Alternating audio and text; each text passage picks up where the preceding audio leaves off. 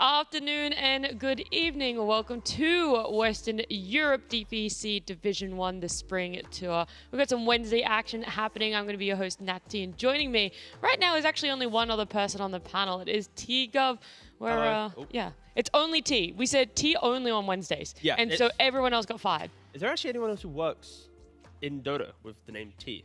T-Panda. No, I meant the correct but, spelling. oh, you mean the TEA? None of these fake spellings. I don't want these like half-assed ones, you know? No, just us. Okay, well, we're the only T's. That's it. T Wednesday. T Wednesday. No, it isn't going to be just the two of us. We do have Kezu as well. However, he's going to be walking us through the OG Ooredoo Thunder's comeback match, the one that went 78 minutes. Hello, sirs. I'm here to, tell you a little bit of how OG actually came back into this game, because it was not only off of the back of Yuragi's anti-mage, but a lot had to do with Taiga and the vision that he was able to place on a map. So if we already take a look at this play here, we see this observer ward that Taiga was able to place earlier in the game. So if we just pay attention, we wait. So here you have Yuragi. He's patiently waiting with this ninja gear.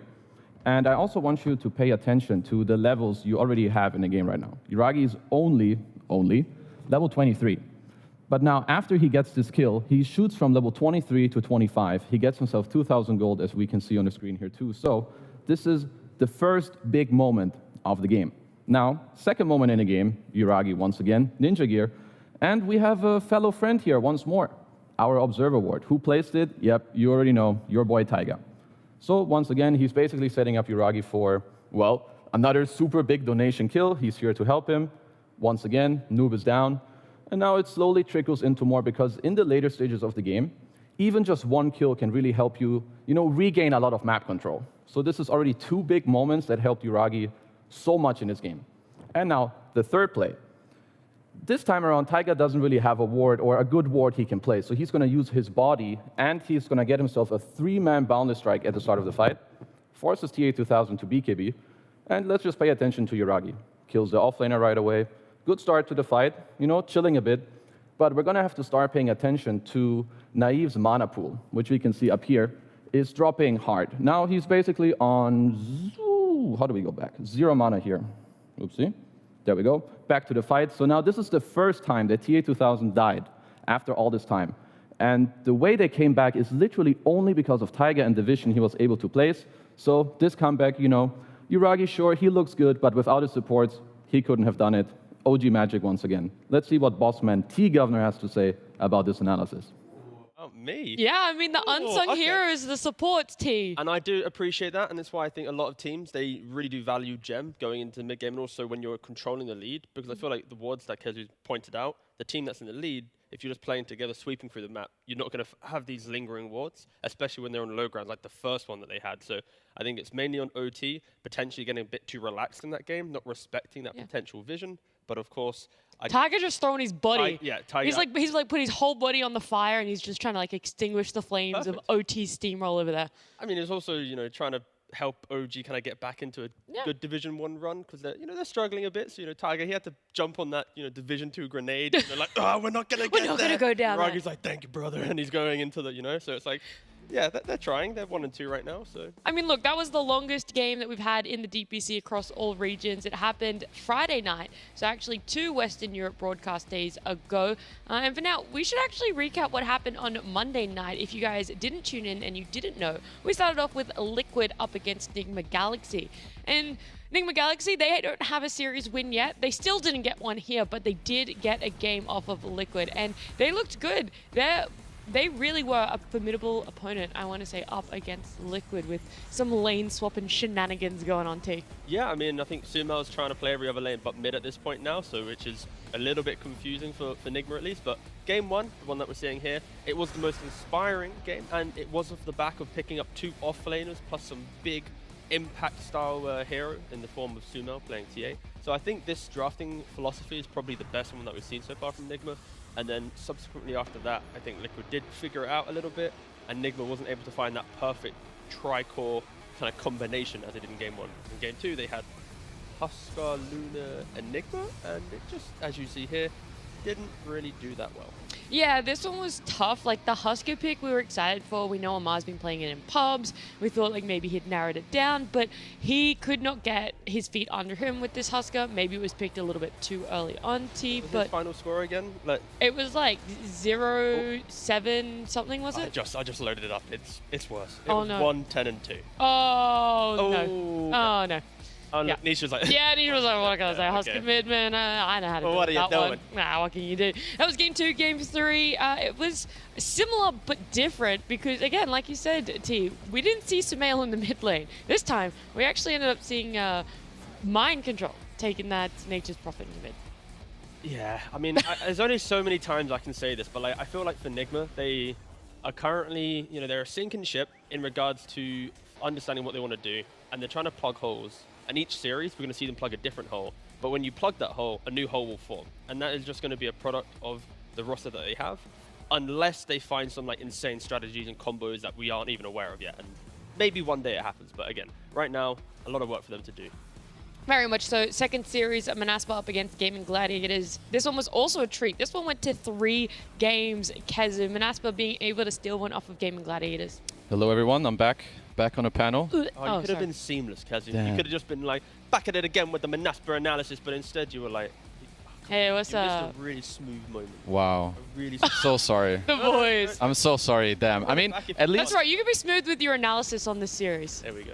I can. I mean, I feel like overall, Nande is the one that has impressed me the most when it comes to Manaspa, and they put up a way better fight against Gaming Gladiators than honestly I thought they would. Like these games were pretty crazy. They had all these Aegis steals as well, where I was kind of joking about it. I would like to be in the Manaspa bootcamp where I feel like they practice that for 10 hours in a day where you steal Aegis There's this just way a when you're stealing behind. Aegis simulator They're where in you just lobby, get to yeah. jump in and try 'Cause and time it. I feel like Tundra were... I'm pretty sure they were... Tundra. Gaming Gladiators were winning like these games, and they had less Aegises in their hands than Manaspa did, even though they were always the ones killing Roche. So overall, I feel like, Manaspa still have a lot of things to work on. Like this game was... I feel like there was a lot of throwing going on as well in terms of how they were taking fights. But overall, I think they performed better than I expected. So, yeah. I would agree. I mean, the game 1 highlights that we saw, that game did go to 62 minutes, and Manaspa were in the lead. And I think it was just this inability to close out the game. Otherwise, we could have actually seen this series go 2-0 in favor of Manaspa because that game 1 did go on for a while. It was really close. Game 2 went towards Manaspa, and then here in game number 3, Gaming Gladiators were able to close out a 40-minute win. Yeah, this game 3 was probably the most boring of the 3 games, if you have to put it in its honest form, because I think Manaspa, they drafted themselves into a corner where they really needed to utilize vision, jump sniper, execute him, and then play from there. But as soon as we saw this OD going, carry OD by the way, go Midas and Ags and play a more kind of backline, kind of enabling style, it just felt like they didn't really have the tools to deal with this inevitability of sniper being insane, and exactly what happened. Yeah. The final series entity up against Tundra. This one, however, did not go 3 games. This one was a 2-0. So Tundra actually keeping an undefeated streak going alive for them right now. They haven't lost a single game yet. And yeah, again, this series was no different. They absolutely showed up and kind of outperformed Entity on a number of different levels. I mean, I feel like they're kind of back in like their main form, their top 1 form. And I would also say that these are some of the best drafts I've seen against an opening pick of Nature's Prophet. It's kind of the new Lina, if you want to say. Everyone wants to have their hands on his hero, but they have like all these lineups where they don't really care. Like they play the map better than you. And once you force a Nature's Prophet to like feel awkward on a map or you can jump him at any moment with like you have the Moonlight Shadow that helps your support, so you have a Dragon Knight jumping him, your Spectator gets on top of him. It makes life really hard for Watson. So even though he's top net worth in all of these games, it doesn't matter because eventually he doesn't really have a clear way of playing the game. It's just awkward, and you don't want to feel that way when you play the game. Yeah, and for Tundra at least, I know in like the previous tour, they said they weren't really performing that well, maybe due to like external factors and stuff and all this. But now it feels like they are just insanely confident in how they individually want to play. And like these top teams, it isn't like what meta they want to try and bring. It's more like individually, if like they have confidence, they're going to make these plays and try and smoke out, look for that next play and rather be more reserved. So I think Tundra in last tour was just a reserve team, but now it's like they don't have any of that. There aren't any fears. Like if they make a call, they're all subscribed to it, I feel like. And they're ending games by like 30 minutes instead of 55 or whatever, or 40. Actually, I have no idea what their average game was last time, but it was easy 46 minutes. I say it's easy over like 40, 45. So yeah, this is a Tundra that should. I would be surprised if they got anything less than #1 right now. Whoa, that's a big claim now. In this group, I mean, I don't mean like in the world or the. No, I know. Just to clarify. Right? I did the rest of my predictions this morning, and every time I saw the name Tundra, I was like, yeah, winning that one. Because to be fair, like this is. I just see so many good things that I feel like they were lacking in the first season, where it's like their laning was off, they lost dual lanes, they didn't have like right moves around the map, they didn't play their real Tundra-esque lineups, but now I feel like it's all back. Well, when we interviewed Skidder after that win for themselves, we heard about how, Aoi was really helping them go back to the fundamentals, like just how important it was that that's what they were focusing on. And I feel like that really is what is shining in this tour, and very much a reason why they are in first place there. You guys saw the leaderboard. Anything could happen. Right now, we're only halfway through, not even exactly halfway through Division 1 Spring Tour, so there's still a lot of room for shuffle-ups there, things that could happen. And we can have a look at what teams are going to be playing today. I do know we are going to be seeing OG. We'll see if they can have another 78-minute game against Gaming Gladiators this time. Second series then, Tundra versus Ooredoo Thunders, and Enigma Galaxy up against Manaspa. That third series I'm excited for. I think it's going to be very detrimental to Enigma Galaxy's future here in Division 1, but I also think that these two teams are just it's gonna be a bloodbath. Like, I am hoping there's gonna be so much action, so much killing between the two of them.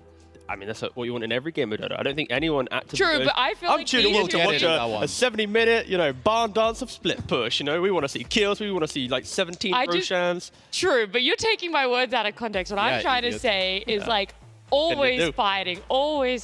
You will get that. Need to see that in every game. But I feel like those two teams are going to deliver on that run. 100%. Like, that will be a beautiful series.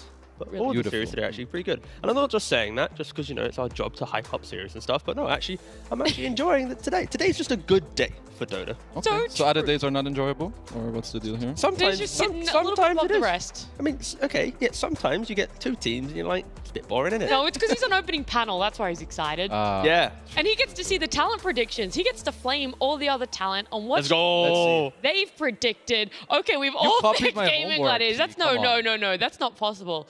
Did we actually all pick Gaming Gladiators? Oh, yeah, but you put Nigma last. You didn't copy the homework the right way, Nat. You messed up with the last one. No, okay, I knew the last one was going to be controversial. I thought maybe the top one would have had a few here or there. I thought the second one was going to be Tundra across the board. No, I agree. I honestly thought it should have been...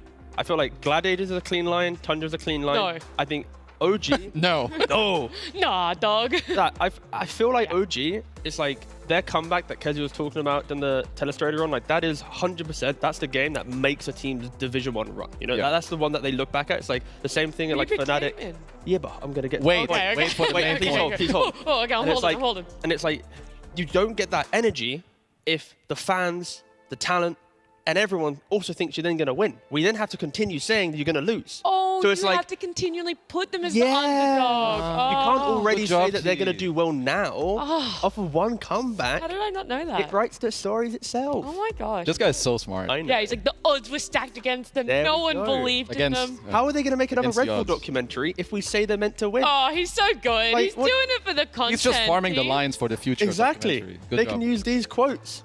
They had no chance. They were the underdogs. The entire talent thought they were going to lose. Uragi played Animage again, and he did the comeback once again, back to back. See? Really does Right. just write itself. Really farming. Yeah, I like it. Yeah, well, I mean, 100%. hopefully then we get 3 games, so they have more content to pull from. That would be great. We are going to be jumping into this first game, though. OG up against Gaming Gladiators. Before we talk about the teams, though, I want to talk about our sponsor, esportsbet.io. They have a new Watch to Earn platform. You guys can earn 3,000 free tokens, which is worth $3 USD per hour, by simply watching your favorite Dota 2 matches on esportsbet.io. So you can head on over to their website and you can sign up, you can join, or you can join their Discord for more information. The link is below, but it's a new and exciting way to earn some tokens without betting and just enjoy some Dota. Yeah, which is pretty good. You just watch, sit You just back. watch. I'm already doing that anyway. True. Where are my tokens? Now I can double need dip. to sign up. Now I get to double dip. OG though, Gaming Gladiators, if this was going to be another Red Bull documentary, T, how would the story go? How do OG make this as exciting as possible and still win out the series? Damn, you're asking the big one. Oh yeah. No, They're going to call you up, the content department is going to be like, hey T, you want to stop being an analyst? No, so I think with Gladiators at least, they have a couple drafts which don't really have that oomph after laning phase. I think especially game 2 against Menaspa, they had some like Faceless Void, Centaur, and I think a couple of their drafts have been exploitable. Their play has sometimes it's been maybe a little bit disconnected as well. I think there's a perfect example where Diracho was playing Naga Siren, he was inside the Roshan pit. The entirety of Gladiators were on the other side of the pit trying to kill someone, and they just let Naga die. So I think the drafts from Gladiators are potentially a little bit punishable right now, and sometimes their shot calling, or at least their team comps, have led to this like disparity in like play.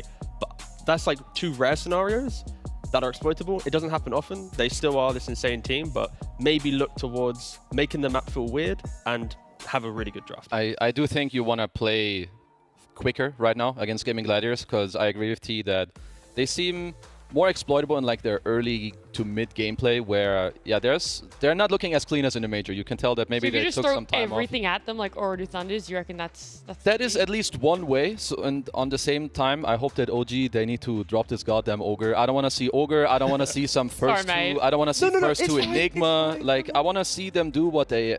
Like their most recent draft had like Alchemist, Ember, Kaado. It's like sync up, heroes go. You have a timing at 12, 13, 14, 15 minutes where you can like run over anyone. And I would like them to replicate that, because I feel like for Gaimin, if Quinn doesn't have a really good early game, then I feel like they're all just kind of chilling and they slowly, you die, you keep farming, you die as well. So then it's like, eh. See, this makes me even more confused why everyone went Gaming Gladiators, right? Because last tour, OG 2-0'd Gaimin. And then you're saying Gaming Gladiators aren't in the same major form. And OG are on this, I guess, momentum of winning that series on Friday. Had the game been yesterday. Oh, sorry, Red Bull. Nat keeps talking about this thing. I'm sorry, I'm trying to push a documentary. Just please stop, thanks. Yeah. Sorry. I'm just saying, there's like revenge for Gaming Gladiators. No, I know, but it was...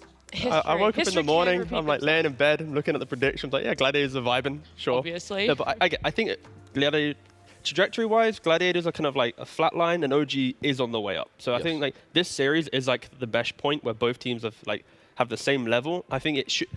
The predictions probably should have been like a 50-50, in all honesty, across the talent. Like it's doing these. Yeah, it should have been like a, you know, but we didn't get that. So what can you do? Yeah, I mean, what can you do? I do know that Gaming Gladiators have second pick in this draft. You said Nature's Prophet is the one a lot of people are gunning for. Surprisingly, Brood and Death Prophet are actually the only 2 heroes that have 100% contest rates right now. This is in Western Europe, not across all regions. So just looking at Western Europe directly, it's actually down between Death Prophet and Brood for what's being picked up or contested highly. I mean, I think that Prophet's rate should still be very far up, like some 80, 90%. There's like some games where you have an opening where one team leaves it and then the other team has like, I don't know, some Pango +1. You're like, whatever, we can leave Natures. But Brood, DP, it just feels like they're too easy to play because they just make it very simple for you. They also make it very annoying for the enemy, especially Brood. I feel like DP is manageable. They got fake nerfs, let's be real. That is like when you load up the patch notes. Because 2-1, it was only a 53% contest rate. And now we saw a slight nerf. And now it's gone to 100%. It's like, okay, so Lina goes down in stock, of course, and then Brood gets this, Spiderlings last 20 less seconds, whoop-de-woo. Who cares? You get 10%. And all of the changes, like literally who asked? right? Death Prophet is like, oh, let's swap the 15 and 20 10 or something. It's like, well, but what about the laning phase? Like the first item that you buy? Like, So like, I think these 2 heroes are already very good. They got blessed by the frog. They're like, you know what? Prevail once again. So yeah, they are very strong heroes. And oh, she's in the pool. We see Death Prophet in the pool. Brood, of course, not in the pool. Yeah. Alrighty, so Nature's Prophet, IO, Undying, Brood, Banned, Death Prophet. Yeah, we figured. Also, a note, now looking at the OG player cams here, I see that they are no longer in boot camp. So the boys have flown home. They're all playing from home this They just wanted that one W to then go back home. They were like, we boot camp until we win. We did it, boss. We're on a series. So we're going home now. Wow. Yeah. Oh, that's a good point, actually. Yeah. It's an interesting one. If they win, we'll have to ask them. And we already know that Gaimin aren't boot camping this tour at all. So... There's actually not many teams who are doing the full boot camp. It's like Menaspa is, Nigma is, and that's it, I believe. Because Tundra's at home, NT's at home.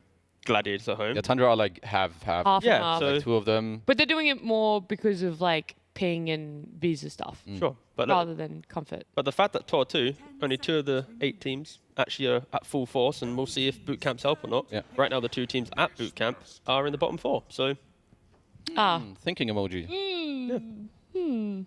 All right, well, let's look at how far this draft has progressed. DP was absolutely no shock to anyone. Rubik and Beast, though, a first face Beastmaster.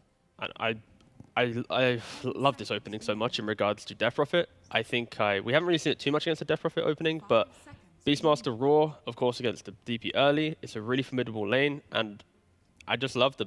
Oh, All damn, right, Quinn, let's go! Oh, okay. All right. Drop more, That one's bro. for you, Kazu. For you. I know, we timed that one. Thanks, Quinn. I just really like having like equal push on the map. Like DP uses EXO, and now it's like... He's if- smiling. yeah. He knew. He knows. He knows I'm knew. watching. I mean, just to go off of T's point, there's a lot that Beast does that DP hates. First of all, you can kind of match the tempo because you can push yourself. You have these things that are very annoying for you with like boars, you know, kind of slowing you down early on, dealing damage. And DP hates when it's hard for her to run in and when you can single her out. So you have the roar and attack speed aura for your teammates who just single out the DP and kill her.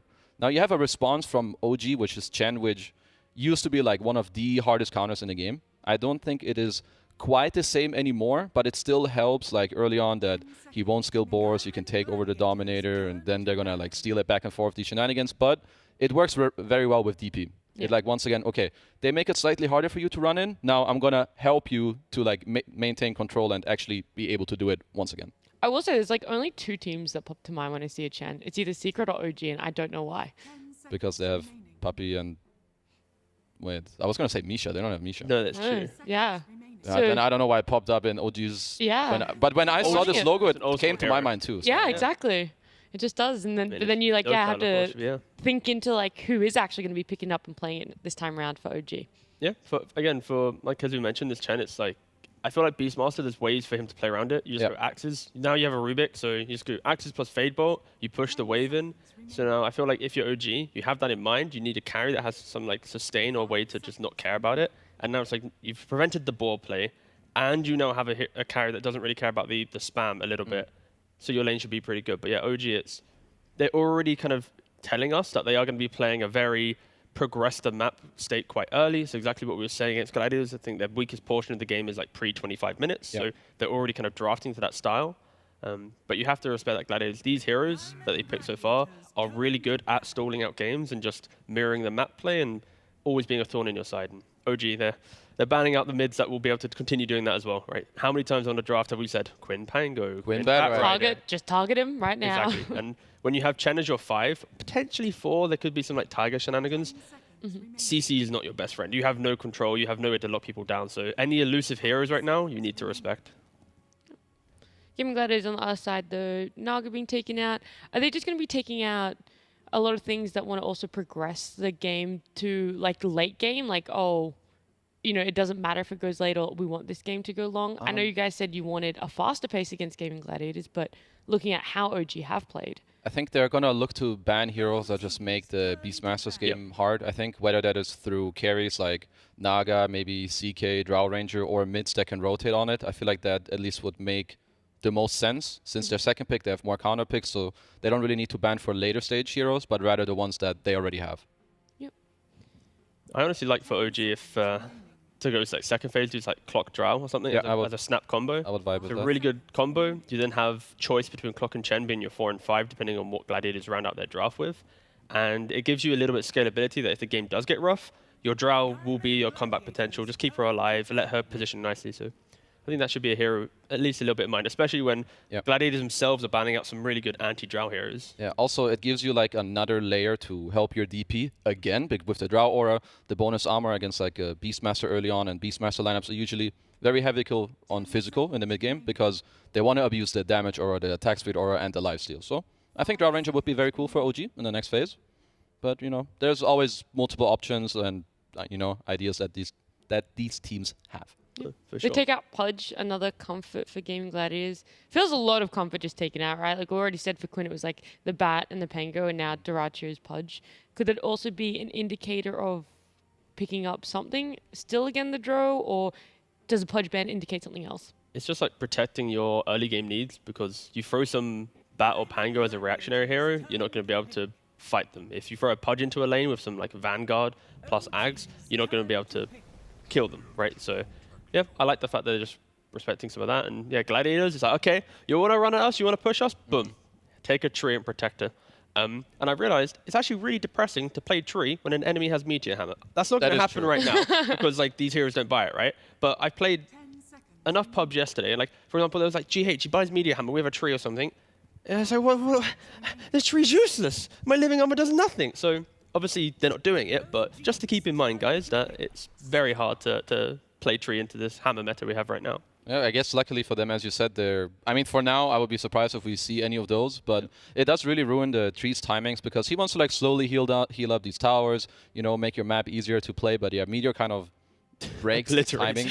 Yeah, literally breaks the timing of everything and kills your towers down. As OG, they're going to go with a Slark. I do like the combo of having Slark with DP. It's, again, this method and idea of we can save each other later with the shard. You help your DP run in. It is a good matchup against Beast if you get through the lane, which isn't always the easiest.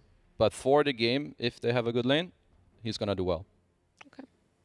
Also helps with, if it is a Chen Slark lane, you have that like the attack speed plus the chase down. Like, if you actually get level advantage, you can basically continue doing that the entire time. On the flip side, if you lose the lane, it's rough. What the heck? Some Tiger Earth for it. I mean, this is what we were... Remember that, like the Ogre game that we spoke about? It's like, why is Tiger playing Ogre when he's like this insane Earth Spirit player, right? And also in the interview with Chu, he mentioned that like Tiger wants to play these initiating heroes now. This is what we realized was the issue in that series. We shouldn't be doing that again. So now we're getting the return of that. And the Gladiators, like their draft, they don't move around the map to help each other out. Like Beastmaster progresses the map through kind of entering one lane, taking tower, and then maybe going to mid. If you never take that safe lane tower because you're weak, you can't do anything. So for OG, they will be very fluid on the map, especially like Echo plus Diffusal on Slark. It's like go, go, go. Exo, go. I do also think like this Earth Spirit is a bit like Monkey King in the way that he's free to roam around, he can always go in, he can give vision. And something that used to hurt Beastmaster a lot back in the day is when Phosphorus could rotate on him. You don't see it as often nowadays, but if DM has like this type of opening where they can leave him alone and Tiger can camp this safe lane with Slark, then I feel like this Beastmaster could really struggle. Is it just Leshrac though for Gladiators? Good against Slark. I guess Mage Slayer can be annoying with Slark, but it's naturally quite good. Mid lane, you push it out. Earth Spirit doesn't really want to gank you. It's decent, yeah. It's like, I don't know, I feel like when I look at the bans, like there's not really a lot of Quinn heroes that are good against this strategy right now. So it's like Zeus or it's Leshrac are the two that come to mind at least. The only reason why they maybe wouldn't pick their mid is to end up picking carries, because some of them have already been banned and maybe they're really going to value, like, I don't know, having some range carry. Okay. No, they could draw themselves, yeah. I'm pretty happy about this pick. So yeah, they do have heroes that get on top of you, but you should have like the tree armor, you have Beast protecting you. But I feel like what we talked about on the like pre-show with OG, they have all this tempo where this game in draft, it could fall victim really quickly if they get to run at you. Mm-hmm. Would you rather the Death Prophet being mid here on BZM, or you kind of like what a Death Prophet off lane might bring towards a Drow safe lane? I mean, nowadays, even if they have like Drow Tree against you, you're skipping waves anyway. So I think it really depends on what's the better value for them. Because Gladiators have last pick anyway, so it's like this DP flex isn't really that strong. I think honestly, just put it as your... What do I want? Like if you put it mid, you just take tower. It feels great. You take away all these like mobility style heroes. So yeah. I think mid is probably better. But if they have some really cool BZM here that they're thinking, then sure, then you flex it. But nothing comes to mind right now. Yeah, I would say it's more about if whichever pick they feel like is most valuable. Like maybe they have some cool mid pick, or maybe they feel like, yo, if I play Tidehunter here, you can leave the lane later. I'm gonna give us all this. That's what I'm asking you guys. Is there a really cool offlane last pick or a BZM hero that's... I would say for offlane, something I can see is... Venom, no joke. Venom? No. They won with that last pick. No. We got one and that's enough. Trialed it, that's exactly. it. That's definitely the one and done. I would say for offlane, I could see Dawnbreaker or... What's the other hero I just said? Tidehunter.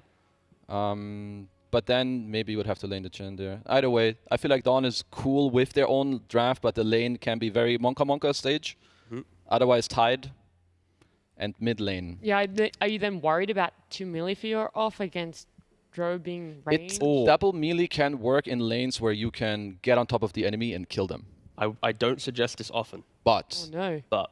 Yeah? Night Stalker for OG. Oh, I just saw it played in SEA as well, actually. Okay, Beastmaster can't go Helmy Overlord, really, because you just eat it with the shard. You already have a lot of map pressure with Death Prophet. Slark Chen should be a pretty formidable lane anyways. Gladiators don't really have natural map progression heroes because Zhao's a bit more farm for a little bit, then fight. It's not like it's some super aggressive style, so it could be cushioned. I would be down for it because I think it goes into this overall thing. The Night Stalker lineups are really good that when eventually you press R with your team, the enemy just feel like, holy shit, we need to run away. Yep. And you have a Slark with you, you have an Earth Spirit with you, a DP, you have auras. So it's the type of thing where if your offlane player feels like, yeah, this is cool, we can just pull waves and we're going to chill, and they see this timing eventually, they'll go for it. But I think a lot of the times this is something where players are like, what the hell are you suggesting? Yeah, exactly. Yeah. Like saying it. That's why I had to hold your shoulder for a second. I had to brace Hold you. up. Hold up.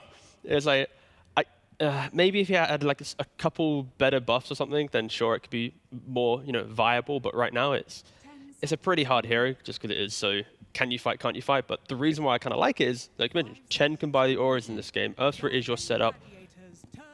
And they go Connor. That is like the complete opposite. Damn it. That's fine. No, sometimes you got to all in on the meme. If it happened, I'm telling you, cool. it's not a meme. Cool. It was literally just played by Talon. They played it in Carrigan SEA. Pretty sure they lost, but that's not the point. It doesn't matter. But no, Coddle, it's like the opposite in regards to what we're talking about, but it's still the same level of annoyance where Coddle will just push a wave in, Drow won't be able to cleanly farm up, and it accelerates the game, but during the daytime.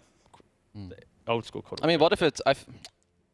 they can still swap, but I prefer mid-Coddle from the games I've seen because I feel like mid-Coddle has a very good timing with the travels where, first of all, you can answer the Beastmaster timing. You can also then go to your DP later and help swing that matchup as they go. So I do like the Queen of Pain pick. I think it's still an underrated hero. There's a ton of heroes who were banned in this game that would have been good against Coddle. You have no Bat. Kunkka feels trash because they have Slark DP. Yep. There's no Puck, no Storm. So it's something that makes the lane annoying for Coddle, can also match the moves. You buy BKB.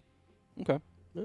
Okay. Enough though? You think it's underrated? Quinn's going to bring out its full potential on Quap and win this game for Gladiators? I do think Queen is underrated.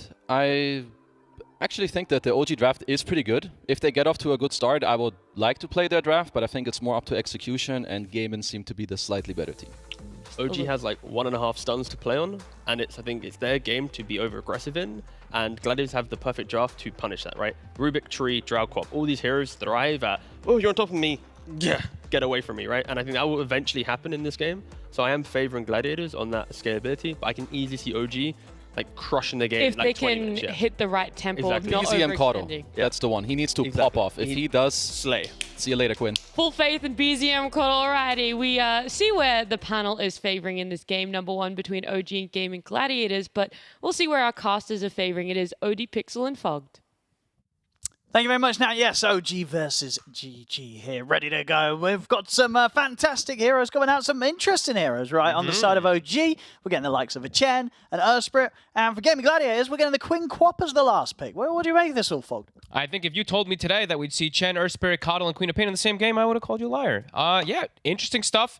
Lots of heals coming out on the side of OG when they get this timing with like their mech and playing around the Coddle with the Illuminate and stuff like that. They definitely can get that bull rolling. Gaming Gladiators, a bit more of a defensive posture, but a very hard scaling draft.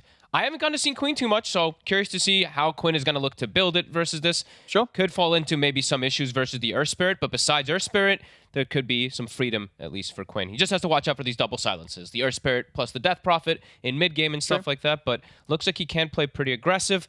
My one worry for Queen of Pain is playing into heals. That's the one thing that I'm seeing. I'm seeing a lot of heals that could just really counteract it, so we'll see. Looks fun. Looks like there should be a lot of battling, which I am always happy to see. Oh, no, yeah, this is going to be an exciting matchup.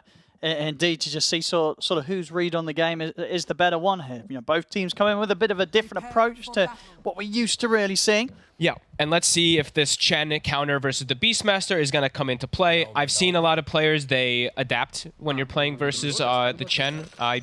You know, you go for this Dominator build, of course, and then you want to go Overlord on Beastmaster, but Chen can just Q Shard and then you can just steal the Ancient. That's at 15 minutes if he does want to go down that route on Chu. But what I've seen on the Beastmasters is then they just build Wraith Pact or something. They just keep the Dominator as a regular Dominator. They don't upgrade it Overlord. But we'll see how it all goes down and who adapts to what. Tree is in the game, so 3 heroes run top. The Quelling Blades are in action. Got to start cutting those trees. And yeah, we haven't seen too much Tree. Of course, Hero did get butchered quite a lot. Nature's Guise no longer provides that heal amp. However, Leech Steed is still an incredibly strong ability in the laning phase. Yeah, I want to see this. Some pre-patch stuff here. Tree and with the 4 mangoes. That's a good call. True that. It's all been nerfed, but Celery's, I don't care. I'm still going to make it work. Yeah, I still really... I think this hero is still pretty strong. Sure, yeah, you're Living Armor and you don't get that heal function, but yeah, Leech Seed is still super strong. Living Armor, it's only 2 armor reduced from it. Sure, all these little things add up, but it's still pretty strong. Yeah, you're just not getting that same amount of regen when you're in the trees. Exactly. That's what can make the trading a bit more, less efficient at least. You have to bring up a bit more kind of mana sustainability, but that's why he's got all these mangoes to make sure he can constantly spam and rely on the Leech Seed to keep healthy. And let's see, I'm looking forward to see like what the Chen can do, how much pressure he's going to be able to pull off of Yuragi, because the Slark, just a lane that could be maybe a little difficult with all that spam, but let's see if the just Divine Favor plus the Headdress is able to offset it and allow Yuragi to get some good farm down here. Yeah, we'll see, because yeah, it is a lot of spam. It is a ton, yeah. Because they even just went Bassy, so look at Ace, the first item Basilia, so they can just keep throwing that spam and slow down Yuragi's farm, but the Headdress will be able to slow down that pressure a little bit. I'm mostly going to be looking at mid. I'm going to see how Quinn's going to do on this Queen of Pain since we haven't gotten to see her too much. And how he's going to do versus BZM on that card. I think he should do fine. Should do pretty okay. I think Quinn should be able to get a bit of an edge here. We'll see if he's able to get a few denies in. See on the odds here, provided to Aspire partner, esportsbet.io. Relatively close, but of course having Gaming Gladiators is the favoured side. Salary almost lost his courier to creeps. It actually walks away with 10 HP up top. Look at it. Literally just was getting hit by 3 melee creeps. There's some creep pulling shenanigans as we've gotten used to seeing. Something you kind of have to do. This lane up top, they're very slow. Earth Spirit and Death Prophet, 290, 285. Have to keep the lane in a good position so that you don't get run down from a Drowning Tree. So.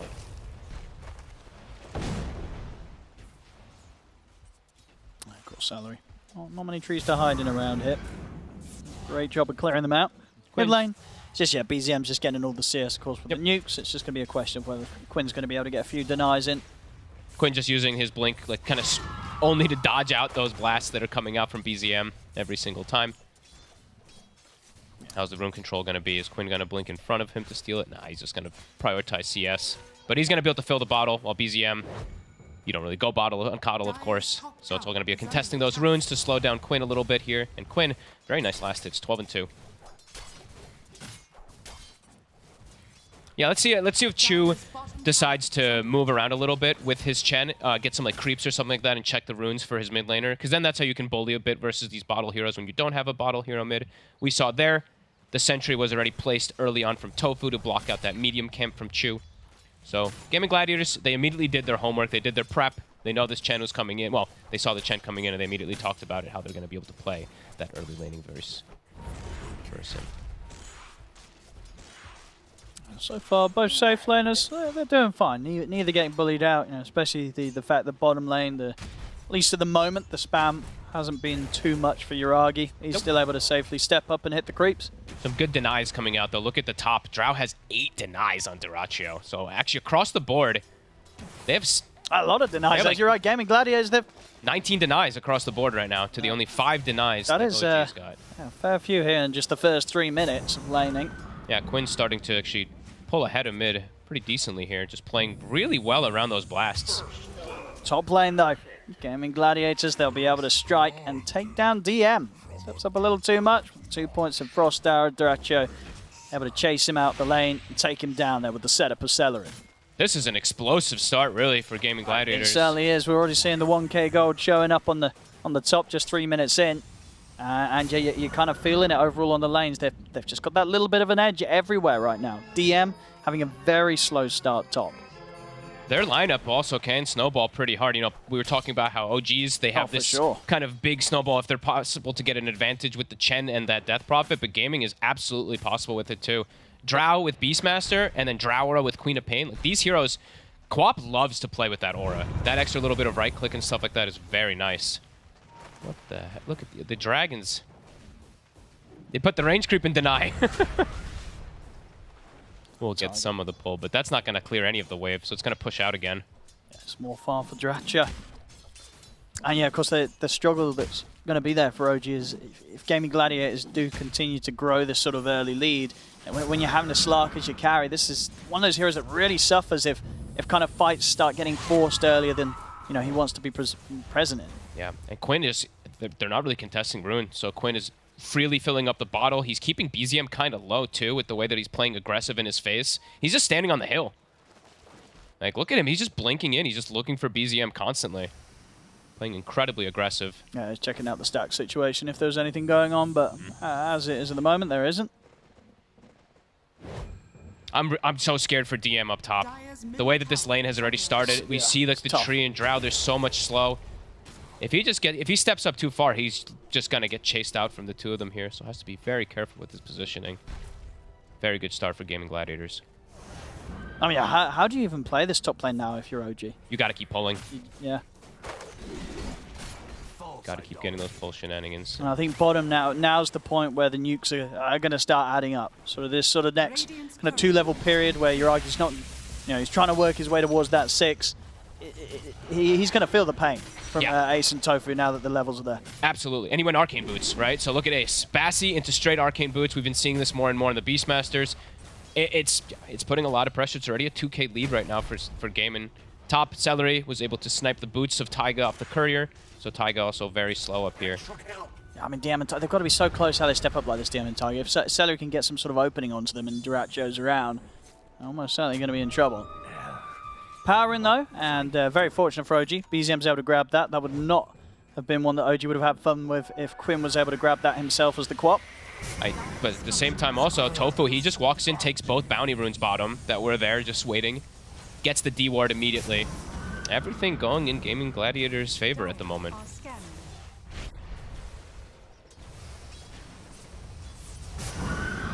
And the question is for OG, who's going to be the one that sort of enables the move to sort of break them out of this tough start that they've ended up in? It's got to be Taiga and BZM. It's got to be them together is the thing. Sometimes with Coddle you can make some rotations and stuff like that, but could be difficult if the side lanes have gone this poorly, how much BZM is going to be able to influence. So I think him and Taiga are going to have their work cut out for them. We see Quinn already looking to contest the stacks. He just steals the Centaur and the double Mud Golem right there from the ward that they placed. Yeah, this hurts for the Cole. One of the reasons why you run this mid Cole is because you just want to get this insane amount of early farm cleaned up off the map. And Quinn picking the Quap allows him to make these sort of aggressive moves and just keep tabs on the progress that BZM's trying to make in his own jungle. It's very hard to be able to back up and farm these neutrals early on as the Cole wants to. It's working beautifully, yeah. You can just jump in with no real regard for anything. Because who's going to be there? Exactly. There's no one else from OG that's going to be hanging around this area, so it's only going to be him and BZM. And of course, BZM on his own doesn't pose any threat to Quinn on a Quap at this stage. Look at Yuragi's. It's just the continuous spam, Yuragi. I mean, the next set of spam might actually bring him down if he's not careful. He's got to be very, very careful. Yeah. All right, they've got the heal creep. That's a nice one, actually, for this lane. And he's nearly there, halfway through level 5. Once the 6 is there, then this sort of, perpetual spam of nukes is going to be less threatening for him. Power Rune. Taiga's TPing, but it's a bit too late, so Quinn, he's going to get a free one. A very nice one, too, that illusion, so he can dispel any of the... I mean, if there was even silence, Taiga, of course, very low level, so doesn't have it. I was going to see if he could continue this towards the bottom lane. I mean, killing Yuragi pre-6 would be pretty huge. He's just one creep away. This would be a very awkward time for Yuragi to get caught. And Quinn can just go in on Chu. This looks like a free kill on the Chen. Now, the question is if they want to dive under the tier 1 as well. TPs are coming in. Just clear out the wave, and so Yuragi's just hoping that he could at least get this next creep. Taiga tries to set up onto Quinn. He's out in time. Yuragi has now got the 6, so difficult for Gaming Gladiators to make any further moves down here, especially with the fact that OG responded with BZM and Taiga. BZM. I mean, Quinn's still got the 6. He could look to burst this. He's in with the jump. It's going to be BZM going down. Quinn, he's going to blink back up in a few seconds, so he should be able to get away. They'll use the telekinesis also to just make sure Yuragi can't get in range for a pounce. Quinn's out of there. He's just going to TP to base. No funny business. Maybe they find Tofu here. They will connect. Yeah, finish it off. Still a little bit of something there for OG, but yeah, not getting Quinn. Quinn able to make that play, and BZM going down. All 3 cores absolutely free farming. Helm of Dominator is done. I could direct show solo this. Up top? Yeah, DM got a TP. Yep. That's concerning. I mean, this Death Prophet is going to have a really difficult time this game. Sure, we mentioned there's the chance of them having some type of heals and stuff like that when a mech and all that comes out, but when is mech going to come out now? It's going to be very delayed with the way that all this has been going on, with the way the lanes have gone down. So this Death Prophet, very squishy, and eventually there will be a drow with the shard too. And there should be another freebie for him. Steps up, finds Chew. This quap pick is working perfectly.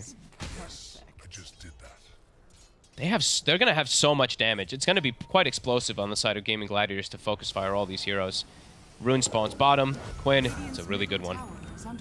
So much AoE as well, which is just going to make it that even bit harder for Yuragi to ever even consider turning up as a Slark. It doesn't matter if he's got the Shadow Dance. They'll have all this sort of AoE to spam him out through it. And look at the build that Yuragi's going for, too. He's going for a fighting build, rather than going for, like, the Echo Saber. It's risky. Into the But I think at the same time, he feels like he has to. Because the game's speeding up. Gaming Gladiators, they're going to be forcing issues. He's got to turn up and be able to do something. It's not going to be easy, though. He will still die very, very quickly as the Slark. But I think definitely just showing that OG realized that the state of the game right now is not great. Every Slark, every player has their own idea about the way they want to play the Slarks and stuff like that. Let's see if Yuragi's is right this time around. It's looking pretty grim already. They have to start getting DM back into the game. They've got EXO up. BZM looking to make a move top. He's level 8. They can get on top of Dyrachyo. They could get a kill up here. It's going to be up to Taiga if he gets to close the gap. Quinn's ready with a TP, and he's also, of course, got this Arcane Rune in the bottom. Also finds a very trinket. So an explosive quap ready to TP up towards the top lane if Gaming Gladiators want to take a fight. He's got everything ready. If they overextend, they could definitely just get turned on. And look at the levels too. Taiga, he's got the tome coming now on the career, but he's level 4. Very much so struggling. Same thing for Chu, not quite 6, so no Hand of God available. They have to be very careful how they commit. If they overextend too far up here, they go for some kills. They will get turned on. Towards Celery. Just out of range of the stun, though, and managed to walk away from this. Tower get a little bit longer on the map here with the living armor and the fortification. Gaming Gladiators, they've got the 3 of them here, but looks like they'll let the tower fall. Okay. They don't want to fight into the exorcism. I still respect that at this stage. They don't want to risk like Dyrachyo or one of the cores that are farming so well. They don't want to give up that gold, so they will give up a tower. It does, like you said, it costs an XL though. And it's, yeah, Quinn's getting a lot of space bottom to finish his Kaya. In fact, I believe it is that done. So, yeah. A huge amount of damage. The fact that he's got the Fairy Trinket in combination with the Spell Amp, the Kaya, these nukes are going to hit hard. Yeah, Yuragi could just, I mean, if Yuragi shows up early, could just detonate. Yeah, it's a very scary game for the Slark. Yeah. How's these timings looking? Like we said, they're eventually going to get some type of healing coming up, but DM is very far behind on this Death Prophet. So that mech is going to come out a lot later than usual. And that's the reveal. So Quinn immediately is going to point out he's going to be team. He's got a defusal right away, was used on him. So let's look to see how they want to take advantage of that. Ace, he has still queued up the Helm of the Overlord. So let's see if the Chen does queue up the Shard ASAP to be able to counteract it and steal it in some of these instances when it does come out. But 6K lead, Gaming Gladiators just chilling back. They're like, okay, we're free farming.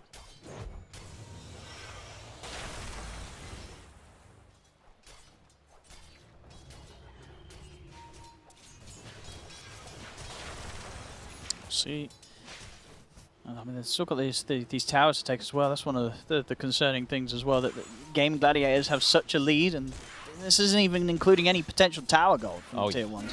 A 6K lead when you haven't taken a tier 1, that's it just goes to show how much you're finding from the map alone in terms of just creeps and lane domination. Absolutely, and they have a pretty good hero to do that with lane with domination too. Is when you have Beastmaster with the Hawk, so he's just scouting everything out also. If you look, there's a Hawk in mid. They had a Hawk behind the bottom tower as well, too, so they can see any of this movement that's going to come out from the potential boot to travel Coddle. They'll be prepared for it. That's the plus, at least. Uragi will be able to give them that info when he's swooping through his own jungle. Same time, can mean it complicates things when you're just trying to de-ward some wards and just finding a Hawk. Oh, BZM, he's very fragile. They're right on top of him. Very, very dead. Deleted. And they get a return kill. It's unlikely, Quinn. He's got Blink back up. Tofu, he may have run out of options here.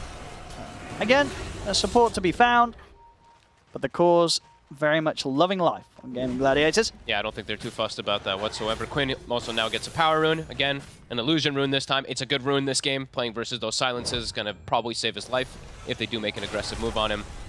And that is pretty much the helm of the Overlord. Yeah, it's done. So pace of the game is going to, I feel like it's going to start accelerating very much so. Gaming Gladiators, if they get like one more kill, then it's a straight Roshan immediately right afterwards too. I mean, at this point, is the strat now, are you just trying to give Chu farm and get him that shard ASAP? The thing is, he's got Holy Lock queued, so he's building toward this first, so it's going to take a long time for him to get 1,500 gold to be able to counter that too, since he has gone down this route. Would you want him to see him get the shard before finishing the Holy Lock? Oh, I mean, at this point, he's already committed, so he can't. They try to get Tofu, but this time round, they're not even going to get him. The Roar's there, Tiger's gone, Uragi having to use the Shadow Dance to run. Quinn is going to look to try and chase this, so off for the TP out. They've got the ult ready to stop him. Celery holds him in position, Uragi's gone. Now the tower will fall as well. It's up to an 8k lead here, 15 minutes. Gaming Gladiators, they are making this start of the game look easy. Look at mid too, Duracio's just taking the tower. Are they going to punish this? Oh, surely they should be able to. No, he's able to force back up to the high ground. He's got his Hurricane Pike done. He's super farmed. They've got a couple of stuns. TPs are coming over. Can they kill him though? Tiger really wants to. He's going in for it, but the gust is up, pushes them back. They're not going to get him. They're not going to get him. Duracio's fine. Quinn jumps in. He's still got a Sonic Wave to play with as well. He'll drop it on Tiger. Tiger still alive. Does Quinn want to jump in aggressively? He's not even going to need to. Ace swings by from the side, throws in the axes, takes out Tiger. Quinn's ready to dive in and look for Chu. Under the tower they go. Chu falls. The tier 1 as well goes down. 10k lead. Gaming Gladiators, they are just rolling over OG here. No mercy today. And with those kills, like we were mentioning, you get 1 or 2 kills, their lineup just deletes Roshan. Easy Rosh, yeah. Not a chance for OG to do anything about this. They don't have any hero. I mean, there's to sort of jump in and try and contest this. Maybe Tiger, but he's only just respawned. Wouldn't be able to make it in time. It goes down too fast. Oh, and this game is accelerating too fast. There's a mech on Celery. Even the tree is farmed. Tofu, as we mentioned, he was pretty farmed with some of his moves. Sure, he's died, but he pretty much has 4 staff. They're huge. A 10,000 gold lead already. So yeah, one of the bigger leads you'll see it this early in the game.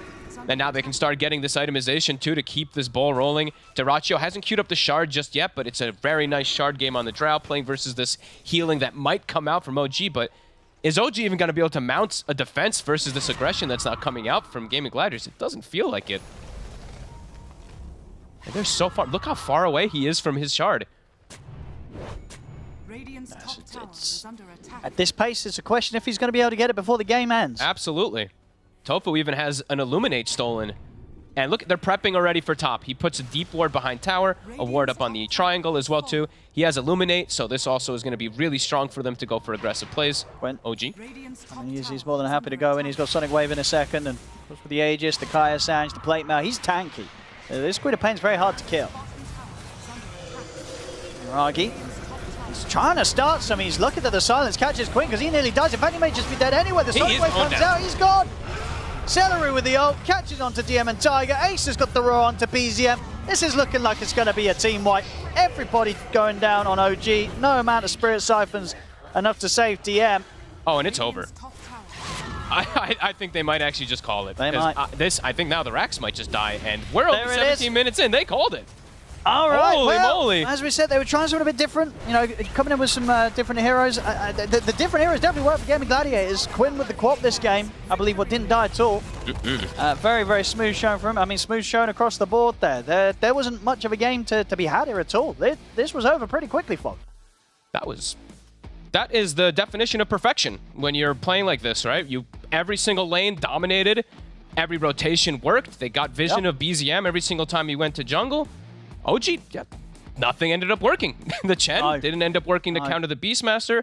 Pretty much none of it worked versus what Gaming Gladiators has. Wow. Yeah, I mean, this is definitely the sort of performance I guess we expect from Gaming Gladiators when we consider what they were able to do at the Major, right? Sure. Turn up. We know that OG's looked a little bit shaky so far here in the league. Yeah, this is kind of what you expect from a team that's just won a Major. So they come into this series very much on top form, Gaming Gladiators.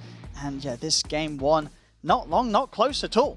Game two, for OG, something completely different, right, they're going to be coming in with. Because what do you feel that they lack the most? Like, why did this draft collapse so quickly from OG this scan? I mean, all the lanes were just not very strong. The Queen of Pain counterpick to the Coddle worked perfectly. The side lanes got kind of crushed as well, too. They tried for this Chen, a risky hero. They tried for an Earth Spirit, a bit of a risky hero. I think they just have to pick stronger lanes. If Gaming Gladiators is going to pick 3 lane dominators like this, yeah, I mean, Gaming Gladiators also just played perfectly. So they did. You probably just have to go back at OG and pick, wow, which truck just hit us just now? Because that's pretty much what it was. It was quick. It was pretty fast and yeah, pretty unfortunate there for OG. We'll see if they can come back better in game two. But as it stands, Gaming Gladiators off to a very easy start today in this best of 3. We're all scratching our heads too. I mean, guys, 17-minute GG. Like, we knew it was going to be hard. We thought, though, OG might have been able to hold on. But yeah, this was way more than just that little bit of an advantage for Gaming Gladiators at the end of it. They got absolutely slapped, and yeah, it's a product of 2 things. So Chen, I think they thought would do better against Beastmaster in lane, which didn't happen. Beastmaster crushed the lane. And on top of that, when they pick up this Coddle, originally I thought maybe it would just go off lane to push in against Drow, but then they put it mid. So now you have Death Prophet into Drow, which is already a hard matchup, with an Earth Spirit support. So now like you're conceding the lane quite heavily because Earth Spirit can't help DP survive. Like, normally DP does, you know, relatively well going even against Drow with like Hoodwinks and these types of heroes. So I think this one flex on mid lane, plus the fact this Chen lane didn't do as well as they anticipated, spells absolute disaster for them. And GG is the type of team that if they get you know, an ounce of blood, they're going to take it, they're going to just destroy the game. They're like a shark in the like water. a shark, yeah. But yeah, 17-minute GG, 30-second the highlights highlight. are over in 2 seconds. That's what I was about to say. 17-minute GG, 30-second highlights. Now we're on to the scoreboard, Kazu. Yeah, this is not pretty. Run. I don't want to look at this scoreboard too much. I do think, like... Just look at the right-hand side, you know? Oh, Who could yeah. possibly be the MVP? I think it's Quinn. He was taking off his clothes already in the draft. Kind of, you know, on the game. That was for Reddit, because don't forget, he had the interview with Reddit where he's like, what does he have to say? Now today he's also doing the webcam stuff for Reddit as well. Yeah, it's all for really Reddit. Progressing his career. And it's a different sort of content that OG's going for, you know? Yeah. Oh, damn. Yeah, but I feel like also for Game, and one thing they do very well is that when they have a good grasp, like in their lanes and their early game, they don't overplay. I feel like there's maybe an avenue where OG can look to do something with, you know, BZM, having his timing on his boots of travel. But I feel like Ace is a very good offlaner at knowing when to hit the tower and when to farm. So after like 7-8 minutes, he's like, well, I'm not going to touch this tower, I'm just going to sit back and farm. And then slowly, they're doing the same thing on 3 lanes. They get all this net worth, because they didn't even take a tower for like 13 minutes or something, because they don't have to. Every minute, net worth, up 1k, up 1k, up 1k. And OG are like... I want out. I mean, it's because Quinn also from mid, he's the one invading the jungle with Tofu. Like, these two in conjunction are preventing, you know, OG at least making that kind of, okay, let's make a stack and Coddle can farm, and with Coddle's farm, you can then make plays. So, of course, in a very short game, you have to kind of give MVP to the core that did, you know, most of the moves early on. So 92% kill participation, not too Whoa. Don't do him dirty like that. That was 92.9. Have you ever taken a math class, my guy? Wait, you're rounding here? Yes. Just say it for how it is. No, you round to the nearest whole number, and that is 93%. He did a 93%, boys. Is that your Australian accent? Sure. Why not? Oh, that was awful. I thought it was your Quinn accent or your Quap accent or your Australian accent. Sure, it wasn't Australian, it was American. My brain is slow. Okay, no worries. No worries. May it speed up for the next draft. I mean, hopefully not. I mean, maybe it doesn't, you know. That game was over pretty quick. Well, OG needs to speed up. Yeah, I think OG, that's where all the speed needs to go there. Yeah. OG, though, look, there's not too much more that we can break down on the side of, like, just how amazing Gaming Gladiators did when it did feel like OG drafted himself to a disadvantage. When you look at it, was there any sort of semblance of idea that you can see with hindsight now? Is it really just that last pick that kind of made the draft fall apart? Was it a lot resting on that Coddle? want to do stuff in the game, but also when it came to draft pick. I mean, they could lane swap the Kodo and DP, like I said, and I think that would at least give them maybe another 10, 15 minutes in this game. I don't know if it would help them win the game, but I think it at least would have been, okay, we have some items, Slark can play. But when you put Kodo into mid, and then you put DP into this weak matchup with a weak support, and then, of course, Quinn gets his Quap matchup, which didn't really think was too much of a counter, but the dagger spam, the chase throughout the jungle, it clearly is quite a good matchup for the Quap. So, yeah, I think overall this Kotal DP was the biggest issue, I think, with OG's approach. I think so too, but I also that like their draft overall has like a very high like volatility. You have this like Slark who's laning with a Chand, and as Fog was saying, also you have the Earth Spirit on top of that. Like things can really go wrong, and when this Kotal has no place on the map, his game is also over. So at like 10 minutes, no one really has any options. I would have preferred if they had picked a new offlaner, because you kind of know that you're probably already gonna lose this top lane, and then like I would have just liked something better for the game, but I feel like their idea was to tempo up, and that just didn't come to play at all. Yeah, got absolutely dismantled. 17-minute GG. It feels weird that we're already going to be heading to a break, but when we do come back, game number 2 between OG and GG.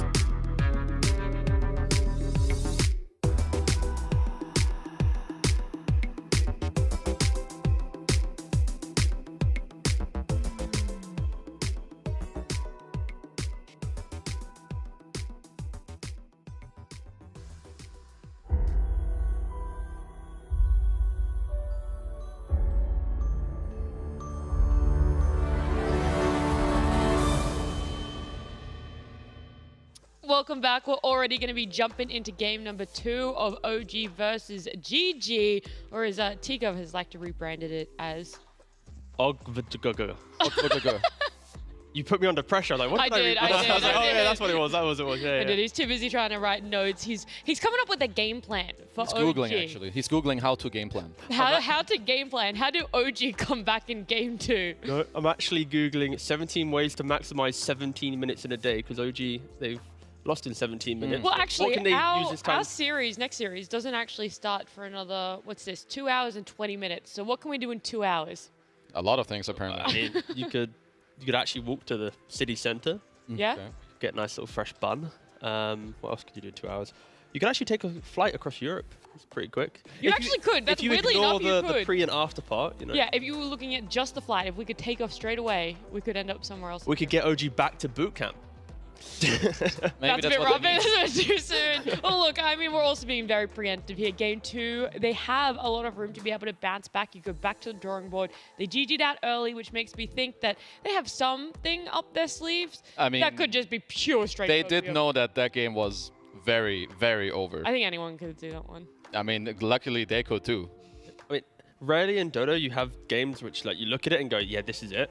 This is done. Done. But for OG, Dead in the water. And like OG, their team at least, they stick through it, right? Even think about the previous series where they had the comeback, like they all stick through it. But this was a game which is like, it's probably healthier to get out of it. I understand what went wrong, because like when you start your series in a day, there's things that happen before, right? You either have some team talk or you have some team laning matchups, you have something. Maybe they just didn't have the correct like build up into the day to enter the series correctly. And it's like, okay guys, we need to get out of this game, talk about what we've been missing, because this is not OG. This is like, it's rough. I do want to say, I just hope that there's no like focusing on one thing. I really hope that they go game 1, draft issue, right? And it isn't anyone's fault of like what the draft issue was. You just go, it was draft issue. We didn't hit the tempo. We didn't execute. That's fine. That's everyone's fault. Now we just look at game 2. Like that's what I'm hoping the mentality is coming into this next game. I mean, that's what it should be, because none of them got to actually play Dota in the first game. It's like 6 minutes, 7 minutes. Yeah, I can't really do anything. Game in, play well. They just take the easy dub. And now next game, maybe they can swap up the pick order. I'm not sure. They did. OG That's have good. second this time around. Because I was not really an advantage. too impressed by their first phase, like DP into Chen. I mean, sure, DP is a good hero, but still, I do think it's definitely counter-pickable. And we saw that Beast, the Chen into Beast. It's not really a counter. It almost felt like a bait as well, you know. They didn't really have a vision for them. Did they really want to play it? Or did they go, hey, Chen is historically a really good counter to Beast. Let's pick it up here. And didn't really maximize the fact that they could have had a gotcha pick on that closing phase. You know that Chen isn't really a counter to Beast nowadays, because Beast is still prevalent in pubs. And when you look at Pro Tracker, there's only 2 games in pro level pubs in the last 8 days. Of Chen. Between Chen versus Beast. Oh, okay. I thought you just meant Chen overall. No. I mean, just in the matchup. And it's 1-for-1. Like, it's not as if it's like 2-0 to Chen or something. It's literally 2 games out of thousands of pro-level pubs. And this used to be a massive matchup. In my opinion, there's only one way where Chen really works against Beast nowadays, and it's the fact that Beast lineups usually take a little bit of time to be able to burst through the damage. But that means that you need to have a good early game with the Chen that you can actually run it. It doesn't matter when you go the whole other team like Gaming Gladiators did that does that burst. Yeah. So when your lanes go like that, then you really have no purpose anymore. Yeah.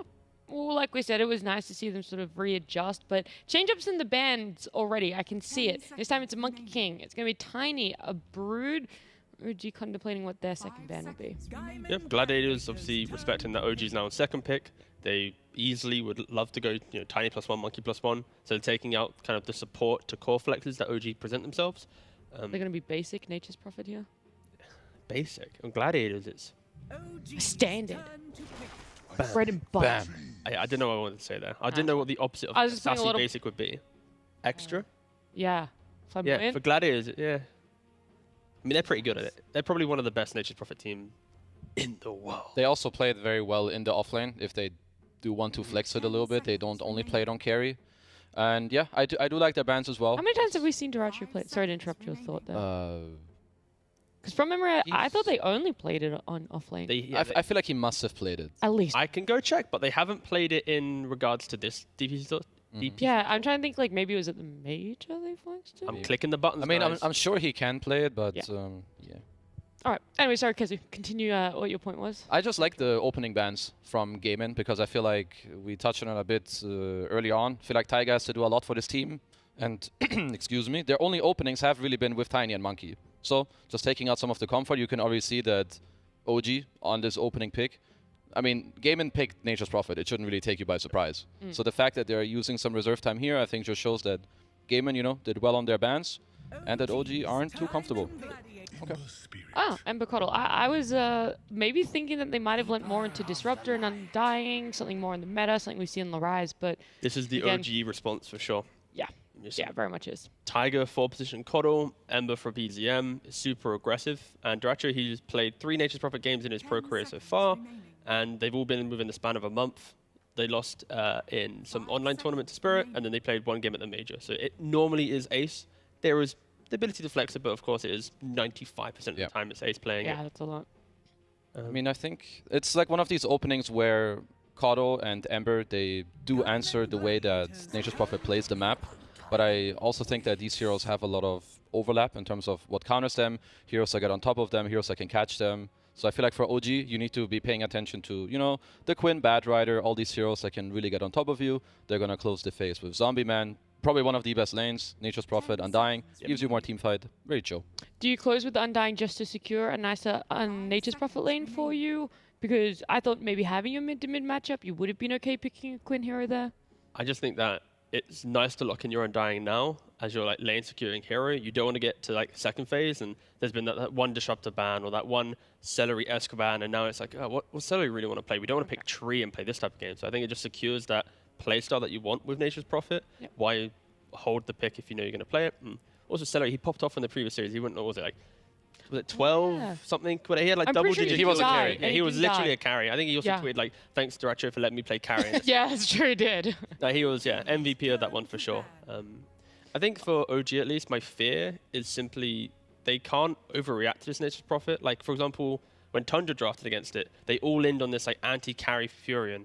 But then like with Gladiators, because we said it's the offlaner, who he itemizes to be a carry, and there's another carry you have to deal with. You can't go for like this Abaddon style, DK style threat. You need to really respect that flexibility. 5 seconds remaining.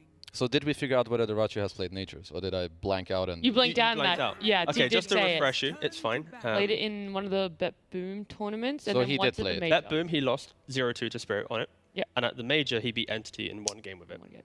So obviously he can play it. He but- can play it Yeah. 3 times in his entire life, but he can play it. In his entire life, he's never played it ever before. Competitively, correct. He's definitely played it in pubs, so it's again, it's not the most complex hero, but for their comfort, Safe assumption we're going to be seeing Ace on it. sure, Sure. safe as. It's pretty good. Like if he goes like offlane in this build, like I'd love Ags against Ember, against Coddle. Like these heroes, they can't itemize nicely to deal with the route early on. If you're an Ember going first item BKB, then you need the rest of your draft to be able to kind of complement that. And also just, it's not optimal. You want to go Maelstrom first, then BKB. So yeah, I feel like this Nature's Prophet in the offlane, buy an Ags, couple bans to secure it. Don't overcomplicate your draft, and you already see it with how Gladiators are banning Ursa, Naga. They're securing Nature's Prophet to have a pretty chill lane. Yeah, I'm curious to see how OG are going to ban. Like, I want to know if they are going to still be going in looking at Quinn's hero pool here, or sort of what the idea is around this. I know that they want to protect the Ember, so it's like, how much do you go all in on trying to protect it? I mean, I think there's just a couple of heroes that you want to take them out for the game. We've seen the Abba answer before to like this Ember Coddle because he just cleanses people from like the early combo and the poke. Then Bad Rider for the map play, and then I think something else if you want to help protect the Ember a little bit and for like a little bit of gameplay. There's I mean, what is there? Potentially Puck. You do lane well into it, but I think it would work well with Gaming Gladiators draft. They want these heroes that get on top of you, that can find you, that allow you to play the map. Other than that, I don't know. Is there anything else that they need to ban for? I mean, Ember? Pengo's still in the pool. You guys seem to just like it as a standard. It might not be a biggest It's threat, fine but too, yeah. Perfectly fine. They pretty much need Quinn to be the type of hero that will just make sure that when you put Tombstone down, they fight there. When Nature's Prophet TP's in, actually has value. Yep. So Kezu mentioning Puck's perfectly fine. Of course, Pangolier does it not as... Actually, it does it as well as Puck to some degree, just as long as you hit the roll. But yeah, these heroes, perfectly good. I'd be surprised if they go for some super high damage poking hero. But if they did do that, then it would be Duracho and Tofu, or at least the other support that would be providing that control. So again, a lot of options. Gladiators aren't really pigeonholed into anything. It's why Undying Nature's Prophet feels really good in the opening phase. I feel like some teams, or for me, I feel like this Rubik pick is so whatever. I don't really see the purpose. I understand that Rubik is an overall good hero, but I mean, what does it really give you more than any other pick you could have gone for? Follow-up damage? I feel like there's heroes that do it better. Does he lane well into any of these heroes? I was going to say, is it the lane securing? That's what it was at least. He's like, he does everything okay, but he doesn't really like max out on, oh, I want follow damage as my Ember, or oh, I want to secure my next pick and have a better lane. So for me, not really the best pick, DK, but okay. So like the way that I look at Rubik is, unless you're picking it for like obviously the Enigma aspect, he's a really good complementary here in draft, where your second pick and you're going like Beastmaster plus Rubik, Centaur plus Rubik. Like it doesn't give a lot of information in the draft. The lane is good. That's it. So if OG is looking at Rubik in this sense, then picking Rubik, it's like a generic. It progresses the draft, but it's nothing too crazy. Again, I kind of agree. Not the biggest fan of it. It doesn't feel amazing when it's just randomly picked up with no real purpose. But it can lean into skirmishing style lineups. It can play the map quite nicely. But again, you need to get through lane. You need to have the correct lane to do it. And Gaming Gladiators, Morana DK, nice stun combo. their lanes are obnoxious. Yeah. It's going to be some They'll Undying left, +1, some DK in mid potentially, or in the off lane with some arrows getting thrown around. Like, yeah, Gladiators, really strong lanes once again. I would like some Timber Saw here. So I feel like when Gaming Gladiators, they go Mirana DK, it's going to help their Nature's Prophet to play the map. DK also really doesn't care about Ember Caudal. If they ever sync up, you slide me twice. I mean, joke's on you. Yeah. I take no damage. I really But like for OG now, they're going to, again, you sometimes have this in the mid game where you don't have enough damage to like burst through. And I think right now on OG, you need to be like, screw you, I'm going to pick Timber, and whoever we go on, they can actually die. And he would also free up his post forest a little bit, because eventually zombie Nature's Prophet lane, he doesn't really care. The only issue with Timber, it's like it's really good for the lane, but I feel like there's going to be a point where OG wishes they had that bit of team fight, a little bit of like Nature's Prophet control. That they do go for it. I do love the idea of it, but it just puts OG in the position of dictating the game. DK picks up Ags, you just kite him out. Nature's Prophet just skips the map. Like OG, they don't really have tower damage to utilize Timber's early game, where it's like we're crushing your lane and we're then progressing them up quite quickly. So OG need to kind of think about that with their last pick. I mean, I like the Timber, because so in the mid game he like breaks through, and sure, maybe you don't have the tower damage yourself, but they can answer all the tower pushes that Gaming have, unless they really outplay them with like the fast tempo of, okay, DK hits this tower, Nature's Prophet hits that tower, but then you still have like Ember who can match it, you have Caudal, you have Timber, so they should have a good early game. But like on Gaming, it's going to be more about like actually playing exactly as Tundra did yesterday. Use the Moonlight Shadow, try to outplay them, be one step ahead of OG so that they can't really answer all, you know, your moves. But in the mid game, I feel like this Timber is going to cause a lot of issues. It is. Hopefully they can get to it. I mean, first of all, it's a DM Timbersaw, so it's one of his best heroes. Yeah, thank God. Like, stop sacking this guy. Yeah, and it's also There's so much potential. Yeah. To kill him, like as he's mentioning, it is the perfect synergy of like 3 or 4 heroes comboing together Yeah. to get the kill. Like it's not going to be some simple bring the Viper, break him style game, Yeah, right? yeah. So OG can lean on that, and yeah, this should be the complete opposite of the first game, where it should last way longer than 17 minutes. I like to hear it. And they have those natural combos to actually take the fight to Gladiators. I like the Huskar ban as well. Yeah. As soon as they picked Ember, just in the back of my mind, it's like, Quinn Huskar. Yeah. I was like, don't say it That's yet. what I mean. Like I was, Yeah. Yeah. but Husker is very, very like vulnerable to a lot of different heroes. So I also do understand why you wouldn't want to pick Yeah. it early in a draft at all. It's also like, I think Taiga isn't, they wouldn't be, like OG is going to be one of these teams where it's like, they pick Huskar, go play +5 Ember. They will do it. And like go for some new pick, but yeah. I do think that OG, the bans are good. You want to make sure that, so this Timber currently is like your best hero, keep it that way. Ban heroes that, you know, would stop him early on, so I think Huskar is a good ban. A lot of the other ones are already banned out. Ursa just got banned. Monkey's still in the pool. Nope, also banned early on. I don't really want to see some OD. I feel like that's what Bonafsa would do. I don't want to see that, just making sure people under, you know. I was speaking properly. It's a no-no. Because I feel like they want to slow down the Timber. You either want to A, slow him down in the lane, or B, that when the lanes like are over and break out, that you have enough heroes to actually kill him. Because right now, their damage is very slow on this Timber if he has a hood. Couldn't you just go, on the flip side, couldn't you just continue making the game feel really hard for OG to end? Where it's just like constantly skipping on Nature's Prophet, and then you just keep farming up, and then Sure. eventually... Because I'm looking at DK and Nature's Prophet, it's like, is there some creativity here from gaming where they now have to like flex away from having these heroes? Because like, I think originally, like DK could have been the carry, Nature's Prophet could have been the offlane, they pick up Quinn hero, right? You see that with the OG bans, but does Gladiators now have to like pivot a little bit to make sure they actually can kill off this Monkey King? No, sorry, Monkey King, Timbersaw.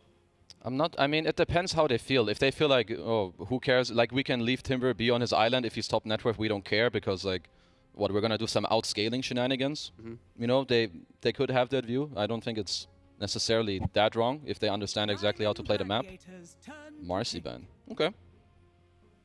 I feel like the last time they played that didn't look too good. But, you know, it was a one-off. Can happen. Yeah, because there is still that flex for Nature's Prophet, so I guess that's what they thought about, like if they didn't offlane Marcy. That was very much not an ace hero.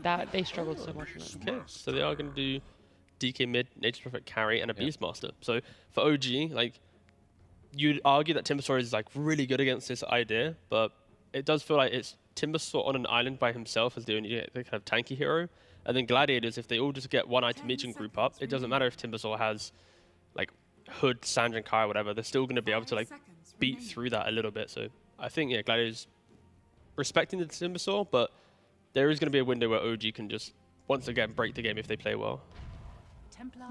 Well, TA, that rounds out their draft. Kezi pulling a bit of a face over there. I mean, TA is like, it's super volatile into these dire heroes. It's once I feel like if they have a good early game, then the TA is gonna do a lot for them with like an early Roche and like helping with the Deso to like help the Timber take his objectives. But when you play against Beast, Nature's Prophet, eventually the Rachi already wants to leave the lane. So he's gonna be even more like, what's it called? Like inclined to make a move bottom to help his Beast. And I feel like this TA, if it has a bad game, their lineup really just, literally it falls apart. I'm concerned for OG that we've harped on about Timbersaw so much that what happens in the rest of the lanes? DK versus Ember, DK farms well, Ember can't rotate, DK takes tower. If like Rubik's your enabling support for TA, that lane doesn't go well, Beastmaster takes your tower. Now you lose 2 towers, Timber's doing well, you ignore it, right? So I like the idea of Timbersaw, I think it's really cool, but I think Gladiators... Too much emphasis? Yeah, I think Gladiators will be able to either dodge it or at least make economy elsewhere on the map that they don't care about this Timbersaw threat. So. Yeah, okay, so how they move the map, how they use it, sort of how they bait into the plays and the team fights here. We'll see if Gaming Gladiators can do all of that. Feels like there's a lot going on, but we can also hope that this game is going to last a little bit longer, hopefully at least plus 20 minutes, as we do jump on into Game 2 with OG versus Gaming Gladiators with OD Pixel and Fogged. Thank you very much. Now, yeah, game 2. Let's see if we do get a bit of a longer game out of this one.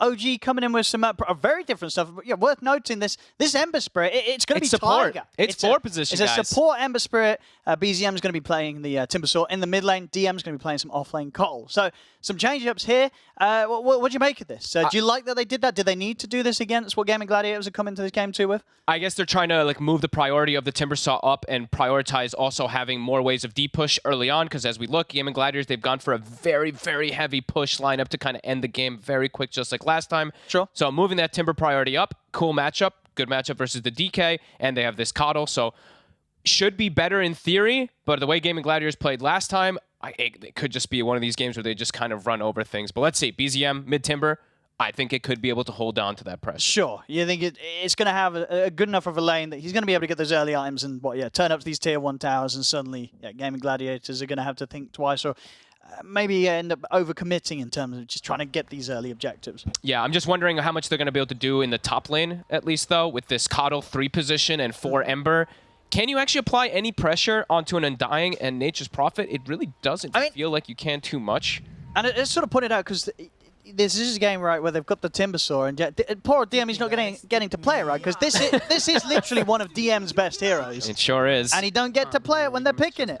I mean, but you can understand the reasoning, perhaps, why they would want to, right? They just want to make sure this Timber, like, if he has a bit of a rough time in the offlane or something like that, this hero won't have a game. If he's mid, he's got to have a good time, and he is going to be able to stand and park himself in front of these towers and hold the push. In theory. Let's see if that is going to all happen, because, as we saw, Gaming Gladiators just dominated so hard last time. And we did see, Tundra with the kind of similar style with the DK and the Mirana stomp the other day. The speed that they were able to play around the map with their constant movement was amazing. So could be a similar thing that we see coming into play. Let's have a look. Well, here we have the odds provided to us by our partner, esportsbet.io. Once again, of course, feeling that Gaming Gladiators have the upper hand here.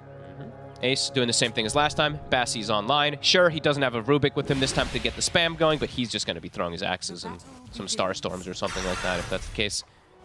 Who gets the rune? It will be Quinn. Ace, though.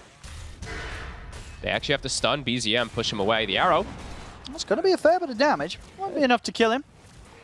It puts him low for the lane, though. Okay. They're gonna, yeah, they gave him an extra tango just in case. So. Same. Tiger also took quite a bit of damage there around that fight up to the other half of the river. Took quite a beating. Ace also quite low. They do have regen, though, that they'll be able to pass off to him. Definitely not what you want to have happen for your Timbersaw in the mid lane. Sure. Starting out that low, but overall in the matchup versus a DK, will be just fine. Should be good. I mean, pre-6, you know, you're not killing the DK, but yeah, you're definitely able to easily farm. Yeah, he's not touching you, really. But, I mean, having yeah, this... sure, you're not dying. Yeah. Neither hero should die here. If someone dies here, somebody really messed up. Pretty much. Quinn should be very comfortable. Yeah. We've seen like, him multiple times. BZM, I mean, the thing is, the BZM starting low is brutal for the first few waves. Like, he actually has to be a little careful about, like, the stun, breathe, fire. If Quinn sees an opportunity, yeah, if he hits too. Like, yeah, Quinn could go for it if he sees an opportunity. He can definitely He's go. trying. He's gonna go. Oh, okay. He respected the fairy fire. Knew that he wouldn't be able to get another attack in before the fairy fires popped. But that was close. Living on the edge here. We're gonna miss something else on the side lanes because we're just staring at mid. I mean, someone might actually die in mid because they're gonna be so aggressive on each other. Yeah, sure. Like the Welling Death nukes hurt, but of course he's got a fairy fire and he's gonna have these building, stick charges building up. So it's gonna be hard. You'll be able to keep the Dragon Knight low, but actually killing him, Quinn's gonna have to mess up. Yeah, it's like if you let that opportunity arises. Yeah, it's like if you let the Timber get 2 stacks on you, right? That's the way you die. Yeah, so exactly. Quinn should be comfortable to play around, just not letting those stacks build up onto him. He does miss the deny there. Yes. We're not even looking at the side lanes. We're just staring at mid. I mean, they're both, they're both so low. More just to see. I feel like for BZ, he's hit the level 3 now. Should be safe. Got the 2 points in reactive. Now he's going to be able to build up those stacks, and he's not going to be kept low by Quinn. So I think that mid lane should be whatever. Like now nobody. The BZM definitely has no reason to die. He should not die. He's not going to die. He's not going to die. They're going to be jugglings, kind of the HPs like this. They're fine. Man. Should be. He's got boots on Quinn. Doesn't go for the bottle. Just going to go for this aggression and stuff like that so he can match going for these runes. BZM does have a bottle, so he'll be able to fill up his. Is Quinn just going to race him to the rune? Is he going to stun him? He's going to do it. I mean, and he's going to beat him to it. No refill for you, BZM. Good play. And we're seeing top, as we mentioned, Dyrachyo. He should just free farm up here with an Undying. He's playing versus an Ember and a Keeper of the Light. They can't really apply too much pressure on him. So a slow start, definitely going to be are there any positives of the Ember Spirit support this game? He's got a Coddle with him. So you can spam Slight Chains and get refreshed and do these type of aggressive moves. Sure, but isn't the Coddle going to just be wanting to use his spells on himself? For the most part, yeah. It's definitely a bit of a greedier style. I like the 4 Ember, which probably means it's not good because it's very greedy, but can work at times. We've seen South America do it quite a lot, especially Matthew. I know we've seen him do that. But yeah, tough lane for them to really get too much. Bottom. Get the first blood here. Chu able to get the grab on Tofu. This lane so far, Yuragi having a very nice time farming. Top lane, accelerate. Could be in trouble there. We'll have a slight change in a second from Tiger. Might happen. Okay. Can't quite. Oh, mid? No way. That should not have happened. No way. Obviously, we weren't looking there because we looked away. I mean, look, they're tipping him. He shouldn't be dying like that. What the? I mean, this is all... How? This is all because of that level 1. We'll get a replay of that, but...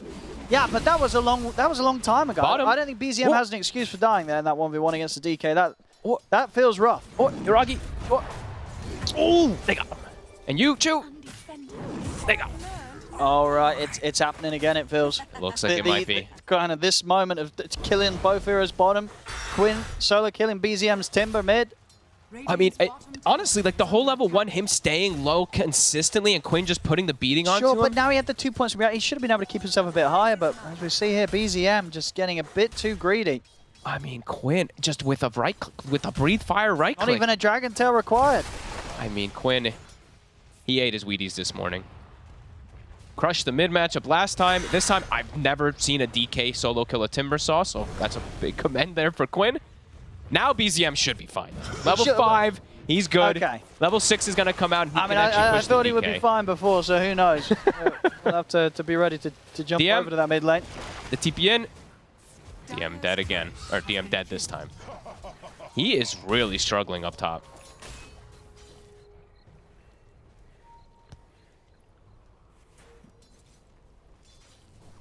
Let's see, because so far, it's not really looking any better for OG than this point in game 1. No, and Quinn actually hits level 6 before BZM because of that kill, so actually keeping him kind of low again. So BZM actually can't go aggressive by any means, and he's going to hit the 6 a lot later than Quinn right now. So Quinn just constantly poking him. He actually cannot get reactive armor stacks up because of this poke.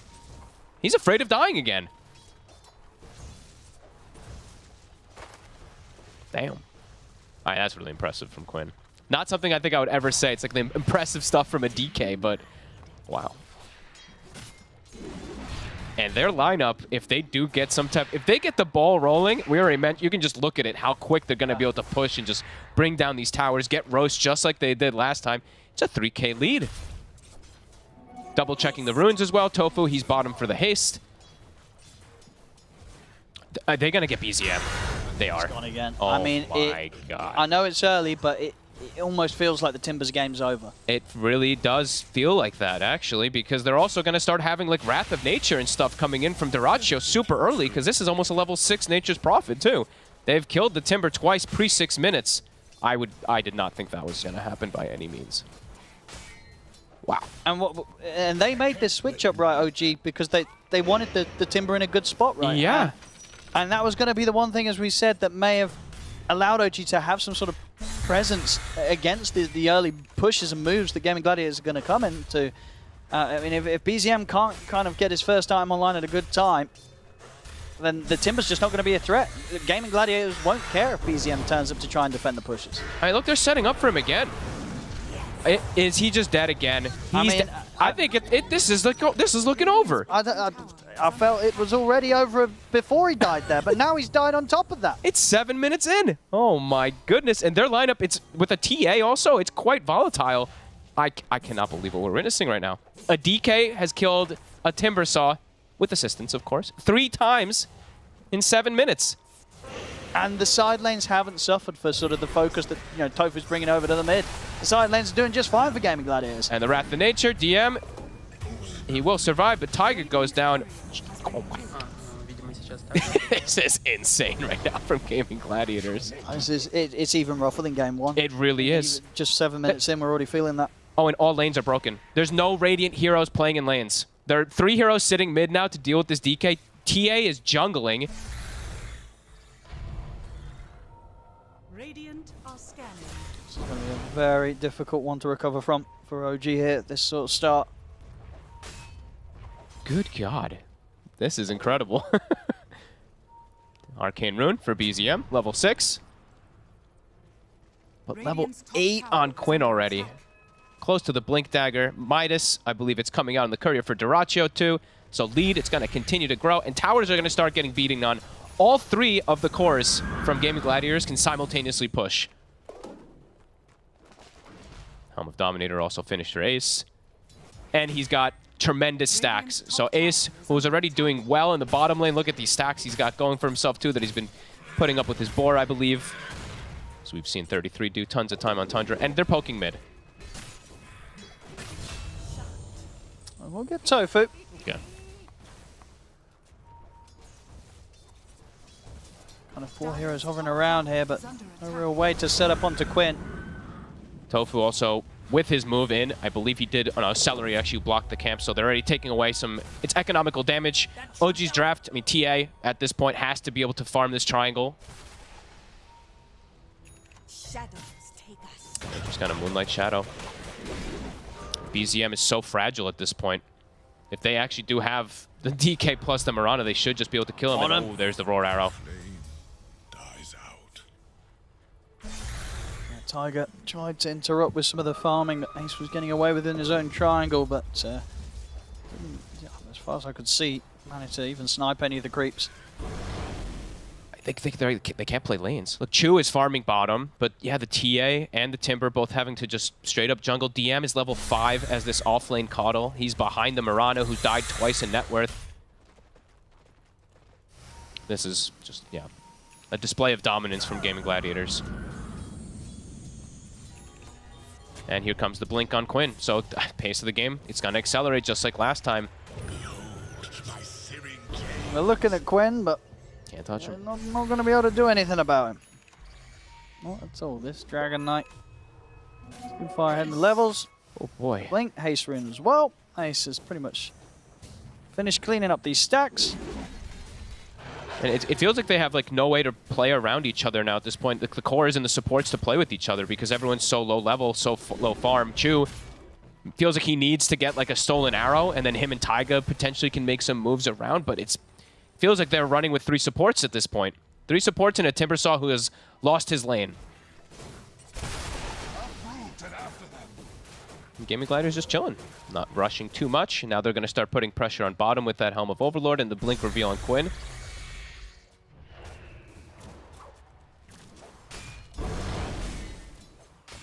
They already have deep aggressive vision too, so if they do see someone rotating down toward bottom, they will probably be able to get the catch. They're just tipping each other. They're feeling good. Radiant structures are fortified.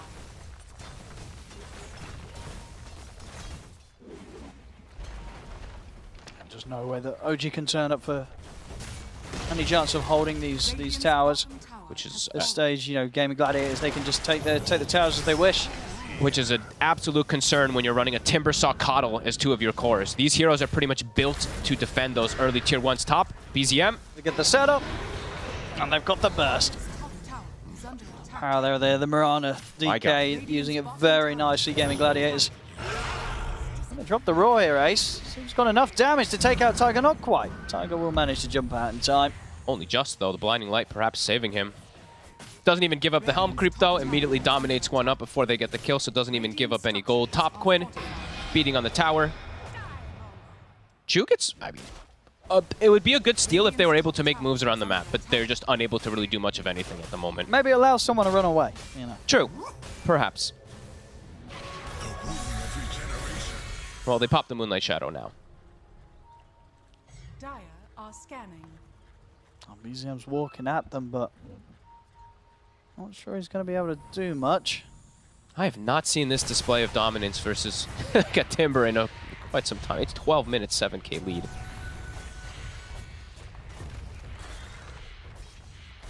Radiant's bottom tower Starting to get some damage on mid. You're getting a pretty decent amount. Just keep shotgunning the TA with the refractions. BZM tries to get aggro onto Quinn. Quinn jumps away. Dire's middle tower. Might actually be able to get this tower here. I mean, they've got the full 5 of them I would going hope for so, it, you know. Tofu. He's still got a couple of leaps, so he's fine. They will finish up. I'll get it. But yeah, does take the presence of the whole team. Same time, Gaming Gladiators will take the tier 1 top. They're just, I mean, they didn't need to react to it, right? They're just like, okay, whatever. They're taking the tower. Yeah, sure, it's our mid tower, which you ideally don't really want to lose, but they're getting so much out of the map. Everyone is free farming. Helm of Overlord is soon going to be finished, and then they can play even faster and faster with that. Duracio's huge. Doesn't have a creep to Midas, though. It's a bit sad. Ace. I'm going to go for him. He's coming in, but Ace, he's already gone. And they stole Roar. That's a good steal. That's a very good They steal. could set something else up here for Chu. Dire's top tower is under Oh, attack. Duracio's Midas. It's been 30 seconds. Use More it. than 30. I mean, there's no creep there. He Got a TP'd. TP over He's got to find one. Midas. He will. Very high level on Duracio. Gets the stack off also with the Midas. Nice efficiency. Soon to be 12. It's just going to throw the Wrath of Nature. Helps you farm, of course, since all that damage boost that you get. 42 damage that he got. And at least for the side of OG, they were able to find probably the biggest kill, I would say, finding Ace before the Helm of Overlord is finished, so they slow things down a little bit here. Some breathing room. And Yuragi is recovering. Bottom, Quinn. Just him on his own, though. Just pushing him out of the lane.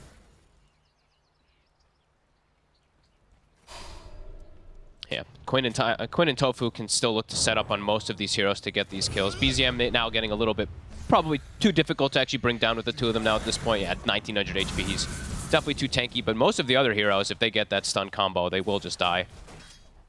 And yeah, they have this deep vision. Taiga, he's going to get the D ward, but might pay with his life. Oh. That was close, though. The arrow just connecting in time. And they deny the ward. Helm is coming. Ace, he's got the Helm of Overlord finished. They can get a bigger push going. None of these heroes really deal with that Helm of Overlord creep at this moment.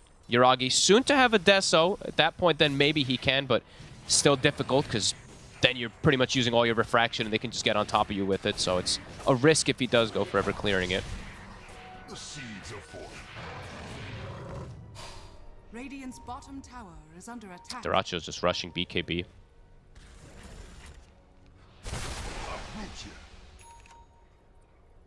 I'm trying to see if they can get a kill in the tower at the top. OG. Celery. A bit far up. Should be pretty dead. Oh, yeah. See if they can take the tower with this. They instantly ping Ming mid. Gaming Gladiators will be able to get this push off. Still the stolen roar on Chu. Can he end up finding anything? Mid obviously cannot get that defense just at the moment. And yeah, Daracho's just playing too safe. Radiant's middle tower is under attack. Small recoveries coming up from OG, but still a ways behind, especially, I mean, looking at DM, his game. He literally is like a support Coddle at this point. Pretty much the same net worth as Tofu. Radiant's middle tower is under attack. We get the tier 1 top, but again, of course, just takes them quite a lot of resources and time. Radiant's bottom tower is Whereas under Gaming attack. Gladiators are split up rather nicely across the map. BKBs are being closed in upon on both cores. I mean, Yuragi's got one of the hardest games in front of him to carry at this point.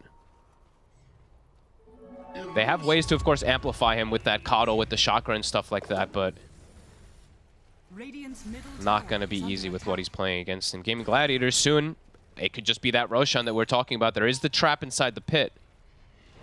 Quinn, he's ready to jump. He's in with the setup. Harrow's Yeah, not she'll going to live. quite be there with the timing. Tofu. We'll turn here. See if they can take down with the raw Chu. They can. That's Chu gone. They'll lose Tofu in return. Celery. He's able to finish off Tiger there. As Tiger dives in deep. Now back over to the mid. They've got the Sprout to BZM. He'll cut his way out of it. Jeez, they honestly kill BZM pretty quickly, too, at this point. They're able to get those just right-clicks sticking onto him. They've got the Brigand's Blade on Daracho. He hits very hard, especially with all the auras that they've got at the moment. Ace, he's looking like he wants to just go into this Roche pit right now. I mean, they certainly can. They have it. TP back, and they're able to TP back in here. Daracho. They've got a sentry also, too. They place down, so they'll see the trap. They've got the amp. It's dead. Radiant's No way to contest. It dies way too fast. Gaming They're Gladiators smoking so up fast. OG. They want to get it, but no chance of getting there in time. It's so quick how they're playing, and it's not even just the cores who are super farmed, as we're mentioning. The supports, Celery is level 11 on this Undying. Tofu, level 10, and significant amounts of farm. It's looking like a well-oiled machine right now from Gaming Gladiators. And OG, yeah, they're getting some type of farm, but they're falling further and further behind as the minutes pass. Yuragi. Can't even get the solo because of the Glimmer. Do they have a Dust? They do. Can they finish off Celery, though? Chu It's going to cost them Chu's life, and they don't even manage to get the job done. gets disintegrated. Dire are scanning. They even see Tiger. They've got a ward on him. Radiant's Quite with quick the arrow. enough, though. Yeah, not quite close enough, at least, to be able to close the gap with the arrows. Tiger will live. Tofu says, don't give up. He's like, my bad, guys. A little bit slow on the few of them there. But either way, Dire's bottom tower is under the map damage that they're placing, this time he'll land it. Radiant's top tower. This tier 2 is just going to die. They don't have Glyph. Absolutely going down. Look at how quick it goes. On the plus side for OG, they're being able to hold on longer than game one. Game one, the GG was called to be 17 minutes, 50 seconds in. But it definitely does feel like they are just like holding on. Getting some farm for the TA, but the TA... How can TA solo carry a game like this? It's just not possible. I mean, against these three cores, it's pretty much impossible. We have, we've seen a crazy comeback from Yuragi on his anti-mage the other day. But that's when he was playing versus a Morphling and a Zeus. He had like that core-to-core matchup that's pretty good. This one, he does not really have those core matchups, and yeah, they're just playing so fast on the side of Gaming Gladiators.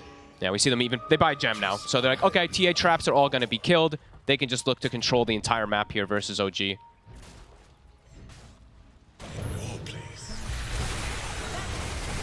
for Quinn, but it's BKB and Aegis. Tiger. He's on the way out, Quinn. BKB. He's going to be able to get the Dragon Tail onto BZM. They've got the arrow as well. Have they enough damage for the Timber? They do. BZM taken out at the start of the fight. Gaming Gladiators, they can move on for more. They'll get the stun on a Yuragi. No escape for the TA or the Ember. It's over. There's just no hope. They can't fight by any means. Everyone's too big. They're playing into Aegis. Map is going to be completely closed off. They probably can take both towers. Actually, never mind. They're just going to go for Chu bottom, Dyrachyo. Maybe can just find a free kill, and they take the tower. Atos. 99%. Diving for more. Well, they're speedrunning this game. They're speedrunning the series.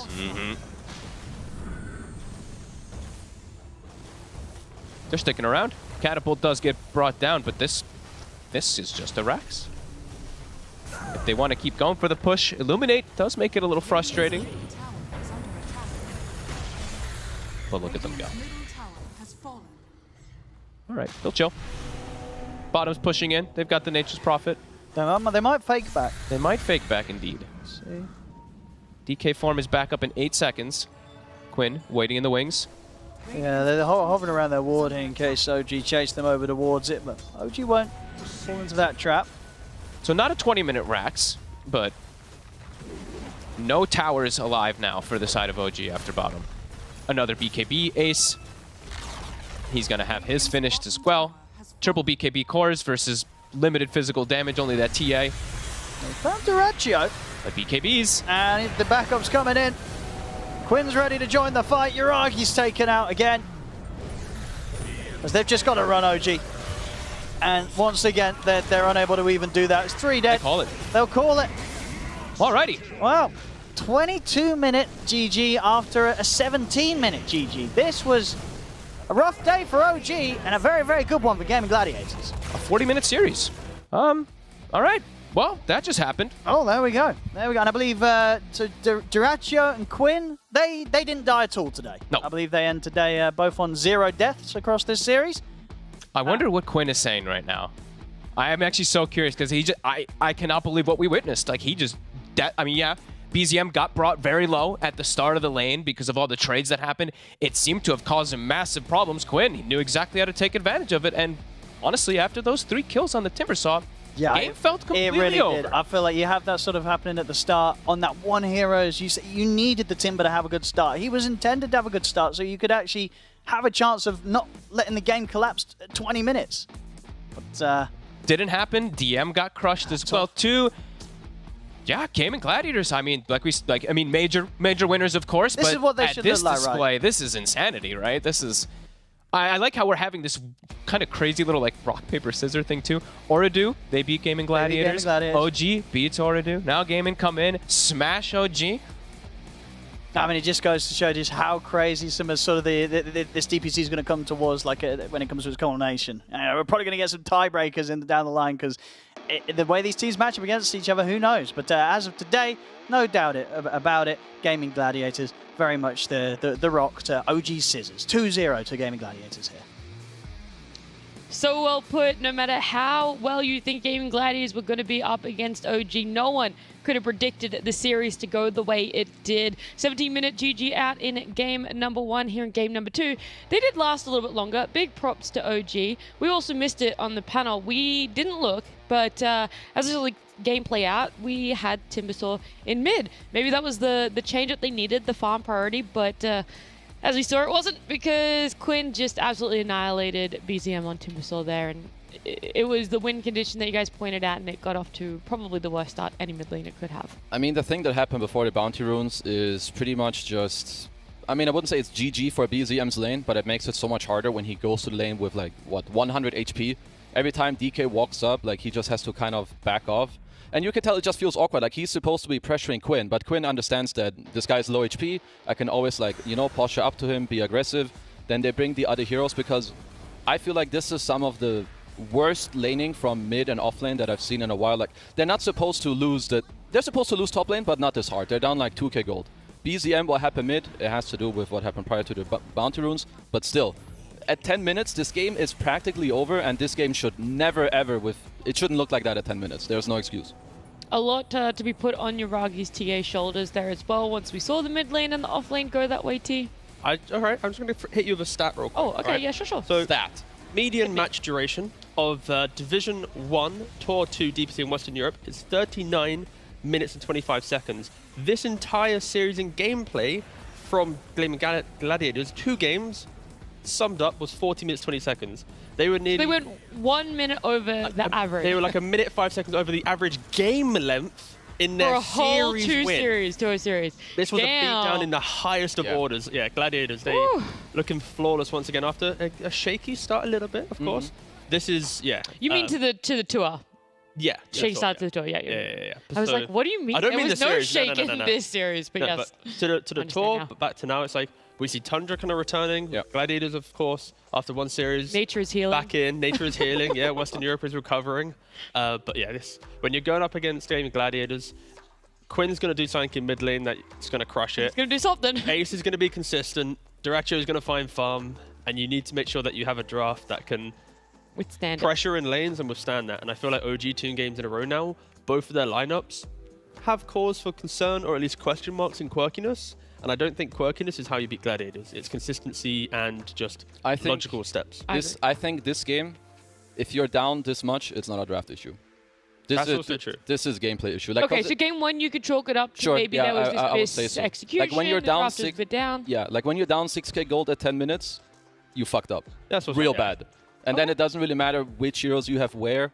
It's more like, what happened mid? What are you doing in the lane? Like, how are you actually executing the heroes you have? Because then maybe even if you have better heroes, maybe they would still lose the lanes. Yeah, quirkiness is a polite way of saying play, but... Yeah. Was it a little bit draft, though? Because, like, even if you are down a fair chunk of gold, like, we've seen people be able to claw a game back or at least stall it out for a little bit longer, even when down by... I think I've seen it before, like, 5k at 10 minutes or something like that, and they've been able to pull it back. I don't remember if they win, but they've been able to pull it back. So was it down to play? Was that down a little bit to heroes? I mean, in this series specifically, you will be able to break down, like, once you go back down and look at it, there might be scenarios where it's like, why in game 1 did the Chen lane lose so much? Why did we put Death Prophet? So I think, honestly, it'll be a combination of both factors.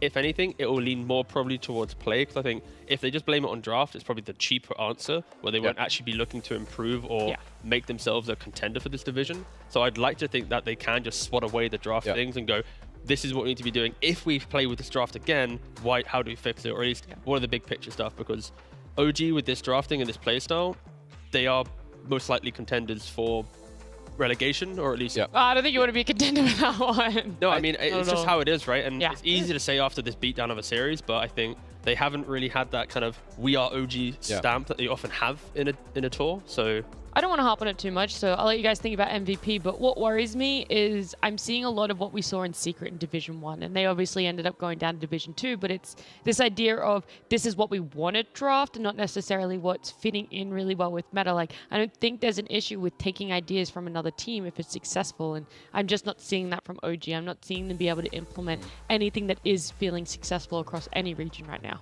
Yeah, I mean, just my last comment about OG and like their drafting. So I would say that you always want to look at your draft if there's a way for you to make the game easier.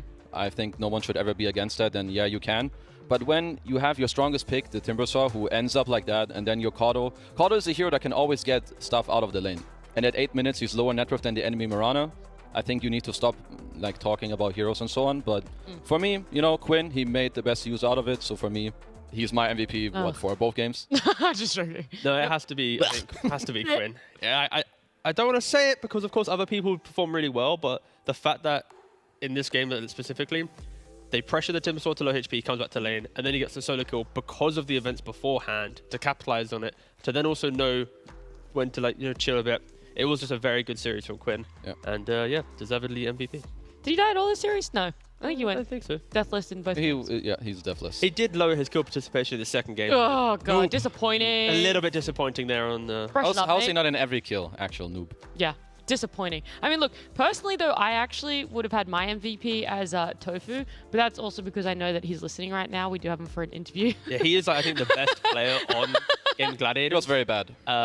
Wait, what? He's really bad? Yeah, Why is he was really bad? really bad. Yeah, well, you can say it to He his missed an face, arrow though. on a DK stun. There you Oh, go. No, that's true. God. Yeah, that's true. And he You're also gonna- leaped into that bottom tower when he killed The double kill? Yeah, when he killed him, he actually leaped when his right click was already going to kill him, and he didn't have a wand or a fairy fire. Then So he he died. wasted that one leap charge. All right, and you guys take can 2 hold power this. hits. You can say it to his face. Let's bring Tofu into the interview. Let's get him up on the big screen. Tofu, these guys are roasting you. You got to fight back a little bit. Does he have to? He's playing. Hey, first of all, this arrow was kind of unfortunate, but with that leap thing, the Rubik had 5 stick charges. He did? So like, I was just going T, put in your to make place. it for sure. I just knew that he was going to have input lag, and he wasn't going to use it, you know? No, I saw that for sure, man. Yeah. I was ready to die even for that. Doing it for a cause there. But look, congratulations, Tofu. I want to start off with, you have a very well-rounded history before coming into Pro Dota, and I actually want to know, where does winning a major rank on everything you've done in life so far? Pooh.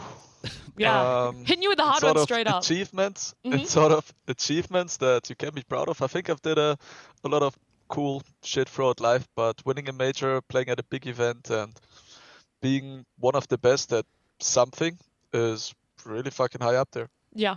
Has it kind of sunk in, or like how long did it take for that to sink in for you that you guys actually won a major? Like, it's such an insane achievement. Yeah, not sure. It's hard for it to really sink in, because like we kind of just played Dota, we were on a roll, and I don't know, it's like a different sort of chapter once we're out traveling and we play a tournament, and once you get back home, everything's kind of back to normal. The first pub I play, everything's like back to reality. People are flaming randomly for whatever stuff. But overall, like, it was definitely a great achievement for us. Everyone was super happy, and I don't know, mood was like giga good always until we like lost a bit. Yeah, that's what I was going to ask about. You said like, well, you get back home, reality sort of sinks in, and it wasn't the best start to this tour. Like, you guys are still doing fantastic, of course, but I don't think it's the sort of performance you wanted to put up. So how hard has it been adjusting to not boot camping, but also just playing at home and jumping straight into DPC so quickly? I think everyone playing from home is pretty chill. Like, we've been together for a long time, and everyone's like sort of comfortable in his own space. But then also there wasn't really a long break, and it felt like a big grind playing for this tournament and like playing till the finals and then getting back home, new patch, and kind of keep on playing. It's the same for everyone, but there's something about this champion mentality which I don't want to say made us complacent, but we maybe started making less calls or putting less effort in, while other teams are like super try-harding. And I don't know, we needed a setback to get back on track, basically. Yeah, and it looks like you guys are back on that track. You also mentioned the new patch, so I want to quickly ask, what is your favorite pos 4 to play in pubs right now during this patch? Kind of changes from day to day, because we come up with new heroes or new duels. But right now, I would say Monkey is really high up there, or something like Tiny. Sort of just heroes that they have disabled, they can jump in, they can be a bit flashy. It's more fun to play in pubs also. Awesome, sounds good. All right, talking about pubs, looking at Pro Tracker Tofu, there are a couple of accounts on there. There's no games in the last 8 days. I don't see where no games at all. I mean, Pro Tracker says that you've got nothing. You've played nothing. Are you playing on a different account? Are really? you No games at all? Yeah. I know your Smurf Then account. either Yeah, you want to tell the truth here, Tofu? like sunny days outside here, or I have some other account. Okay, I see. All That's right. good, but We'll go on the hunt and we'll find them. And my other question was going to be, you used to play, at least back in Smashes, you used to do a lot of like duo queues with Ace. Is that something that you still try and do, where you're trying to just play ranked games, doing the lanes together and doing that stuff, or is it kind of a gimmick that it kind of used to be back in the day when you first met Ace? No, we're like still doing that, like absolutely 100% almost every day. That's also sort of a reason why I need to play on another account sometimes. Like sometimes I play solo on my main, so to say. I didn't do recently, but finding duo queues is sometimes hard, and I would say like 80% of our games at least we just duo queue every day. Oh, that's nice. And do you feel like you wish there was like a better system for like duo queuing, or at least having, laning partners in? Because obviously right now in Dota, it's like you either solo queue or you optimistically try and party queue, and you don't really know what type of game you're going to get. Do you wish there was like a better system to help you do that? I mean, I don't have a fix for that. Not sure how they could implement anything, but Dota's a team game, so it's best enjoyed with friends. And especially duo queue or triple or even 5-man queue is not a thing at all. So it's kind of sad to see, because also as lane partners, it's most important that you kind of work on your own synergy. Doesn't really matter who you play against, really, and come up with your own ideas. Whereas if you play solo, I'm sure everyone is like blaming his lane buddy for whatever shit it is. Didn't bring the tangos, you didn't block the cam, why didn't you pull second wave? Yeah, we've all been there. The classic. Yeah. All right, hi Tofu. Quick question from me. How do you feel about the state of Dota right now? Do you think there's too many resources with like flag bear creeps, neutral item, tower region, and like overall too much gold on the map with 20 neutral camps? Or I would just say, how do you see it? What do you think? I mean, I don't really have complaints about anything. I think Dota is really fun as it is right now. It's also, as supports, you get rewarded a lot, especially with like those flag bearer creeps. They also bring additional region. They kind of nerfed the mangoes, which was a bit OP. But I think everything's in a pretty good state so far. Was just mostly hoping that this patch would bring some bigger changes, like also some neutral items being changed, or bringing some of the old rotations in, like some clumsy net, or the mango tree was always fun. Mango tree, yeah. But also like change the map a little bit. I think it's been over a year, and it's always nice to see something new and have to adjust and, I don't know, do something different. Like, we all love Dota and play Dota, and it's kind of always the same, but it's nice to have some fresh air in there. And then one more question. So you guys won the major most recently. And I would say in your early opening series, like maybe the first and second, you guys looked a little shaky. Would you say that after winning the major, did it do anything to you guys mentality-wise, like how you feel going into the game? Or was it more like what you said earlier, where in the game it was more like, okay, maybe we have to do less calls, we're the major winners, the win will come on its own? It's hard to say generally. I don't really remember the first series, but I think there might have been more nerves in it as well. We continued playing, everyone, like we eat together, we talk about Dota, we play, we scrim, and everyone was on the same page. And towards the end, going on stage to play, everyone was feeling like super calm. Like, we were even joking, like, not sure if this is normal, man, I feel too chill, I could take a nap right now. But yeah, it just went super well for us through that people, I don't know, maybe also got used to it because it's not the first event anymore, but we're also comfortable with our plays. Whereas now at home in these games, I think today everyone was super chill. Before was also like relatively fine. Was just when we had a kind of loss streak where we were struggling against Oridun, Monaspar, scrims weren't also the best. It's kind of like the sequence or time where things weren't really in place. So like that could be a factor, but I think we're on a good way out. Okay, that's cool. Thank you. All right, I have one quick question. What was your reaction when Quinn got the solo kill on Timber? Of course, he kind of had low resources after the rune shenanigans, but what was your thoughts when, DK is killing Timber, sorry, mid lane? GG. Yeah, we were talking about this Mirana DK already, and he was like, yeah, don't even bother coming to mid. I don't think there's going to be anything happening. And suddenly the mood just got really good. He gets killed. So I'm rotating. We can kill him. He's like, hey, TP back again. I'm sure we can kill him. It's like a Dota first, honestly, killing off the Timber Saw. Congrats, by the way. Awesome. Well, we'll let you go, Tofu. Thank you so much for joining us, and thank you for the interview. Congratulations again.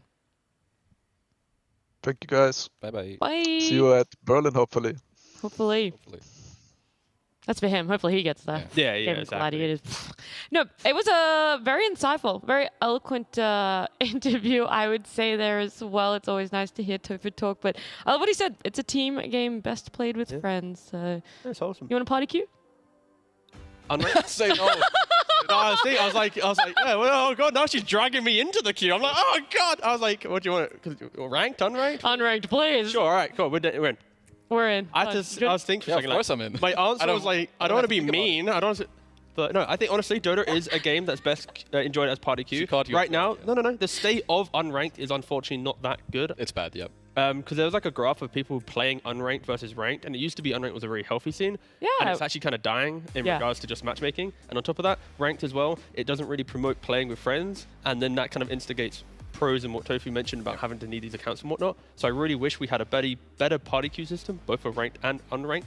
Make it healthier, less toxicity, and also just don't be idiots. Just have fun. Have fun. Enjoy it. I love the sound of it. But yeah, OG Gaming Gladiators, a nice quick 2-0, and genuinely this time, I mean insanely quick. We do have still 2 more series for today. We have Tundra up against Ooredoo Thunders, as well as Manaspa up against Enigma Galaxy. But that second series isn't going to start for a while. I think we have about an hour 10 break from the top of my mind. So we're going to jump on to a break. When we come back, we'll do some time filling before we get to that second series.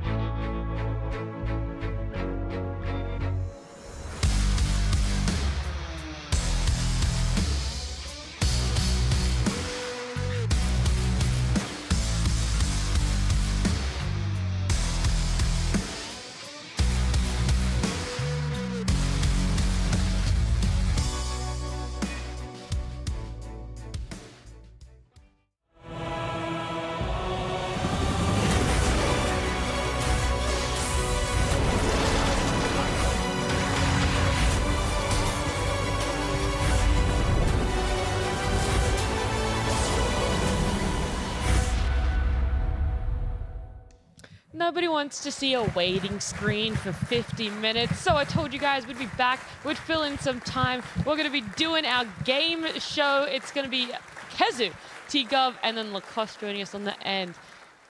Yes. What up? Yes. Way, my three contestants. I love to play these games. Yeah, I always was lose. So good last time. We had to bring him back in for game show number 2. Do you think Reigning champion. Well, he didn't actually win. It was she. The other way around. She's asleep. No, she had 13 points. I had 2 style points. Okay. I wanted to give the W to me, but I'm like, nah, hell nah. Yeah, the style points were weighted very heavily. I'm a team player. By the way. Yeah, Of course. He is. This is going to be the trophy for whoever wins. Our little Thank you. Oh, yoink. All right, we've we're already won. decided. Yeah. We Congratulations, can go. guys. That's all the time for Cut the game show, guys. I'm the winner. Let's go. Yeah, we're going to do it reverse order this time around. We're going to start off with Hangman, and we're going to start down the end. We're going to start with Lacoste for it. You didn't play this one last time, T and Kezu, but Correct. what it is each person will get a word. Yep. And they will guess the letters. You get 7 attempts. If they go to guess the word and they get it wrong, 6 attempts, sorry. And if they go to guess the word and they get it wrong, then anyone else can jump in and try and steal it before we reveal the word. Isn't this where you brutally murdered Lena last time? Yeah. And we're going to do the exact same again. All right. Lacoste, you can kick us off. Help me out. What are we guessing? Yeah, Last time it was by the Dota way, items. it was items last time. This time around, it's abilities, and the abilities I picked were from heroes played in the last game of OG versus Gaming Gladiators. So, testing your memory as Illuminate. an analyst. It's just straight up. It would have been pretty good. That would have been insane. It's not. It's not okay. Illuminate. Let's start with D. Can I get a D, please? Oh, so Deeds. okay. These no. No D's? No D's. Yeah. These? Okay, let's start with some E. That's... Oh! That's a lot of E's. This game ended so quickly, I don't remember anything. Who was in it even? Telekinesis. He's so good. He's so good. I don't understand. Absolutely. I mean, we can. That's a banger. I concede. I'm next. I'm next, right? And I You don't. are next. Oh no. You are next. It's obviously, again, same theme. Abilities. It's a hero from the last game that was played. 6 guesses, like letter guesses. Then I have to guess once, or Yeah. Okay. You have to guess a minimum of at least once. Okay. I mean, that would be pretty funny if I just God, didn't I don't guess even at know how all. many points to give Lacoste right now. Sonic That was so Wave. good. I think Try it. Try it now. I think 5. Oh, okay. 5 points. Question: Yeah. Is a space That's a more space like, or will it be? No. If it was 2 words, it would be split. Okay, so that's it's clear. one. Okay. Yes, sure. that is all right. clearly one word. Tigo. I'm just checking. I don't know what the vibe is. I Yeah, just wanted to be polite. The second space is Yeah. slightly bigger. I'm just, Yeah, One that's pixel. true. I see it too. I just got a wonky eye. All right. A. Okay. Not as beneficial as the E, but A is in there. Like the E from Lacoste's word. Yes. I would like the important letter. That is. Yes. L. L. What? Nope. No L. I just thought I'd throw a curveball left. out there. Curveball. Think of the heroes. The previous game. Yeah. Yeah. Been on the panel. Yep. And you watched the game, and then you broke it down, and Yeah, it's hard actually. S. I'm gonna do a strat. I'm gonna say 5 letters quickly. Oh my! I'm just hanging myself. You're murdering this, Lino. Whatever. he actually wants to murder the Lena. B. I mean, with a B guess, he definitely wants to murder the Lena. Yeah. Yo, what is there? Just nothing here or what? R. You need to help me out a bit because I don't 1, want to 2, guess 3, off 4. of A. All right, that's fine. R? You guessed R? Yeah, R. Come on, R. There we go. What? Oh my God! Someone in chat's already put it, and I already know that. Like, Dave Don't- underscore don't- 101 is like. Don't put any more pressure on yourself, T. This is a solo I'm in my head game. right now. I'm in my head. You gotta I don't get out know. of it. How many- I'm All right, I scared. got it. He has one more guess, right? 4 letters? Or no? No, he's only guessed 1, 2. 1, He's 2, only 3. guessed 3 wrong letters. So it's 3 wrong guesses. Ah, right? I should have okay. specified 3 wrong guesses. Teacher, can I please? Teacher, Please. I have no idea. Okay, I'm gonna go O. No. Yeah. Yeah, there is one. So Yeah. There we go. Now you know. Oh my God. It's I don't know. it's a good hero. It's a really good hero. Did I help you so out? dumb right now. Yeah, just give me like a act out the hero real quick, so you can. Now you see me. Now you don't. That's so good. I'm so dumb. That was actually so spot on, Lacoste. Now you see me. Now you don't. Little dip down, little drop. Am I dumb here? Does everyone know this? Do you all know this, or is it just me being really, really... No, Cassie doesn't. I'm honestly not trying very hard, but I don't know. Remember, Last played a hero, series. an ability from a hero played in the last game. Not even series, the last game. I've narrowed it down so much to you. 10 heroes, at least like 4 or 5 abilities per hero. That's easy, 40-50. You're not just saying words that dilutes my thoughts.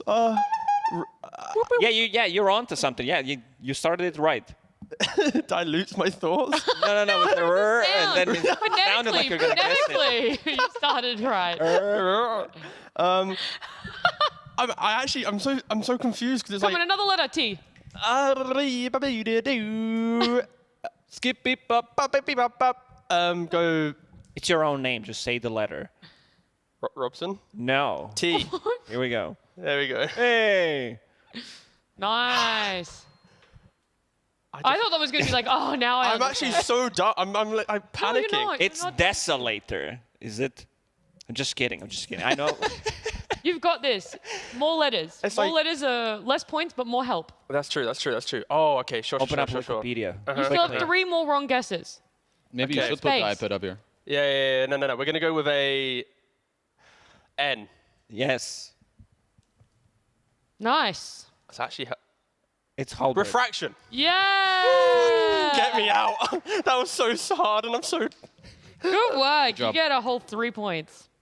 I feel so defeated even though I Good. won. That's pretty good. All right. Stay Kezu, there. It is Till the next your game. time to shine. Same thing. A hero from the last game we just watched. Okay. The ability from a hero from the game we... I start with an E. Nice. Okay, how about a T? Hi. Nice.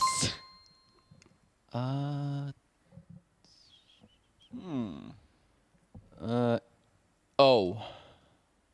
Is that O, I got it, or O as a letter? Oh, Tombstone, baby. Yo, he's so good. That's Let's the full go. 6 points for Kezu right there. Dang. It's about the... You need to guess. You're just going to keep the Now, these are- momentum I think going. we murdered him. Sir? It's all right. You're not that far behind. You're only half of Kezu and 2 behind Lacoste. It's not about the points. It's about the time spent. And I know that I was It's in... the display of skill. Ba-ba-dee-ba-ba. Skibby-bap-bap-beep-boop-bap-bap, and all that. Yeah, exactly. It's all right. You guys all got it, so that's True. already better than what I had on the last game show. So I'm very proud of my new contestants. Not to flame anyone there.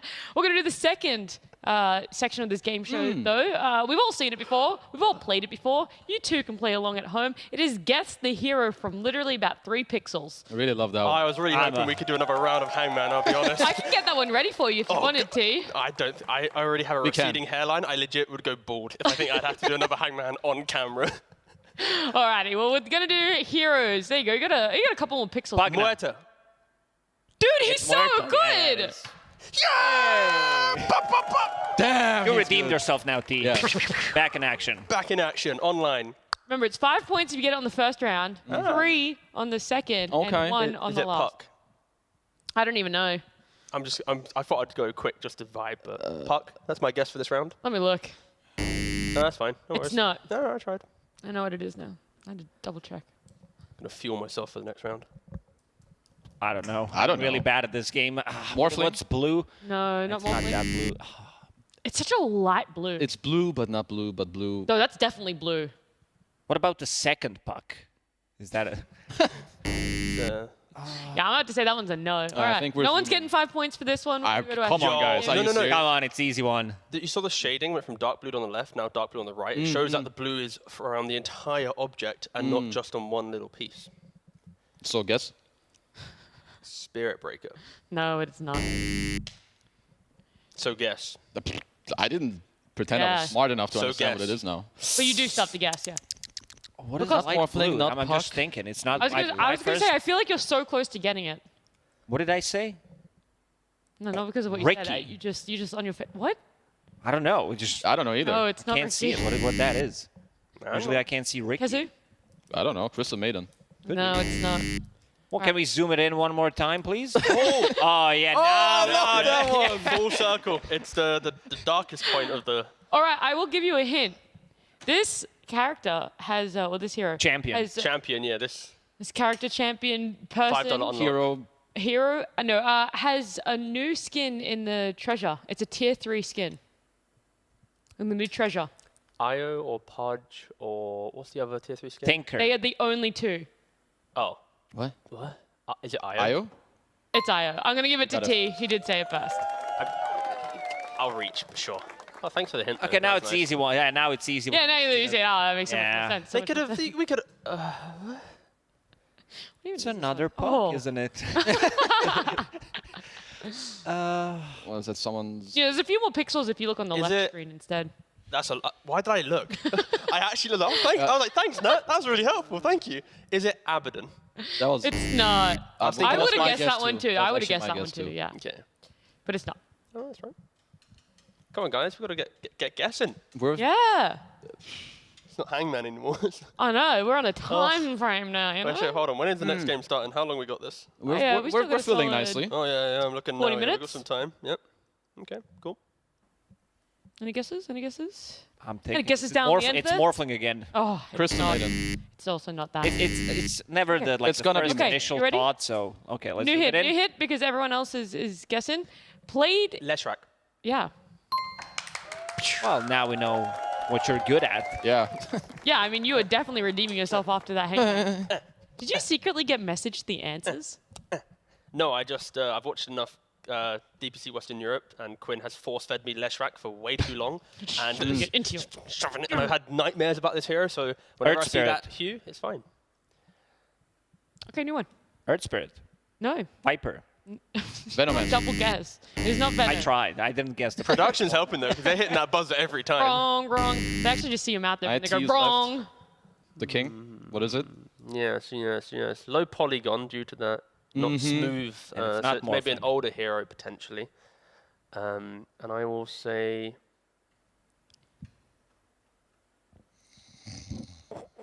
I thought I'd see how long I can go quiet for and see what your reaction would be. Resident Sleeper. God, what's the? Did anyone say Viper? I did. Oh, you did say Viper. Yeah, I had 2 guesses. Yeah. Oh. What that's were the they double again? You guess. said Viper and then what? Earth Venno. Spirit. Oh, Yeah. Did yeah. anyone It's say- not did Viper, you not say- Earth Spirit, not Spirit. Venom. Yeah. Tide Hunter? No. It's not a green hero.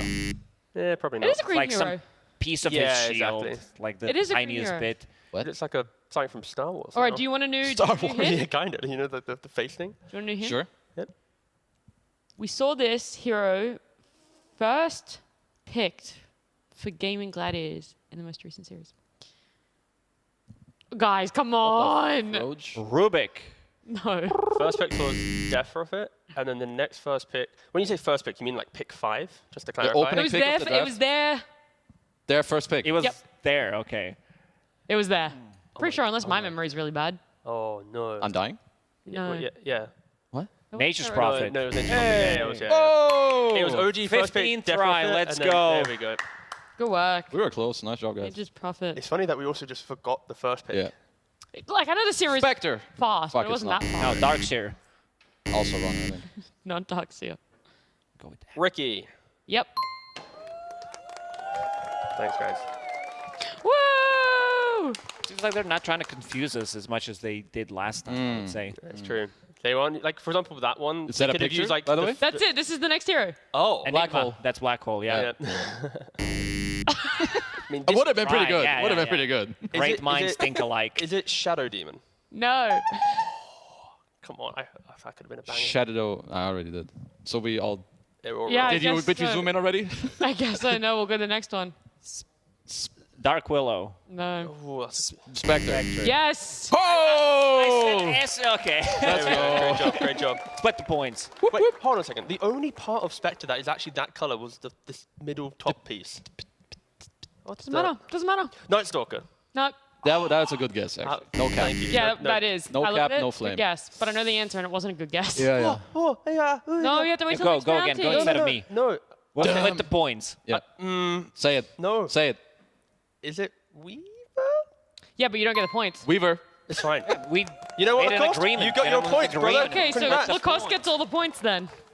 I feel like this round shouldn't count, but all right. No. The- Lacoste, wait, can you make sure it's like circled though? Like, Nope. What the? what? So how many points did I just give him? 5.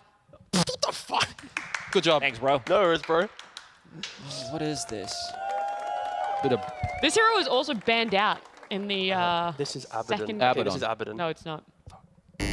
said it first, so you get another guess, Kazu. Jimmy Eats World. Does anyone remember that name? Yeah, I do.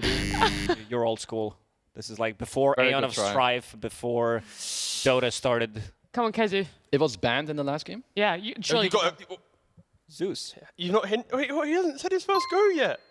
That's right, Lacoste jumped in anyway. Thank you. Okay, That's my you points, give I him think. points. Yeah, these are. We're good just giving points. each other points. I'm like trying to.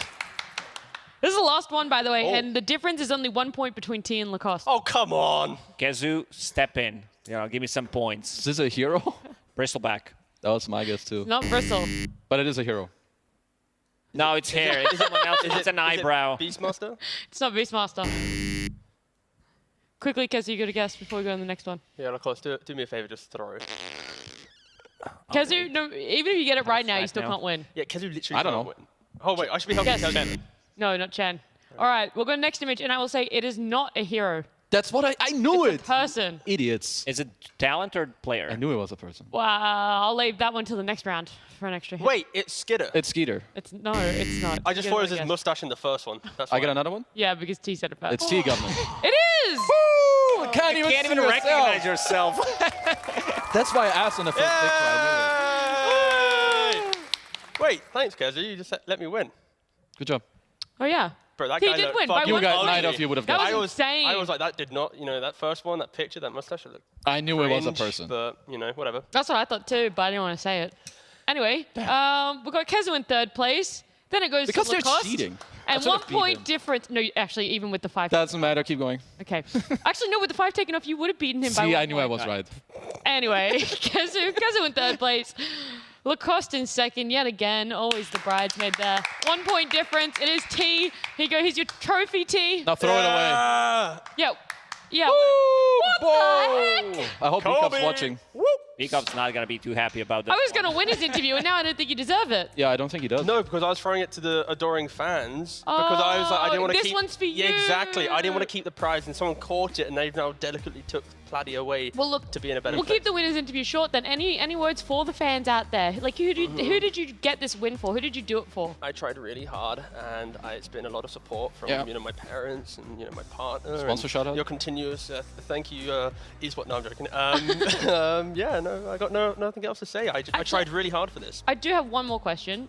Did you just spend the night like looking up at the pixels of each hero? Yeah. Last night with Quinn, I was looking at all these heroes, and we just You were just, like, really zoomed in. Yeah, done it together Wow. last night. Wow. Well, it paid off and you won, so congratulations, team. Another round of applause. We're going to jump to a break. When we come back, it is going to be our second series. So we'll see you guys then.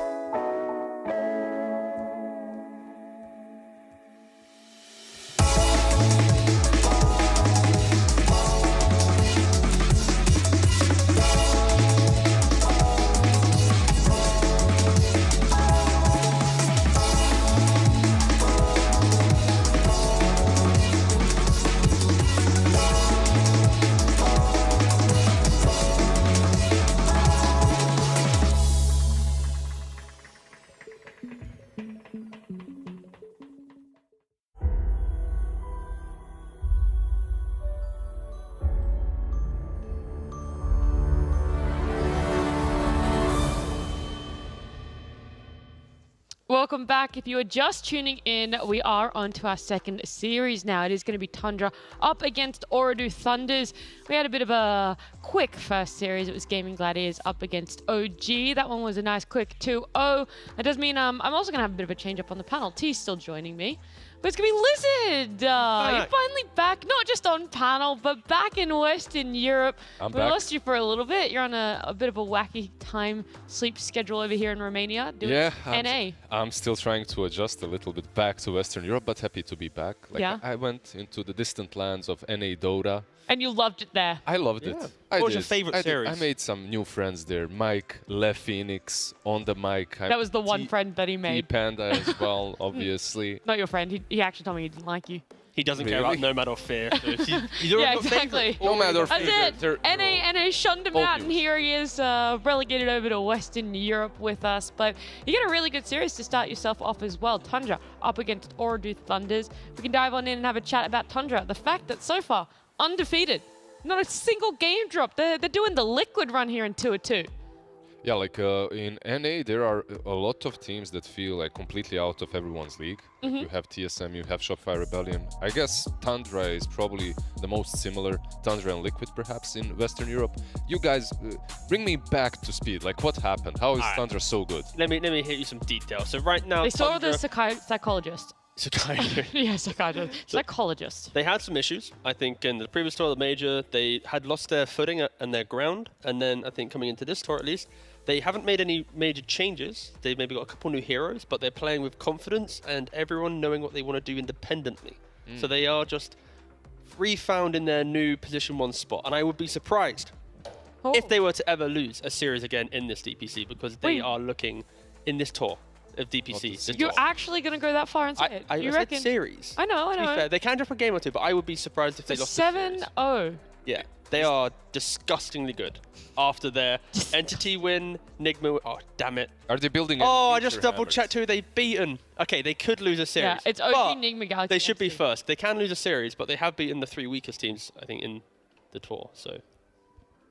3 weeks? Entity you'd put down as one of the 3 weakest?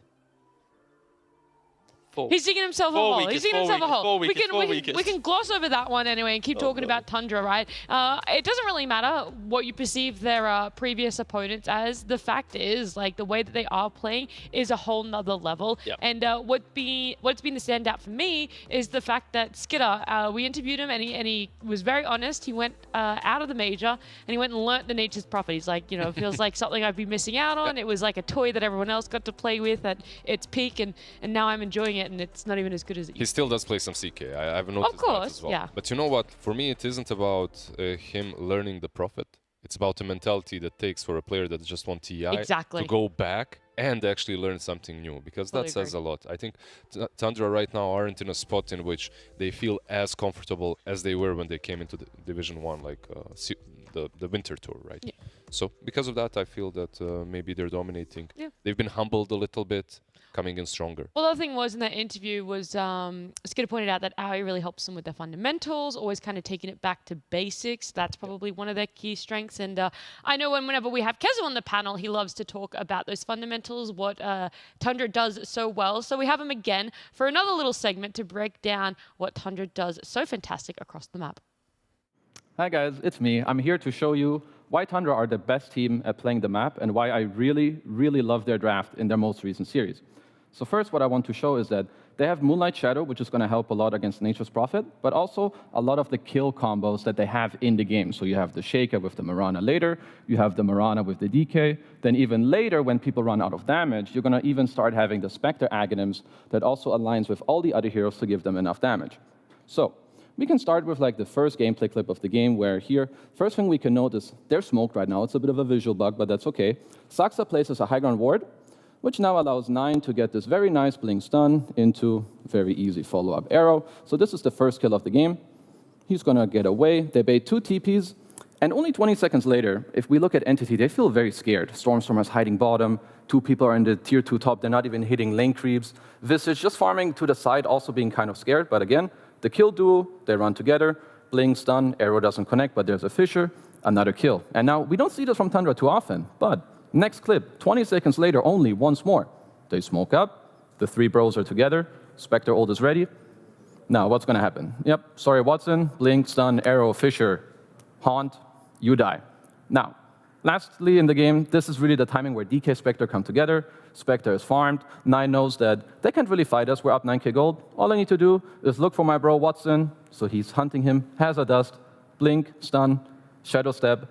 And from here now, the Entity have basically lost the game. They cannot teamfight. They can't play the map because they continuously get picked off. And overall, this is just, you cannot let Tundra have these heroes and why they're the best team at playing the map.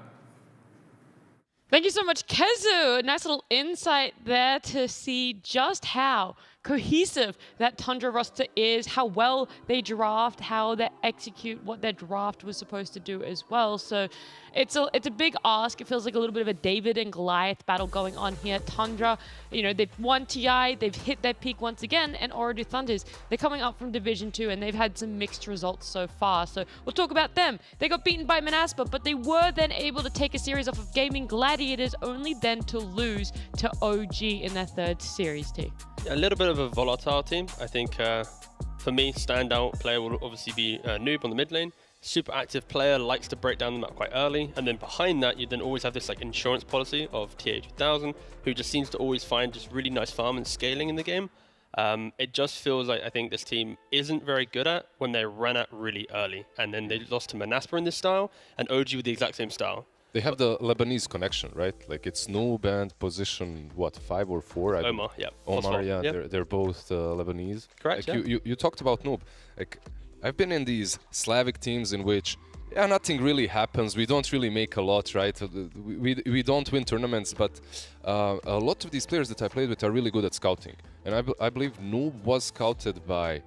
Who was it? Was it Booktop or Mitch? I'm not sure. Like a couple of seasons back, he played in Spiders, and whenever I would message them about him, they'd be like, yeah, this guy is definitely upcoming. Like he's a good position too.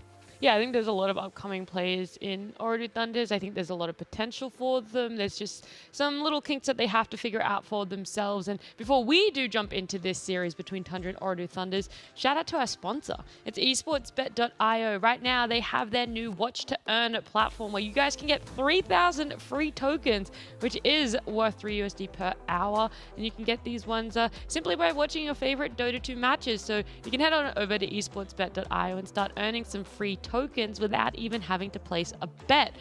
There's some pretty cool, interesting stuff that you can do when you're just watching Dota, which is what we're going to be doing in a little bit. But right after draft, we can focus on these heroes. You've talked about what dismantles Ooredoo Thunders T, the fact that they get run at. Is that just the playstyle we're consistently seeing from Tundra now? Is this fast-paced, high-tempo run at you and make sure that you have no control over the map? I honestly don't think they are that one-dimensional where it's like that. They do it, but in a really smart way, where they win lanes, they look for the correct pickoffs, they scale correctly, and they try and take the fight when they know there's something else to obtain. Like they'll take a fight and they'll take a tower or Roshan, or the pickoff then makes this lead be 4 or 5k because you're just shutting down the map. So I think Tundra, they are it's still really wrong to say, but they are an aggressive team in this current tour in iteration, but through fine-tuning their previous playstyle. They made this really boring, push out map, wait for 20, 30k lead, and they just was like, you know, why do we need to wait for that lead? With 5k gold, we can do the same thing if we just execute on it. So I think they just fine-tuned their Tour 1 playstyle, or like TI playstyle, to be a kind of a level up on it. And you guys mentioned that Skitter is picking up the Prophet. Like any team that picks up Nature's Prophet on that positional one starts playing a little bit faster, if he itemizes that way, that is at least. So I can definitely see them, like when they have these Shakers and Miranas and DKs, these kind of heroes do like that fast-paced, right? Like fast-paced gameplay. You saw it in Kezu's little bit as well, like kill, yeah. Exactly. DK 20 stun, seconds, arrow. we kill another. Yeah. And it helps, like draft-wise as well. Like when you think about it, you're banning out against them, you're banning out Tiny, you're banning out potentially, obviously there's Doom. Then it's like, okay, there's Brood as well, and now they're playing Nature's Prophet. And they've shown against Entity that they love to play Shaker Mirana combo. So I've now listed like 5 different like strategies in first phase that they're willing to play and crushing games on. So to play against it, you have to ban out 2 strategies and be ready that you have a really good plan against it. Which one do you ban now? That was going to be my thing, right? We see the Brood, we see Nature's Prophet, a Death Prophet's pretty there, not as much, but Doom as well. Mirana's pretty high up. Like, it's just a continuous thing that... Which one out of them would you be more comfortable with? Don't look at me. I just came from NA. All right. The drafts are different. Oh, Strats are different. I'm seeing. Maybe we could see some new tech. Give us some information, Lizard. Feed us the some same stuff. tech in NA, some of it was used here too. I believe you guys saw a couple of Tinker Pickers as well, right? Yeah, I saw one. You only one? Like Tinker is the name of the game in NA. Like, oh, really? Exactly. Like there are some teams that are just dominating with him. Just again, Tinker. Tinker. I've even heard stories. Like, you can check Don't this. say support. I've heard stories. No, position 1 Tinker. I've heard stories of that as well. Carry Tinkers, so anything's possible. Luckily, neither of these teams, I don't think I've seen a new player game of Tinker in my life, so maybe we're safe from the Tinker in this series. I think I've seen TA 2000 back in the day when he was flaming me in pubs. I believe he was spamming Tinker. I'm loading up Pro Tracker. I'm going to see what's happening, but if I see a single Tinker, you're done. You're done. Yeah. Hopefully not. I mean, look, either way, sentiment still stands. Tundra are really hard to ban against, and I'm not too sure if Oredu Thunders know which one out of all of these strats they want to come up against. Like, it's very hard to pick your poison at this rate. Already, they've shown that they want to ban out Doom and Dying. I feel like... Undying? That's the question mark for me. Yeah. Where normally against Tundra, I think it's Doom is your first ban, and then, of course, the second ban is that's where you show some respect. They are first pick. You don't show respect in the first ban, only in the second. Yes. Yeah. Yes. Yeah, the first ban's for disrespect. But you're right. It's gonna be Oredu Thunders with the first pick, so they get to have a little bit of pick their poison. But it does leave the Nature's Prophet in the pool for Tundra to snatch up for themselves now. Why not? Like, it's left in there. I believe it's very flexible as well, right? Like the Prophet can be on offlane, safe lane. Don't forget it is Tundra, so I don't... No, they definitely go more on here. It's like right now, the Gyro. Rubik pick is to mitigate potentially the Shaker +1. If Nature's Prophet is picked from Tundra, we've seen it only play carry. We don't really see 33 play it too often, at least in his career. So, of course, he can play it, but it's I think Urudu could go back rider quite easily. It's a matter of time before he starts, right? Like, he plays all the micro heroes. No, that's true. That's true. Needs to pick it up. But I liked your idea as well, Mirana. Definitely. IO. Cool. IO Storm. Yo. Oh. Oh wait, are we watching? Are we watching NA? No, are we watching NA? Is this Evil Genius's old school bubble draft right now? Oh, that was literally like I can't. Lizard has brought it with him. Yeah, exactly. Go on, get him up the panel. I can't remember which night because they all kind of meshed together. Like casting from 11 p.m. to 7 a.m. Does that to a man, but I've seen a couple of IO storms. So. Have they been successful? Do you remember too much? Some games they have been, like Storm in particular, because he was playing into heroes that he's really good against, like into a Tinker. But some games, actually, I remember in particular Storm played by Dandy versus Bryle, I believe, on Puck. Storm did not have a good time. Like, in NA though, for what it's worth, yeah. The key thing with IO Storm is like IO, of course, loves to enable heroes who want to be aggressive. You obviously help with their mana pool as well, HP pool. So that's where the mid-game synergies will come into play. The thing now for Tundra is they need to make sure this IO actually has like a laning partner so that you get to kind of take the brawl in mid lane, you give this off lane or carry like a good time, and then you sync up with your Storm to make these quick plays. And it's already why I love the bans from Urudu, where some position 4 Tiny, where you look around the jungle, you set up engagements. Now you're relocating potentially some Storm in, some like big Sven-esque hero, obviously not Sven, but that type of archetype, then it does simplify the game, and Nature's Prophet as well. If the lanes are pushed in, it gives IO such an easy time to get the correct relocate or to position correctly. So I think so far, Urudu, quite nice bans in the second phase. Yep. I want to talk about Storm Spirit a little bit more because despite you having seen it quite a lot, Lizard, this is actually our first one right now in Western Europe. And I feel like there is a lot more emphasis on him just in other regions, or at least in pubs and things like that. I just have heard a lot of people talking about it, and so I want to know why you think this pick rate has increased a little bit more. Not so much here, but in other regions. I haven't seen him do well, so I can't really tell you.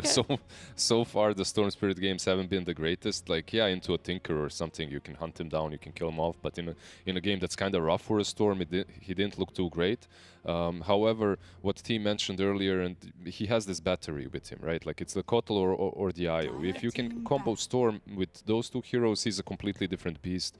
It opens up the itemization, it opens up the aggressiveness early on in the game. Obviously, he's going to do well, or at least he should do well with an IO as that position 4 or 5. Mm-hmm. I like the Primal ban from Tundra here as well. It was something that Oredu Thunders likes to pick up for themselves. Definitely in the realm of comfort for them. Is it? Do they like to 4 it, 5 it? Three? Or do 3 and Menace before it. Okay. Because I've seen it everywhere at this point, right? From the mid lane, position 4, off lane. Like, the hero is very versatile. What does he need? You need a BKB on this, bro, and he's just running around, trampling everyone. It's kind of annoying. Yeah. I'd like if Tundra pick up some... Normally, I'd say like a melee hero to scout the fight, but the other option they have is going, let's say, like a Disruptor on position 4. Now you can threaten the puck with Static Storm the entire time, and then you make sure your offlaner and your carrier, the heroes that get the information, potentially something like Beastmaster down the road for 33 or something. But Tundra will be able to close out the next 2 phases with counter picks, and they have like a little bit of, you know, flex with where the IO. Realistically, it should just be a 5, but I think there's a lot of creativity that Tundra can use with this opening, and for Urudu, I think they need to make sure they don't run into an issue of just not having any damage. Because when you have Puck Rubik in your first, it's good setups, good control, but with an IU, you need to make sure you continue going down that line of more damage, more damage. Because if this is your only damage potentially, and they kind of miss draft, they could have some issues. And yeah, there's a Disruptor. Liking the color aesthetic that's going on for Tundra. I like our color aesthetic as well. Yeah, I like what we look like on the panel too. Traffic light panel. Stop. Yeah, okay, with the Disruptor, it's... I'm doing it. Slow down. It was actually... wait, this draft, like from Tundra, and Disruptor and Storm, okay, Io wasn't there, but it was literally the same thing that Bait got into the puck of, I believe, TSM. And it didn't work out that great. Like, Puck had an amazing time. He just purchased a BKB a little bit earlier, and Disruptor wasn't an issue. But obviously, you need to have a good time to go for that. You need to have a really good time to get that. Silence. Okay, so of course, against Relocate, it's going to be pretty good. Tundra right now, their heroes, if they're in an aggressive position and then get globaled, you know, arguably non-existent. And Disruptor IO never really itemized as supports to, you know, rebuttal that. But relocating with the storm into a storm into a global silence sounds abysmal. Yeah, doesn't sound that great. 5 seconds remaining.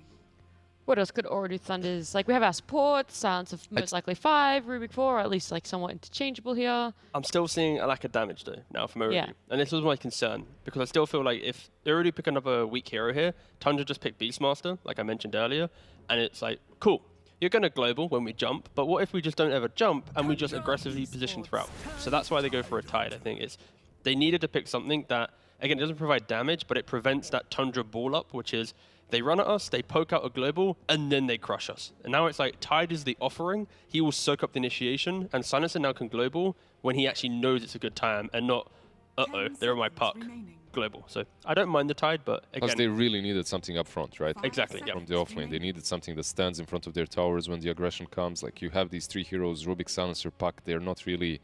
Okay, Puck can initiate, but these 2 really need to have a lot of info to play around, which is... coming back to T's point, but do you just get like some ranged glass cannon here into Urudu on your carry?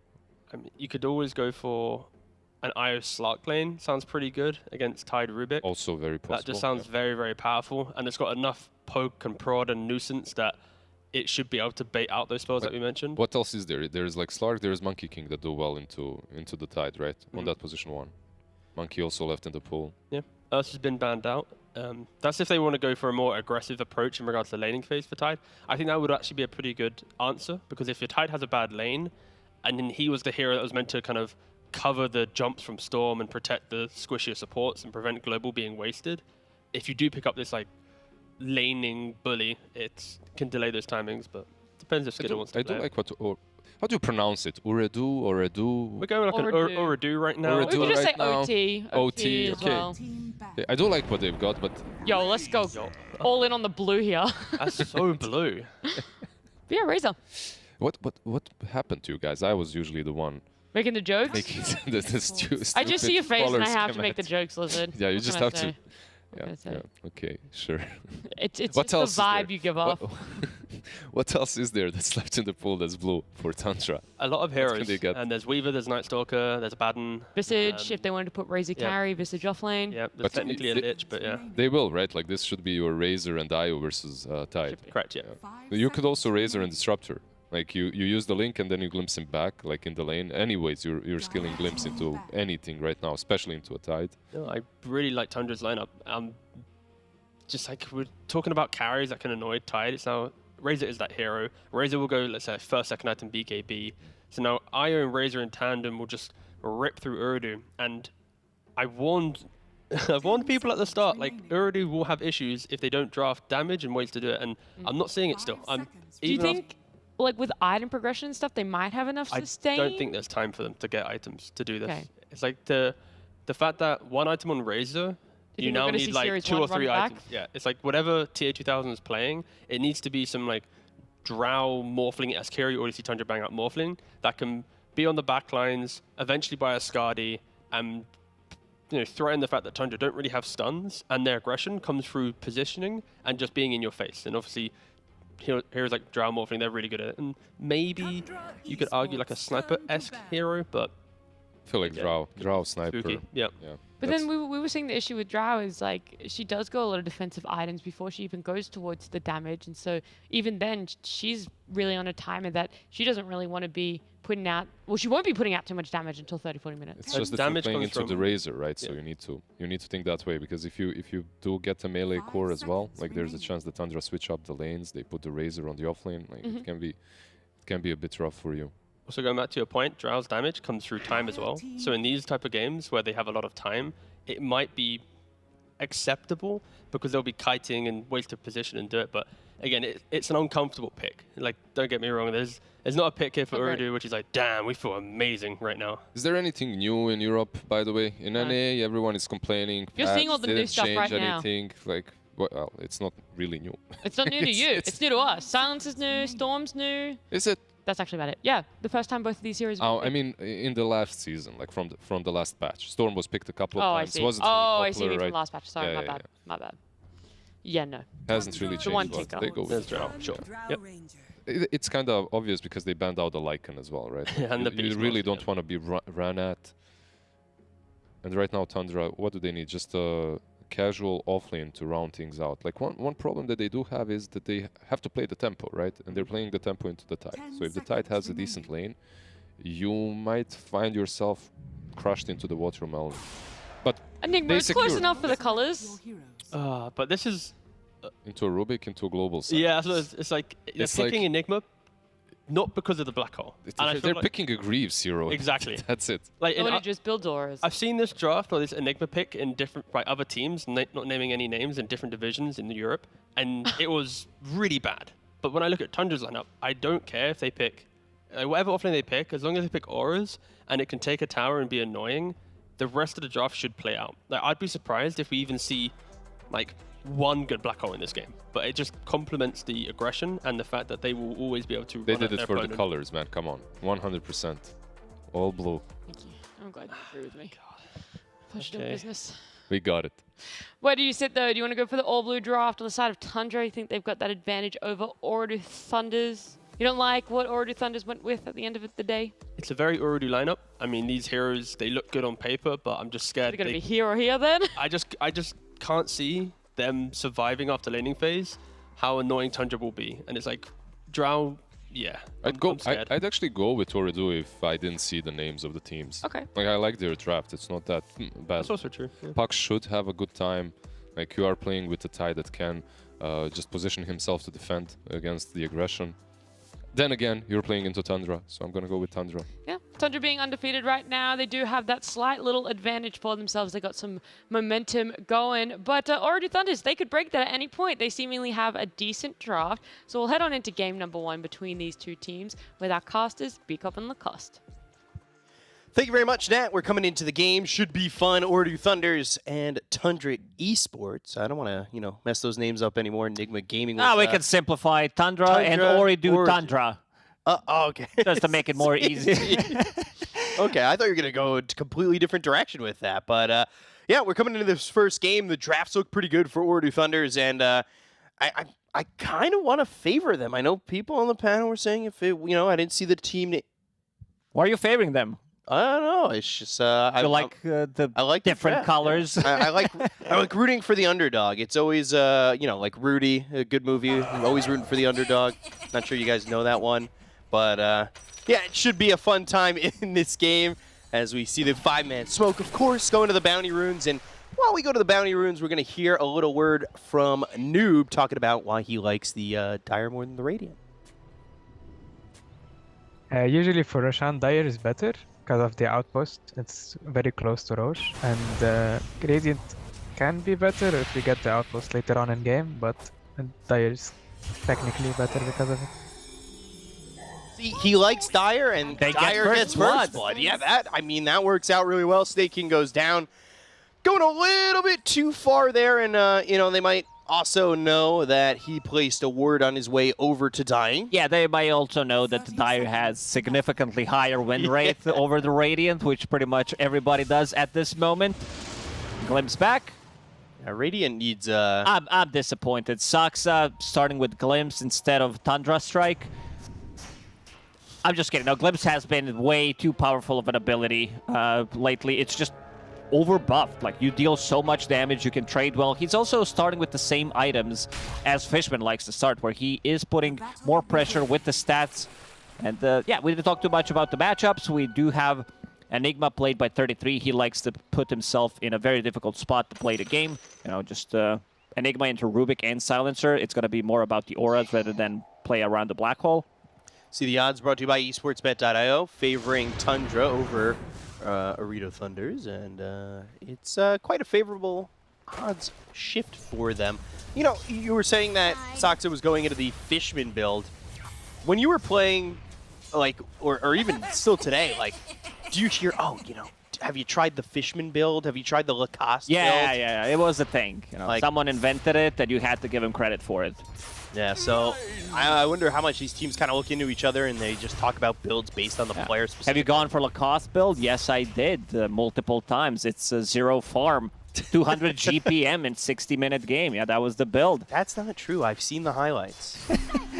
No, but back to this one. Tundra, they do have a very mobile draft. They can move around the map quickly. This is Storm plus Io, so you will have mana regen. And looking at Snaking, he also wants to give a bit more mana to Storm Spirit, so going for Soul Ring.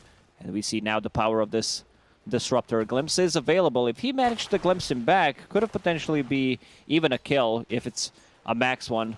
The A2000, as you already said multiple times, he is this ranged hero specialist, playing into Enigma. A relatively good matchup, I would say, having this multi-shot against the Eidolons. We've seen him on range carries a lot. Feels like it's definitely his niche, and games they lose, they're usually not on range carries. Comes back on the TA2000. The artist formerly known as Naive will go down to 33 as they pull him back with that level 1 glimpse. Gory is going to be able to run away with he's also not dead. Having the glimpse, but now that he's level 2, they do have the kinetic field, and that means the running stops, and 33 gets a double kill. That was very naive of Drow Ranger to get that close, and they also got level 2 after getting that kill. If Enigma, I guess he was not respecting Enigma. He thought maybe he's not close to level 2, gets Malefice, they even get a second kill. Saksa will glimpse him back, stay away from the XP, and now with the double kill on 33, that's a really good start. Has Headrest of Rejuvenation, going into Mana Boots next. He's also got that, maybe they weren't respecting him because he's got the surrender flag extended from his cosmetics that we saw with the XXS a couple days ago. So they're like, oh, he's waving the white flag. Yeah. Might as well try to play aggressive, right? He's playing Capture the Flag right now. Look at him. Okay. So at that point, he got it. That's why they want to kill him. Yeah. If he's holding the flag, that's the guy you got to go for. And, well, they tried. End up losing both heroes top this lane. So far, 8-5 here for the Enigma. TA2000, he's still CSing all right, but you definitely don't want to die again. That would really shut down the lane. Bottom lane, Snaking here with Skitter. And on this Razor, not the most popular hero at the moment, but still holding some meta space for himself. Oh, Saksa to get some damage from Kaori, but TA2000 is in trouble. They have the damage to get the kill onto the tower. One more right click will do it as 33 now on a killing spree. And Saksa's going to live as well here for Tundra. Oh man, Glimpse back. Maybe not anymore. Arcane Curse, but the Eidolon's doing the damage. Foresee that Fairy Fire and get under the tower. Just surviving, but, well, Saksa will end up going down for the punishment of using that Glimpse. Didn't have too much mana or HP to work with, so he's going to be fine. Dying there, nothing of big value was lost. Silencer still going to be very low on HP, very low on mana, so once Disruptor comes back to the lane, it's going to be pretty good for Tundra one more time. Looking at the mid lane, pretty even in terms of CS. 9 doing a good job. Like, you need to be aware of rotations once Puck hits level 6. You'll always have this Dream Coil that Storm Spirit will be afraid of. Global Silence as well. Multiple layers of silences, like one coming out from Drow Ranger as well. Corey trying to survive, but not looking likely as gets up on the high ground, but will fall to 33, who's now got all 4 kills. So nobody else getting any kills at the moment, but he's 4-0-0. Having a great time over in the top lane, and well, Enigma having this great of a start is definitely worrisome if you're Urdu Thunders. Doesn't have like the most CS, but he has 4 kills to his name. So right now on 3rd place on the network chart, and they're probably going to try to play aggressive one more time as soon as they get Eidolons going. Yeah, so just thrown in the denies. I love these casual glimpses. Maybe he's going to come back to base, probably not. Pro players, these are professional E-athletes that learn how to count to 4. So once you TP, you want to stay in the fog of war. And that too, like, it's just casual damage, right? Like, you're throwing out a glimpse, it's 85 mana, it's not that bad for the damage you're getting. This spell is going to get nerfed for sure. It just seems way too good at the moment. That seems to definitely be the priority of the disruptors that we've been seeing. And Kinetic Field is up. 33 still running in with that Malefice, and we don't exactly have a lot of Eidolons, only 3 for the moment, but TA2000's in trouble going back down. South is Corey.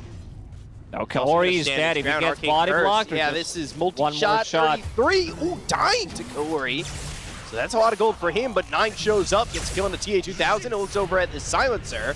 Last word and the last right click for 9 as he gets a double kill, while ending up to trade this Enigma. Yeah, they're playing so well. These and also not losing too much. Oh, they might lose Snaking here because Puck is level 6, and Noob will not be too afraid to use Coil to be able to secure that kill. So in terms of trade, in terms of gold, I think pretty even overall, but yeah, just... And he gets his bottle refilled, so one more time he can start to farm up the jungle or go back to the mid lane.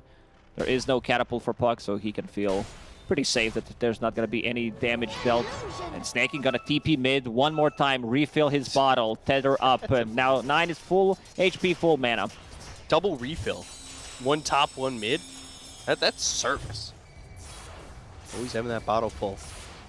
Going Orchid first on this Storm Spirit. Is this the build you want to see in this game?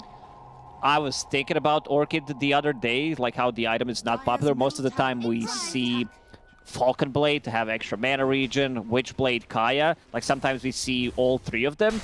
But with Orchid pickup, if he is committed for it, this is going to be a huge issue for Puck, which kind of puts Puck in a situation where he needs to get defensive item, otherwise he dies, or they need to follow it up with the Global Silence. Lim's back.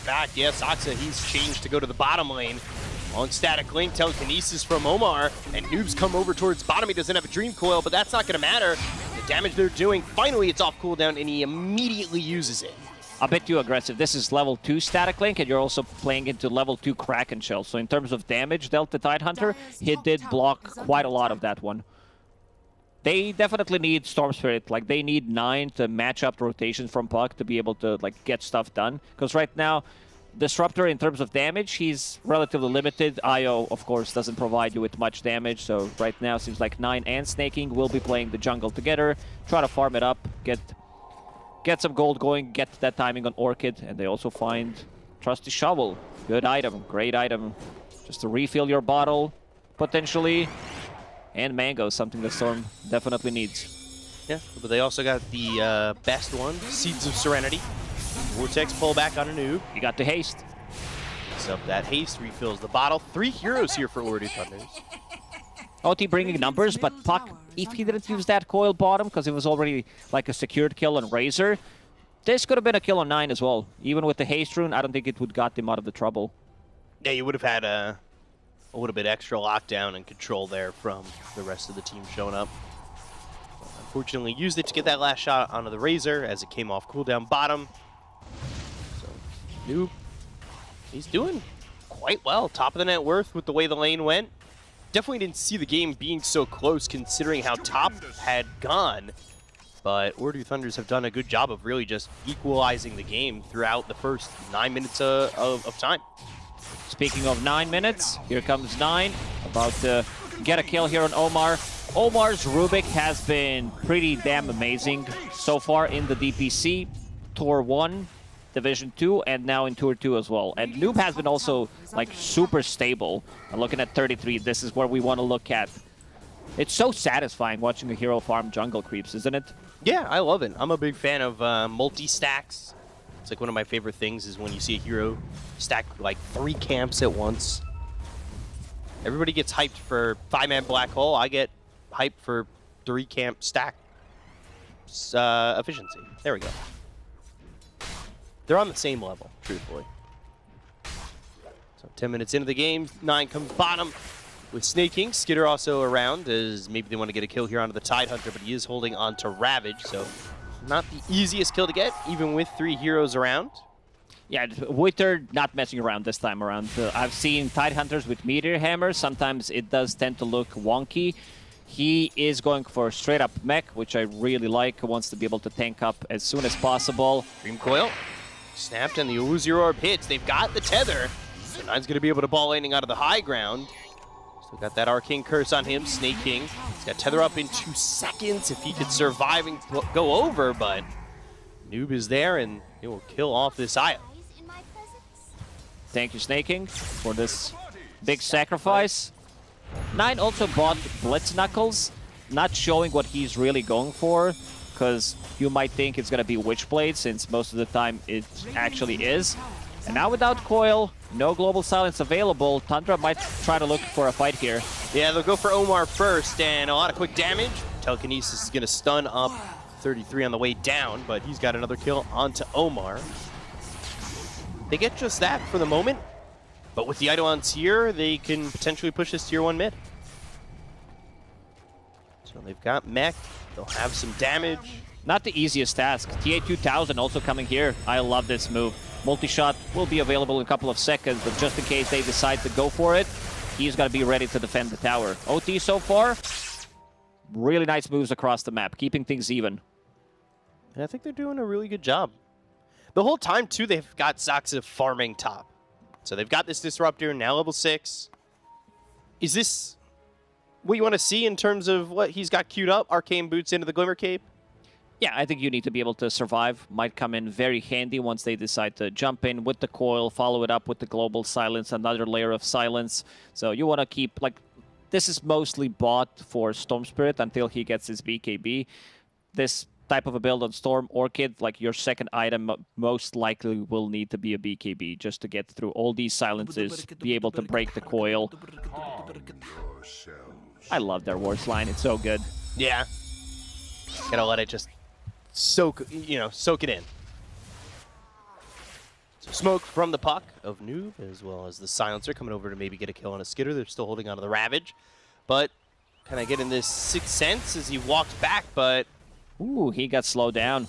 Every single time Noob made a rotation with Coil, it was successful. They got some kind of a kill from it. Now with the Witchblade, this is going to amplify so much of his damage. There is Relocate available, so Tundra can play a bit more, or at least try to play a bit more aggressive. Silencer is level 6, didn't put the point in Global Silence yet, and now he did.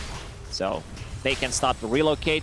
Tundra will need to try to split up the map, because right now they can't fight into this overwhelming team fight from OT. Mech has been finished on Tidehunter, just needs to use the Courier, but mostly they are giving respect to Global Silence. Yeah, they end up trading tier 1 towers in the safe lane, so this is right now just an even game, and for which team does this benefit the most? We still haven't seen like full 5-on-5 engagement. I do like what they got on side of Tundra, like carry to carry matchup. Like in terms of lane matchups, I thought that Razor might have done slightly better. He did shut down this Tidehunter because he is the lowest net worth core. Global Silence immediately, as expected. Yeah, they're trying to get the kill here on the 9. I'll go over to the side. They've got the Static Storm down from Zaxa, who's on the low ground. Relocate back. 9 out. Got the Glimpse again, pulling it back into the Static Storm, at least trying to. These heroes are gone. And they're not looking to re-engage off this tether relocate. And now it's time for Tundra to play aggressive. They do have Black Hole, so you could potentially get it off. Corey looks very dead here, even with the magic launcher. Never mind, he's low on mana on Storm. Didn't have enough to zip in, get the Electric Vortex. So this is also revealed of Orchid on his side. It comes back with the glimpse in the kinetic field, but they still can't go into the tower. Seems like they don't want to commit, giving respect to Ravage as well. Yeah, he's got Ravage, he's walking forward. I almost thought he was just going to throw it out. They've also got the rest of the team behind him. But nobody willing to make that start on the attack from Urdu Thunders. So they're going to smoke again. They want to take a fight. It's just global silence that they need to be aware of. Ravage, if he's not there, Omar. He seems to be the one who's been tanking these ganks, which honestly isn't the worst thing in the world. He'll go down, Noob turns this and gets a Dream Coil on it too. That's a big one. Last time they were able to escape with the relocate, but this time they might not be so fortunate. Gus comes in with a Ravage. Eclipse Storm. And Storm's gonna die too. Snaking and 9 both fall. Ooh, 33 the damage. He's gonna die. Witchblade kills him in the base. Didn't buy Fairy Fire, I think. Thought he was gonna be okay. No, he TP'd to the tier 1 tower. Oh, did he? Yeah. Bit of a lag moment. He thought he was gonna live. Maybe if he put down Seeds of Serenity before he TP'd out, I'm not sure if it was off cooldown.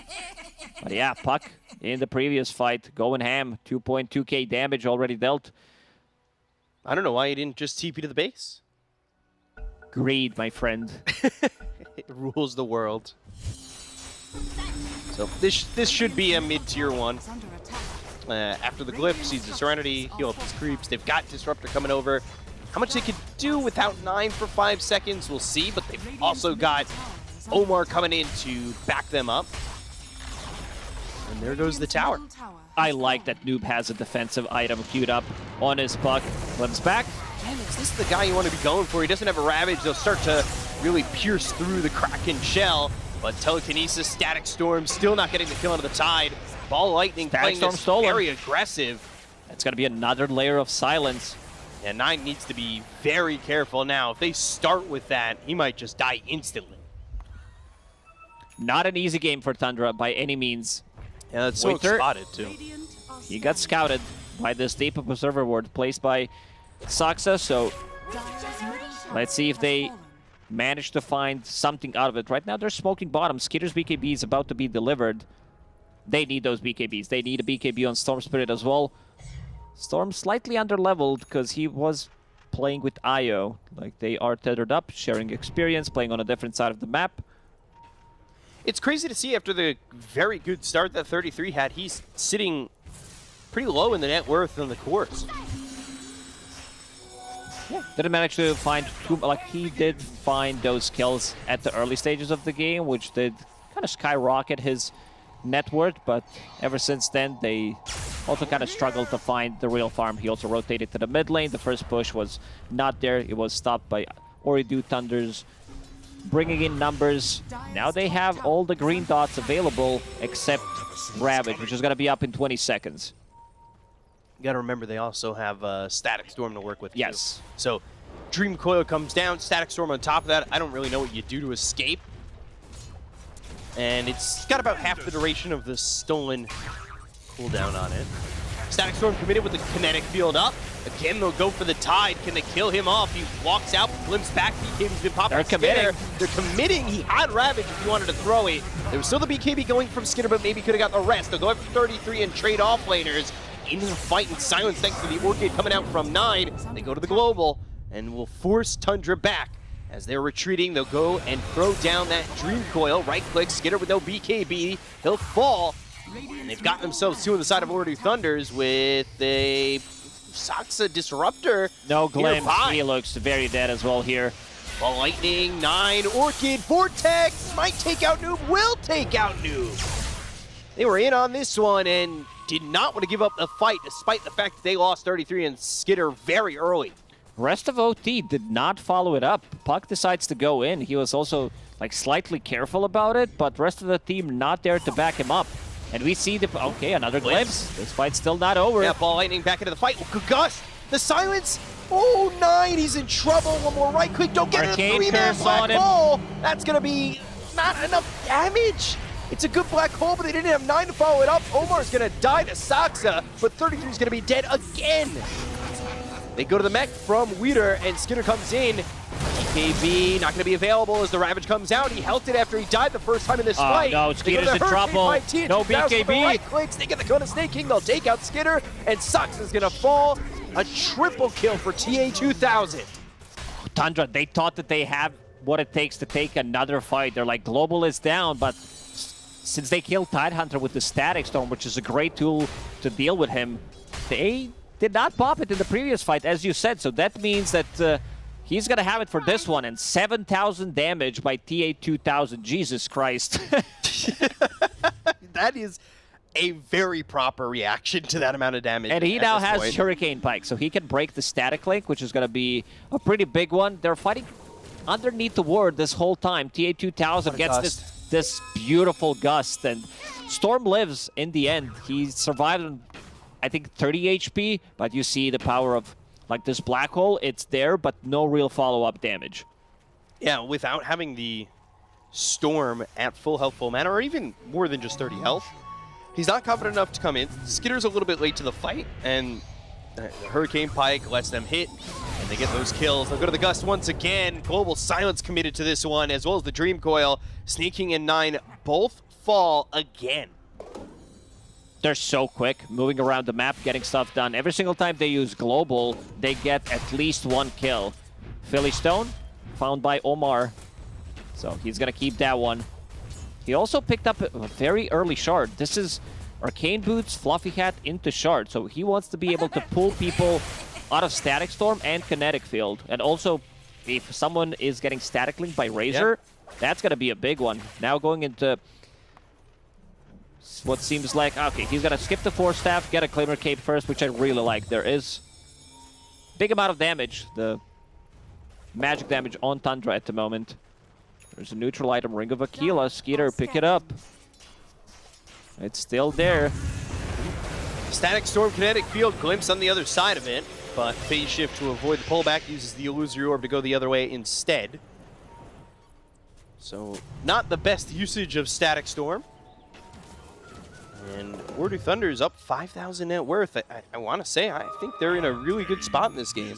They really are. Next fight that they take, Ravage is also available. They could turn it into Roche. They do have enough sustain with Guardian Greaves. Saksa trying to TP out, planted Vision before he left. They're grouping up. They've got this Arcane Rune on the Tide. 9 doesn't feel too comfortable coming into a fight before he gets a BKB, so Tundra's definitely going to wait for that one.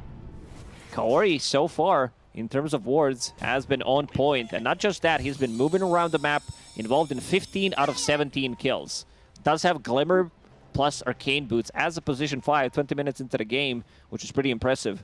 Makes me a little bit sad, though, that he's got no points in the glaives with 15 kills. Yeah, that's the only downside. You want to steal some, especially against Storm Spirit, who relies so much on his mana pool. Radiant using Scan to see if something is up, and someone just got into the range, so 9 and Snaking will fall back. TA2000 keeping Specialist Array. I think they also found another good tier 2 item. Let me just check real quick. Yeah, there is Brigand's Blade, but he is favoring this one. You're a big fan of Brigand's Blade. Brigand's Blade's the best tier 2 item. By far. Maybe Philly. Depends like which position you're playing. I'm all about that Philly money. But in terms of balance, Brigand's Blade just feels like the most imba. Sox is here top. They've got this ward down, and I think maybe caught a little bit of vision on Noob when he stepped up for a moment. 4 heroes in this top lane, with 33 farming bottom. Not jaunting to that Illusory Orb, but they've got a good idea of where he's at. This is going to be a full duration of this ward planted by Saksa on the top lane. Did not get the warded, out of range from Sentry. Yeah, it's catching some vision of what they're doing over there, but it hasn't garnered them a crazy amount. It got them into those fights that they lost, unfortunately. Yeah. So it was a bait. In the end, was it a good ward or was it a bad ward? Good word for vision, bad word for one fights. It could be both. Noob is under attack. Just continuing to farm as we see TA2000 here with Weeder and Kaori. TA2000 BKB finished on him, needs to be delivered. Yeah, they're going to have a pretty solid BKB timing because they've also got the BKB from Noob about to be purchased in full. What if they could see this light coming out from 33? Light cannot escape Black Hole, but in Dota, it can. They just see this little flag peeking out. Yeah, I'm not sure what that is. If that's a bug or if that's a cosmetic, because we've been seeing it lately, as you said. Yeah, it's always with this weird Enigma cosmetic that it's showing up. Yeah, that one. The Twisted Maelstrom. Where's the light coming from? From the head or from the chest? The inner workings of Enigma. Nicely said, TA2000 and the rest of the team, they are smoked up.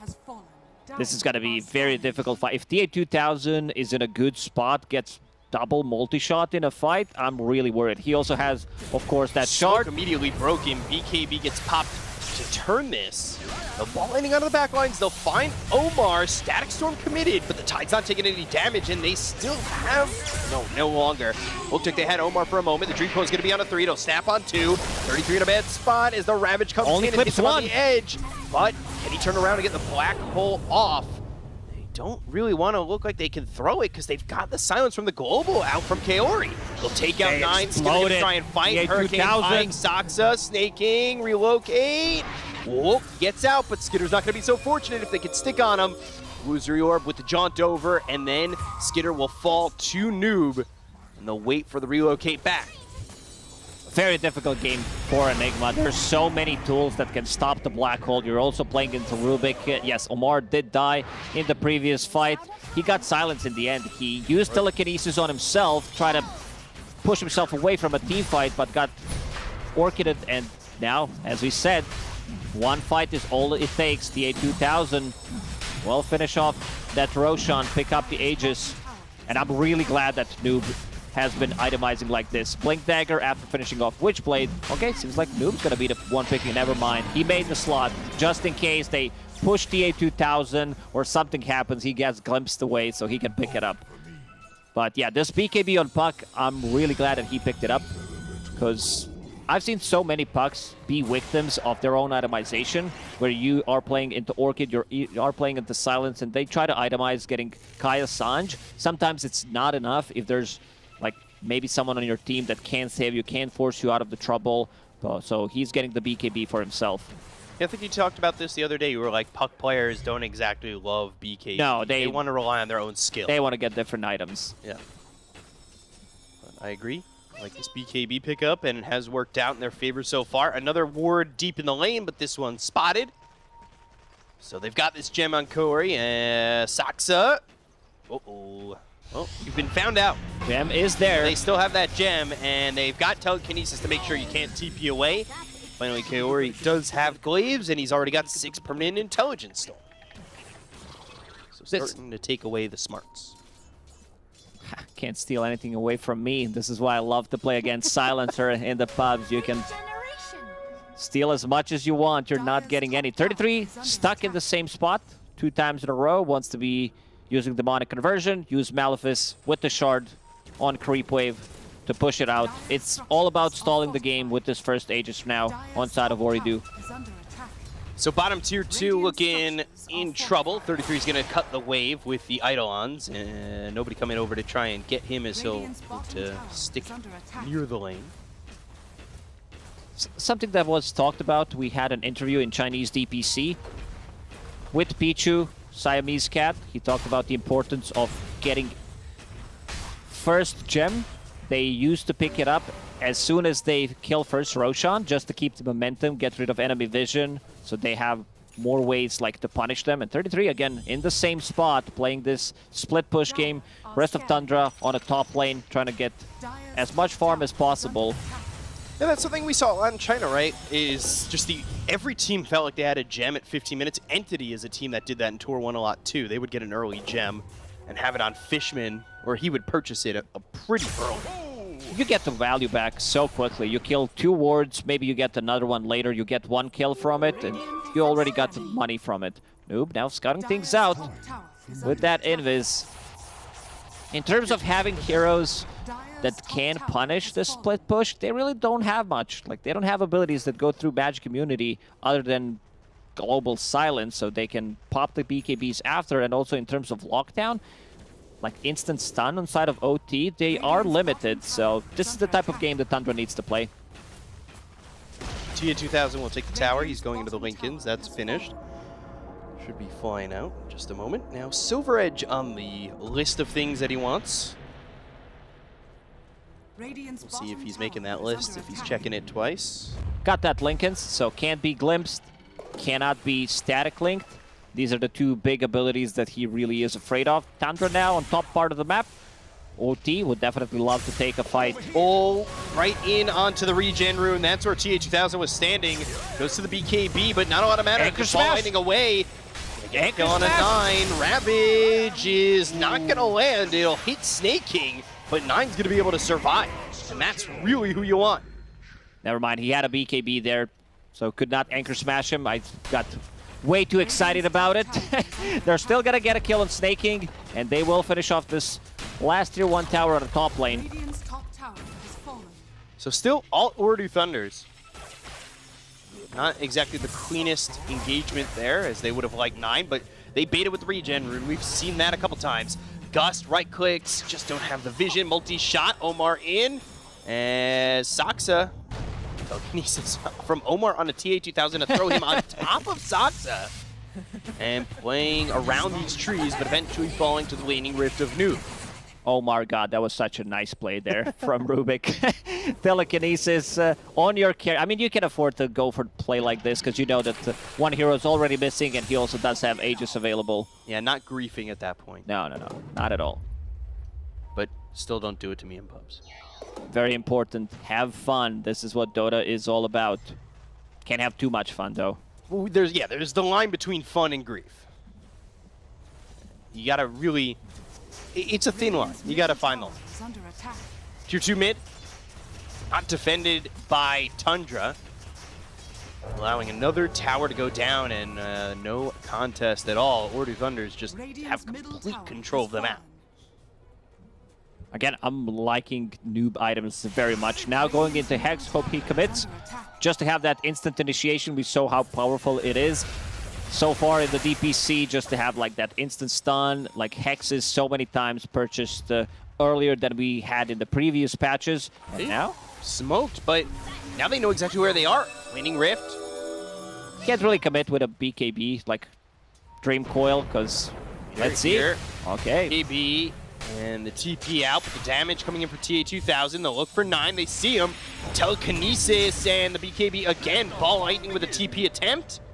Both heroes forced to BKB just to leave. No BKB piercing abilities to stop the TP with. Let's see if someone eventually decides to pick up a Basher. You know, some good old Tidehunter Basher. Or that might work, yeah.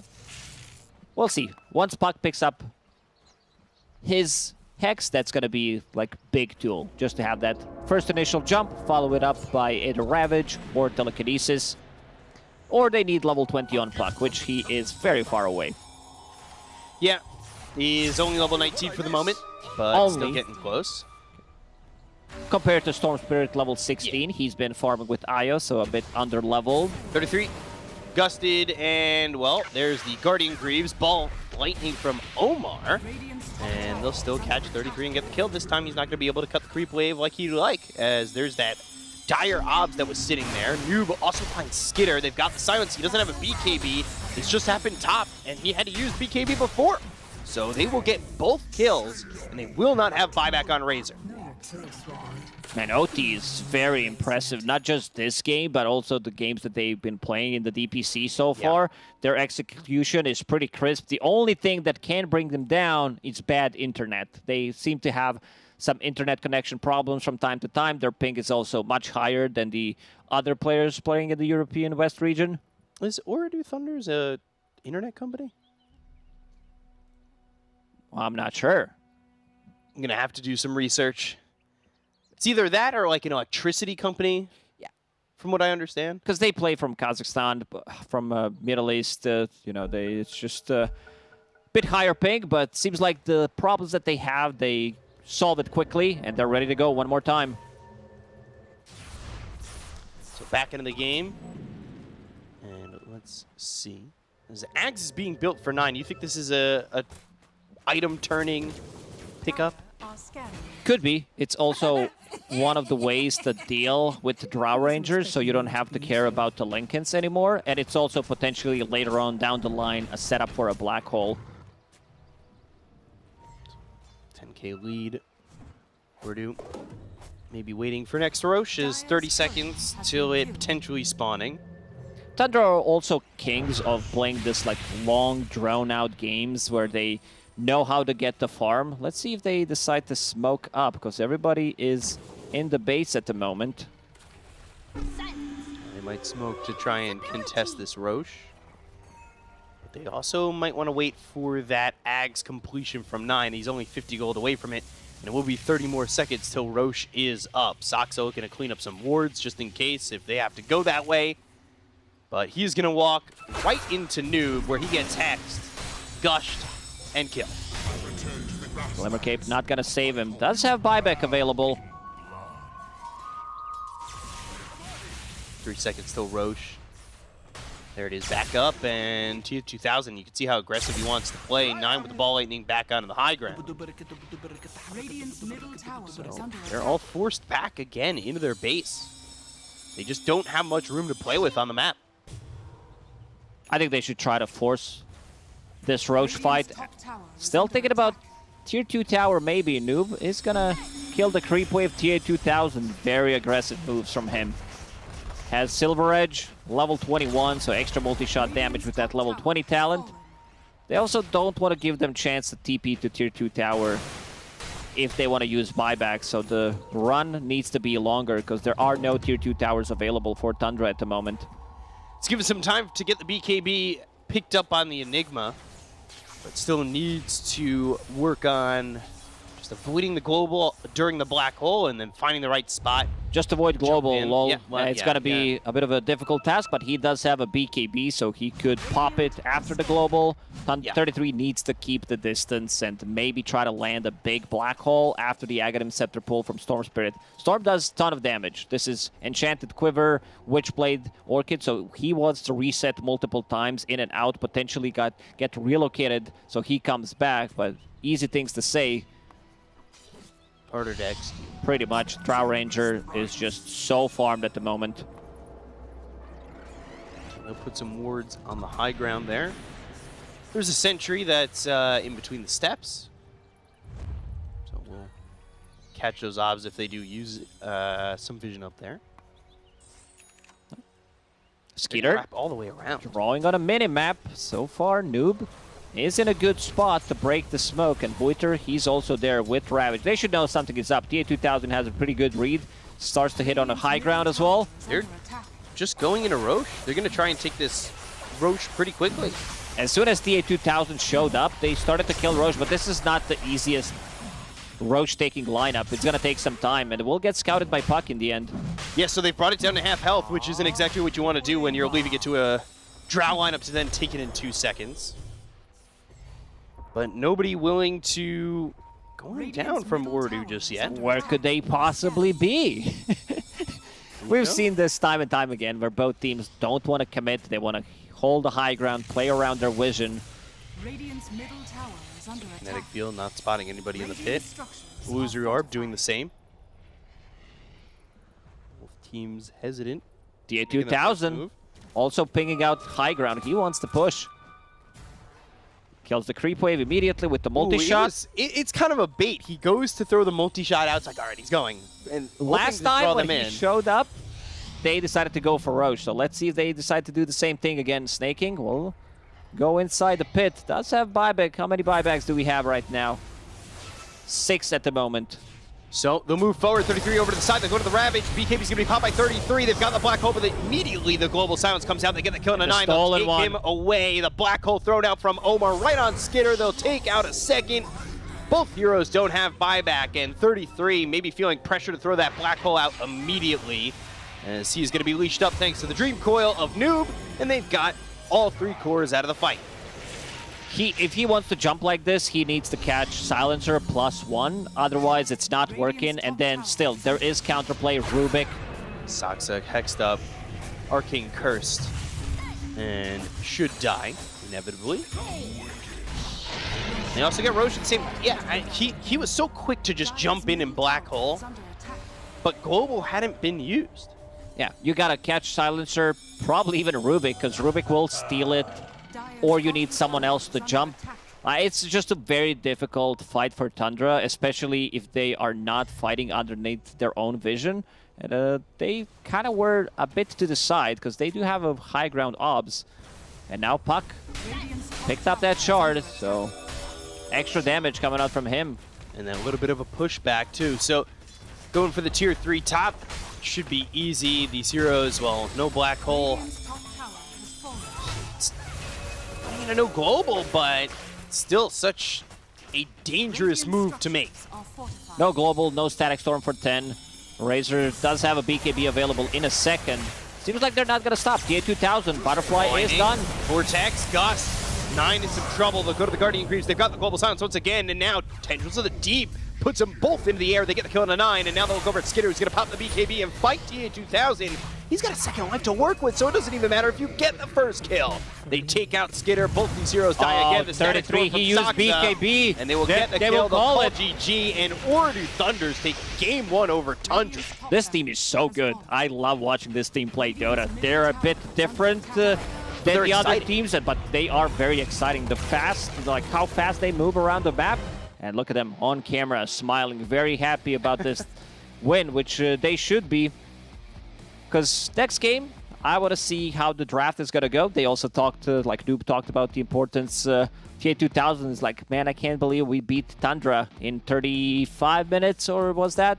Yeah, 38 minutes. But yeah, looking very, very good. Like this game wasn't even that competitive in the end. This is also mined last pick Enigma into Rubik, into Silencer.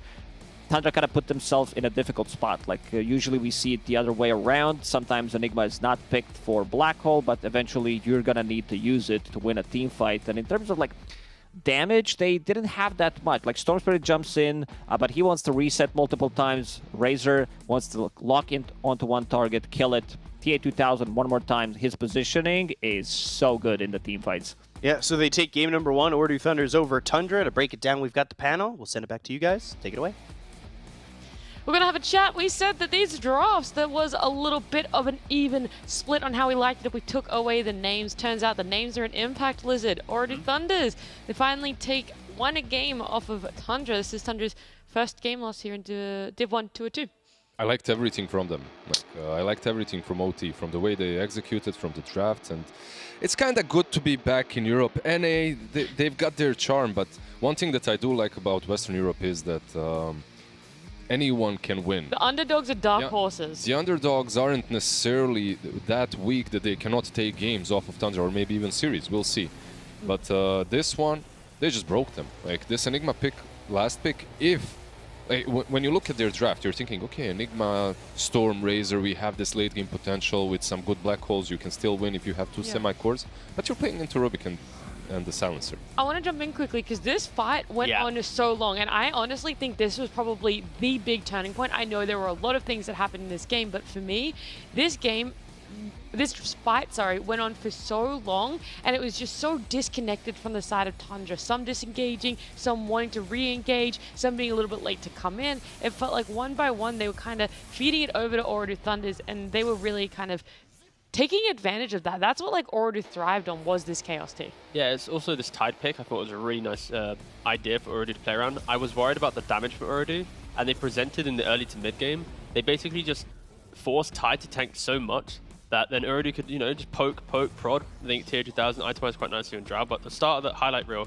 Tundra, they're jumping the Tide. It takes a lot of time to kill him, and now they put themselves in a really bad position, no BKBs, that Ooredoo get to do this chase down, and Noob on this puck has had an incredible game. From laning phase, keeping up with net worth, from TPing to the side lanes to make sure he's also applying that threat straight back to mid. I think Puck really dismantled a lot of what Tundra wanted to do in the early game. And then later down the line, of course, it's Enigma pick.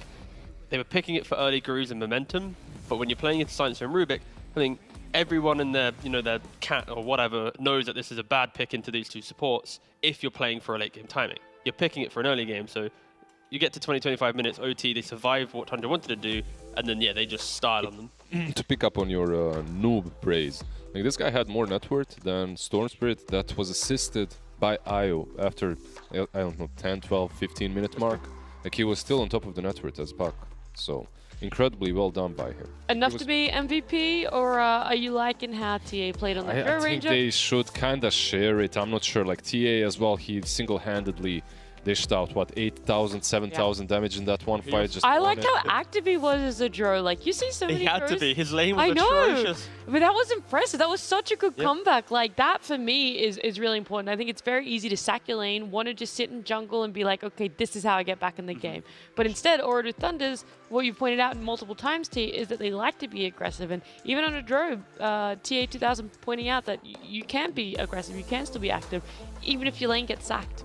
I feel like we'd be cheating Noob. At this point... I also agree that too. Okay, can production just decide between the comeback of we give it to them and the pop-off potential of Puck? Okay. I can't decide. Even though I want to give it to Noob, I respect the idea He's torn inside. He just cannot. Like, it's too difficult for this. Please end his suffering, production. Again, Urdu, please stop it. Urdu weathered feel the storm pain. themselves. Like, they were able to deal with them quite nicely. All right. Production are going to pick the MVP for us, and then you guys can just sing their praises. The graphic will come up. No. It comes up. We have the screen and then it comes up. If you look that way, if you look to your left. Melissa doesn't understand what goes on. I haven't been around. I haven't been around. What can I say? They're doing a democratic vote in the background. They're counting hands, they're seeing who wanted. Noob gets it on the Puck. They just went, it's like, all right, replay guy, all right, ops guy, what are we saying? It's okay, 7 for 5 towards Noob. All right, congratulations, He deserves Noob. it. Like, the itemization was solid early, which played the BKB that comes on fairly early as well, into the Disruptor, into everything that they've got. But I've seen the same matchup. Like, I've seen the same matchup of Puck into Storm in NA, and Puck had an amazing time. So Noob just repeated it. Yeah, dominated.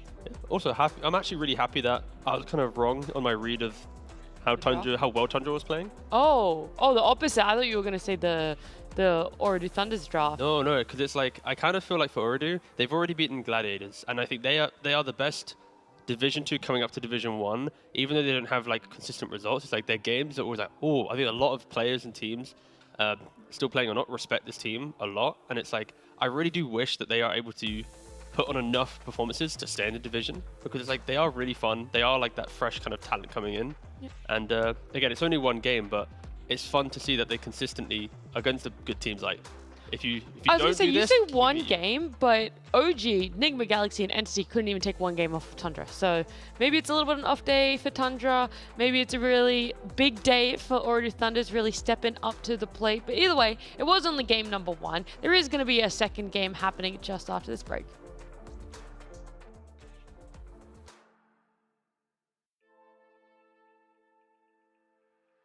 Guys, I can jump. Yeah. I will hacks after. Start. I can block. Look Razer. Nice. Enigma guys, Enigma no blink. Yeah, go. I will catch him. Reload. Nice. Get the reload after. I'm with you, mate. I'm with you. I have hacks. Go. I will go rush. He's inside.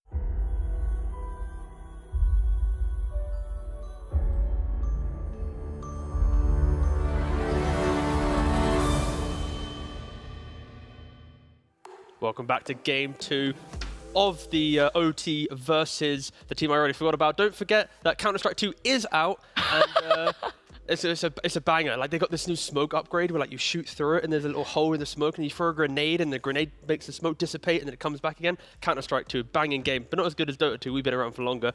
Yeah. What do you think about that, guys? I agree with you. I won't lie. Dota 2 was better. You forgot Tundra?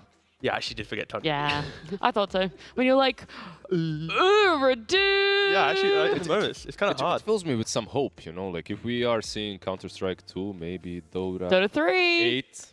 You mean Dota 2 finally comes out of beta? That can't happen. He's thinking. That can't happen. He's contemplating. Even Dota 3 is going to be in beta, you know. It's just going to continue forever. Every patch that we have, it's always like, maybe this is the banger. This is the big one. I've done 3 patch waiting rooms. I've said Battle Pass. I've said Diatide. I've written a notebook, and every time I get let down. But the next time... But you didn't shave yet, did you? I did after the Battle Pass. Ah, you did. How will he up the ante next time? Never know. But I want to know how Tundra are going to up the ante in game number 2 here because they lost it. They lost game 1. Already Thunders actually took it off them. Bit of a shock to, I think, a lot of people. And really goes back to what you said, T, the fact that teams aren't really giving them the respect maybe they deserve. I think that's something that we heard from Gaming Gladiators when they got beaten by Ooredoo Thunders. So maybe Tundra falling into that lull as well. It's also Tundra. I respected their like drafts before because it was like calculated aggression, but not being aggressive with their heroes, if that makes sense. Like they're not picking like all zoo heroes to end the game, right? But now it's like they pick this. Also, these camera angles feel weird now because I'm in this position. But anyway, yeah, I was thinking the same thing. It feels so wrong. But anyway, but it's like in this game at least they kind of lent more into aggression with their picks, which was the first time I think they've done that throughout this DPC. And it was the one time that they get punished, so yes. Not expecting that one. They went all in, right? Like all the semi-cores, like the Storms and the Razors. Maybe that ties up back to your point of not disrespect, but perhaps just, yeah, let's make quick work of these OT guys. You know, let's just win. We're Tundra, whatnot. And then you pick an Enigma into a Rubik and a Silencer, which isn't that great. But you could see the point. Like they wanted to end the game quickly. They got punished for it. 100%. And remember, it is only one game, obviously not a whole series, so maybe there's just a little bit of learning to be said about what they're picking up. Maybe it worked in a scrim, who really knows that? But I would like to see 33 on a very different hero. I don't like think... Oh, yeah, like what, Nat? What, Nat? Yeah, Nat. Doom if it doesn't get banned, Doom but it's going to be. Okay, so Doom gets banned. What's the next one? Visage would be really cool on him. Okay, that's fair. That doesn't get banned too often. No, it doesn't. Do we have a third option? I want to say Beast, but I don't want to see Beast. That was some free ASMR right there. Okay. Beast. I personally just don't want to see Beast, but obviously 3-3 on Beast would be cool. Unfortunate. Lycan. Maybe. You want Lycan? Sure. Wait, it was banned out in the last game. It was banned out. Have they played Lycan? Oh, no. Not recently. I mean, I don't know. I actually need to check. Stuff up. No. I like the fact that you're making it up because it's making me think about the last time 33 played Lycan. Yeah. And I'm now excited. That's why they didn't win the major. If he played Lycan. Oh, you reckon they would have done? They would have done so much better. That was the key. But yeah, I think for me it was just like I know 33 does play a good Enigma. Don't get me wrong, but it was not necessarily the Enigma pick itself. It was just the impact overall of what he had. And oh no, we can be honest. Like if it wasn't Tundra picking in that position, we'd have flamed the shit out of it. Like okay, well then flame it right now. I mean, okay, sure. it was. On paper, it's a really good pick for lane, but it's a really, really, really bad pick for like mid-game, late-game scaling, right? Like you never... So basically for anything else. Which is what we saw. Like, didn't he get a triple kill, double kill? My memory's not that good in lane. Laning phase, it crushed Drow. Like, Drow had no game. It did insane work. But then it's like, you didn't need to use that to catapult your Storm to find more pickoffs, your Razors go into the game, and then you play from there. It's like, great. But when your game kind of falters with going for a tied kill failing, now it's like you've got Enigma who can't secure any mid-game, late-game, Storm who can't really pick it off anyone because he's always getting coiled, and on top of that, Razor in a weird matchup against Drow. So because it was Tundra, I respected the idea, utilize Greaves, go for early game pressure. It didn't work out. I don't think they'll ever be picking Enigma into Rubik Silencer in that position again, but... The only reason I'm really sad is that the color schematic didn't work, so we're not going to see that. I know. I would like that's the meme. Why they did it, you know? They the wanted meme team to win. They wanted all to be kind of blue. You know? No, they still got reds. They still got green. I mean, the team themselves are probably pretty blue after that loss. They still can do yellows. Yeah, they can. I'm really down for all the greens though. Like the greens would be very annoying. Like greens in Dota are usually your Pugnas, your Venoms, your Vipers. Yeah. But to man, yes, correct. Necropos. Yep. Pretty much, yeah, Matu. I want to have a look at Game 2 draft, though, guys. We can see that it is on our screen. The big change up right there is Rubik's not even going to be in the pool. Tundra don't care about it. They don't want to have to draft around it. They fully take it out, and they pick up Tiny for themselves, which means Ooredoo Thunders are obviously now having that second pick. So a little bit of an advantage when it comes to draft. I feel like for Tundra, this is already a hero that enables them to play in a different way completely. Like the pickoffs are going to be left, right, and center, something like a Mirana afterwards. But Ooredoo, they do snatch out the Pango at least. Like the Pango is something that obviously Tundra loves to play, loves to steal. And yeah, Ooredoo answering with that and a Phoenix. It's really anti-tiny heroes. You've got Pangolier, roll up, don't really care, Rolling Thunder, to gank him on mid lane, unless he dies with an Avatos, he can disengage from it. And then Phoenix as well, you have Egg. So now this Tiny, if it is a 4-position Tiny, he's not going to have, like, unless it's like a really good lockdown hero on mid as well, Pango should, again, like I mentioned, with Vision survive, and Phoenix survival. So yeah, just devaluing the 4 Tiny a little bit, but it doesn't really matter because he'll always still be able to start fights, bait out these spells, and force the Ooredoo to react, but it gives Ooredoo some comfort knowing that they have ways to play around it. How do you feel they're going to close out this phase, though? What's going to be the nice gotcha? For Tundra? Yeah. I wouldn't mind seeing a Mirana right here. They go with a So I thought the Mirana too, but I was like, I don't know if you want to close your phase on it. I would like a Mirana, I just don't know if I wanted it to be You just don't want to close the phase with the Mirana. Yeah, we want something more serious. Like exactly. I want something that's like got this impact. They're like, oh man, how are we gonna have like how are we gonna handle this one? Yeah, and kind of co-op it. Not many people think it has oomph, but a couple players are trying to bring it back. Quinn specifically, now potentially 9 as well. And it is just a laning dominator in regards to dagger spam. And then obviously you get to play the map quite nicely. No lockdown is being provided right now with Ooredoo with their support pick of Phoenix. So in the back of their minds, Ooredoo now need to provide some lockdown and ways to deal with this damage. Because I think, Tundra, they're going to love running around like Tiny plus Quap, Tiny plus something, Quap plus a future pick. Just 2 heroes alone will always have the damage now to kill off any of these heroes. And it's a good lane versus Pango, right? Like, do you think Ooredoo might switch it up a little bit? You can see the Tundra banned out the puck. I'm thinking, yeah, maybe you can put the Pango somewhere else. Or suffer through it, whatever. Yeah. Some people played it off. Do you know if Ooredoo do that? It doesn't really come to mind too much as one of their best options. I mean, we've seen, at least in Div 2 Europe, we've seen some Pango flex to 5 in history before, where you pick it up with like a Dral or a Deuces style carry. Again. Do you see that weird shit in NA? I've seen a lot. Do you see that in NA? I've seen a lot of shit. Like you're really like kind of bravado there. No flashback. No, it wasn't. He hasn't shaved yet. No, okay, I was gonna bring this up. I was gonna see if they Wait, like what they won. the hell is that? Yeah. I didn't see this before. Bro, did you see Sumail's? I know, I haven't. No, okay, well he's gotten rid of it now. What happened? And I made the joke Sumail had a he had a mustache, and then Skidder didn't, and then Sumail shaved it off, and all of a sudden he's Skidder had a smiling. mustache. He knows we're talking about him, right? Yeah, he knows, because also I said to him, like, he'll shave it once he loses a series. So potentially... He said he'd shave it once he starts going outside. He's 1 game away from... So now we know he hasn't left the house, because he hasn't shaved it. Damn. Okay, that's fair. You're a Dota player, you don't leave the house. That's what I mean. It's normal. Yeah, we know. All right, back on this though. What were we talking about before we got distracted? We're talking about the... Pango, where it could have been flexed. Yeah, so it could be flexed into some weird roles, but I would be surprised if Ooredoo was to do that, because it is just a noob Pangolier, very powerful. I see a Mirana ban, and my question was going to be, Ooredoo Thunders have the opening pick out of this ban, and I was wondering if they would contemplate picking it up for themselves. Good. Like right now, if you look at Ooredoo, you have Pango, you have Phoenix. Like I don't want to see a combination of supports Phoenix and Mirana. Right? Okay. Like, give me something simple. So their only option really was to ban it, because they weren't going to pick it up. You don't want the Phoenix on your side. You don't want the Mirana on your side, and the Mirana is really good into the Phoenix, solid versus the Pango, good rotation with the Tiny. Like I think you just legitimately just ban it out. This is nicer. This makes a bit more sense. It's a reliable setup on the Quap until she gets that BKB. Obviously, you're always going to have the glimpse into the Static Storm, a lot of control with the Pango, team fights abundance. I like it. Not too bad. It's a lot of, you come to us and we throw our spells down on the ground, right? Like, you want to blink in on Quap, get Static Storm, Egg, Rolling Thunder. If you want to jump in on Tiny, we have ways to rebuttal. That does mean Tundra can lean more into that, get a couple more poking style heroes. I think in this position, you don't really lean for matching their team fight. You just go for ways that are just a little bit survivable and can, again, follow up. Like outplay them in team fights, right? Like stretch them out in team fights, poke and prod, jump in with the Tiny, with the Quap, jump out, force the Egg.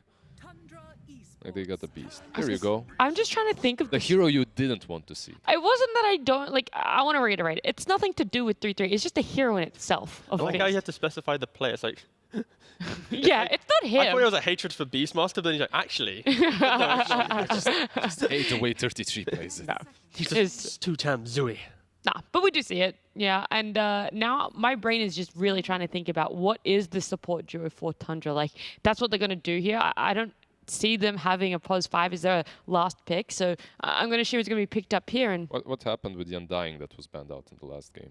Oh, true. It's still in Pos, the pool. oh, okay, sure, that's a fun pick. But the Pos 5 Gyrocopter. Oh, yeah, that's what I wanted. Yes. Solid. That was a frame perfect prediction. I'm giving that myself that one. Solid. Yeah, because he's played Morana, Gyro, and Abba so far, and I don't see Abba really being something you want to pick into what Ooredoo Thunders has. Why not? But I don't know, because I like the Gyro more. Okay, I like the Gyro too. Abba wouldn't be that bad. I do like the Gyro because, like, sometimes in NA I see Gyro plus Mirana, I see Gyro plus these heroes. You don't have any reliable setup, any reliable stuns. Like, this is easy. You have Tiny always to back out to, and you're homing missile. If it hits, it hits. So, and he's a strong laner, obviously. If we took the Gyro out of this, I honestly could see the two teams swapping drafts. It could happen. It literally could be either team playing the drafts if we took the Gyro out of it. Some more team fights from Ooredoo with sleep, some more lane control into the Beastmaster. A pretty solid Naga pick overall. I mean, if game 1 hadn't happened, I feel like I'd be saying the same thing. Like Tundra, they've got the aggressive lineup. They should be able to take over the map. I think Ooredoo need to really take fights perfectly to then give Naga entry to the game later down the line. Same story with Drow, but after game 1, it's like, okay, Ooredoo's laning phase. They're finding ways to do it. This game should be harder, though, than game 1 because obviously the Pango matchup should be pretty hard. Disruptor, Phoenix, their damage will be a little bit less, and they will need to rely on other heroes. Naga naturally can't do that. Unlike in the previous game, Drow could like poke her head in, throw out a quick, Frost Arrow or something. That's not really going to happen in this game. Nope. So it's all eyes on Pangolier. If he has a good lane, he can do it. If he has a bad game, might have some issues on Ooredoo's lineup actually stopping the group up in the damage. Gyro does so much damage as well with the shard as well. Homing missile barrage. Yeah. That's pretty much like just the build on Gyro is just like wait until 15 minutes, have enough, and insta-buy shard. Yeah, pretty much. No, I like both of these drafts quite a lot. I do have to say that Tundra's draft for me is way better this time around, just more playable. Oh, okay. Compared to that game 1 draft. Compared to their game 1, exactly. I feel like they should be the ones in control post-laning stage.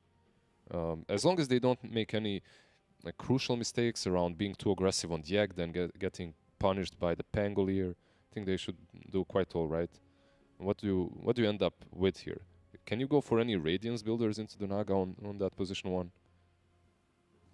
Yeah. I don't know. I was going to say Spec. I don't know how you feel about her. If they want to take it that late. I don't know what the core-to-core matchup is for that.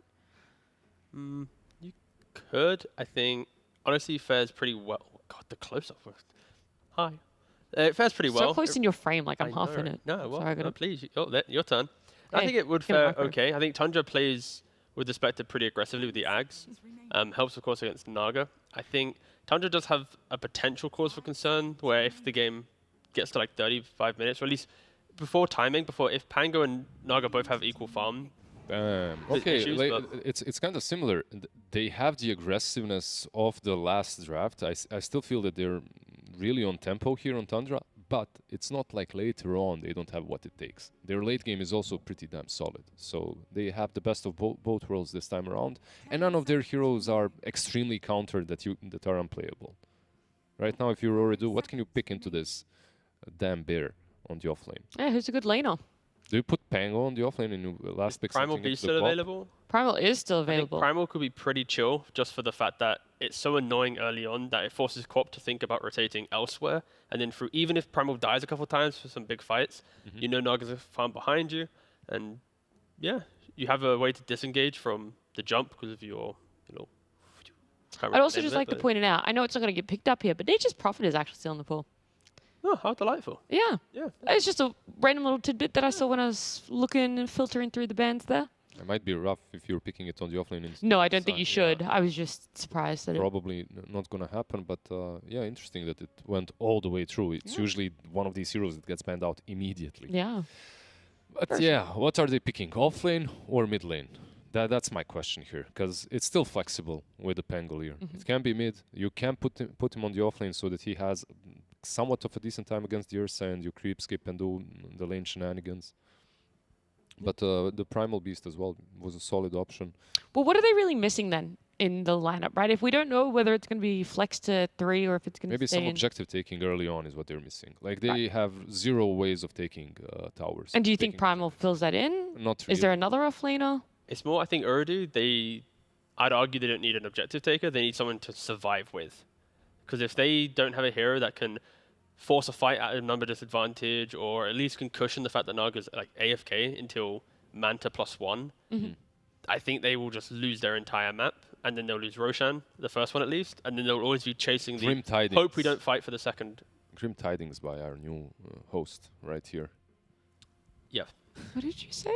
This is so literally. I was thinking, can they go back to the old ways of? That's old school as hell. With Ursa? Like, I honestly wanted to call it out, but I'm like, there's no way. There is no. I mean, way. OG tried it already, but not into an Ursa matchup. They did win with it. It was a bit. I didn't say it was because of it. I said Sure. they won with it. This is annoying, but it's so annoying, but you don't even have a position 4 that can stand in front of you on that offlane. Like, you're literally a Venomancer with what, a Disruptor or a Phoenix. It doesn't feel like an amazing lane. But then again, Ursa, if it's Venom and Phoenix, like, Ursa isn't hitting creeps. He's gonna struggle in the lane. Yep. Later on, what happens usually is Quap gets on top of Venom, Ursa gets some Blink Dagger, you eliminate him very fast in fights. But I do like it. all right. I'm standing in this position, so I guess I have to do the hosting thing. I did force Nat into the middle of the panel so that we look like a traffic light cosplay. But I mean, I think it looks good. When No, we I had the mean- wide shot, we look great. I'm actually a little bit upset. I have Twitch chat open. Not many people notice, but it's fine. Anyway, Lizard, who's gonna win game 2?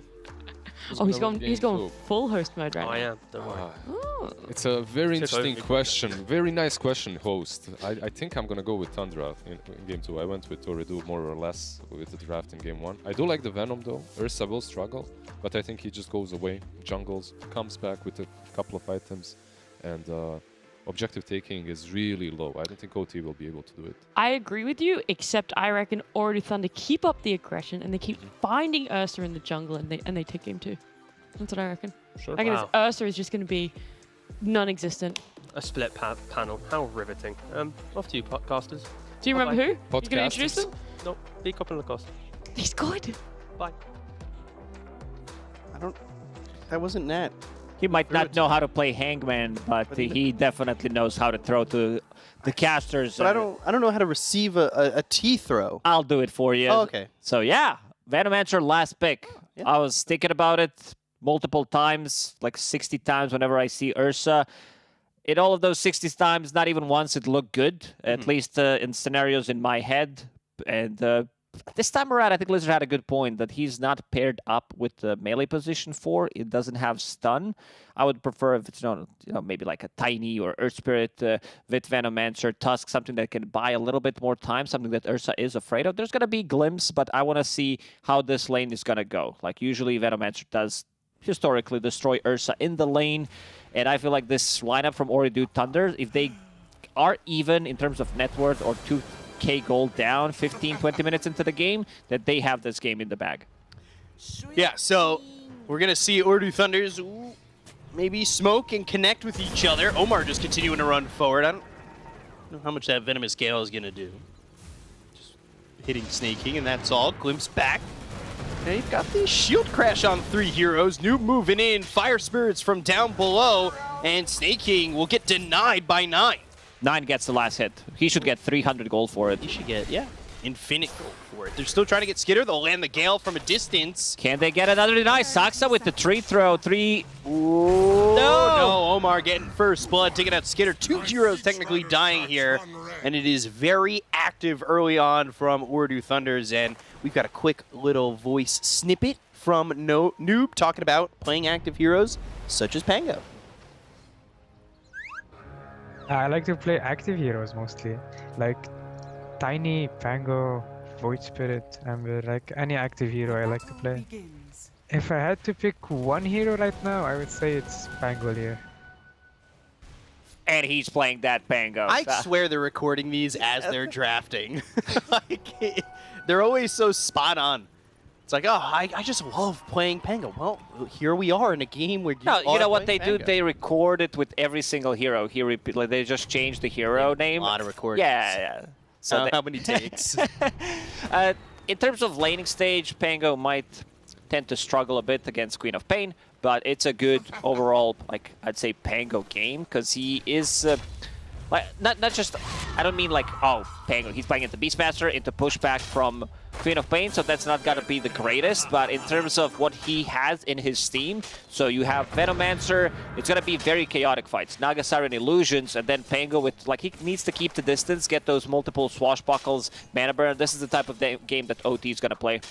Do you remember the Venomancer game from a Chinese region? I want to say it was maybe last year or the year before. It's Faith Beyond, when he got like 200,000 hero damage. It went on a long time, and they were trying to siege the base. He'd walk up, throw ult, back off, and then they'd reset. They reset for a while. I'm hoping we see another Venomancer game like that. Venomancer is always up there. With Zeus, this hero just deals insane amount of damage, and as you said, as the game goes longer and longer, it just gets much better, because you have more HP, max HP, which was introduced, I don't know, like a year ago or something. So Poison Nova scales really nicely into late game. Just trying to fight back with 9. It's also not TA 2000 on a ranged carry. Insta-lose. Yeah. No, he definitely plays those range carries. Oh, a bit of a misplay there. Still gonna die. Gonna get run down and won't get denied this time. For someone who calls himself Snake King, dies to Snake in the end. Voiter takes over. Yeah, he gets the kill there with Venomancer, and just force-feeding him some banana. As Noob gonna look back over mid, then over bottom. Esportsbet.io, the odds shifting way closer this time. Never mind. Now even. Okay. Esportsbet.io, even odds. They think it's an even game just 2 minutes in. After pregame odds were super favored towards Tundra. OT just played so amazing in that game, and so much pressure on Ursa. This time around, Skitter's starting with different item build, going for more stats-oriented build. In terms of CS, he's doing really, really good. Even though Snaking died once, he did manage to find the farm 2.5 minutes into the game for that Ring of Health. So that's going to be his item just to sustain against this aggression from Venomancer. Omar about to hit level 3 here, so another point. I want to see if he puts a point in Glimpse or if he wants to put another point in Thunderstrike. Usually, if you are playing this for Disruptor, you would put a point in Thunderstrike, but ever since Glimpse is dealing damage, you probably want to prioritize that. Yeah, we've been seeing a lot of that prioritization on Glimpse. The question is, you know, what's the follow-up to it with not a lot of mana left on the Veno? Do they just want to go to the right clicks with Venomous Gale? Thunder? Do they want more aggression with the Thunderstrike if they go to the level 1 Glimpse? We'll see right now as he does hit that level 3. He'll choose something. Thinking about it, our observer is like, yeah, get Static Storm. Oh. Kinetic Field's good, but Static Storm is much better. And he goes Glimpse. There we go. We get our answer. He did not. Sorry, observer. He did not take Static Storm. It's unfortunate. I don't know if that was chat's guess as well. I'm going to assume it was. You're probably both on the same page.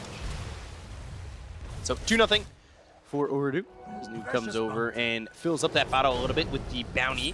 Some Fire Spirits on Asaxa, forcing the TP attempt, and will get away towards the base. He TP's back, but this also opens up the lane for TA2000, who is having a free farm in this bottom lane. He is bringing some extra regeneration, Band of Velen skin as well. So, in terms of CS, mid lane, also pretty even. Like, Pango doesn't have many denies as expected. You're playing into Queen of Pain, which means you're gonna get harassed. Skeeter, every single time he gets scaled, he's like, man, I don't want to play this lane anymore. I think a lot of people think that when they play against Venomancer. And so far, so good for OT on the offlane. Like, I'm not gonna say completely shut down Ursa, because Ursa, of course, is looking good in terms of CS, but Venomancer is getting the items, and now playing a bit more aggressive here on the bottom. Yeah, a couple of Riptides and some Fire Spirits from Kuori. Already putting 33 down to about a third health. Like, that is just... Both side lanes getting pressured so heavily. This is really rough for them. Structures are fortified. So... 9. One to really look at is Noob, and he's kind of holding that glyph. Yep, jumping in under the tower, and Noob will fall into 9 solo. Didn't have the mana for the ult, but didn't even need it. That's a big kill. 9 gets himself to level 6. We'll bring Power Treads. a bit of a difficult matchup for Pango. You get harassed way too much, you don't get to dominate the lane, you can't play aggressive with the Swashbuckle most of the time. You use Swash or a Shield Crash, Queen of Pain will start to play aggressive immediately. Yeah, and you can see Queen of Pain has about a 600 net worth lead over the Pango in the matchup. But here in the top lane, Witter has just about the same differential in terms of net worth. He is really dominating. Icarus dive, Saksa on the run. The tower is 33, putting some damage onto the Phoenix. Eve was thinking about chasing. Stick charges available, plus Ring of Health on Phoenix. He's going to be fine. Saksa doesn't have much mana to work with, also 6 stick charges. So maybe thinking about coming over and getting an avalanche out. Stacked and also wanted to pick up the rune. But Corey, once he has his combo available again, he's going to start to play much more aggressive. Yeah, so 4 seconds left on that. This 33 comes over and we'll start to farm some of these jungle camps while they're still sitting in the lane. Top though, Noob's here and he's stuck. Oh, never mind. Gets out with the Quelling Blade. 33 rooted up. Icarus dive with the Fire Spirits once again, and he is getting pushed away from TA2000, but how far does he really want to chase this? As 9 makes a move towards bot for a split second, so thinks better of it. Wildwing Ripper always griefs whoever is most farm in the lane. I feel like it's the way it works. Witter, only 1 point in Plague Wards for now, but they are playing with the Catapult, and this looks like it's going to be a dead tower. It's a very early dead tower. Yeah, 9 does not have TP available because he TP'd to the mid lane. They've got the glimpse. Skidder only level 4. He's forced to TP away from the lane. So he's going to lose his towers, basically losing the lane. And now you're going to have to be careful about this Ursa lineup that, you know, we talk about it all the time with Ursa. You want that first Aegis, you want to be able to go into Roche, but when you're falling behind this far as an Ursa, do you really have that option so early? It's also not going to be an easy Roche take for them unless they take a fight. Like, you can't really sneak it because you are playing against Venomancer. Snaking does have TP available. Glimpse is also at ready, so won't be able to TP out. Gets the Courier, so something is done, some kind of damage before he dies. Yeah, but it's 2k net worth lead here for Ordu Thunder, and they are rolling with this Venomancer. The potassium from the Bananamancer. Pango like their joke. Rolling Thunder. He's just gonna walk away. Saksa though, he's spotted and nice not gonna get hit by this Rolling Thunder, but will eventually die. Blink in from 9, going after Omar, snaking off to the side. Kinetic field, 9 blinked in. It's on cooldown for 7 more seconds, so do they have the damage? He'll go to the Sonic Wave to push back these heroes, and that means he'll get Blink off cooldown and will be able to escape if they did continue the chase. Also bottles up double damage. Queen of Pain needs to be careful. You have 1 point in Blink at these early levels. You blink in. Dire, they're using a scan. Yeah, going for the Venomancer. It caught a glimpse of Venomancer. Voiter does have TP available, so can't TP out. Or they can start to play aggressive. Venomous Gale. And the right click starting to stack up. Poison Touch. 9 has Blink, but will he get out of the range of the glimpse? I think maybe he wanted to fake the Blink to get the glimpse and then blink afterwards, but I don't know if it's going to matter. He can't get the vision, can't pull him back, and Snake King kills off Kaori over bottom at the same time. This is going on. So Skitter's level 6, glimpse back into the kinetic field. Won't be able to get his hands around the Disruptor. It was a nice play from 9. He waited until Thunderstrike is gone, and then he blinked out. So there was no vision available for Glimpse. It was level 3 Glimpse, so in range for it. We also saw Phoenix dying, level 4 at the moment. Needs to be able to get some experience. 33 finished off his Helm of the Dominator. Does have Hadouken Satyr. There's nobody down here to help him, and this might just be back-to-back deaths. Icarus dive and some Fire Spirits. Saksa unable to right-click now. There's a tree, but will lose his life to Noob. With the shield crash, and Kaori goes down to the axes right on the edge. Phoenix straight up not having a good time this game. Noob TP down, and they've also brought in 9. So Noob needs to be careful, and I think he could sense that. Goes to the Rolling Thunder and will go back towards his base. Considering how his lane went, he solo died to Queen of Pain. Noob has a lot of gold, just 500 gold away from the Fusel Blade. He has more net worth than Queen of Pain at the moment. Yeah, and TA2000, despite the fact that he's not on a ranged core carry, he's top of the net worth. So things still going well for him. However, that bottom tier 1 has dropped. So Greaves here for the Venomancer. What's different about Veno in terms of an item build? Is it still just kind of like that sort of standard Guardian Greaves utility? If he feels that they need pipe against this magical damage from Gyro, Queen of Pain, Tiny, he can buy it. I'm more of a Guardian Greaves Force Staff, just to be able to push people out of the trouble, and then get Heaven's Halberd against Ursa. It also gives you enough tankiness. We'll see how it's gonna go, but yeah, Mech, Guardian Greaves, definitely an item you want to pick up early on. It's gonna be very difficult for Tundra, to push out the waves, because you're playing into Veno, so entering certain areas is gonna be difficult. Add Naga Siren on top of that. Pango also immediately kills one wave, so most of the time I think throughout this game, lanes are gonna be on Tundra's side of the map. So we'll see how comfortable they are playing on their own end, especially with aggression coming out from Ordy Thunders. As Noob has the Diffusal delivered, going into the Blink Dagger next. So you need to be careful with this Diffusal picked up. 33 at the same time, his lane didn't go too badly as he's second to the net worth. He's got that Helm of the Dominator already, and he's closing in on the Helm of the Overlord. They find Snake King, they'll get a kill. Omar gets credit for that one. Catching Snake King again, as he has died for the 4th time. This should be tier 1 tower on the mid lane now. Doesn't seem like Tundra is going to be able to defend. Also, TA2000, as you said, he is the most farm hero on the map right now.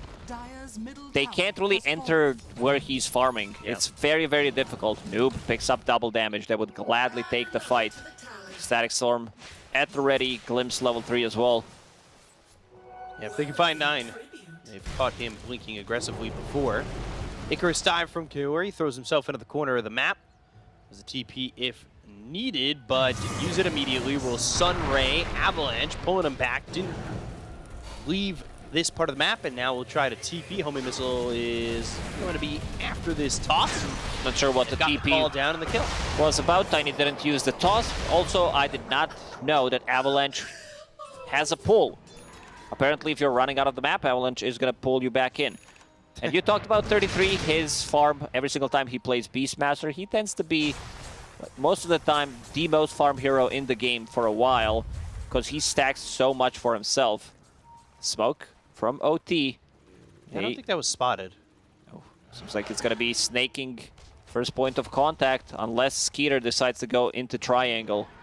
They also see Courier. Not going to reveal themselves for now.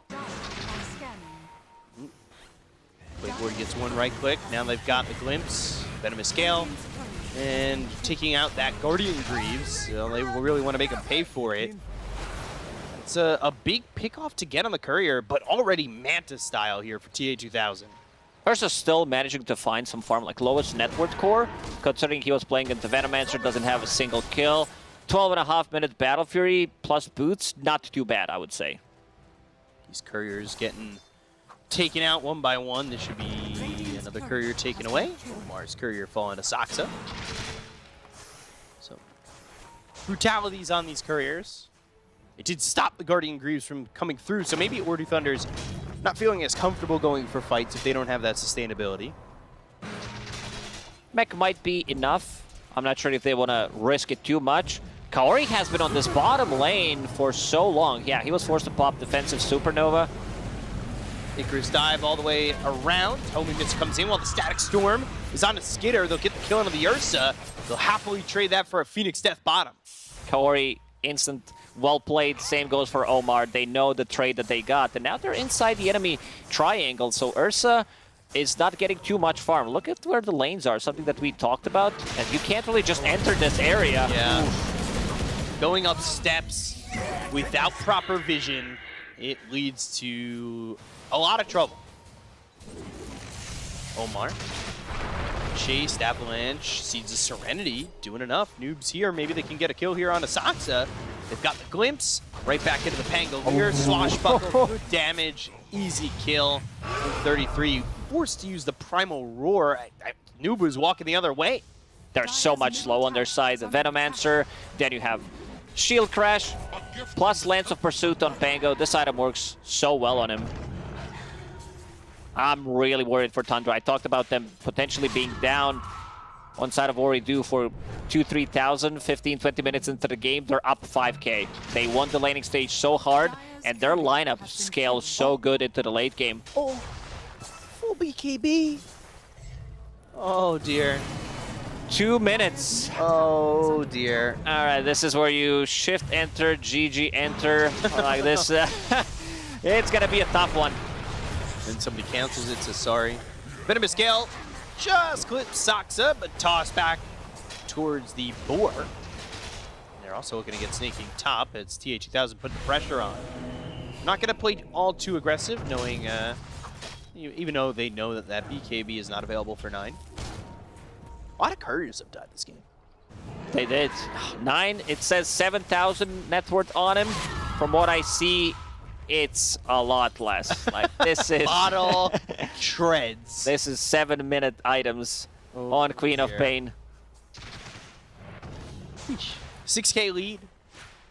Current gold, a lot for the Tiny. Going into the Blink Dagger. Trying to get some farm. This Blink Dagger could come in very handy, especially if they decide to go for the high ground. But then again, you're playing into Naga Siren, Swashbuckles, Venomancer wards. So I don't think you're gonna get like the full value. Yeah. And I love, like I talked about OT's aggression, how fast they play. They go inside the Roche pit, they understand the opportunity.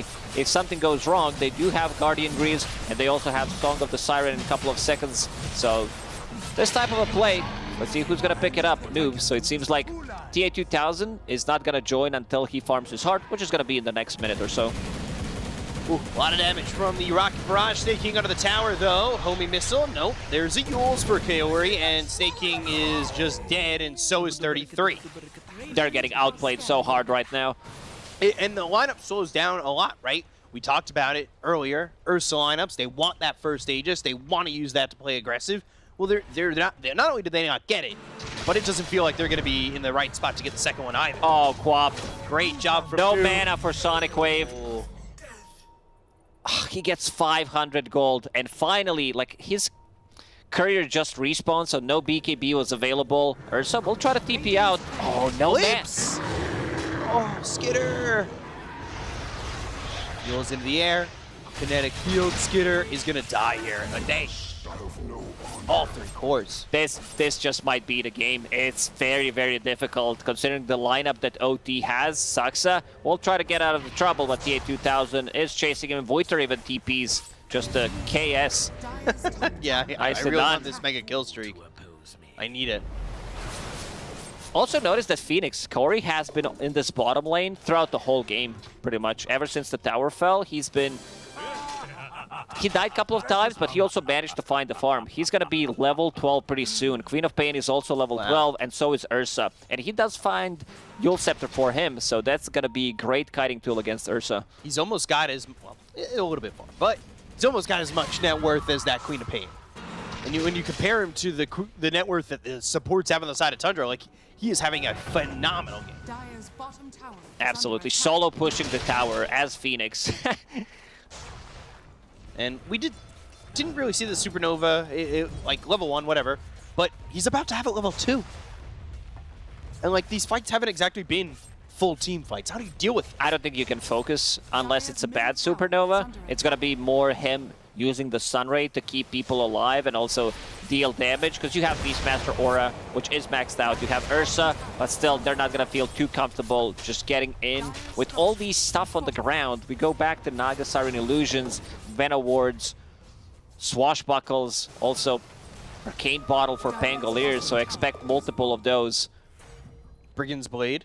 I thought it was for Pango. Every single time I see Pango pick up Brigand's Blade, game's over. Chances of winning increase by 25%. Not even kidding.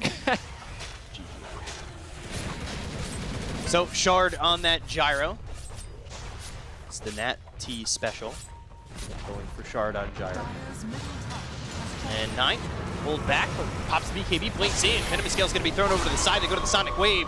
Should be able to get the kill there on the Disruptor, and will. Omar dies. Now Noob back alive. He got roared. Used, but they go to the Song.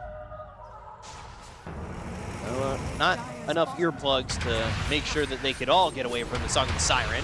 And with the Rolling Thunder used, it looks like both supports are going to die on the side of Tundra. Sunray on Skitter in 33 with no supports. It's going to be tough for them to fight. They've got 9 coming back in. Not full health, but a lot of mana. And there's the blink, the scream, the kill into Kaori, but Noob with the Diffusal Blade. This was an aggressive blink, has it again, no but just gets away. A bit limited in terms of lockdown. Skitter will TP bottom immediately. Still, big W for OT. They lose Phoenix, they lose Aegis. Like, the first usage of the Aegis was more than fine. Pangolier hits that level 15. And I believe we're gonna see Lincoln Sphere next on Pangolier, which I really like. He does not want to get roared. This is the big one that he wants to have, a defensive item. Sure, you still have a Sonic Wave. This is the second BKB on side of Tundra. He switched to Halberd. Oh, did he? Yeah, he just switched. I thought Veno was going to go for Halberd. I don't mind getting another one. I talked about his itemization, Guardian Greaves into Force Staff, Casual Cloak being purchased 20 minutes into the game. But yeah, Heaven's Halberd's also fine. Gives you more status resistance against the Roar, gives you a bit more tankiness. I kind of agree, though. I like the idea of just being able to nullify Primal Roar completely, right? I think he will get it eventually. Like, look at his HP right now. Does have almost 1,800 on Pango. Tundra will pop a smoke. You need those smokes. Otherwise, you can't really approach a fight if you want to play aggressive. Smoke and smoke action. Yeah, this is going to be a big fight. Coming around, looking, and missing each other, but Skitter. They know something is up. Veno Courier spotted. Off to the side, call down used by Snake King. They took the homing missile. They'll take out the gyro that put the homing missile down. Icarus dive with the Sunray on Saksa. Kinetic field is placed, and he goes for the TP out and will be successful. That was a nice on the play. other side, Primal Roar, Noobs caught for a second, 33 and 9, trying to go for this shield crash, as well as popping that illusion rune to try and get away from 9. He'll go to the ulti, but with the BKB still going He's from 9. way too tanky. Going in, yeah, Noob very tanky, not going to die, even to the Sonic Wave from 9. Blinking back towards the camp, TP attempt, oh, the Gale, not in time, and 9 will survive. So no one dies on side of OT. Like this, Heaven's Halberd coming in very handy. And now he even buys Plate Mail just to be able to have something against Ursa's right clicks. Even Queen of Pain, so we didn't mention TA2000 after finishing off his heart. And now against Ursa. Butterfly's next, almost has it. Song committed. Supernova right there with him. Song hit on 3. Supernova might do the same. It goes off. Supernova pops. They'll get the kill to Skinner. They'll look over at Snake King. Icarus dive. Oh, he gets the Yule. Oh, wow. That's to control Saksa because they knew they had Snake King dead to rights. They've got the root. They'll get the kill. And 3 heroes gone on the side of Tundra with ease. Damn. Well done by Kaori. He's there every single time with just something. Yule Scepter, he knows that they have very limited amount of stuns on their side. So this Yule Scepter, again, just doing a lot of work. Because they have Glimpse and Ensnare. If there's these two heroes are not around, or if the spells are on cooldown, very difficult to catch them. TA2000 will have Butterfly, which will make Ursa's life much more miserable. Sure, he likes to build into MKB, but he's so far behind at the moment. Just TPs away. Looking at the odds now by esportsbet.io. It is 1.1 on Urdu Thunders to 6.49. I mean, this is insane from Urdu. Such a good team. I love this team. Just the way they move around the map in terms of itemization as well, how well they know some of their matchups. Like, look at Noob. He wants to get Shiva's Guard and wants to get Hard. BKB from 9. With a victory here over Tundra, if they get it, that means their 2 victories are over Tundra and Gaming Gladiators. It's so weird because they've also lost to OG and Nashville. They're going to be in the middle of the pack with that W if they get it, and it looks like they are. TA2000 completely uncontested. 2-0 and 8. 3,000 HP on him. I don't know what they need to throw at him to be able to get the kill. I don't know either. Right now it feels like, though, Urdu Thunders, if you have a title, Major Champion, TI Champion, we could beat you. But if you don't have that title, I don't know. It seems like they play better against better teams. Yeah, pretty much.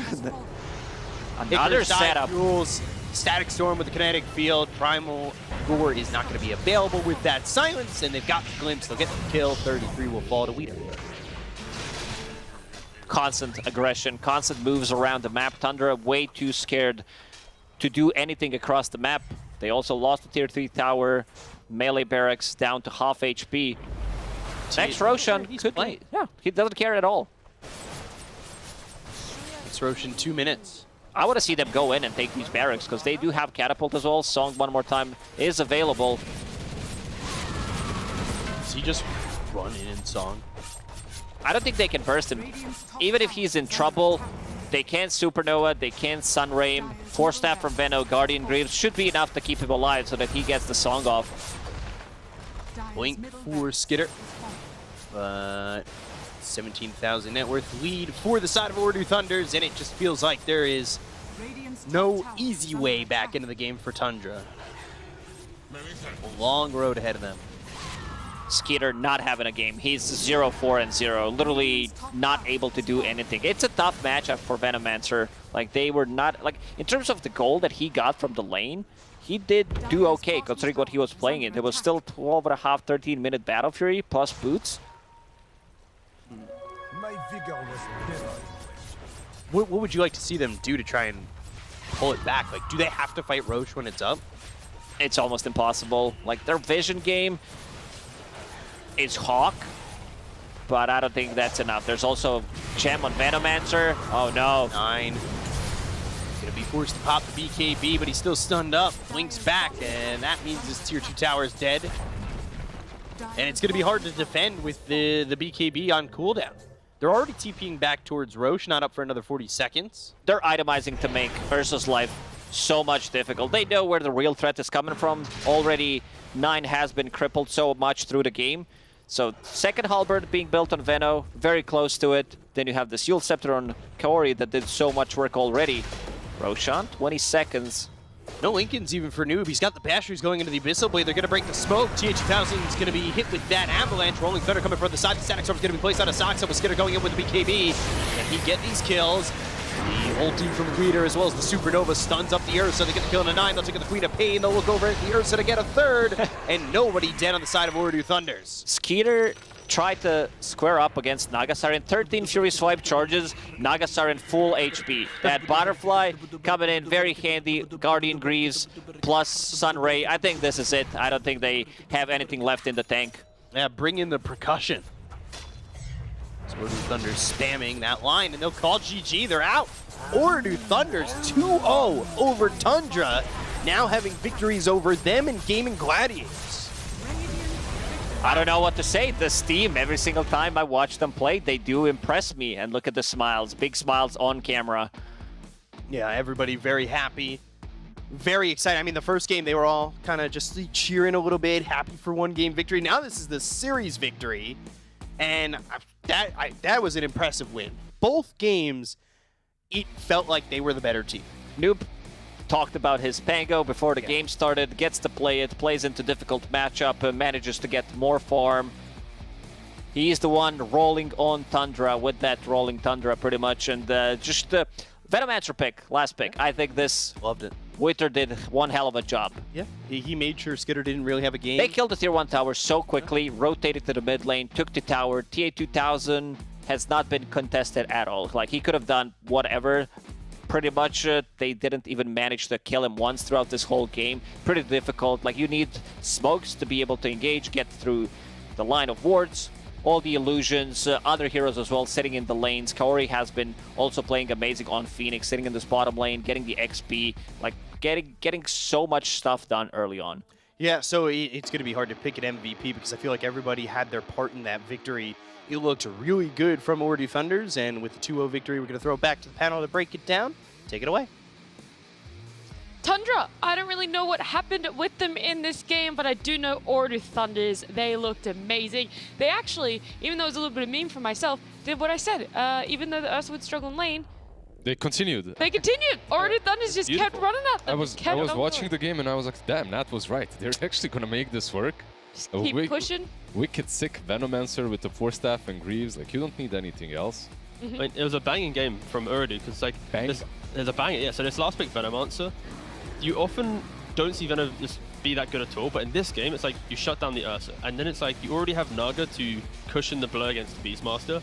So the volatility of OT's lineup comes from this mid lane. Like, can Pango survive from the Quap? If Pango survives, then it's like you have a good Veno lane, you have a good Naga lane, and you don't have to deal with this Quap, you know, potentially bringing it back for them. And on the flip side, Noob did really well too. So now you have 3 lanes going well for OT, and then they play with that forward-thinking aggression. Like, Naga's moving to take mid tower, she's not just farming jungle. All the initiation from Tundra is from Blink Dagger heroes, right? Like, you need the Blink on Ursa, you need the Blink on Tiny to actually, or Beast to start things off. And like into a Venomancer, it's never that easy.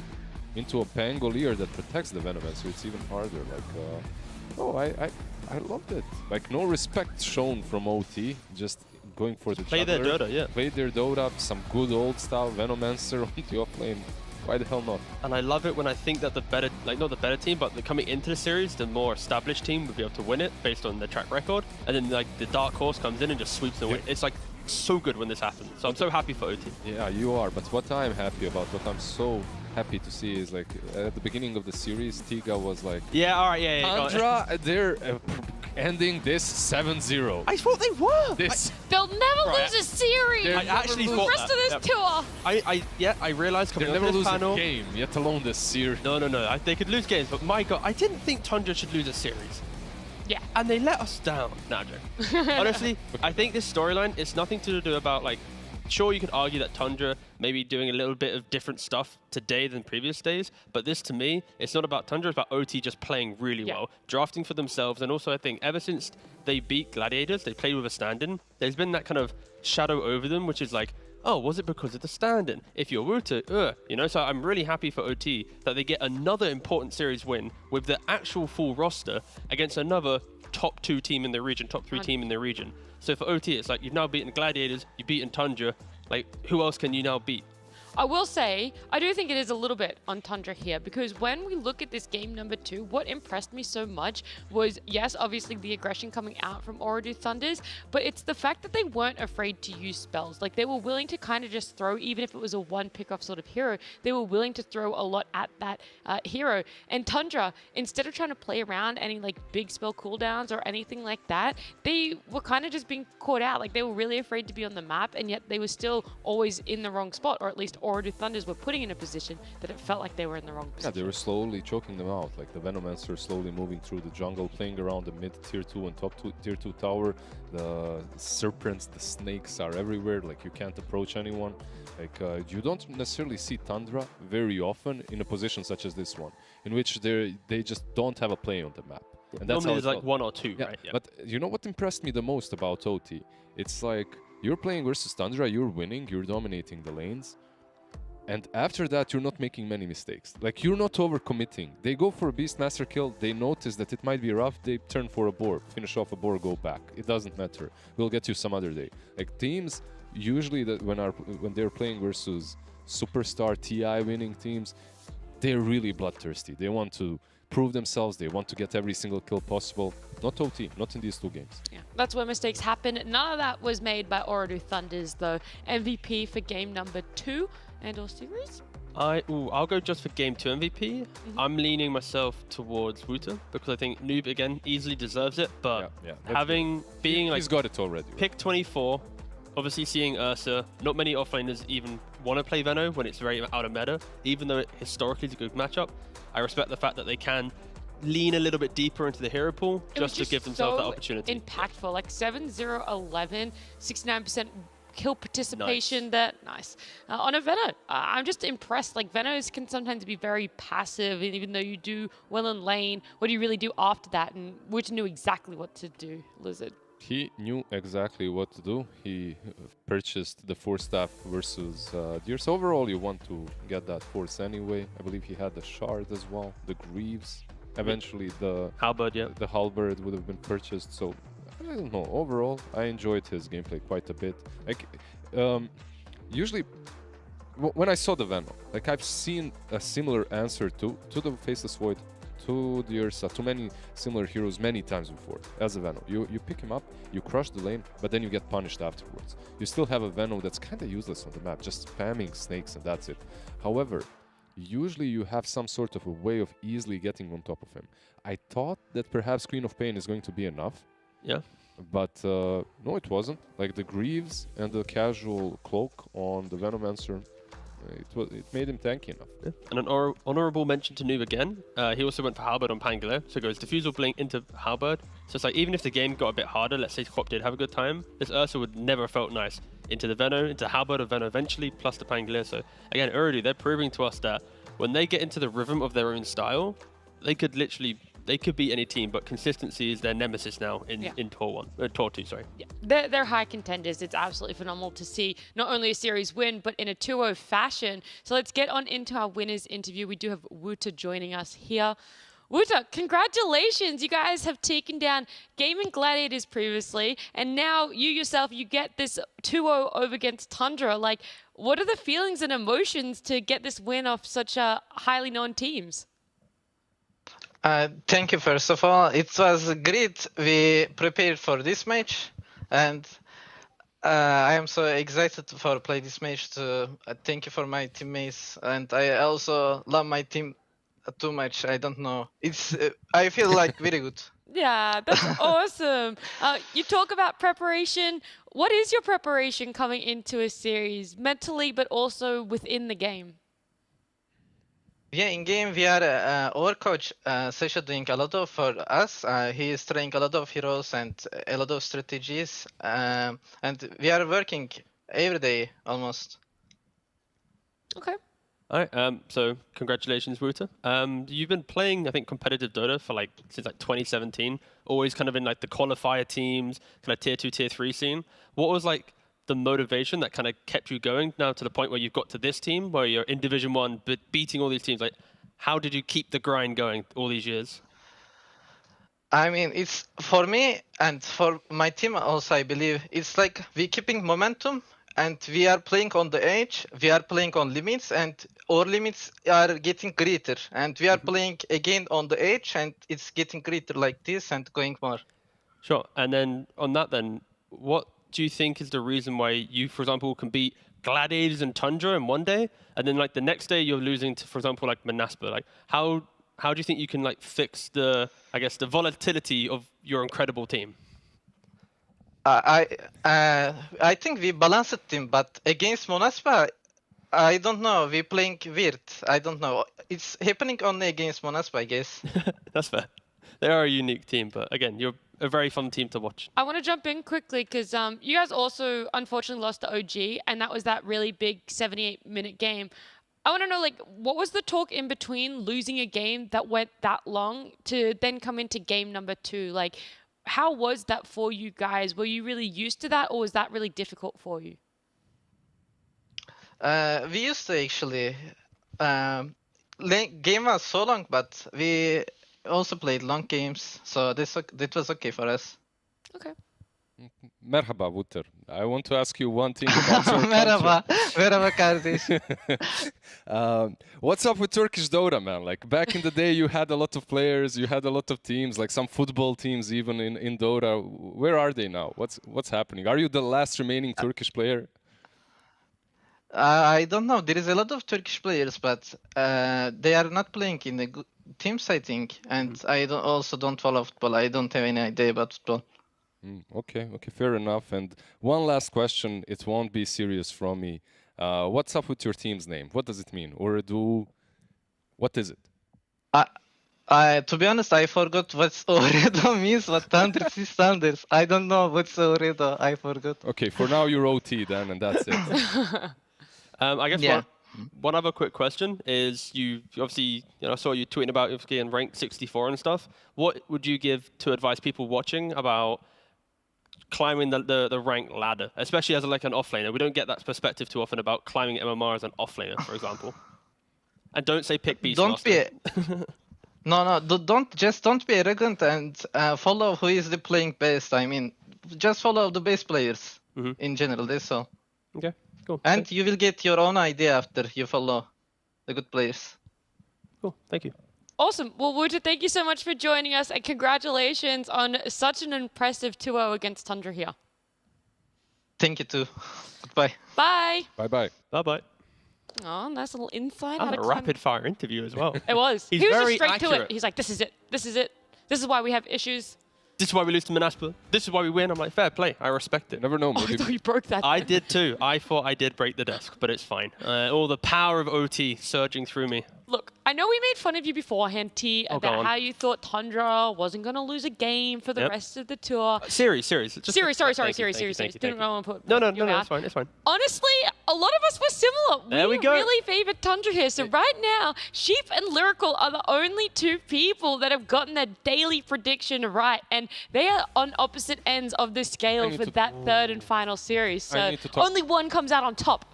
I need to talk to the production. What's happening? Where am I here? So there's a Western European talent group. Yeah, where you weren't added to it? I think you got kicked from it because you went NA and then you got invited back in. So just check your emails, man. Check your emails. Production telling me right now I was kicked because I'm NA. That's I will say, I'm pretty sure you were in it, but you never filled it out because you're on NA and not in Western Europe. That's possible. Well, I was too busy sleeping after NA. He was. We can easily add you into that one, though. Obviously, we will add you in. Can I get excited for a second, please? Yes, T. Thank you. So OT right now is sitting 2-2, right? They still need to play Nigma, Wait, you can be excited, but slowly. So OT are currently sitting at 2-2, and they still need to play Nigma, which is a very weak team at the moment. So potentially, in a worst-case scenario, they could finish 3-4, which is kind of like tiebreaker scenario, right? Maybe they eke out another win. Like, there is a timeline that OT can go to the major. But like that alone is so hype for these new players. Like, especially for Europe being they're so competitive, no Div 2 team should be able to walk in and do stuff. But OT, it's not the cleanest of runs, but it's a clean enough run that it could happen. They could get to the major at the halfway point. Definitely really want to see them stay in Div 1. It's so hard though, because like, you know, now I have this team come up from Div 2 and I'm like, I want to see them stay in Div 1, but then someone else that you liked in Div 1 previously has to go down to Div 2. Like, it's so hard, but they have a lot of potential and I think we could see them go really far if they stay here. I love the contrast between the two of you. One is like, yeah, they can make it to the major. And I want survival, yeah. And Nat is like, calm down, boy. Okay, I hope they can stay in Division 1. I only say it because SCA last year, we did see a team come up from Division 2, go to the major, and it was just shambles. It was not good for them. It was like a very poor showing. I'm not saying that's going to happen to this team, but baby steps are sometimes the best sort of steps. If they play and draft the way they just played versus Tundra. Oh, they can beat anyone. They can beat anyone, yeah. Wholeheartedly, I fully agree with you guys. But it's our second series, another 2-0. I want to give esportsbet.io a shout out, though. They are our sponsors for Western Europe and NA DPC, and they have a new Watch to Earn feature where you can earn 3,000 tokens, which is $3 USD per hour, by simply watching your favorite DPC matches over on esportsbet.io. So if you head on over to their website, you can create an account, you can log in, and you can start earning tokens even without placing a bet, simply by watching Dota, which is something we all really love doing over here. Why are you giving me that face? Why are you like we all watch cute faces together. We all love watching Dota, yeah. Just giving each other the I've made my whole family turn that on. Easy money. Easy money over there. But we still have one more series. I had 12 kids. Little Jimmy's going to come and farm some coin. Manasa versus Nigma Galaxy is going to be our upcoming series. T, we're going to be saying goodbye to you. So any parting words or thoughts you have for that series? We've got the time. You know, we have the time to fill in. How upset would chat be if we just held it on a podcast for like an hour? I think we might lose all our viewers.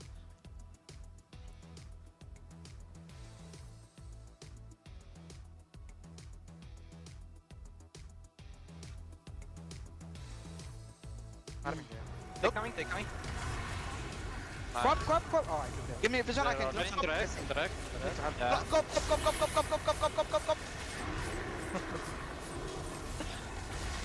He's still hitting, yeah, 0 damage. Yeah. Let's commit. Wave. Yeah, just go. Bottom. Really shoot down there, what the fuck? Go stun this. Focus, guys. Game not finished. Yes, sure.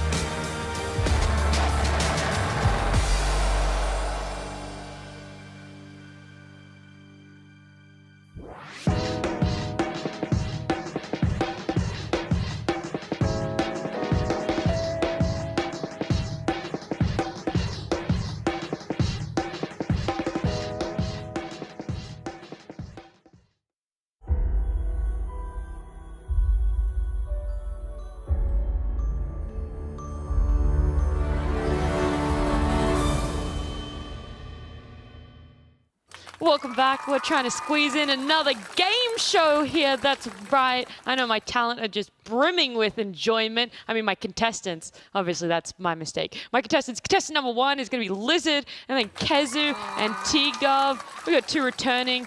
Which is funny. We got the bottom. Well, I forgot my glasses, so I can't see anything. So hopefully it's There you not go. the... here you go. Yeah, Lizard's take offering those. his. Actually, no, you need Yeah, the this first way. Lizard because we're going to start with you. Oh, they're sitting Fine, well. it's fine. I'll survive. Beautiful T. Yeah, we got last place from Get a close-up of our previous game show, and then we got champion over there from our previous game Actually, show. I'm surrounded by champions. What? Like, no one told me. I'm nervous. sorry. How do I look? Yeah, I'm done. You look great. Look good. Does it actually help my vision or not? I don't know, It does it? does. Anyway, we're going to jump into it because we don't have anywhere near as much time as what we did for our previous. So we're going to start with you, Lizard. We're going to start closest to me this time round. And the theme for these are items. And do you know how to play Hangman? A. A. A. He wants an A. A. I want an A. I already know what it is. I actually know what it is. Holy base, but you can't guess, I'm going though. to whisper it to you, and I'm not... No, Can I? because he's so close to me. Message me. Okay. Anyway, it's still your turn, Lizard. Yep. Yeah, this is all you. This whole word is Oh. yours. You just keep going, over and over. Oh. Give me a no. Oh. Give me a no. Oh, he wants to know. Oh, no. Over, oh no. I'm putting it on my phone down here so you guys know that I've locked in my idea. Oh, so the whole word is mine, yeah? Yeah. Yes, this is all yours. The board is yours, Lizard. It's yours, baby. Just going to nap my predictions down there. Give me an M. So, An N. Sure, an N as well. It's fine. What did you say, N or M? It doesn't matter. Give me an M. Ah, okay. An N. Infinity. That's what I wanted. All right. Is this helping you at all? By the way, you get 6 tries. You've already gotten 1 wrong. Okay, okay. Okay. Okay. Give me a B. B cup. B cop it up. Oh, you can't look! oh, more I didn't look. Where did I look? Okay. I know it. I know it. I know it. I think I have an answer Come on. here. It was I think I have. locked in prediction for later. I think I have. Like, look, it's a B. I asked it Yeah, for a it's reason. true. I just wanted to see if it's on the first one. Yep. Could it be? Could it be a blink dagger? It is Blink Dagger. Good work, Lizard. I think just make up a new word on the spot, Thank guys. you. No, that doesn't. It doesn't work like that. You get. You just won. Good job. You get no. Only 4 points. You could still win, I because just you. felt To win. recover from the fact that like, I was so shit in the previous one, I wanted to lock in a wanted to prediction. I'm blow. sorry. And you handed the win to Lizard. This is what happens when you do that. I just wanted to. Come on, T. Keep it to yourself. I thought it'd be cool. It adds layers. Breaking the rules. This game show is in shambles. Kezu, Shambles. All right, Yes. let me get my phone. the board is going to be yours. We're going to reset here. You're going to get a new word. Okay, I would like an E. That is such a shit guess. Shut up. Such a bad word. Guys, you can't say that. How about I know what it is. My God, I know. There's what it no way. I know what Trying to it write it is. on my phone. A? Okay, if you write it right here. Yeah, ruin it. Yeah. Go on. Production will then show it on screen in about 2 minutes. Okay. No way! I fucking know. Yo, what it is. Got it? Yeah. Go. It's items, right? Yep, items. Okay. Based. You. Based as heck. You actually got it. Dude, it's like kind of cracked. Okay. How about an S? Oh my god, Lena's in for a bad time right now with Kezu. Okay. How about a T? Hi. Hey, Hey. good one, good one. Keeping her alive for now. You're halfway through your guesses, by the way. Or your incorrect guesses. You can do it. I believe in you, Kez. How about Kez cute, come on. Kez cute is gonna go in with an N. Yeah, Yeah. yeah. Yeah. Getting warmer. Come on. Come on. It's Getting on there. real items or also neutral items? I can't tell you because I only told everyone else that it was items. Okay. How Real about- items or neutral items? Like They're not neutral real items They're aren't not counted as real. real They're not. items. You got this. Okay, how about I already guessed you. I. Yeah, Yeah. yeah. Warmer. 8, mate. We're like lukewarm right now. 8, mate. Come on. How do I still not understand? Anyway. It's all right. You have infinite guesses. Only 6 wrong guesses. We believe in you. An R. Mm-hmm. Yeah. Yeah. Oh, race burn! Yeah. He's got it. How did you get it off no guesses? Just a number of Just a letters. genius. That's what happened with Blink Dagger. Yeah. All right. But I'm never doing that again. Yeah, don't do that one again. All right, T, this is your actual redemption. This is your actual redemption where you can prove What you're the a Giga hell? Chat at Hangman. Okay, 7 and 5. Good luck. I know it. I know it. I know it, actually.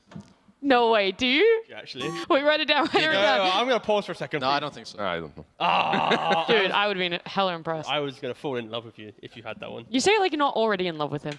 Lizard, I love you. Love you, babe. All right. Let's get A. the ball going. A. A. Yep. Mm-hmm.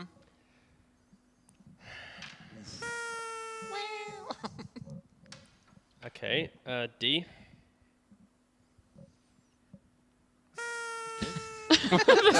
This sounds hilarious. Yep.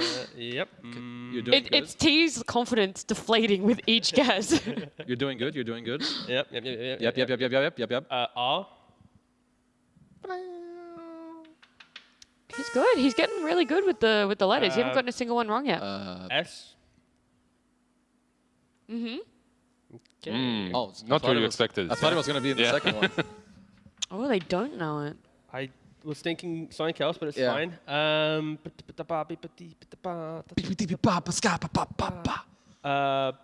Is it?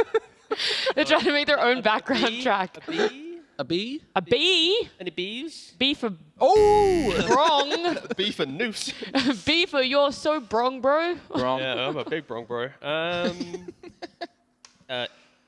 O. Oh. Oh. Oh, no. Ooh. Oh, yes. I'm trying to work out what the second word is. Oh, so you think you know the first? No, I mean, I thought it was... I was like, if you know the first, you definitely know the second. You No, I'm definitely doing know the thing which second. I'm starting with a smaller word, and then I'll get back to the big word after. You don't want to do that one. No, I clearly don't think so. An N. What? Damn. That was a big hit, huh? Big old clown noise for the sun.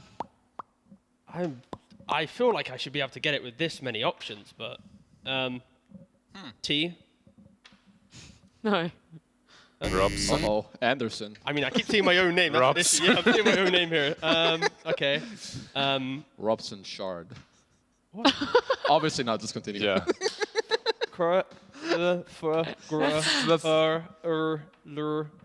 F. No.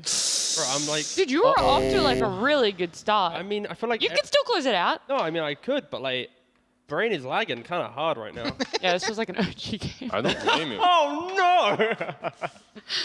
Failing to close it out. H. We'll just see what happens.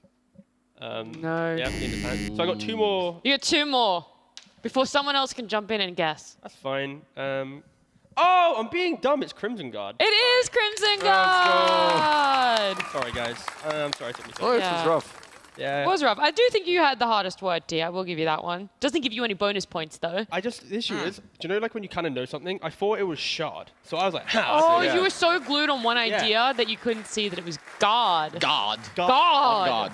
And then obviously the first word, there's nothing pre-shard. So I was like, what the hell have I done?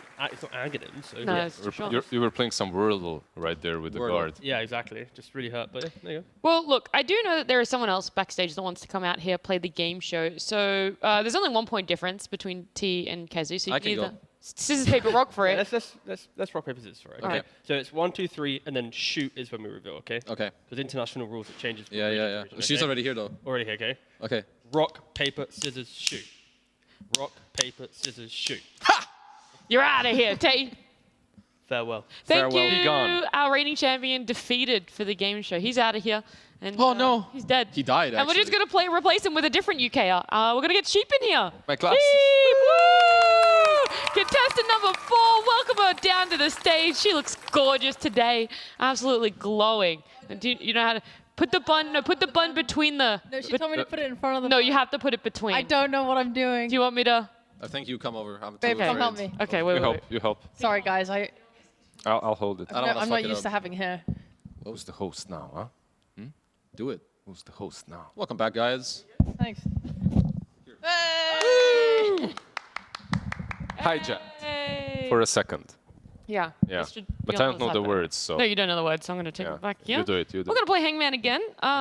Sheep, would you like to start us off, being Wonderful. our newest player? Yeah, okay. So the theme for this one, though, is... I'm not going to lie, this is probably the hardest thing we've had. Nice. The theme is law. Law? Yeah. Jeez. Law. Christ. All right, A. If you don't start with A, you're griefing. She's good. She's good. Double right. A in this Double word. A. R. Good job. Yeah. But it's slower. You're still not gonna T? guess it. Yeah, I don't know. I know none of it. Oh, there was no T. We need Slacks here. Yeah. Yeah, exactly. that's it's it. kind of an issue. Load up. Can we load up Slacks videos? Has anyone got his number? S. That is on there? Ass. Ass. Ass.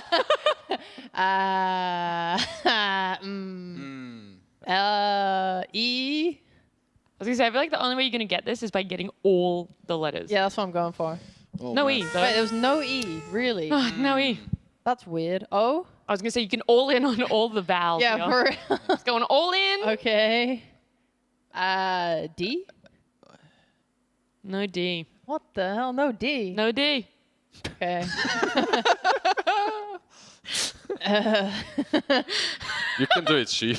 Come on. L? No L. Hey, wait, what have I done H yet? H? Production has to catch up. Yeah. Ash. I don't know, guys. I don't know lore. Ashva.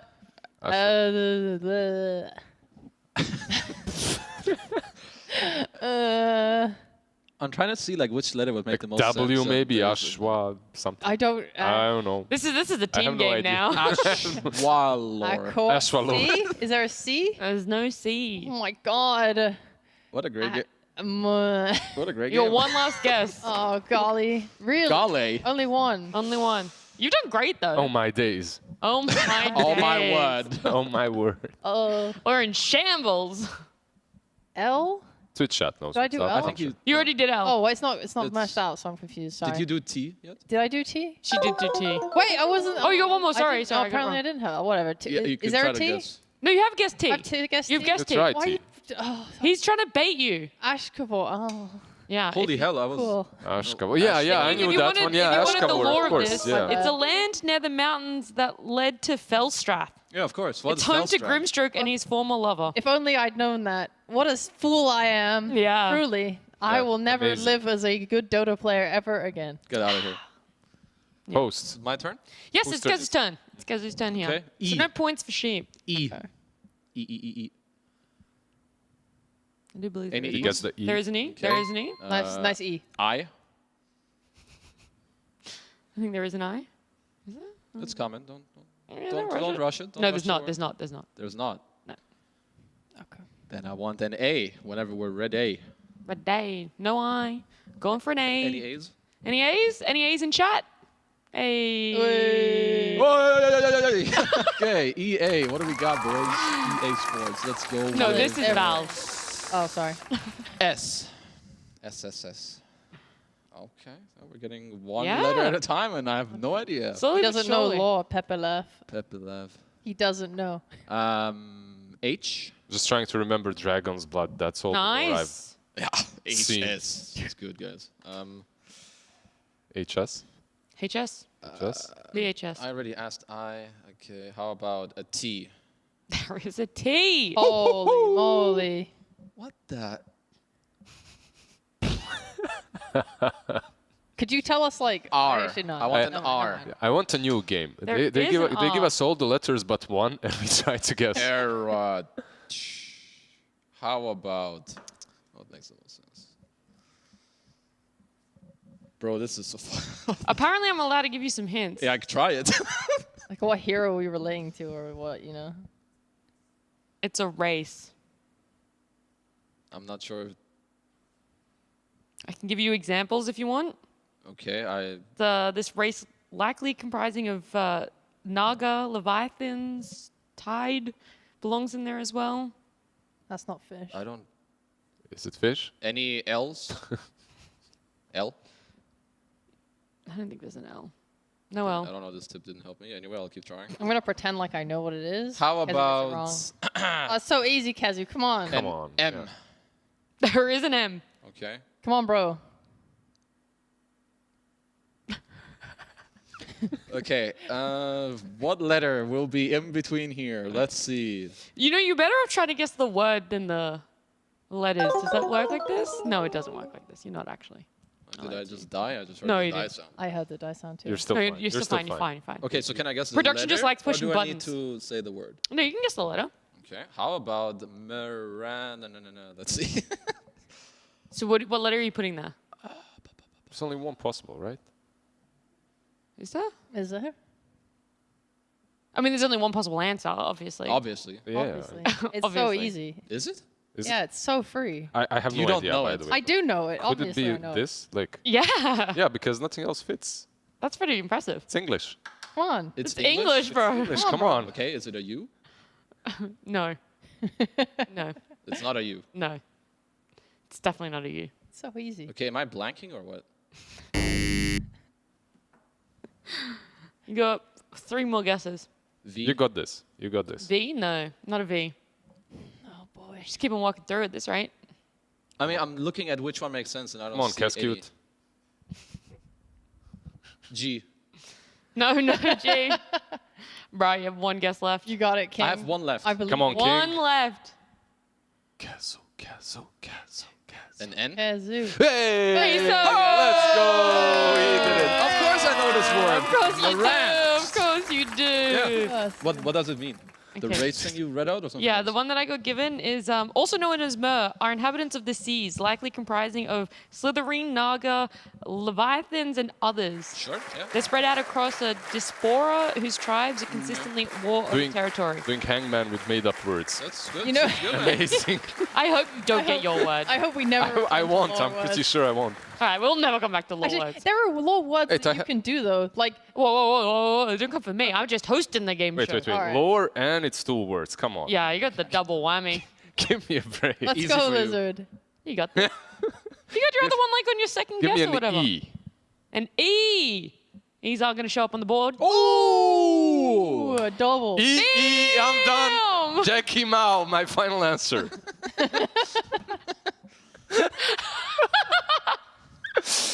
Oh, shit. Whoa. Whoa. I don't know what you can get away with over in NA, bro, but wait, here at wait, Western Europe, there's no fucking We swearing. say clean, bro. E. Yep. 50. Could it be an... How is eel spelled? Give me an L. Yeah. Just give me an L. Oh, this You guy's got good. 1 out of 2. Let's go. I got 1. I still don't know what the other word is. Your W's. Whoa. Give me an A. I get the rest. Should be 2 A's. Oh my goodness! Double, single. Let's go. No, double single. What are you doing, playing hopscotch over there? Let's double, go. double single. Come on, Lizard. Fucking, let's go. Sorry. He's just cheering for his I'm too friend. hyped up. I'm a This team game player. show's getting intense. Give me an M. Ooh, No, dangerous. there's no M's. No Oh, M's. that was pathetic. What a bad guess. I have You got no it, bro. idea. Don't worry. I don't have this. You got it. You got it. You got it. Give me. You got it. Lizard. You got What it. are we giving you? What are we giving you, Lizard? Give me a D. Yeah, give him the D. Give me the- There's a D on the board for ya. I've been given the D by production. Maybe an R as well. Oh, there's an R too. Wow, this is obvious. Wow, how am I doing? How are you this? not getting it? It's not M. I already dry my eel. Like, Drama eel. It's not drama eel. No M. No. no, it was already. Yeah. Now you lost. Yeah. Let's go. Okay. You got a lot of lives for 1 letter. Yeah. Just do it like me, Give me a C. I have a feeling it's like a C. What? Nice Draka one. eel. Let's Wow. Do you know what they are in law? I have no idea. What the hell? No one's ever heard of these before. Ever. How come you never heard of Draka eels? Oh yeah, my bad. How have you? He's Everyone pretending. knows. He's pretending. No, everyone knows. About What Lizard is obviously pretending. secretly, Lizard has converted all of Slax's YouTube videos on laws into podcasts, and he plays them as he goes to sleep. And Exactly. he subconsciously integrates the law knowledge into his brain for moments like this. Very useful. Yes. Yeah. Yeah. That's Sure. it. Great Sure. game. Slaps anyway, puts me Lizard, to sleep. yeah, you well and truly blow this game show out of the water. You're the winner. As your prize... Me in production as well, by the way. Yeah, okay. They're actually whispering in his ear. Anyway, as your prize, you get to throw us to a break into our next series, our third and final series. So when is it? it is in, not much, like 10 minutes. All right, Twitch chat, go away, grab some protein, come back in 10 minutes. We have a really nice series coming up.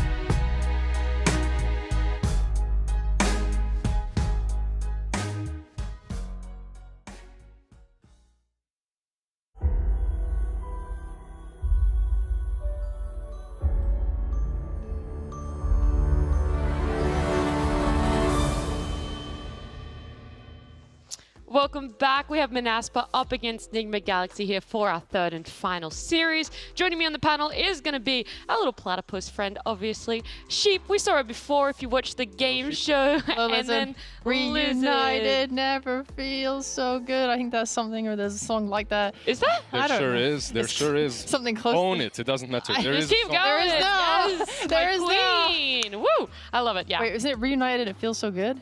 Yes. That's the one. That's it. That's it. She's nailed it. But yeah, we got Lizard returning from the depths of NA. We got Sheep on her Western Europe run here. But guys, Enigma Galaxy.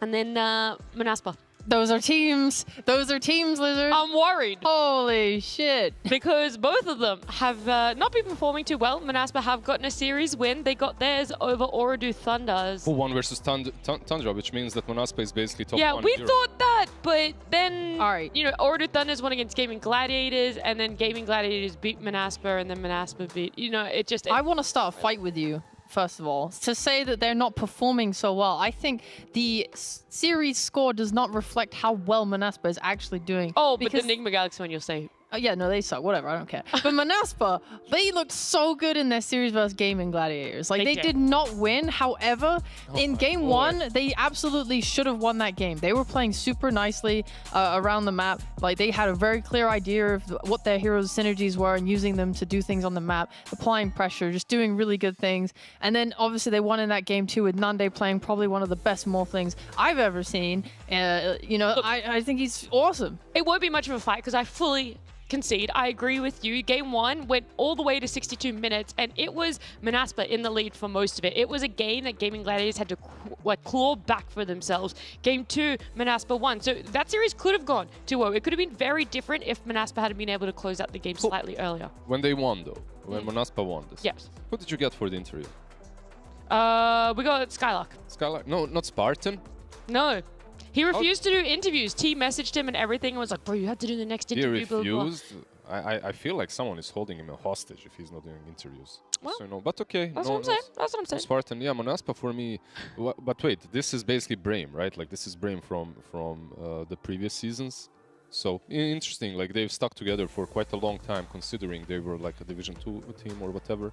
So they're still there. They're still going at it, practicing quite a bit. I'm not sure where their boot camp is. It was in Serbia before. It's in Serbia. It's in Serbia again? Yeah, they're at the level up.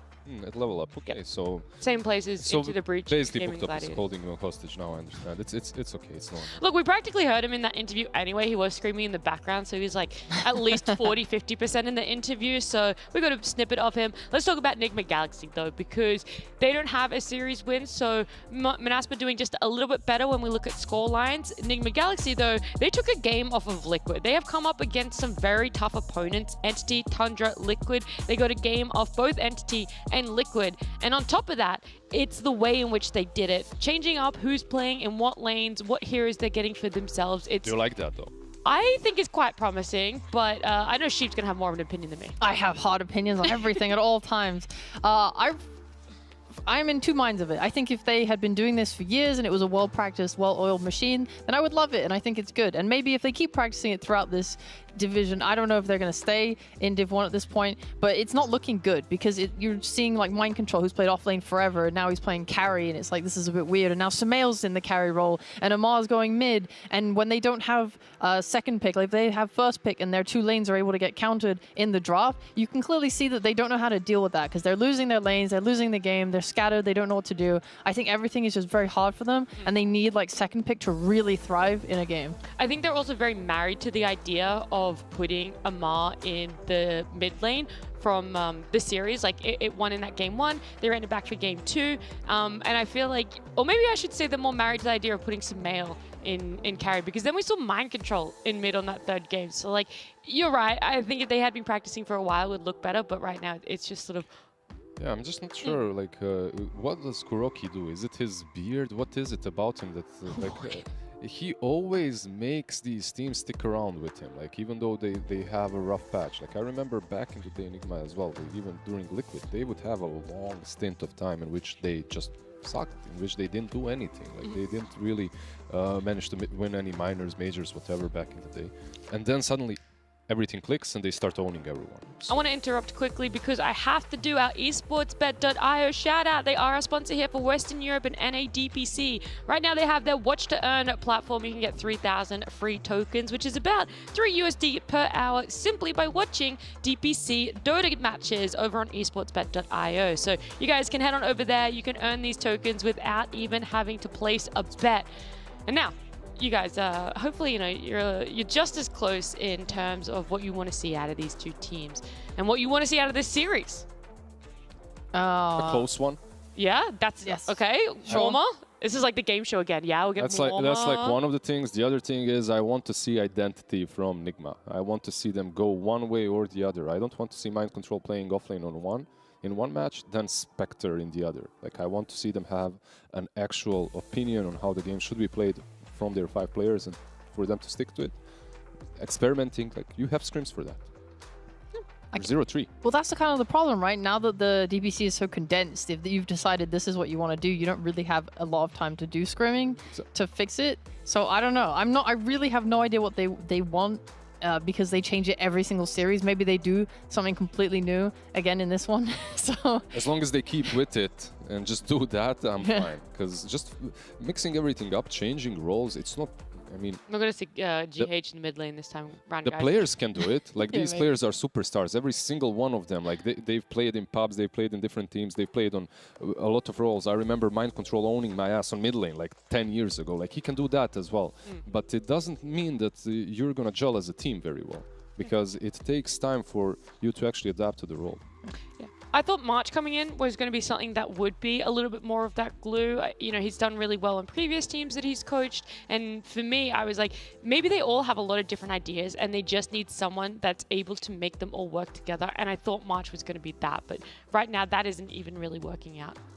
At the end of the day, there's only so much a coach can do if you're struggling in-game as players. Like, it's not just coordination issues of, oh, we need to make sure we bring these two heroes and do this together, right? You guys can't be slacking or playing lazy. It can just be as simple as, like, they're losing lanes. Because they are. Like, in the Tundra series, I think they had that massive problem where their side lanes were losing every game, which is why when we came into the Liquid series, I think Nigma were trying to move, like, Sumail to safe lane, because they're thinking, okay, if we can give Amar, like, a decent matchup mid, and we have Sumail winning a side lane, then we at least have, like, 2 winning lanes. And Mind Control usually does pretty okay, too. But so it's like, it felt like they were trying to patch that issue, and then, again, if they have first pick, you can't. You just get bad matchups. You have to be able to deal with that. It just feels like they're kind of getting outskilled by a lot of people right now. Yeah. Anything you want to add on top of that one, Liz, that I know that you haven't really been able to keep too much up to date with Western Europe? I watched some games from them, definitely. But yeah, I just want to see identity from Nigma. I repeat myself, more or less. Like they have these, like when Mind Control is playing the carry, I don't feel that Amar the F is playing a proper offlaner anyway. He's usually some Razor or something like that. So they still get stuck in this Neon-esque, like a year or two ago, 3 semi-core kind of a lineup, which can work for them, sure, but you need to stick to one thing and practice it to make it perfect. Yeah, to be able to win with it. That's the cool thing. The Razor won the game. The one time they've played Razor in this entire DPC tour, they won. That's what I'm saying. Run it back. Every single time we cover Nigma, I go in and I say, just pick Amar Razor. Just do it. He's so friggin' good on this hero. And then they never, ever drafted it for him again. And then we get like banned in second phase.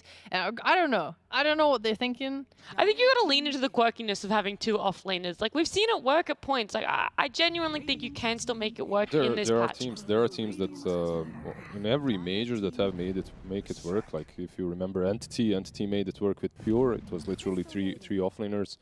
Who did Saberlight stand in?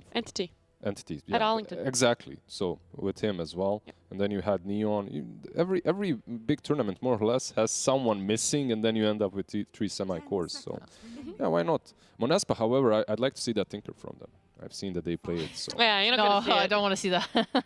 I'm not against the hero. It needs to be like a really good Tinker game, you know? Yeah. Look, the opening phase now is done. Nigma Galaxy picking up the Brood as well as Disruptor. I'm liking it. It's very meta. That gives me a little bit of confidence. And then Manaspa with the Leshrac and Crystal Maiden. Crystal Maiden's usually the support response to Broodmother, just because in the lane it's like, oh, what does Brood want to do? She wants to like trade with you with her like right clicks and her bola. So you just put that, you just have like attack speed reducing spells and ability to disarm, and then you trade more strongly with your carry. You combo it with something like a Slark, right, or a Naga. Pudge. Pudge, this Brew doesn't have a game. We'll say about this opening, normally you would assume that a Leshrac goes mid, but Manaspa have played safe lane Lesh, I think. Actually, I don't know if it was in the safe lane, but their carry has played it. Okay, sure. I mean, back to the thing that we were talking about previously. Like, Leshrac is very versatile. If you have 3 cores that can play it, like, it's still a hero that can be played anywhere. Yeah. Like, on offlane in the last Tour 1, Rezo was playing it for Secret. Was it successful? No, it wasn't. But they had some couple of... The vision is there. They had a couple of good games with it. It's always possible. Like, you set up the Earth Splitter with some position 5, and it can work. I'm down for it. I mean, Nande is a pretty interesting carry. He's like willing to play all this weird shit. Sometimes it goes badly, like in the last series when they picked OD carry in that last series. I think it was pretty terrible, honestly. And I don't think he was able to itemize properly around the game to make it effective. So it kind of fell flat, but like this is something he played previously in Tour 1 and made it work. So I fully believe in any weird picks that Manaspa go for in general. They had some that I've noticed at least. Like they played the Tinker, they played the Viper as well, right? And they played a Legion. Legion Commander too, yes. Yeah. So definitely interesting ones. Like Legion is still in the pool, and you're playing into Disruptor if you really like to play that hero. I mean, you don't really skill Thunderstrike anymore, so... I'm actually thinking about it. They did the Legion Commander carry into the Brood lane as well. So maybe they are trying to think of different carries that can shut down Brood. I think it's interesting. It was actually Game In Gladiator's last tour that even tried Legion Pos 5 as a response to Brood, which was, honestly, I didn't really like it, but... You saw, maybe again, the idea of it. Yeah. But it was the rest of the game. It just was not impactful. You're just running around, press the attacking people, so it's not that great. And you stand in that lane to try and defend versus Brood. You still don't defend because another hero or two, they rotate in, obviously, the mid laner, they pressure you out, and then you still lose the tower. You're like, okay, I guess I'm a Legion Commander with Tranquils now. Gonna do nothing the whole game. It's like, Brood is a hero of poke. She doesn't just go all in to try and kill you. I mean, she can in some situations, but she will just, like, wear you down, and then when you're low enough, then she'll dive you. And, you know, if you're a problem, she can even just bypass you. Like, she'll just play trees with web and then, like, push your tower and stuff and ignore you and farm. And the problem is this hero always farms. So I'd like to see them pick a very aggressive carry to try and help deal with it. I've been playing with the idea of, like, a PA carry in my mind with CM against Brood, which I haven't seen anyone really playing, so it probably sucks. But... Have you tried it? I haven't tried it. Why would I have tried it? Oh. She's not a carry player. I'm not a carry or a pro. I'm just an idiot that goes on the panel and tells pros how they should play. You guys should do this. This one in Scrims in your next official. Yeah. Let's turn our eyes to the bans then as well. For Enigma, Galaxy, Beast, Lycan, Earthshaker being taken out, and then Manaspa doing Dro, Husker, and Undying. So they don't really want to come up against the Amar Husker because I feel like with the Brood, it's looking like a mind control going to be an offlane. Yeah, it's interesting that like Nigma are the ones that are just banning out the random heroes that are popular in the meta, right? The meta heroes. Meanwhile, Manaspa are the ones that are just targeting heroes from Nigma. It's like, yeah, you can pick the meta, but we just want to remove some of these cheese picks from Nigma because so far that's what they've been winning with, unfortunately. Yeah. I do notice though that it's the Huskars and Timber are pretty Amar focused, but these bans are less Amar focused than what Liquid did. Like Liquid went full respect. They were banning the Mars as well every game. Yeah. Bruh. So if Mind Control's playing this, and if they do want to keep playing Sumail in the safe lane, then there is that idea of playing Mars from like mid that we could potentially see. Rubik here is a nice answer, by the way, as well to Disruptor. You buy that shard, you can get people out of Static Storm. Nice little save there. Also, just a strong hero. And he can lane with the Lash, he can lane with anyone else. Lash can just as well be mid here. And you have your two pretty solid supports, like Crystal Maiden and Rubik. This is... wait, more. Okay, Morph. But Crystal Maiden and Rubik, this is Liquid Dota, right? Like, they just picked it up in Tour 1 quite a lot. Like, you always have mana to spam out stuff with Rubik. But I'm actually interested in the Morphling. I expected maybe a Razor, but if they do pick the Razor, then Monaspa can pick the Morphling, right? And then counter it softly that way. This screams like Sumail being safe. I was about to say, yeah. I feel like they're just putting Amara mid again. Yeah. Unless he's learned how to play Brood, because there was actually a period post-TI, I believe, where he was spamming Brood in pubs a bit. But he was going, not the Greaves and stuff build, he was going like Orchids and carry type build. Orchid Dagon. Yeah, not Dagon. I don't think it was a Dagon. I don't think anyone builds a Dagon. It's fine. Yeah. So I don't know. Maybe we're gonna be surprised here. There's been a lot of firsts recently, like Skitter's first Nature's Prophet game. I think also there was Hector K1 at the major playing his first Nature's Prophet game. Like people are starting to actually become a little bit more adaptable. Isn't this pretty solid for something like a Naga now? Like you're playing into the Morphling, some illusion-based hero, or a Slark even still. I would love to see the Slark and the Crystal Maiden into Brood, later on into the Morphling, you're solid. It all comes down to what Nande wants to play, really. Yeah. But one thing that Nigma does, what they do not have is control. I would like to see that from them. Like, you have the Seg, and it's a really good Phoenix game. Into Rubik, into CM, into Lash. Like, they're doing absolutely nothing to the egg, to the dot damage that you apply. But you still would like to have a couple of stuns on your side, and you have 0 at the moment. I agree. I think Monaspa need to ban Mars, especially in this next phase. And then I'm not... Anything else, like Mars, Tide, things like this, right? Like any stuns from the offlane. Okay. Rubik Centaur. I think there was some, I think you were really right there, and in that there was some super good carries, and taking your offlane here means that at least 2 of those good choices are going to get banned out. Maybe they feel like there's so many good choices that they're willing to just take whatever's left after the bans. Spectre as Remember, well, it right? still could be that Lesh carry. So maybe they're just trying to hold on to a little bit more of the flex. Maybe they don't know where they want to put it. They have overall last pick, so it's like even if 2 good carries get taken out, Lesh could still feel comfortable there, and we could pick up a mid laner instead. What are you getting for mid there then? Like some Spirit that can jump on top of Morphling, or a Zeus? Like, what are you getting like these?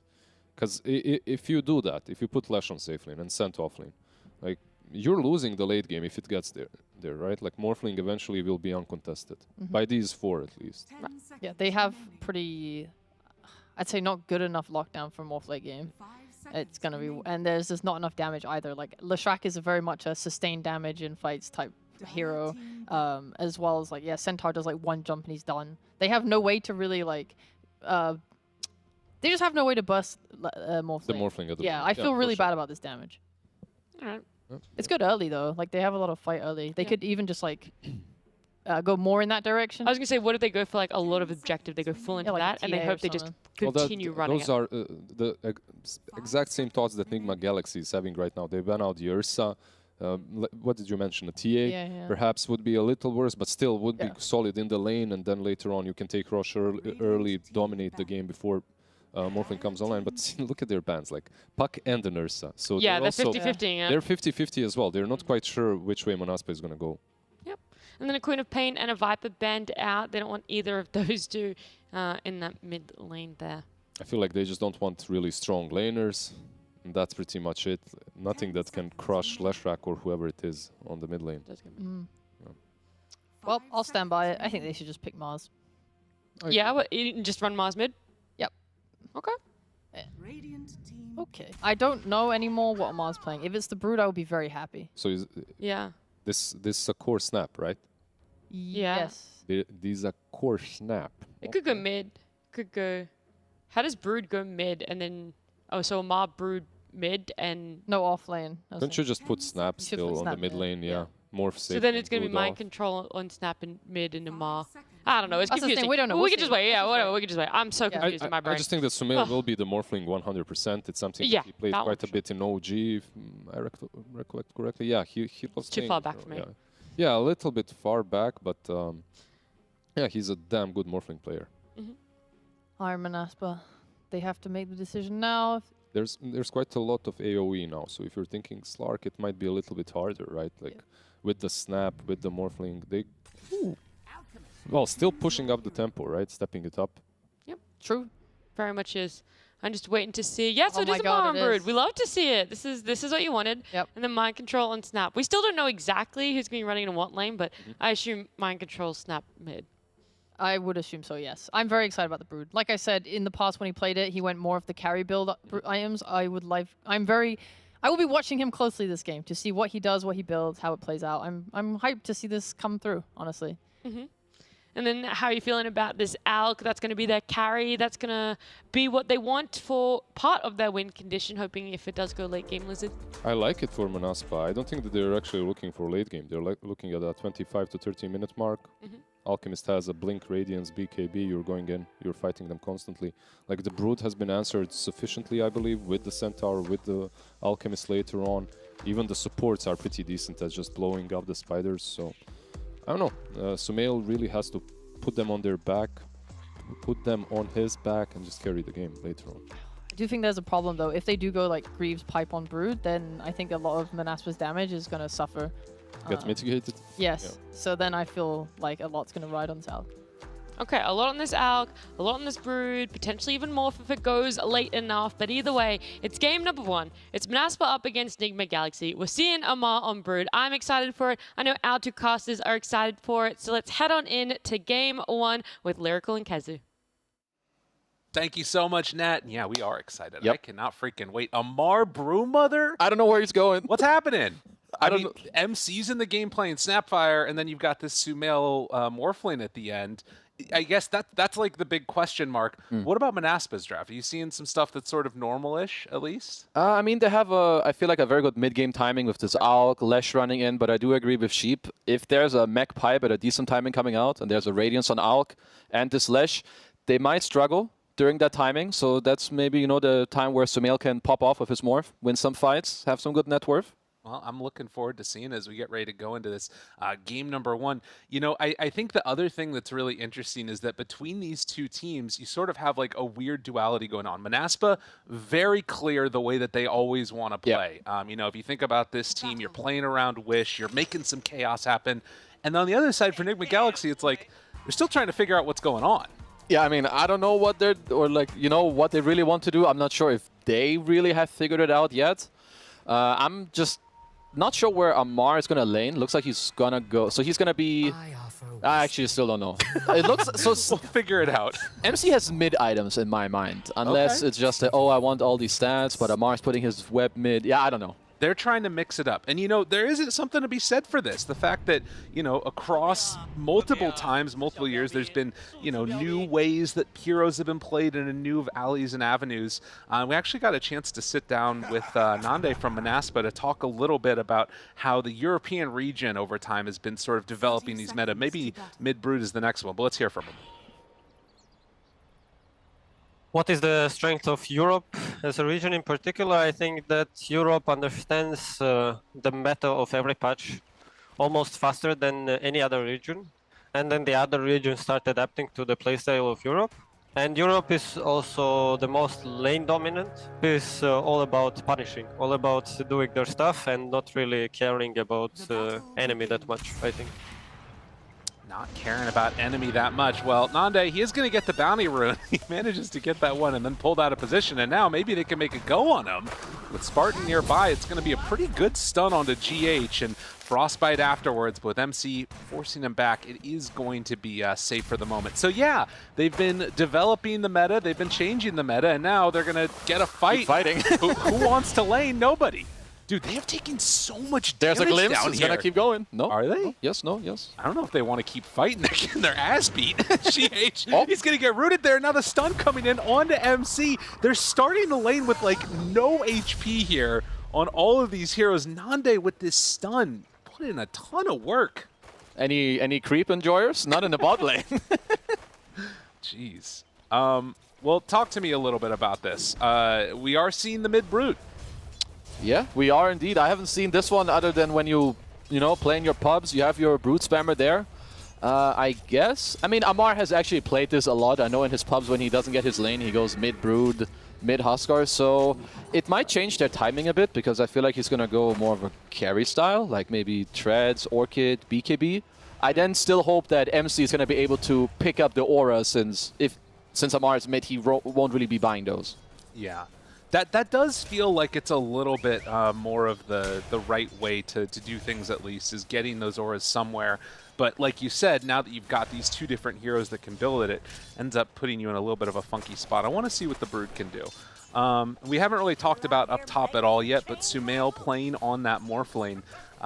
It's really interesting because, you know, of all the heroes on this Nigma Galaxy team, it's Sumail that's now never going mid. What the hell? You pick up Sumail and you just make sure he doesn't lane mid. Yeah, I mean, he's been owning there. You know, maybe he can do something similar here in the safe lane. I'm pretty sure that his Morph is pretty good. His lane should be okay as bottom. Hello. All right, GH drops low, and Nande takes first blood. Dude, he got so much value out of that, the Battle Alk. That is, well, a very good start. They hit level 2 at a nice timing. You have this Alchemist CM who can like push in the lane with some Acid Spray, some Crystal Nova. They catch Kuroki off guard. Yeah. Sorry, GH. Oh, he does get put into a bad position. Nande down low, has to walk away. One last hit comes in, so MC gets a little bit of retribution as he returns to this lane. He might lose on a lot of creeps, because there's like a double wave coming into the tower. So not the best for him. Nice job by Enigma to punish him there. On Sumail, not having the best of times in terms of the CS so far, but you can see he's about equal to where the Alk is. So just a good amount of pressure being put on by Manaspa here, as Desire is going to head on up top, try and, well, reblock the camp there, it looks like. So nice little play. Good old sentry battle. I mean, nowadays I feel like the side lanes are so much up to who has which camp. Did they get a pull off to like set the lane back, as Amar is pressuring mid quite a bit. I feel that if you can get 6 on Brutes before the Lesh in this matchup, which perhaps you can if you get some denies, you know, with your insatiable hunger, could be annoying for a Lesh, but then once you hit 6 yourself, he should be pretty fine here. Right. And it's interesting too, because then you're not even necessarily worried about like building up spiders probably with Amar, but more just using it to try and knock down the Lesh and kill him. Although, he might be in a little bit of trouble back mid. You can see him dropping very low as he got hit by a stun there. Wish definitely off to a hot start, 19-2 versus 17-2, so still very close. He glyphed the mid wave to make sure that Amar doesn't get all this lifesteal off the queue, so nice job by him. Getting himself some bottle refills now on the bounty and the water rune as well. So yeah, good stuff. As Skylark is queuing up one of our favorite items. I feel like he might be swapping this one because it's currently a Meteor Hammer. Right. But we'll see. I have yet to see a Centaur Meteor Hammer. Gonna find out about it today as the stun is there and Sumail just gets bodied by Skylark. I mean, who cares what items you buy if you just kill them? Right, not bad at all. Now down bottom, Spartan in a little bit of trouble from MC, so both offlaners getting something out of this. I think you're significantly happier if you're Manaspa though, as Nande, well, this could be bad though. Doesn't have that much left in the way of healing as MC with the slowdown with the scatter blast. A couple more hits. Is he in trouble? Nande hides away to the side. Oh, but Spartan might get glimpsed instead. Yeah, hide yourself. All right, good job hiding, honestly. Neither of them getting glimpsed there was some fancy footwork. GH even tried to drop down the ward as, Oh, yeah, he thought that he had just TP'd in. Now GH gets caught. Can't quite get in range there with the Frostbite. Catch him on the acid. So a very battle-y lane. Yeah, this bottom lane is honestly hilarious. One thing that is really, really big right now for Nigma is that MC just got his Arcane Boot. So they're going to be able to continuously spam on this CM, on this Alchemist, as there's just more back and forth. They thinking about a stun here too. Throws down the Acid Spray. Punch now. Glimpse back. Both of them low. MC could maybe kill them both off, but instead they turn now on to MC himself. A couple more hits. He's not on the Acid Spray. 1 second. But still the turn. It's not enough. Dante. Oh, he lives. They take them both down. Dude, it's just a brawl. Like Fight Club down bottom. I mean, bottom lane is the most crazy lane. There's got to be a lot of hero damage in between these couple of heroes. For Nigma right now, I don't know if they need to be going for all these bigger plays. It's like, you have Arcane Boots, you can chill a bit, you know, throw some spells. Over time, they're low HP, then you can go for the killing blow. But Manaspa, they're kind of outplaying them a bit. Not a glimpse, not a field. On to Nande. He is in some trouble. Cookie can't dodge it. So they get some retribution. I like how the bottom lane is like double kill into you die. Double kill into you die. I mean, he's top net worth on the Alk, as you would expect.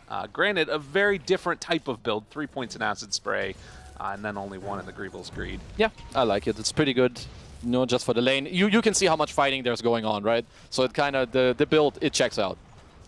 Well, and Amar has taken over the top net worth right now. Does go into, looks like Soul Ring and then Orchid. It's going to be the call for Amar, which, you know, that definitely feels like it's the aggro type of dynamic from him. I mean, yeah, I can see that build. The only thing I see usually when you play mid-brood is what's up top lane. Burrow. And that pressure on only level 3. Waveform doesn't connect with the damage on the Desire, and that keeps him alive. Yeah, I feel like top lane is going to be a bit more of the chill lane for now. Maybe until... Okay, I can never speak. Wish? Fairy Fire. Dropping, very low. Fairy Fire, stun under tower. Wish dodges away from Amar, keeps himself alive. Whew. I mean, nice job living there, because that was very close. Yeah. I mean, at least Amar lost all his spiders, but the way Brood works is usually when it goes mid. Uh-oh, he has a raindrop, right? No, he doesn't have a raindrop. Spartan? Spartan goes in for it, wants the kill so bad. One last hit. It's not going to be enough. Amar barely lives, and the spiders are there. Oh, poor guy. Amar, are you tipping him? No. I feel that would have been such an Amar thing, high-fiving or tipping him after the play. You know what that was? That was the Boston Major last go with the Earthshaker. Oh no. Oh, MC died. Yeah, he gets brought down by the acid spray combo down bottom. So one thing I like when I see Brood is that you try to usually collapse on a tower very heavily, like where you play this mid Brood, maybe you can go bottom, kick out this Alchemist and then commit into the jungle. Or there's even a play where eventually MC could come mid and like be this overwhelming damage to help Amar kill Lesh. I think either way these two heroes should combine at some moment in the next 1-2 minutes, because it could really speed up the game. Maybe you don't have to. Although Nande, he gets close, gets the stun out, keeps some separation between him and MC. Can they get in range for a glimpse? Does not appear so. So they can't connect, at least on that time, and because they didn't connect together, it ends up being a missed opportunity for a kill. Freebie, like you said, for GH. Nande pretty happy about that one. I mean, if Monaspa can hold their early towers, like let's say in the next 2, 3, 4 minutes, they don't lose a tier 1 against Brood in this sense, it's great. Yeah, I mean... Oh, Spartan dying. Certainly feel good about that. They're also battle over through here. They will take him out. He tried to live by smoking himself, but it did not work out. Poor guy. Minus 50. Well, we did see the Meteor Hammer fully completed by that Centaur, and Skylark going to be dropping it down from on high. Oh my god, Sumail. Oh, dude, if he walked out there, he might have been able to kill him. Yeah, if he was maybe if he had Quelling Blade, huh? Anyway, Nande. Throws another stun. Spartan's here to battle. Chase, chase. Slow down. Couple more hits. Can they get in range? Dude, is he going for it? Nande does not care. He does not even care a little bit. Just dropping acid spray to push him back, and Wish went for the stun. Misses it this time. Low on mana, low on options, and Amar not going to go for the all-in play. With Stampede ready, he was a little bit too scared.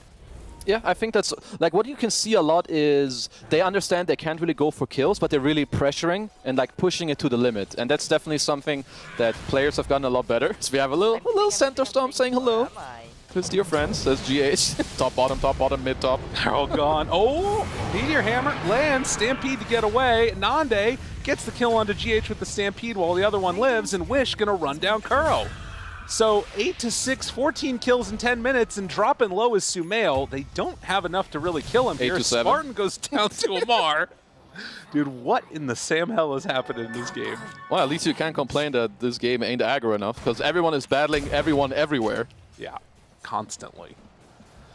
Good stuff, though. And Skylark just prepping up top to drop another Meteor Hammer and see if they can finally secure this tower. I mean, that's one thing. In these very battle-y, scrappy types of back-and-forth battles, Meteor Hammers at least give you a way to take down the tower when you're in sort of chill-out mode. I guess one thing that's cool about it is that you don't really go this Retaliate build anymore, so it's a lot better to go the QW on Centaur. So going Meteor still allows you to take the tower slowly, which is, yeah, pretty nice as Nigma...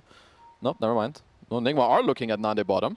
And they find him. He gets the ulti off. It's not going to be enough, though, to keep him alive as the kisses come in just to secure it. So that's that connection you were talking about. Okay, it's, yeah, I would say anywhere between 8 and 11. They still barely hit it on the mark. Skylark looking for, just trying to be annoying to Kuro. As the tower drops, Wish still nearby as they made a smoke move up there top. But yeah, very, very fighty start to this, and you can see the esportsbet.io odds favoring Nigma slightly right now. I think that's about what they were when we came into this series. Still very much anybody's game, and, well, Desire, he steals Spiderlings away as well. Well, he's going to be able to play a bit on the map, get some goal, but the most important thing about the last move is that MC should be able to slowly pressure the bot tower. Like, usually this one big aggression or kill will force the carry away. That is exactly what happened. It's also really hard for Monaspa to now defend bottom, because look where Amar is playing. They're taking over the Monaspa jungle, so it's really hard to regain control. There is this thing that we see is, well, Wish drops so quickly. and with no help anywhere nearby, he just gets blown up. All right, Amar is starting to cook. He is definitely cooking. He is the same net worth as Alchemist. So, yeah, that's not the best sign if you're Nande or Monaspa. You're behind with an Alchemist, for now at least. Right. I mean, this is the thing that's so interesting to me when I see these. Just a quick little tip. Friendly tip, of course. Love to see friendly. Those. That's a big stack of Ancients, too. But the thing that I feel like is so interesting with these Brood drafts is that, like, you get a couple kills, you don't see that much happening for a little while, and then suddenly the team starts to, like, get ahead by 2K, 3K. It just keeps going up more and more and more. I mean, it just escalates very quickly. Also, a lot of the times it's like, okay, if the Brood is alone, like, Lesh can just pop his ult and survive, kill the spiders. But once there's any +1, like a glimpse into static, or you have the Snapfire ult raining on top, then it just becomes too much. And the next move for Nigma very likely could just be they do the same thing mid, they bring MC, take over the mid tower, and then after that they could even look to play aggressive into these, you know, into these triangle stacks. They won't be able to contest this one, but later they definitely want to open up the map. Right. Nande is, like you said, oh my god, that's a lot of stacks from Rubik too. Yep. 7. Yeah. So, I mean, the other thing that you also have coming out pretty soon here from Monaspa is going to be this Bloodstone timing from Lesh. He's about, what, 1,000 gold away from it, roughly? Yep. And that seems like it could be strong, but there's this other timing that's happening with the Orchid on the Brood, with the Guardian Greaves already completed on MC. I want to see Nigma get aggro here. I want to see them start to try and, like you say, shut down the map. Yeah, for sure. Because in like a couple minutes, yeah, sure, Nande, he has his Radiance now, so his farming speed is going to get accelerated. But on his next item and the completion of the Bloodstone that you talked about, Monaspa are going to be very strong. Like, sure, you have the Guardian Greaves, but you won't have a pipe for quite a while. So this entire timing from now until Nigma finish that item, Monaspa can fight back and look to be aggressive on their own. Well, for now, Nigma content spread across the map, and still a lot of room over there. GH, Thunderstrike, they're going to start to bring Amar down here towards Wish, but I mean, again, there's not just that concerted effort yet, but they will find a glimpse here. This is a nice play, catching onto the Amar's Centaur on the back. in very far, and Stampede comes out. That keeps him alive, and turn around! Amar just gets brought down. Oh, Monaspa was nearby close enough to make the play, and okay, Stolen Kisses could go for another move here if they're not careful. Wish kills off the creep that was cookied in towards them, but that trade, CM for Brood, you are incredibly happy for Monaspa. That's an incredibly good trade. Like, you trade 1-for-1, first of all, you're 5 for the enemy mid, who's owning. You have Nande, who's getting to free farm the entire map with his Radiance, while all of this is going on, and for the next move, you now have Kisses on Desire. I don't think that could have gone any better for Monaspa. You just said like 2.5 minutes ago that Amar and Alk were on the same net worth. Suddenly he's 2,000 gold ahead. Yep, welcome to Alchemist Gaming. They're ready. Yeah, and this Blink Dagger that will come out soon for Skylark, he's even got more control because, of course, the Meteor Hammer's ready to come down afterwards. So, dangerous times for Nigma. See if they can take a slightly better fight for themselves the next round here. Amar definitely overstepped a bit. I mean, what he wants to do, and I understand you want to go from behind, use the Orchid on one of these supports and like kill them, which nearly happened, but Wish had a very nice TP, got the stun on him, and then he basically died from full to 0. So Amar is going to have to be a little more cautious. And yeah, for Monaspa, they're just going to wait for, you know, Skylark's blink. Do they want to wait for Nande's? And they're going to come out at the same time if they want to. Right. I think the other thing to consider there, too, is that the rest of Nigma couldn't kill Skylark in the duration of the Static Storm. If that Stampede doesn't get off, I feel like Amar probably gets the kill and gets out. Yeah, absolutely. So, a little bit unfortunate there. Nande turns off Radiance and just barely away from him. GH dropping that second too late. It's a close one. I mean, that's why you often see like Disruptors holding some Observer wards. You know, maybe you have some cheeky, cute play in there. But yeah, now Nande has his Blink Dagger. Skylark has his coming out. And for them, I feel like everything's kind of turned around. And remember, they still have the Kisses. Anyone they go on, they are going to die. So much damage. 3 points in the Arcane Supremacy. And you can see that the maneuvering that Nigma have done, they leave Amar up top. And the rest of Nigma is in towards mid. The big jump ready to come. MC is there. Skylark says hello. Stun is out with the Kisses down, but MC, he lives. Static Storm is there. Now the egg to try and turn it. Nande just gets out of there for the moment. He's so low, but he can't get away. Oh, Desire caught with the Orchid. This is the fight back that Nigma were looking for as they kill off that Rubik. And now even looking for Wish. If they can find him, he has Bloodstone ready. It's going to keep him very survivable, allowing with Skylark off to the side, ready to go for a big jump play. They glimpse him back in, breaking the blink now. Skylark also in trouble. Wish in a ton of hurt, and, well, he drops lower and lower, tries to bring down MC. Can he quite do it with the Sunray coming in? Wish eventually is going to be brought down. A triple kill for Amar. That was the fight they were looking for. Uh-oh, disaster times. That was a beautiful static storm by GH, keeping MC alive, silencing Nande that he has to... I'm pretty sure he ended up stunning himself, and then Kuro comes in with a beautiful dive egg into Sunray. This just happens sometimes when the initiation is a bit awkward for Monaspa. They don't have a ward down, so then it takes too long. You jump very deep, but Nigma with a beautiful punish and beautiful spell usage. And now they're 3k gold up over an Alchemist. Granted, he's still top net worth, but it's still feeling like that little bit ineffectual if he can't stay alive through the fights, which is why we see immediately the BKB queued up. He knows what he needs. At least Alchemist lineups, they're a bit strange, even though you're behind now in like 2 minutes when he has the BKB completed. Even though they're down, they'll still be able to fight as long as he uses his body correctly. Right. But I would say they only have one fight with the BKB in them, and if that one goes wrong, they're in for a bad time. Right. No, I get what you're saying there. It definitely feels like this draft from Nigma is set to just blow way ahead if things, break right for them. Which in that last fight, it definitely did. But Monaspa also not ones to shy from a battle. They're kind of... Definitely not. They're the ones that like to run in and, just make things happen. Whether it's good or bad, something's happening. Yeah, that is very true. You know, they might just be 200 gold away from Nande's BKB and be like, yo, boys, it's go time. But I do hope they wait for this BKB, or unless there's like, some free kills. Okay, we take those. But Nigma are getting some dangerous timings. Like they have Greaves now. Pipe is flying out. If Monaspa ever go too deep, Kuro can just drop his egg with a Sunray and heal the guy that's in the front. So yeah, Monaspa, they're gonna really have to nail their next timing because Centaur and Lesh, they are falling behind. Right, and there isn't that hero that wants to build up those auras on the side of Monaspa. It's all just sort of net worth funneled into the Alchemist, and nobody's getting mech, nobody's getting pipe, none of that stuff. They're going to out-team fight him when it comes to that time. Okay, Monaspa are looking for a move, but they're not... If we look at it from Nigma's side, they don't see anyone on the map, so it's a little obvious in a way, at least if Nigma are paying attention, because, yeah, no one has been on the map for Monaspa in like 30-plus seconds. Yeah. No, and now they're going to reveal themselves, likely, although it does look like they're going to pass through here, smoked up still. Smoke's about to wear off. Kuro spots him, and he just gets it. Oh, nope. All right. Yep. It was like, whoopsie. Took him 2 tries, but he got there. Never in doubt. I also like this meta where your support is going to go for the drums, as GH has them now. He's going to then build them into the Boots of Bearing later. And, Sumail, he's chilling. But by the time he's going to get his second item, his third item, all his teammates are going to be ready. They have all these auras, and once he's ready to join, he's going to be damn strong. Yeah, he's going to be unkillable, it feels like, to some extent at least.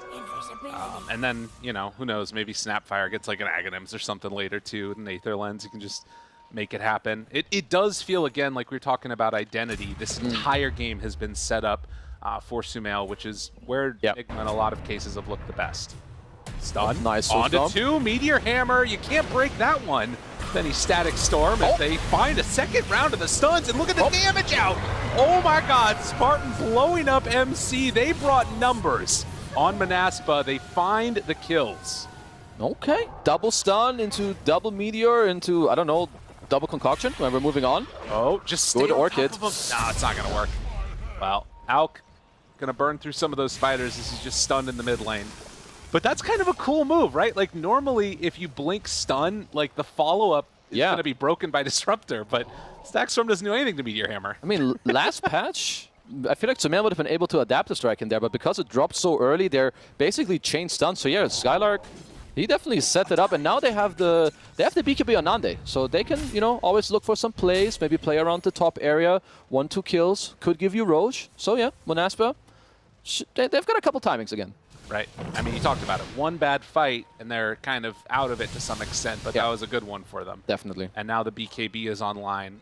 Will they have these other supporting items that they're going to need too? And then, of course, for Leshrac, he's getting closer to the BKB too. After finishing off that Bloodstone, just one component away. Amar, what does his game look like now? What's sort of going to be his identity in this one? Honestly, I think he should be like a semi-core. Sure, Sumea's going to be set up for a good game, but you have offlane Snapfire, very low damage type of supports, which will taper off. So I wouldn't mind if he goes some, I don't know, maybe a AC, because Alk is going to get that. So I think you kind of want to offset that on your own. I wouldn't really like if he goes some Aghanim Scepter. I feel like he's going to become too much of like a third, fourth support. Okay. So I would, I would AC, some Basher, some chill right click. Okay, chill right click. I like the sound of that. Well, only 1,000 gold separating these two teams. Nigma are the ones that are currently on top, but it is going to be a smoke up with 2 now as they head into the area where Amar's at. Spartan. They need a good angle. They see him, but they're pretty far away. Needs to get into range right there. The stun, but the BKB reaction, and now Nande going to pop his own BKB. Good reaction time by Amar. He blinked right on top of him. He was very quick on his fingers. I'm surprised that Nande BKB'd that early on. Either way, they're just trading BKB, so probably going to be a bit of a chill time for a minute. Never mind. Nigma are like, Amar, I don't need my BKB, let's go. Right. They will run on in now, and it looks like Manaspa may be aware that something is going on, but they're still hanging out in this area. Nande, if they spot him right away, that's dangerous. That's dangerous. Good blink back, but do they have a glimpse? Trying to get vision. Nande hides in the trees. That keeps him alive.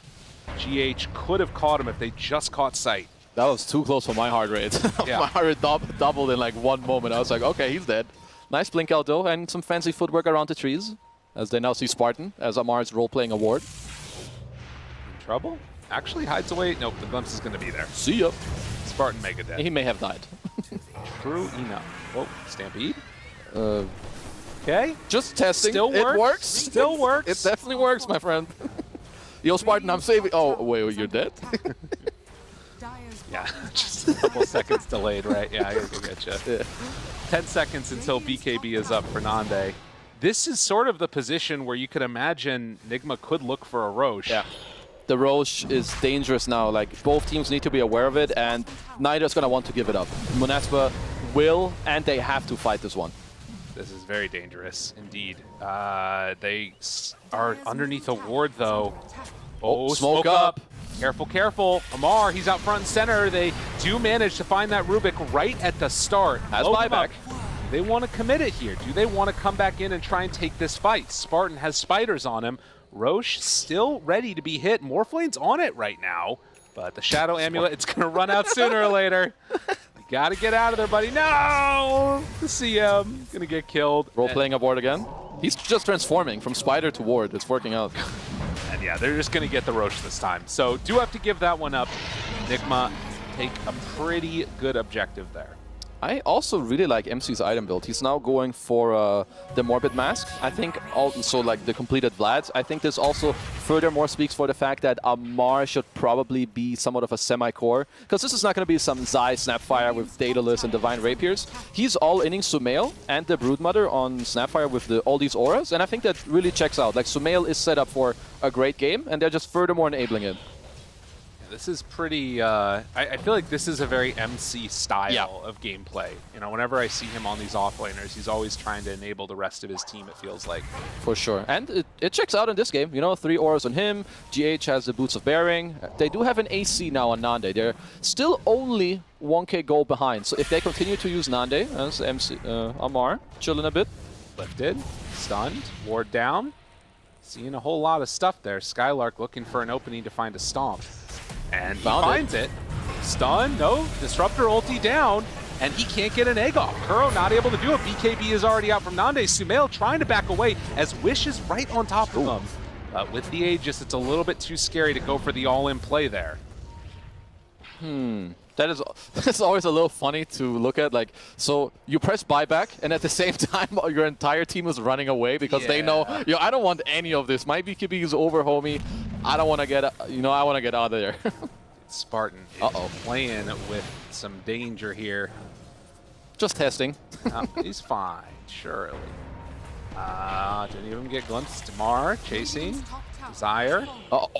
Gets out the Shadow Amulet to the side. No way. Dude, they know he's right? Here. Oh, God. Wait, do they not? He thought that he did a little wrap around the corner. Spartan. Spartan the liver. What a monster. That's sick. What a sicko play, actually. I love it. He's still digging, too. Got his shovel. No, he's doing it. As Nande, okay, he's chilling bottom now. Completed his AC. He's building up a Skadi. So, how dangerous is this now for Nande, right? He's 6k gold ahead of the Morph, but Nigma still just feels so strong. Do you think that they have what it takes to take a solid fight? Like, do they have to wait for Aegis to expire? I don't think they necessarily have to. It's more about how they initiate, but not like this. Wish in mid, okay, gets off his BKB. Skylark thinking about going for a hoof stomp there. Finds the backline onto the Phoenix, but they break it immediately. So no Meteor Hammer from Skylark, no Stampede for another 9 seconds, and that was not the initiation they were looking for. Definitely not. And to answer your question again about how they need to fight, so let's imagine. More than like half your net worth is on one hero, you're gonna need this hero to be in the fight. So if Monaspa wanna take any fight ever, it's gonna need to be with Nande being there and also him engaging. He's the tankiest, the most farmed. He has to like go in, bait some BKB, but they definitely still can. But it has to come from his hero. Well, that feels like it is a pretty clear path at the very least. Yeah. But also, you know, you've sort of seen the Alchemist effect with the Leshrac underneath all of the other cores of the Dire right now. Wish has been able to keep up to some extent, but it's also, of course, that Centaur who really hasn't progressed in items that much more, trying to finish off a pipe next. Yeah, definitely not. And also with the pipe, yeah, it's good for your, you know, it's good for your team and against this magic damage. But if you ever commit and Sumail is like, I get to hit you 4 times, you're gonna die. They're setting up though. GH, he finds him! GH finds him right there to the side! The BKB out! Lincolns. And yeah, passed over the Lincolns. Sumail keeping his buddy alive for a little bit, but it won't be for long enough. And now Nande, his BKB's out, and Sumail still just beating into him. Here comes Amar. Catastrophic. But the stomp, the stun, the CM ulti, they bring 4. He's living. Amar's like, I don't care, I'm still gonna battle you. There is no Alchemist here. I am not concerned. They kill off the Centaur, and Monaspa, things are really falling off the rails for him now. Ooh, I mean, this just sometimes happens. Like, you run into someone, you're like, okay, I can BKB, kill him, and TP out. But then they throw in the Lincolns, he gets to run away with the Boots of Bearing. Suddenly, you're like, oh, goddamn, my BKB is running out. So they definitely overplayed, and this is the worst death for Monaspa. You lose your top net with Alchemist. I think, again, too, like, just to highlight GH in that moment, to, like, go and check that area. Because if that didn't happen, you can imagine a world where they all in Sumail and he's dead, and instead this is happening. The base is being broken. Monaspa, no answers. As Nigma looking to take a tier 3 tower in Arax. I like the aggression there. Like, you go up this high ground, you know that these 2 cores are dead with like 12, 15 seconds left. They don't want to buy back. Kuro dives in, aggressive use. They followed up with the kisses, the waveform. 2 more quick kills. And now, easy racks. Yeah, taking it, making it happen. Amar chasing in, trying to get a BKB out of Wish. Doesn't look like that's going to happen right now. Oh, the pipe out and catching the ult again! Nande in no man's land, they are all dying. Wish the only one that's left amongst the cores. They buy back on the Alk, saying that they still want to fight into this. He's holding his BKB forever. He held it for too long. Wish just gets killed off, and the BKB not able to come out in time to make the difference. He was holding it for a better moment, but then he got bashed literally right before he wanted to press it. And well, in those 1.5 seconds, my friend, you are dead. Well, Amar, a very good pickup of the basher, makes the play, gets the kills. And that tier 3 tower going to drop as they go in towards mid. Another set of racks. Nigma looking at a win for themselves, which has been a long time coming for this team, trying to make it happen in this Western Europe DPC. Well, they are definitely looking a lot better today. From like a lot of individual things to what items they're buying, how they're going. I also like this fake back here. There's smoke up again. Ready to go. Monka Monka, guys. Careful. Desire living for a while, but Nande shows Sumail breaks the smoke, actually. Now, looking for somebody, anybody. GH, Skylark there. Nande says, yeah, come fight me. I'm ready. I'm your target, guys. Do it. Do it, do it, do it. The rage is wearing off. But it looks like instead, they're going to be taking the fight to the top side of the map. Don't need to dive into base. Don't need to dive fountain. I remember when that happened against You sure? Entity. I think Amar thinks otherwise. I remember that Entity game. As they head on up for the last tier 3 tower, it's going to drop. Nande down to half HP before the fight even really steps off. Casual adaptive strike deals 800 damage. Yep, seems good. Sumail They put the team on his back, and he is not dropping it right now, as Skylark could go for initiation if they want. The stun, Nande trying to find somebody. Meteor Hammer now onto Amar, but he gets force-sapped away, keeping himself alive. Now the turn, Nande is going to explode. CM ulti, not going to happen, and GG is called. An incredibly impressive performance here from Nigma. Damn. I just really liked all of the things they did. The laning stage was a lot of brawling down bottom, but most of the lanes were good and they had nice connections throughout the game. Good itemization, good team play. Yeah, I'm vibing with this Nigma right now. I mean, we've always said this, that the sort of thing that is going to determine whether or not this team is successful has never been like individual play levels, their skills, all that stuff. Yeah. It's been finding the right formula for success, which it feels like over the last 2 series that I've been seeing, it's been looking better. Some of that has looked like Amar going mid, some of that looks like MC going mid. Maybe we'll see Sumail go back to mid again. Nope. No. They're winning all the games where he's not on mid. Not that he's the problem, but yeah. I think they're slowly figuring out perhaps what they want to do. Right. And I feel like Amar is starting to be a big piece of the puzzle that they're, fitting in the right way now. I still think for Monaspa, they had a good shot in this game. I do feel like they messed up 1 or 2 timings, so perhaps there's something they want to talk about now leading into the next game. Right. But yeah, Nigma, clean. Very clean stuff. Yeah, and I think that one thing that we touched on a lot in that game was the itemization from MC. Yep. And it feels like, to me at least, the sort of switch of putting him to carry left the rest of the team in this weird position where I feel like MC's greatest asset has always been making the players around him better.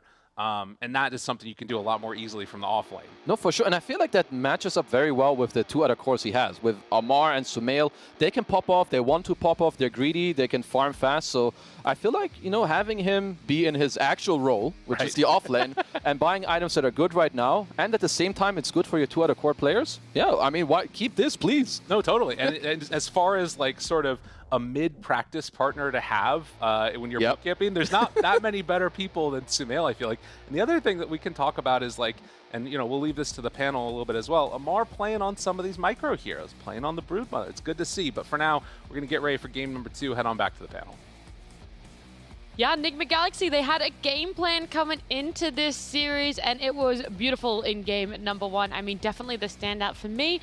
Amar, Broodmother, he ran it in mid lane. It was fantastic. You called the build as well there, Sheep. So something that he's practiced, he's had in the back pocket for a little while, and now they're like, all right, dude, you have to bring it out. You have to bring it out, and they get a win with it. Yeah, Amar ain't no one's bitch. He ain't buying Greaves and shit. He's going for that Orchid. Yeah, he's got to go for that kill build. I respect it. I think, he's a little one, not super practiced on the micro yet. Maybe sent a few too many spiders to go block some camps, but he's trying. He's out there. He's owning. I'm honestly super impressed. I'm so happy to see him play this hero finally. Yeah, big props to him. Also, Sumail on the Morphling, MC on the Snapfire. Everything was just going so well for Nigma Galaxy. But when we see these highlights, we do have to give props to Monaspa. One, for having a lot of contention and staying in this game here. But they had a pretty good early game too. I wouldn't say they let Nigma Galaxy roll over them by any means. Coming into Western Europe after NA, I see Monaspa and I see OT, and I think they're on the same level. I feel that it's kind of the same team, right? Like these underdogs playing versus all the greater teams. There's a big difference, like the way OT played in the first series versus Tundra and how Monaspa played here. Like Monaspa also had a good laning stage, by the way. It wasn't that bad. Like on the top lane, they even, I believe, managed to kill off the Morphling very early on, just zapped him with the Scent and the Rubik. However, the first and foremost, what needs to be said is the advantage wasn't as great as it should have been with the Alchemist. But then again, like the plays that they were making were way too aggressive. Like they were going way too deep. They were going in for some kills on the Snapfire, on the mind controls, diving tier 2s, and they obviously get punished for it. It's just so easy for a draft that Nigma has to welcome you into their hands. You want to dive? Please do so. Here you go, Static Storm. Here you go, Nag. Now fight us. So. Yeah, I think they were trying maybe a little bit too much on the side of Monaspa to keep the aggression up, and it very much backfired. It was probably their ultimate downfall, I'd say, Sheep. Their heroes just aren't that good for it. If you look at when they've looked really nice, they've had like an Earthshaker or a Clockwork or things. I think the dual range support is completely fine, but I think they struggle or seem to be struggling to play around with it, because I like it when they have heroes that can just go make plays together and it's very easy for them. And you have a Centaur who's gone like a Meteor Hammer as well, I think. So makes it even harder to make those plays look nice and smooth. You know, you saw throughout this game, it was two very conflicting styles of how they wanted to play the game. Like Nigma always wanted to like poke BKBs out of Manaspa with their Morphling and their Broodmother, and then after that they would chase them down and punish them with Glimpse. Manaspa on the other side, they really wanted to like always find the Phoenix and kill him, and if they didn't, their fights were really hard because then they get rebuffed by the egg and they don't know how to take the fight and everything becomes hard. Yeah, it's really enjoyable then to see that Nigma Galaxy were able to execute that part, because I think even when you have this poke and you want to bait certain things out, you can get caught up in the sauce, you know, and kind of go all in, and that could be your downfall. So it's nice, really clean execution from Nigma Galaxy. And when we looked at the scoreboard, someone didn't really stand out for me as MVP, right? It was this amazing teamwork that was going through it. It's Amar, bro. Come on. Relax. Who do you give it to? Do you give it to Amar? Yes, it has to be Amar. Because he did well in his lane. He did well in the game. And like, he's not playing his lane as well. Look, I actually fully agree. I thought you were going to like have a mind control for your MVP. No. Mind control did his job. And he played a really solid offlane and he played a really solid like Snapfire. But I think Amar finally bringing out this Brood is like, I mean, just and making it look good, you know, props to him. Massive MVP. Yeah, all right. Ma, gonna be getting MVP. I liked it. We saw the Brood being pulled out in first phase. Didn't feel like it had the answers at all, especially because it got to go down that mid lane, Lizard. I feel like they actually did have the answers that they could have. They could have utilized their heroes a little bit better against the Brood, but they were a little bit too erratic with their movements, a little bit too bloodthirsty to kill him off, like with some two-man rotations instead of just pressuring, putting that Centaur there a little bit earlier, just making his game rough. As he like, if you go for that Orchid and it doesn't work out for you early on, your game falls apart. But don't you think it's hard? Because like Brood is playing from mid, which means she kind of has more like of a unusual map presence. Like she can be in a lot of different places. But Brood was played mid before a lot. Yeah. And it's the same way. But what I'm saying, if you it's hard draft to have it as a side lane and then it goes mid, it's like you have answers. But, it's more like it's not obvious where Brood is, and then you have to like try and find and kill this Broodmother on top of trying to find and kill this Morph. That's not like. And I don't think their heroes were very good for it. That's also an option. But no, you just put the Centaur there and that's it. You forget about her. Like you don't try to chase her. You don't have to hunt her. That was the point. Like just let her come to you. With that Orchid, if you have a wall in front of your towers, she's gonna be kind of useless. Yeah. It could have been as simple as that. Either way, we won't know because we're not going to be having a rerun of Game 1. Instead, we are going to be having Game 2 after this break.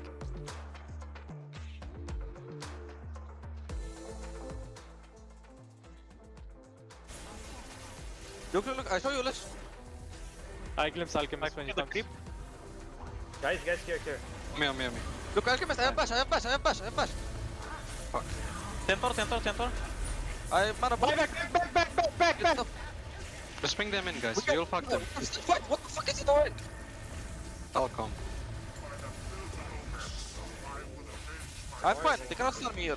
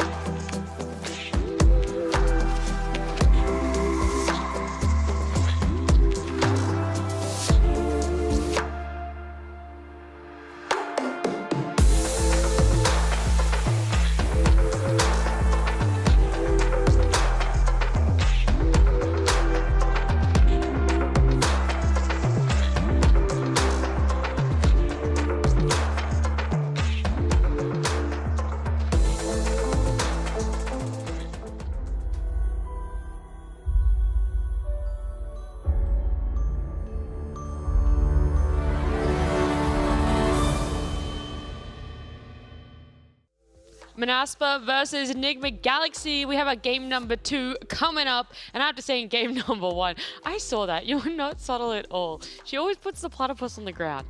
Game number 1, though. Enigma Galaxy really stood up. I feel like this was a whole different team than what we've been seeing. I love what was brought out, and Kezi made up a really good point. It wasn't just the draft that really came together, but it was individual plays. It was how they were itemizing and also just how they were executing together as a team. Yeah, a play I really liked was how they ended up taking Roshan in this game on the side of Nigma. They pushed hard into Manaspa's jungle and like forced... Don't save it. Okay. Oh. They pushed it hard into Manaspa's triangle and took the space, and they put like a deep ward down on the cliff. And then they go back and they start taking Roshan, which forces Manaspa to have to kind of come into that area to try and like find a way to contest. As soon as they show on that vision, like Nigma smoked up, they go and look for the fight, and that's when they manage to get a kill and then just take the Roshan. So I think like these plays, they seemed very coordinated every time they wanted an objective and just played really great. Yeah. Now, my issue is the consistency, right? They've been able to take games in series before, but they've really struggled to close it out. Aren't we? Yeah, they struggled to close it out before because they were switching things up. Have we went full circle? Is this Nigma like? Is this Matu back in Nigma, and we're gonna see Brood Mothers and Vipers on the mid lane again? That's it. Amar starts practicing Lone Druid, okay? If you want to be winning with this team, you need to pick up the LD. Yep. Yeah, okay. That's what they were missing. They were missing Matu all the time, all along. Got to go full circle for it, but how do they be consistent? Like, what is going to be the key for this? Or on the other side of the coin, how do Manaspa bounce back, right? We want to see this one. I personally want to see this go to game 3. You know what you need for consistency? Yeah. You need a wider hero pool on every single player on their respective positions. Like, that's how you keep consistent. Because if you pick a good draft and if you have it, like, everyone is going to see it, right? So it's going to get panned out. One of those heroes is going to get eliminated in the next series. So you need a different hero that kind of does the same job on the particular position. I'm looking at Amar most of the time, by the way, while I'm saying this. I'm not just talking about every single one of their players. So. Is Brood going to get let through then? Do you reckon that Manaspa now fear it enough of we don't know where it's going, and clearly our answers, what we thought in draft, aren't it to shut it down? So do you just remove it from the equation? That is a hard question, because then you're letting through other stuff as well. I mean, it's up to them, and if they think they can deal with it. I think maybe they thought it was going to go to the off lane, so they got sort of tricked in, and maybe they're like, okay, now we know it's most likely to go mid. But then that's when Nigma do the swap. So really, they just got you no matter what. So maybe they might just ban it off the back of that. There's consistent swapping. Because if you ban out the Brood for yourself, then you either let through Death Prophet or Timbersaw through. Because they were the 2 bans Manaspa had last time. And honestly, I fear both of those just as much. Yeah, same. Like, you could run Timber down mid. We saw Amar do that one already. And then we just know Death Prophet is stable almost no matter what team picks it up. Yeah, it's like, if I remember the games when Sumail is playing the DP, he's just dominating with her. So I'd still ban out the Brood and Timber, perhaps, and I leave the DP in. Perhaps try to get a profit for myself. Like, if you can trade that out, they ban out the Brood. So yeah, we'll see what the second one is. I wouldn't really mind seeing the Timber being banned out just because it's full comfort zone for Amar. But if you're worried about the early game aggression, objective taking, and Sumail just popping off if he's the one playing it, then DP might be a better one. I mean, really, for me, all I want to see is, you know, whether they're banning, whatever, I don't care. I want them to pick better heroes. I want them to pick heroes with an easier purpose in the game. I think they just struggle too much playing with like these 2 range supports that couldn't really set up. I want to see more setup. If that's a Shaker, if that's like a Tiny, if that's a Clockwork. It just seems like that works really well for them when they have a clear idea, and then they can take Wish, who usually has a pretty good time mid. You know, he got a little ran around in the last game, but he's pretty good, and he'll play a playmaker, someone that wants to fight. You connect that with your support, you make plays, you do good. Guys, we got to look at the bans because Manaspa, it's actually Brood and Snapfire. A Snapfire first phase ban. I did not think I would see that this patch. Yeah, like it's not warranted. I guess, obviously. Mind Control had an amazing game last one. Yeah. He had so much impact in the lane, after the lane, with the item build that he also went for. It just made a huge difference. But this is what I was thinking. If they're banning out the snap, they're leaving Timber and EP in the pool, they're going to take one of the 2, 100%.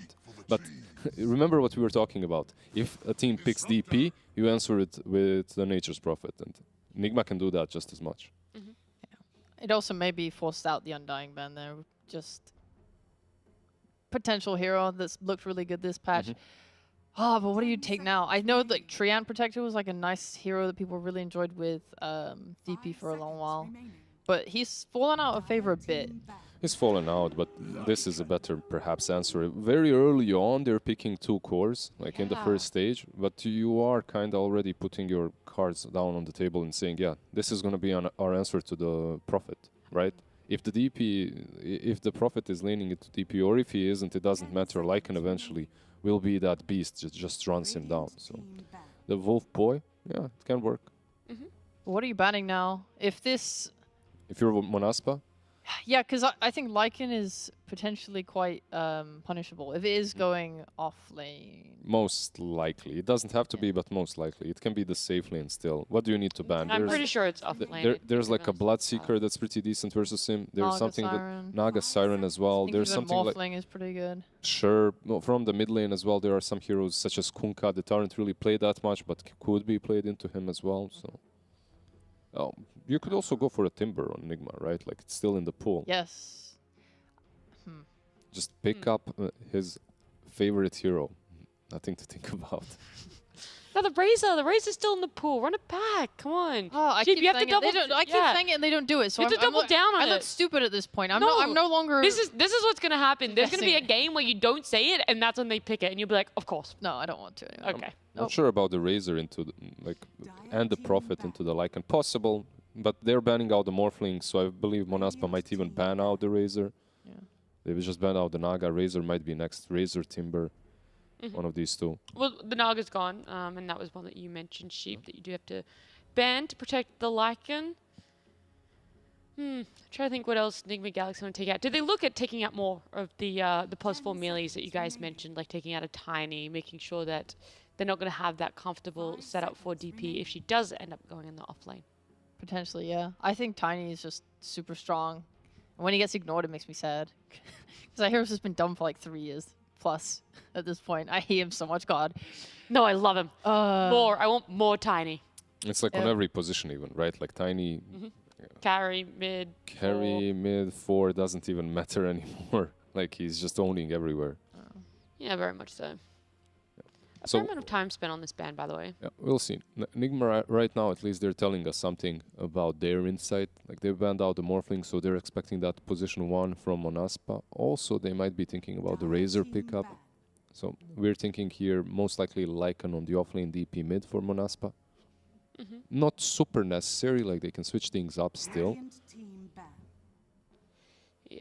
All right. Well, Monaspa are just at the very least looking so heavily in terms of Death Volley, push towers, that if they just continue with that, then I mean, that would be a nice team. Just, you could pick up another Enchantress or something. I mean, you don't have to go all in on it, right? If you have 2 heroes that are really good at Death Ball, it's just like pick stuff that complements it. Like, what are you missing? You're missing the ability to initiate. So pick yourself an initiator. You're missing, you have tower damage, you have rush. I guess no like team fight. No initiation, pretty much. Yeah, that just fixed the initiation. And from the position 4, you could have gotten the Earthshaker. You could also get the Earth Spirit for them, right? Like one of these 4s. Gotta reiterate, Tiny. Tiny's still Tiny as well. Like, yeah, either one. But you mentioned the Enchantress, but it gets picked up on the other side. Classic Sheep. Classic Sheep. Mentions as a hero, and it goes to the other team. It's Nigma, right? Like, they have been playing Enchantress before.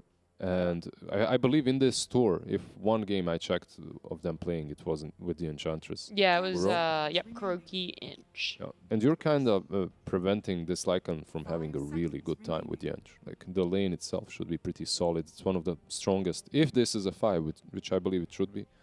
Like, it's one of the strongest 5s when it comes to the laning stage, in certain circumstances.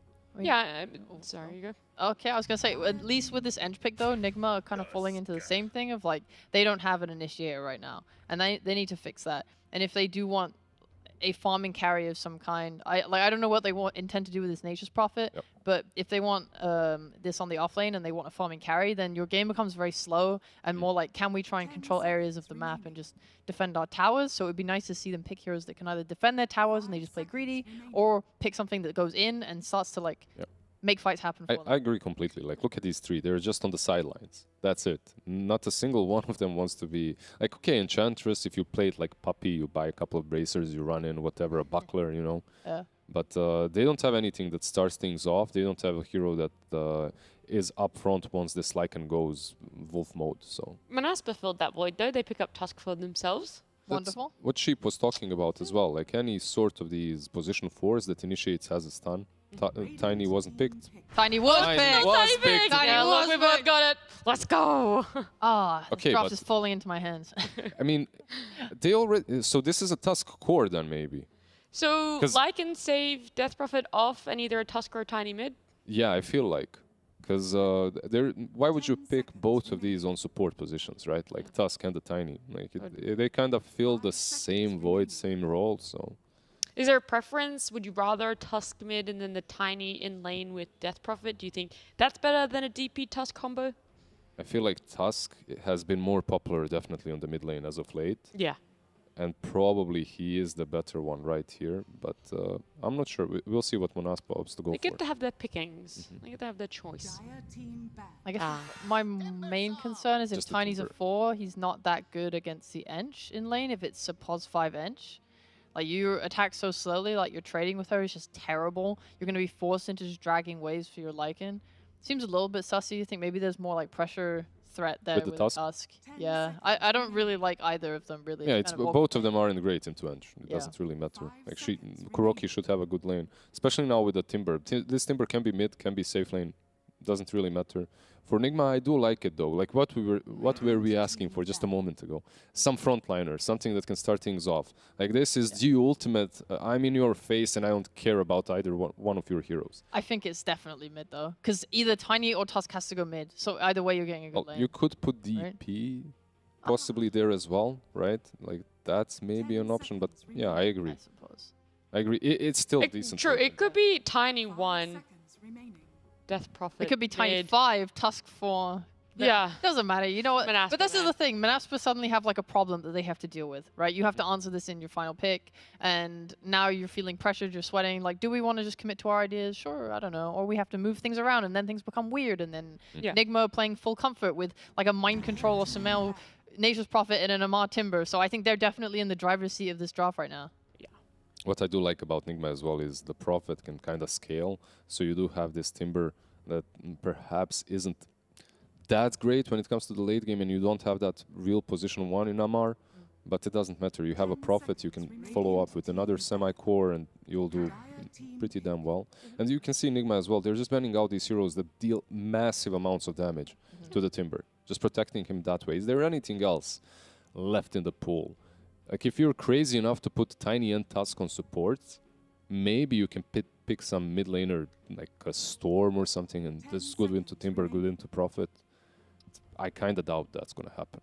Yeah, I'm not sure. I think Manaspa also banned mids that aren't good Yeah. versus... Clinks. Okay, that's a Nande hero. So we are seeing... How are they laning this? Could it be Then DP? it is Tiny and Tusk. It could be Tiny and Tusk. It could also be DP, but I believe it should be Tiny and Tusk, yeah. Because you're... I'm just... all I'm thinking is I don't really like it. Because I think Amar, the last time he played Timber from mid, he was scaling, honestly. He was playing like up in a carry. He gets like that Sanj and Kaya and stuff, and he's being very obnoxious. He's doing so much damage and making plays. Like, from mid, I think he's so enabled as a player, actually. This is... No, I agree, the role because swap I like. whenever he played post 3, he always played like a very farm heavy. He liked to have a lot of money, and now he gets to move mid and still play some of those comfort, and it's pretty good. And PA, here you go. You wanted her last game, and then you didn't get her. PA now. PA is cool. I mean, it's a little bit greedy. But if Mind Control can get like a Gleipnir, then I guess that and Disruptor your control. It's a little awkward, I'll be real. So maybe Manaspa can abuse that early with like DP ults and Lycan and just like try and take map space away so Nature's and PA can't both farm.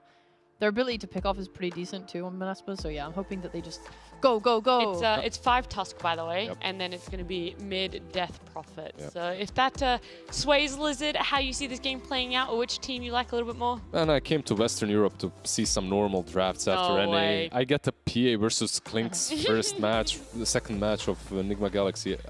I think it is a decent PA game overall. Did you know last tour, between Division 1 of all regions and the Major, right? So just Division 1 and the Major, Klinx was the only hero unpicked, unbanned. Yep. Across, yeah. Is that just Tour 1? It's got so heavily changed. Tour 1, Division 1, and the Major. Manaspa picked it in Tour 2, Tour 1, Div 2. But they were in Div 2, exactly. Yeah. So, yeah, they brought it up here in Division 1. We're going to see it. We'll see how good Klinx really is, if maybe it's being something that's overlooked as we head into game number 2. It's Manaspa up against Enigma Galaxy with Kezu and Lyrical. Thank you so much. We're ready for game number 2. Some cool stuff. You know, Kezu, I really like this theory of Dota. It's been around for forever. When your game goes really poor, just go to something simple. A minus armor strat, you know? A push down tower strat. That's what Manaspa's doing.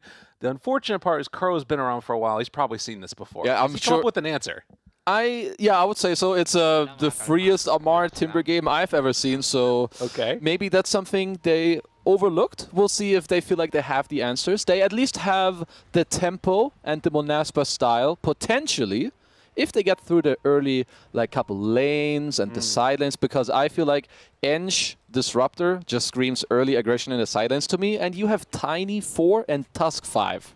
So a little Monka in the side lanes, potentially. That's fair. They are under a ward right now, but it's all of Manaspa. Oh, God. Oh, God. Uh-oh. Oh, God. What's going to happen? Wish, run! It's a pretty good Crypt Swarm, but unfortunately there are a billion heroes here. Clips back in, but the avalanche, the snowball, the battle, it's in the Thunderdome. Get after him, Sumail. He's not afraid of any of these heroes. Manaspa are going to lose 2 right before the horn.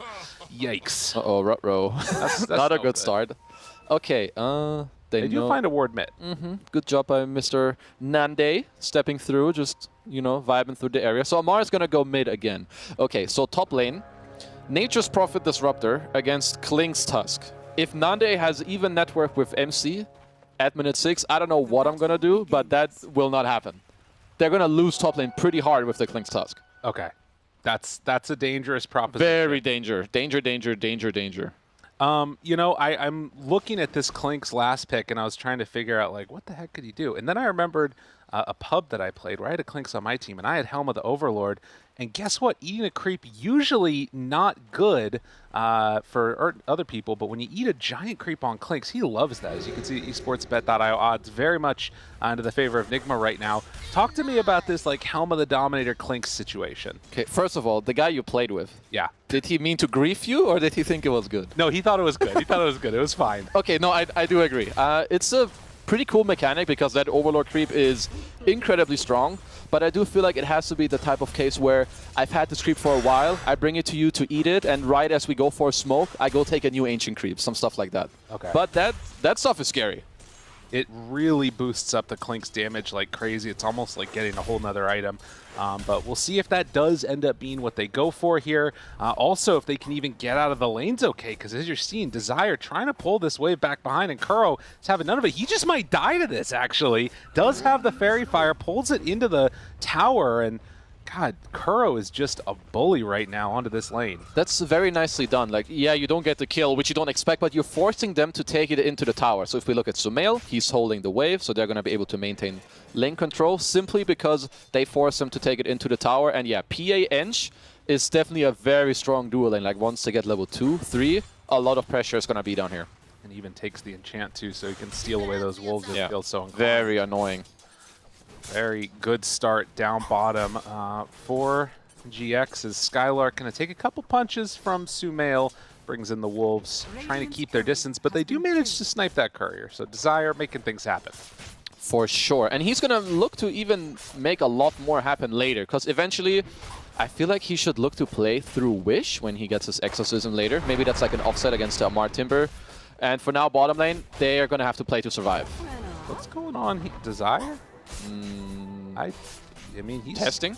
He stood there for a while. He knew. He is going to get away, though, and then the salve up to walk out. He's blocking the camp, Nande obviously, for a while as Nande pulled back in, and yeah, that's an easy one. Turn now onto GH. Spartan trying to do it, but the Fairy Fire, and then the walk away, and Spartan just going to have to look at the dead body of his Klinks. Uh-oh. Yeah, that's not great, but I do think this is the top lane should go like this. You have this double range, Tusk is kind of whatever. Also, Klinkz is, like, just his damage alone is very low. And, like, think of Nature's Prophet. High damage, Blightstone, he has the Treant, so it's just really hard to CS as well. Yeah, needs to sort of try and deal with these Treants, but every time he takes a couple pot shots, it's going to be another hit from MC, keeping that pressure on. And, of course, GH there, if you ever step out of position, just run on in and kill you off with the Glimpse back.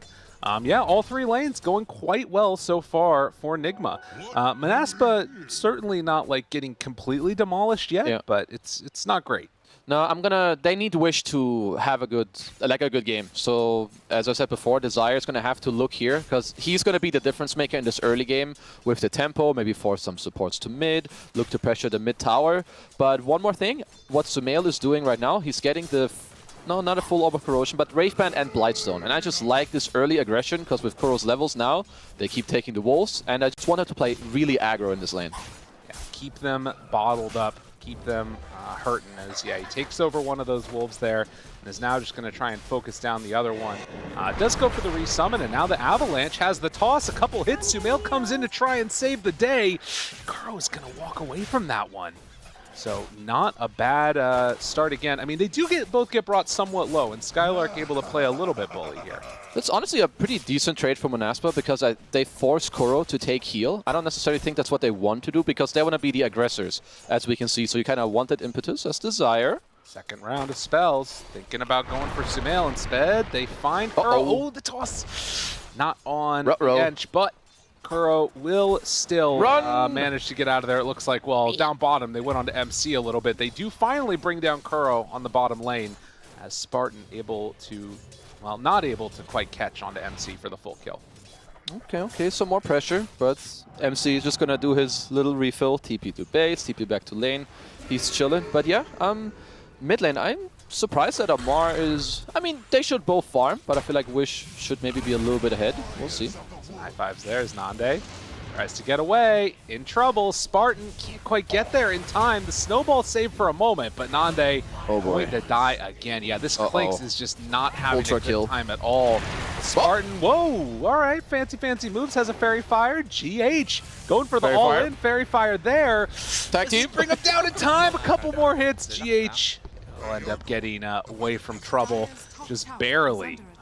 Very, very clutch play by the Disruptor. Another solid game from GH. Oh, the Monka meter is definitely rising in the top lane. And yeah, GH on this Disruptor definitely been a bit of a standout. I feel like once Tundra slapped them with the Saxa Disruptor, they were like, this shit's pretty good. Right. And then next series, GH is like, yeah, I can play Disruptor, boys. He's been having a really good time. The Disruptor moving to position 4 has been really cool to see. And you've always got that potential late game to gain the Aghanim Scepter out too, which makes such a huge difference in those late game team fights. But, you know, to be honest, I was expecting, based upon how you're talking about, that this lane was going to be way worse. I mean, the difference between top core and bottom core is 700 net worth roughly. Granted, it is 6 minutes. Yeah. Do you think that this is, like, as bad as it could have been going? Is it you know, this is nothing to celebrate, obviously, but is Nande going to be able to come out of this one okay? I mean, Nande is actually, yeah, because I agree with you, they're doing okay. The bigger disparity is between the two fives, right? As Amar is here, hello. Oh, Spartan getting the last hit on the creep, all good. He's going to give up his life. Yeah, the fives, yeah, a little different. Yeah. The one thing for MC is I feel like he's focused a lot on the denies. So he has 16 of those, so maybe his net worth is a little lower than it should be. But, I mean, for now, Nande is okay, but these next 2-3 minutes are very crucial for his game. Desire is looking. Second movement out of the mid. This time it's going to be Wish, who will catch Kuro there, immediately tries to TP out. No such luck. So no TP when Kuro comes back. Exo use Wish. I don't know if he's going to get much out of this, though. Doesn't look like it, because they want Lycan to farm the lane. So, I mean, Nigma they should be very happy about this. Someone should be giggling. He just exoed for a 5. Kuro's kind of chilling. You know, Amar whacking away at the mid tower. Yeah, living life. Spartan moves himself on in now, and with Amar nearby, they weren't able to get that much damage onto the tower. Wish comes back in, catches the wave, and is going straight into a Kaya, actually. Pretty interesting after the treads. She's gonna want to scale and farm, which yeah, I can kind of see that. But I'm gonna ask you a little question. How do you think Amar dies? Is it a trick question? Maybe. How does he die? I think probably Avatos with like Exo going maybe and no stacks of reactive. Sounds good. Okay, so he has to make a horrible mistake. It's pretty hard. There is 1.5 stuns. Was that an immediate takeover there? The creep was taken and then immediately gone for Skylark. I guess. I didn't quite catch it. Okay. Well, regardless, he does have that Helm of the Dominator now. So maybe Clinks can make the comeback happen eating that one. Just go, Yo-Yo Nande, come bottom, eat my creep, we're back. There's a dream, a chance. Spartan, hello. Snowball dodge later. Uh-oh. Row level. They come in with Amar now, and Spartan, I think he's not going to be long for this world. The Glimpse buys time a little bit longer for him as, well, Amar moves in, finishes him off. Amar very, very strong right now, and then just TPs back towards that mid lane afterwards, although it does have a DD. Wait a minute. Did you jinx him? Did you jinx him? Amar, lower and lower, the second Spirit Siphon. How does he die? That's how he dies. My bad. I was talking about 14 minutes plus, actually. Okay. Nah, JK. Nice move by Monaspa. Desire being at the right place at the right time, punishing my good old friend Amar. Oh, maybe another one? No? A lot of vision of those stacks there, and a hero that can maybe take him as GH in trouble, and GH going to die. Wish another kill under his belt. Good stuff, especially here from Monaspa. Desire understanding, okay, who can I play with? You know, who has the damage for us to make some stuff happen? Nande has to recover. Skylark is kind of like, I mean, he's chilling on his own, right? You know, getting his farm up. All good. MC right by Nande, who has level 6, ready to start the punches, ready to take him down low, but no way. Oh, wait a minute. But that was close. He canceled that once, It no? did Or look twice. like he did, yeah. Just playing with them a little bit. It happens. I like the build MC's going for with the Aghanims. He didn't TP to base though. Okay, so now he's doing a little bit of a walk of shame rather. But the Ags, I like it. It's gonna stop DP a little bit from running in. It's gonna help Sumail. Bottom is blocked by some creeps. Look at these stacks here, by the way, as Sumail is going to TP out. I feel like that needs to be addressed. Amar's going to go in and try and take it now, but you can see Monaspa, they're not going to give him these ones for free. With Wish moving in, okay, I mean, they also have Clinks, who doesn't quite yet have a Maelstrom. Stun is out. Desire still nearby. They have the Glimpse to pull him back in closer. I mean, this feels like it's a very important timing right now for all of these heroes. Honestly, if you're Nigma right now... Oh, got him. Blasted. And See ya. Wish trying to stay there, but the Chakram keeping him under control. There's a Glimpse in 5 if they want to chase. Wish needs to just hide in the Roche pit for a second there. Nice job there. So it was good for sure there for Amar to not really start doing it as he gets a bit low while they were still there. Now that they forced him away, definitely nice. Like now they can go for it because you're not really in a hurry. It's not like Monaspa can steal it from you. Little wolf form pop down bottom against Kuro. Another stack there on the Ancients. He did take over the Helm of the Dominator creep. Kuro did, and that actually keeps him out alive. Okay. Skylark is like, come back to me. How dare you go away from me? Another wolf form. The creep only has a casual 1500 HP. All good, nothing wrong here. But Kuro, he's just kind of tanking up the ultimate counter. He Exo, count 1. Wolf form, count 1. He's going to tank more of those in this game. Yeah, he'd love to do that, absolutely. Well, Skylark is very much going to be looking forward to finishing off this Helm of the Overlord so that way he won't have to worry about the Ench taking over, at least until that level 20 comes out for Ench, which it's going to be a while. Definitely. It's going to be like 33 minutes from now. We can talk about it again at minute 44 as Nande. He gets to finish his Maelstrom. Other items he has, Falcon Blade, great. He also has an Arcane Ring. Probably one of the best neutral items for you to like keep your mana going and just keep farming. So yeah, his net worth is going to start to skyrocket. I mean, this is now, by the way, a very, very full Ancient stack. Amar with a region rune. 5,400 net worth right now. Let's see what happens over the next couple seconds. Nobody is going to be able to get here in time to contest this. It's down bottom. They will go in for the kill onto Kuro. And yeah, Amar, 54, 59, 61, 63, 64. Farmed as hell. That's what I'm going to call it. That's pretty good. Like suddenly it's like, oh, Kaya completed. Oh, 1k gold extra. Oh, Kaya Sanj. And then the smoke up. Now, it was all under a ward, so they know that the smoke is happening with GH having level 7 off of soaking that XP. Well, and another bonus, right? It's not just gold for the guy who farms it, it's gold for you and XP and the Desire kill. Yeah, quick and easy one. They bring down that Tiny and ready to run wild over this map, potentially. And Sumail, he's getting closer and closer to that Battle Fury. Yeah, he's, you know, he's not at his farming speed yet, but once he has the Fury, yeah, his farming speed is going to take off a lot. But this Klings against PA matchup, I feel like it used to be really, really horrible for Klings. Nowadays, maybe you can play on some range with the Gleipnir, look to like go and have a couple fights before the PA is ready. But yeah, later in the game, that's definitely going to go back to being very heavily PA favored. And of course, just that sort of sniper instinct of being able to catch anybody. It's really difficult to, you know, find her in these moments. And I'm not going to sort of sugarcoat it here. With Manaspa's lineup, when I look at these heroes, it's 14 minutes just about, and not a single tier 1 tower has been taken. Like, it's not great. Nope, it's not. I agree. Let's not sugarcoat it. Kuro is just sitting down here, you know, living his life, getting some gold. Spartan, different story. Spartan's had a rough one here on this Tiny, excuse me, Tusk.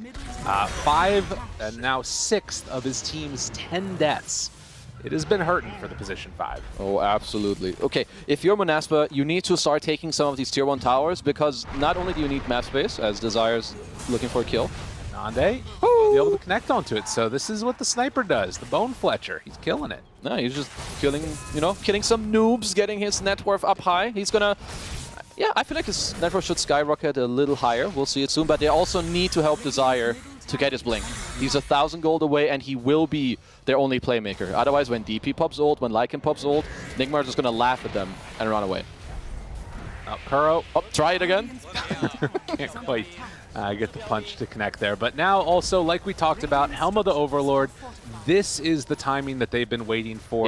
Yep. Really slowed down by that Ench, but this next couple of minutes should be Manaspa's to at least run the table a little bit. But the other problem is that they have is, you know, this Timbersaw that's getting more and more out of control and just about has a Kai Assange done. Yeah, Amar is going to be a very, very big problem. He's even maxing out his other spells, 4/4/2, going to have a lot of damage. So if they can combine spells together, he's definitely going to wipe some people out of this game. And for Manaspa, I would like to see them soon combine this Lycan ult with the DP ult, maybe wait for Wishes level 12, look for an aggressive play up top, 1 kill, Roach. It can definitely speed up your game a lot.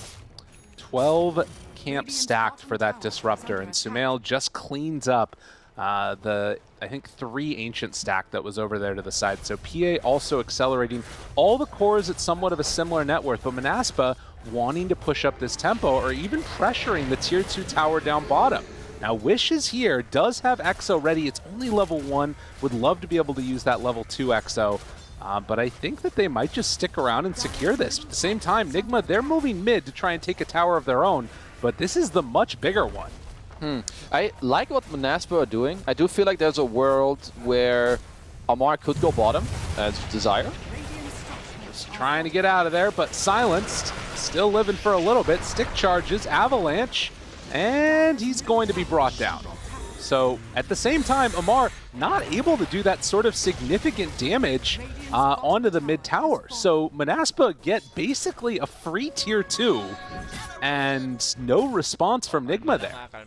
So I like that Manaspa are poking this bot tower, but getting it while Tiny shows top, I feel like it's very illegal. I don't see why Amar feels too scared to go down bottom. Maybe he's afraid that they're going to run him over, but Exo was still level 1. So yeah, I mean, nice job by Manaspa to kind of, you know, trade it like that. Desire going top, keeping them there. And now they just want to go to mid. If you're not defing a tier 2 tower, are you defing your tier 1 tower? I mean, probably not. And the scary thing a little bit is that Timber, without reactive stacks, you know, and a Howl goes out, he's sitting at, you know, pretty much negative armor at that point almost. So that is one thing to be concerned about, going for this like high damage build on the Timbersaw. He's not super tanky, and there is a lot of physical damage. Yeah, maybe I misread the situation, but I feel like, so now when Desire just got his blink, Nande is about to get Gleipnir, and with how Nigma have played the map, I feel a little afraid, at least for the next 2 minutes, that they could just get overran. There's not that much to stop the overrun coming out, but the root is there. That's pretty good. Spartan Sprout trying to get into vision. Oh, we can't quite get there.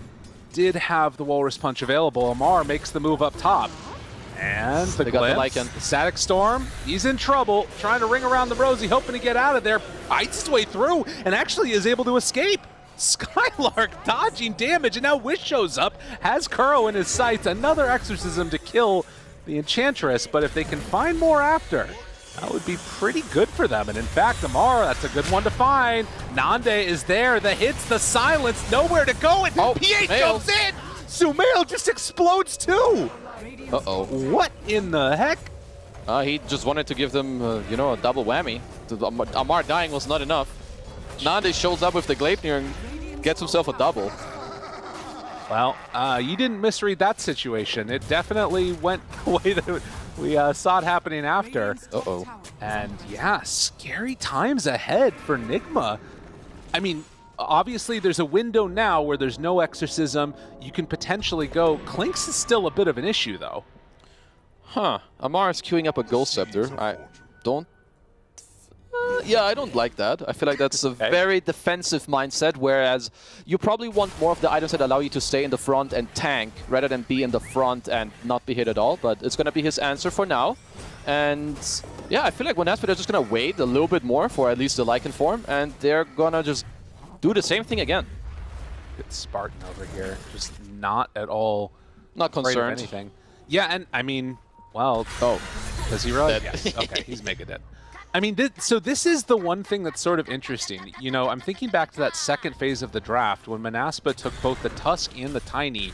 Both of these heroes sort of fulfill a similar archetype of that first to go in, the first to make something happen, to keep people under control. And Nigma's draft really doesn't have that right now, which is what Manaspa's draft has in spades. You know, you can snowball in to start the fight. That is that death pack. That's a lot of damage and HP.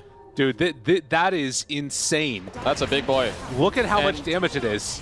Okay, nearly got him. Staff away. Yeah, it's pretty good. You know, the guy in your pub, he was next level. He knew. It's very strong. Arcane Rune. Yeah, screw you, Wish. This is my Arcane Rune now. I mean, when you have this creep eaten, I don't mind it. 180 bonus damage, 1200 bonus HP. It is a whole nother item of damage. And Nande now sitting at 3200 HP. And Howl going on top of that. Oh my god. With this bonus HP and now the Golem, it gives him like 400 bonus HP at minute 20. Oh my god, having both. Yeah, that's pretty scary. Although he is going to eat this other creep again, probably. But then you find it again. Yeah. And then he eats it again. It's a never-ending cycle. Okay. I mean, Manaspa are really strong right now. I don't mind them at all looking to be aggressive. Just make sure you maintain the, you know, map push at the same time, because I think for now, Nigma are not going to look to fight. Right. Sumail is probably going to want another 1 or 2 items. Amar as well. I don't think he feels comfortable. When you buy a Gold Scepter at minute 20, you're not screaming confidence, that's for sure. No. Well, and it does do a pretty good job of stopping all that damage that's coming in from them. Yeah. But at the same time, there is a pretty easy answer for it, which is either just wait it out or then afterwards, you know, pick up a Nullifier, which I think both Lycan and Clinks probably love to get. Yeah, I think Skylar could definitely look to do that after his AC. Nande perhaps wants to go a bit more on the damage. I mean, even though Nullifier gives you a lot, but perhaps crit feels slightly better for him. But even then, if Amar doesn't buy anything against the Silence, even if he builds an Axe next, which gives you a lot of damage, Wish, if he sees that there's no Dispel, he'll just hold the Silence for you in the fight, and then for 6 seconds, you can just ignore the Timber. All right, there's nothing to break a Silence right now. Yeah, absolutely nothing. Any hero from Nigma. I mean, they're going to have BKB pretty soon from PA, but there's nothing. And now, with no fight having been taken, you know, Exo's back up again. They've got Shapeshift back up again. Aegis still online for how long? Another 3.5 minutes for Nande. Yep, that's quite a while. They're kind of... Uh-oh, they see Sumail on the ward they just placed. He got his Deso brought out. Oh, so he's going Deso instead of BKB. So Sumail does not have anything right now, and Nande shows up, spots him. Sumail, Avalanche, catches him there with the toss, and then they have the Gleipnir. If they can chase him down, should be able to find him. Trying to keep him alive, but no, the hit!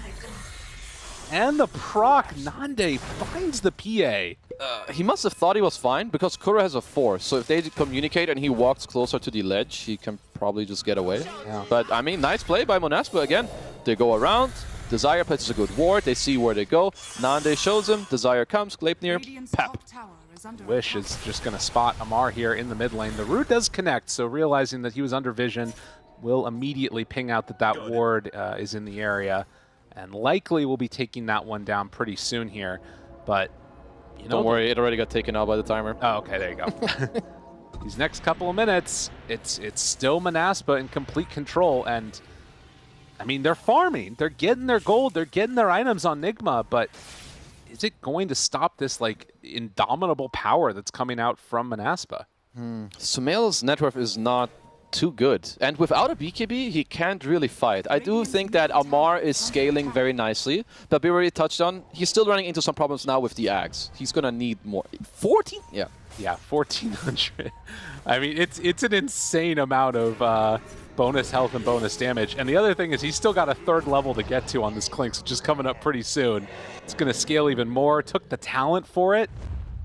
Dude, that definitely checks out. This combo, watch out for it in your pubs. Clinks combo together with the Helm of the Dominator, Helm of the Overlord hero. Yeah, it's pretty powerful. Oh, well, hello. Fire, toss back, finds him there. A double round of ultis, and now the Disruptor ulti comes in as well. Okay, They're Amar getting a lot of damage. They're absolutely cutting through him there, but it's not quite enough to take down Nande. They do kill off Desire with it, though. Okay, I mean, we could see the damage there if Clinks didn't have the Monka OP creep. Definitely would have died at least once. He was kind of chilling in the chakrams for like 8 seconds.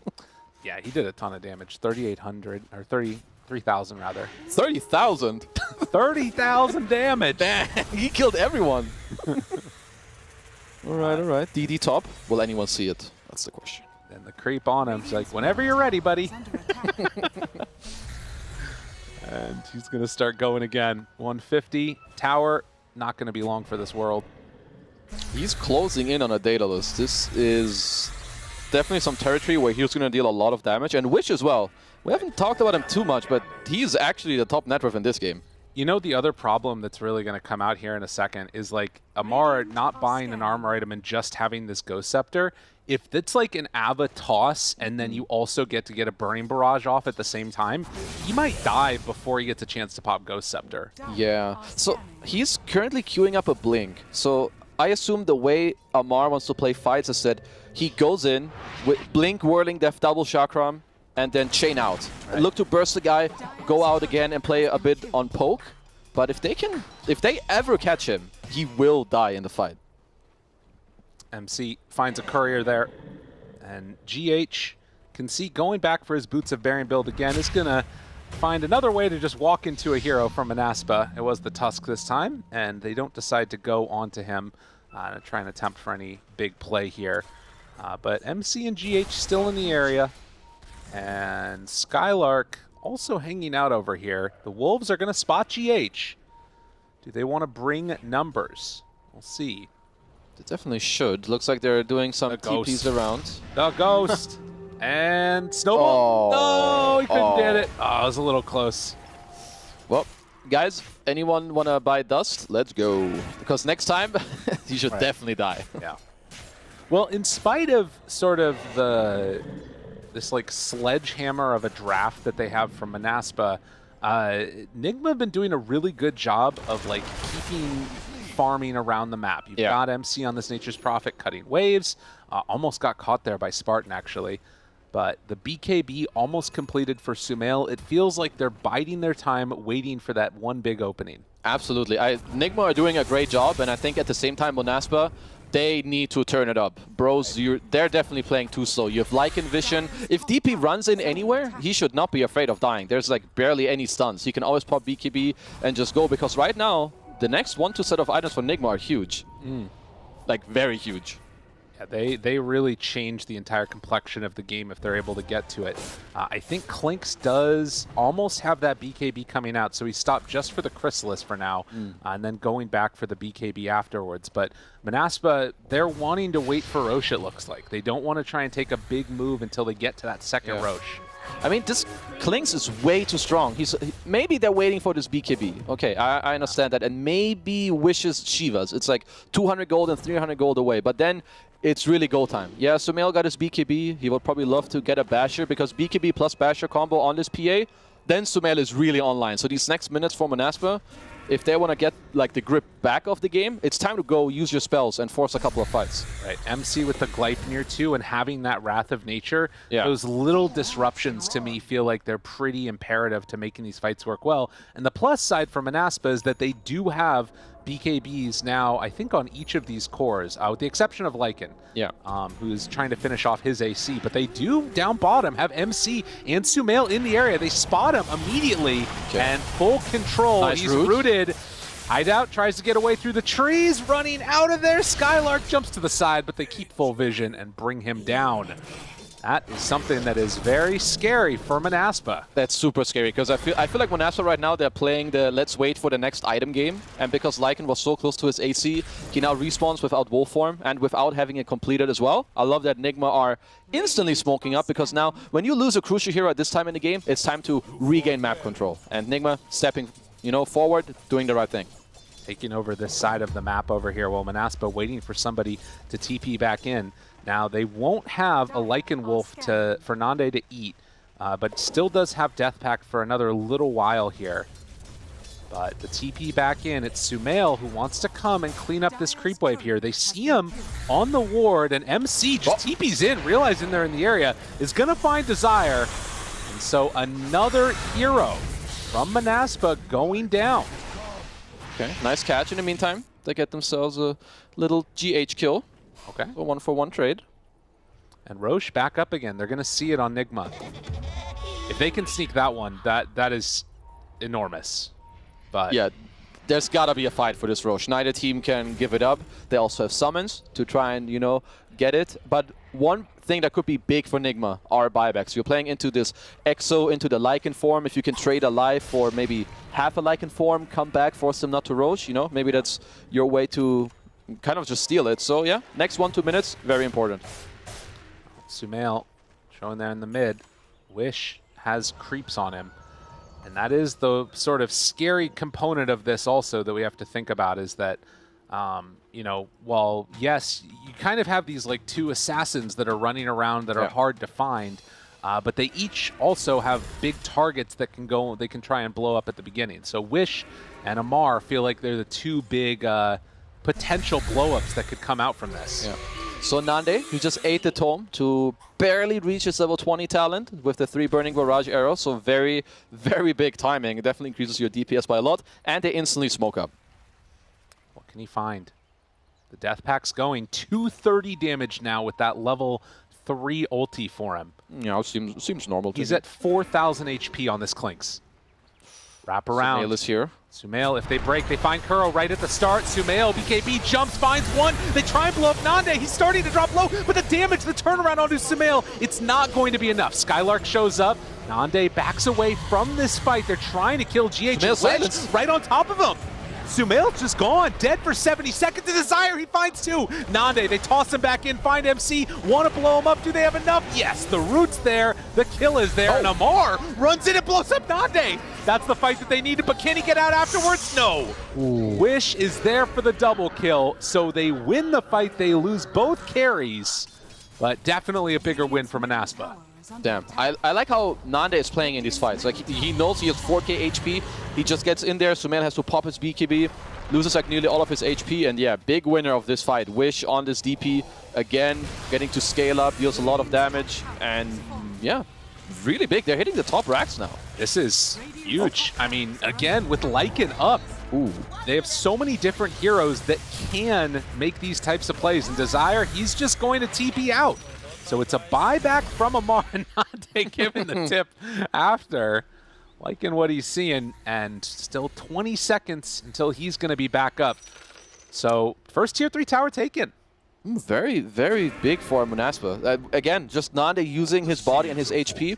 Not afraid to die, dragging it out and giving a good fight to your DP is great. And I'm sure Amar was hoping for more out of this buyback. Like maybe 1 kill until you set up the Roche for when Sumail is back up, which is not the case. We're just going to get another fight for this next Roche. Right. Well, we're going to see if it ends up working out for them. They're running right in right now. And in that area, they already have a wolf, so are going to be fully aware that this is going on. Can they get there in time to stop it, though? That's the big question. Wish, still 40 seconds until Xtrism's back up. Nande moving in. He does have the skeleton walk going. He's got the death pack going, but the Roche, it's already taken. They take it too quickly. They had to get set up, and now Nande going to be rooted as well as Spartan, but a quick steal from Nigma. Damn, free Roche. Don't mind if I do. That's GH blasting out a little wave down bottom. Okay, sure. Nande's fishing. Oh, can you find him? Root tries to find Kuro for the kill. We'll find the dagger bash, and Amar jumps forward. Spartan down low. Gets out of harm's way. I feel like Amar is, of course, he's a Timber specialist. He might be waiting to see the tier 4 neutral items, whether he needs a Dispel in the game. I do kind of feel that way. Yeah, how close are we to that? We're still about 3.5 minutes or so. Maybe a good old Flicker. Flicker fans. What does this Aegis now give Nigma? Is this enough where they're going to feel confident taking the fight? Is this just trying to keep it away from Manaspa? Like, where do you feel like the state of the game is set at right now? I would say now with the items they have, they can look for a fight, but the map needs to be in a good state first. So MC for now is going to put a lot of pressure on that, maybe also with the Ench creep. And then they should use Sumail's body with the blur and the Aegis to like just look. If he gets a dagger with a Phantom Strike on someone that's slightly out of position, maybe a bash, with Amar blinking in and popping his spells real quick, bam, one hero dead. They're fishing. Sumail, right away, they see him. They blow him up. That is Aegis already down. Chakram onto Nande, and the damage out. They will kill off the Tiny, but now Sumail turning onto Wish, but the snowball save at the last second. Sumail's BKB's going to wear out soon. Is he going to be able to get out of there? It looks like he will for now, and Wish barely kept alive there. Holy moly. Well, snowball save is pretty good. Honestly, that should be nearly the only thing Spartan should be playing for. Like, snowball save if his cores ever get gone on. Wish does not have Exo ready to run now, and Spartan, well, he was playing to get out of there, but oh my god, and the Ogre Seal Totem, what an item. Keeping Sumail alive. Dire's top tower is under attack. Huh. What? Oh wait, no. Who used Ogre Seal Totem? What? That wasn't him, right? It looked like it, but he has a... What was it? He has a Paladin sword. Was it a 4-staff? I swear I saw it. It looked like Ogre Seal Totem. Can we get a replay of that? I don't know if we can or not. That looked like it got him out of there, but maybe just, you know, Sumail's just so good, you know. Wow, he just uses it without having it. This guy's a monster. I want to do that. Am I crazy? Dude, they don't even have it on the team. What the hell? Dyer has one. All right, maybe I'm going crazy. Regardless, he got out of trouble. It must have been the 4-staff.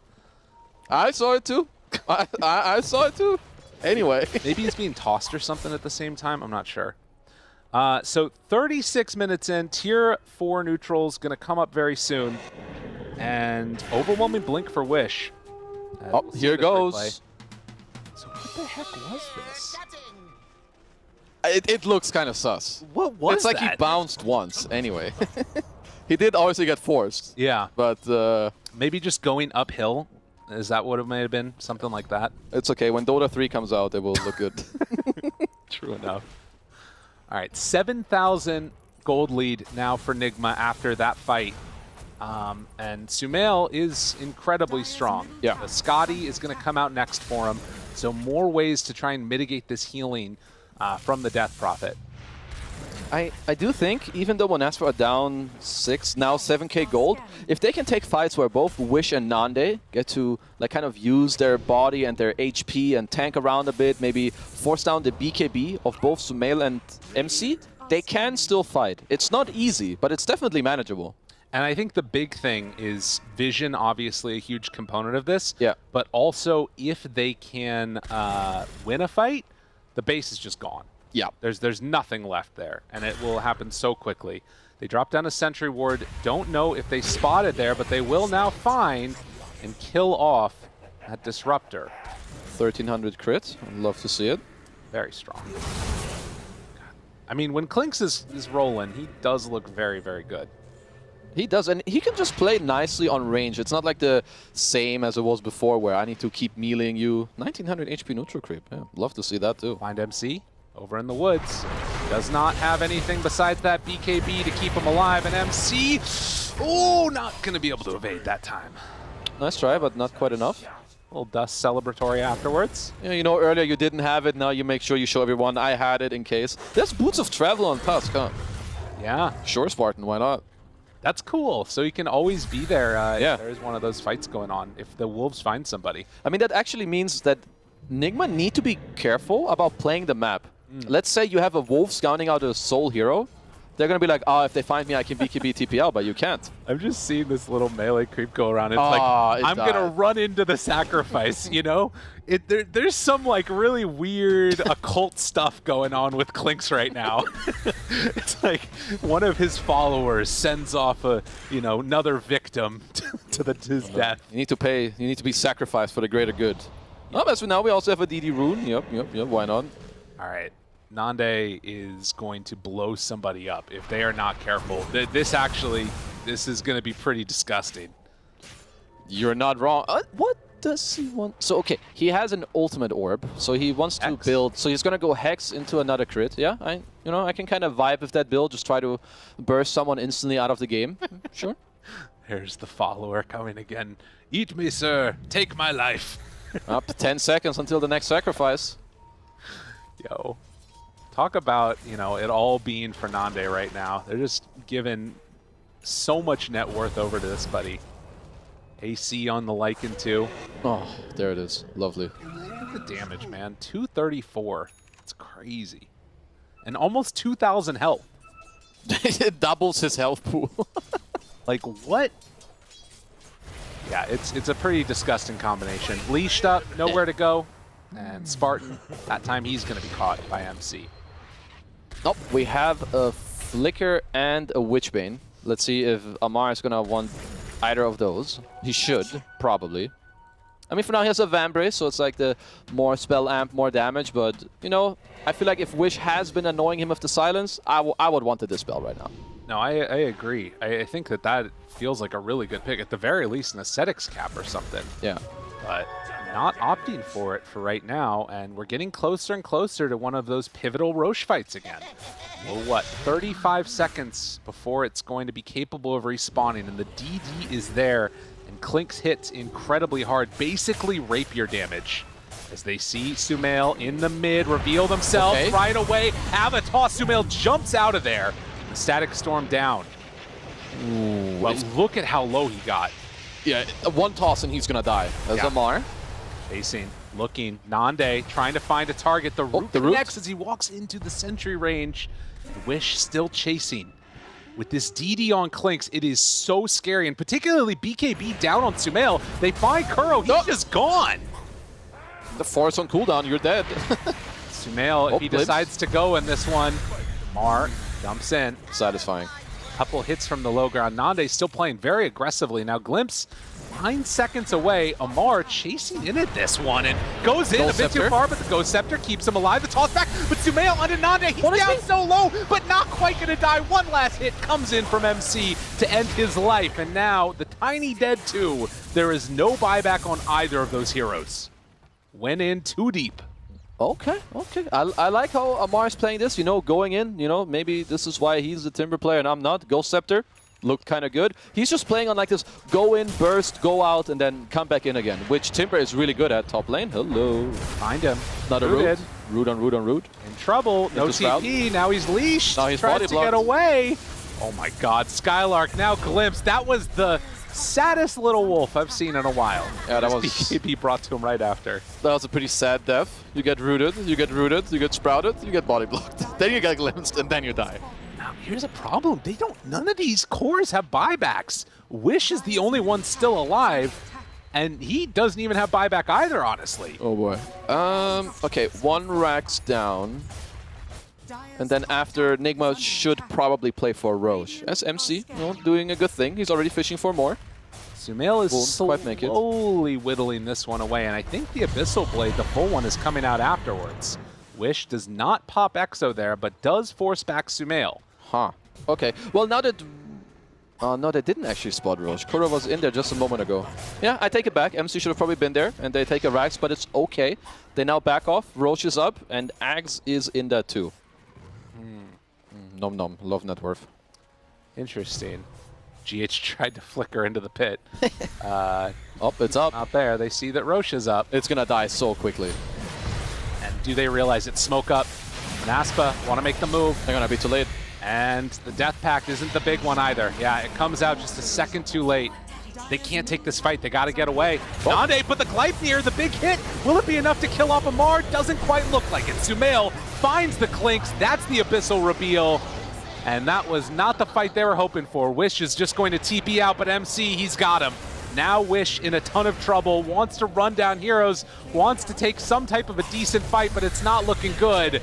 They find him, they kill him. Spartan does blow up one. It's just the GH as he tries a very bold TP, but does get brought down in the end. Another one. And they find him. Zyre also in trouble. Blink up in a second, but does he manage to get away from MC? Another TP. Wants to get away. Blink over to the side. Manaspa get out with one, but these last couple of minutes, it's all fallen off the rails. It has not been good for them. Just look at how much damage you're dealing with the PA and nature. It's like MC just gets to hammer them all the time in these fights. Just keeps pumping out the right clicks with all the roots. And they're calling for it. Just go for the all-in play. Clinks no buyback for 40 more seconds. Skylark is going to pop ulti now. They do have Wish buyback, but they're holding it for the moment. Sumail jumps in, almost found a bash there or an Abyssal, but he was able to BKB and get out of harm's way.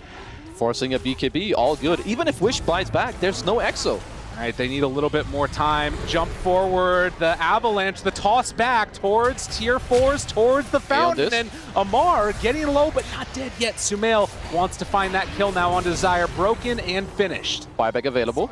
They decide to come in. I mean, Nigma, they're going for the all-in type of play, and now they realize they can't really do that.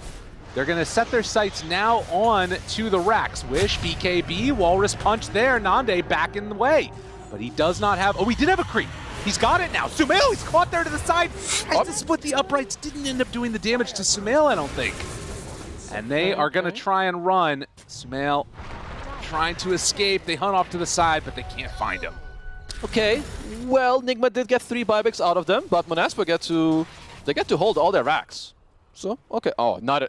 Dude, how many DD runes are in this game? Amar? At least it's on Timber, so who cares? Amar? Could Sumail have taken that? Probably. Wouldn't that be pretty helpful? Well, that's not too bad. Hex reveal. Oh, Sumail's dropping low, but no, he manages to get away. GH has been the absolute savior of this series. No, they're not done. They want to sniff for more. They're looking. But can they get there? Sumail goes to reset for the heals and will manage to. I mean, that Hex is a bit of a game changer. Yep. I mean, it's honestly, it might be the only way for them to actually come back right now. You're down 30k gold, but they have this ability of, I can insta-lock you down, and he deals so much damage. Like, he's like 100 to 0ing nearly most of these heroes. And he's trying to get a little bit more damage now, too. Yeah. Nande queuing up that rapier. He knows what he needs to try and end this game in style.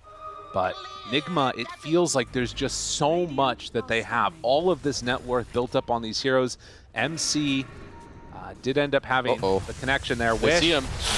Doesn't manage to quite get out of there. That's not going to be enough. He's gone, and Skylark also in trouble. Going to get glimpse back for the moment. Double chakrams go out, but doesn't connect. No buyback. That's 2 minutes. Uh-oh. MC bringing the creep wave. Now, MC is going to TP back over here. Okay, they're looking. Nande does have the Hex ready, but won't go for it.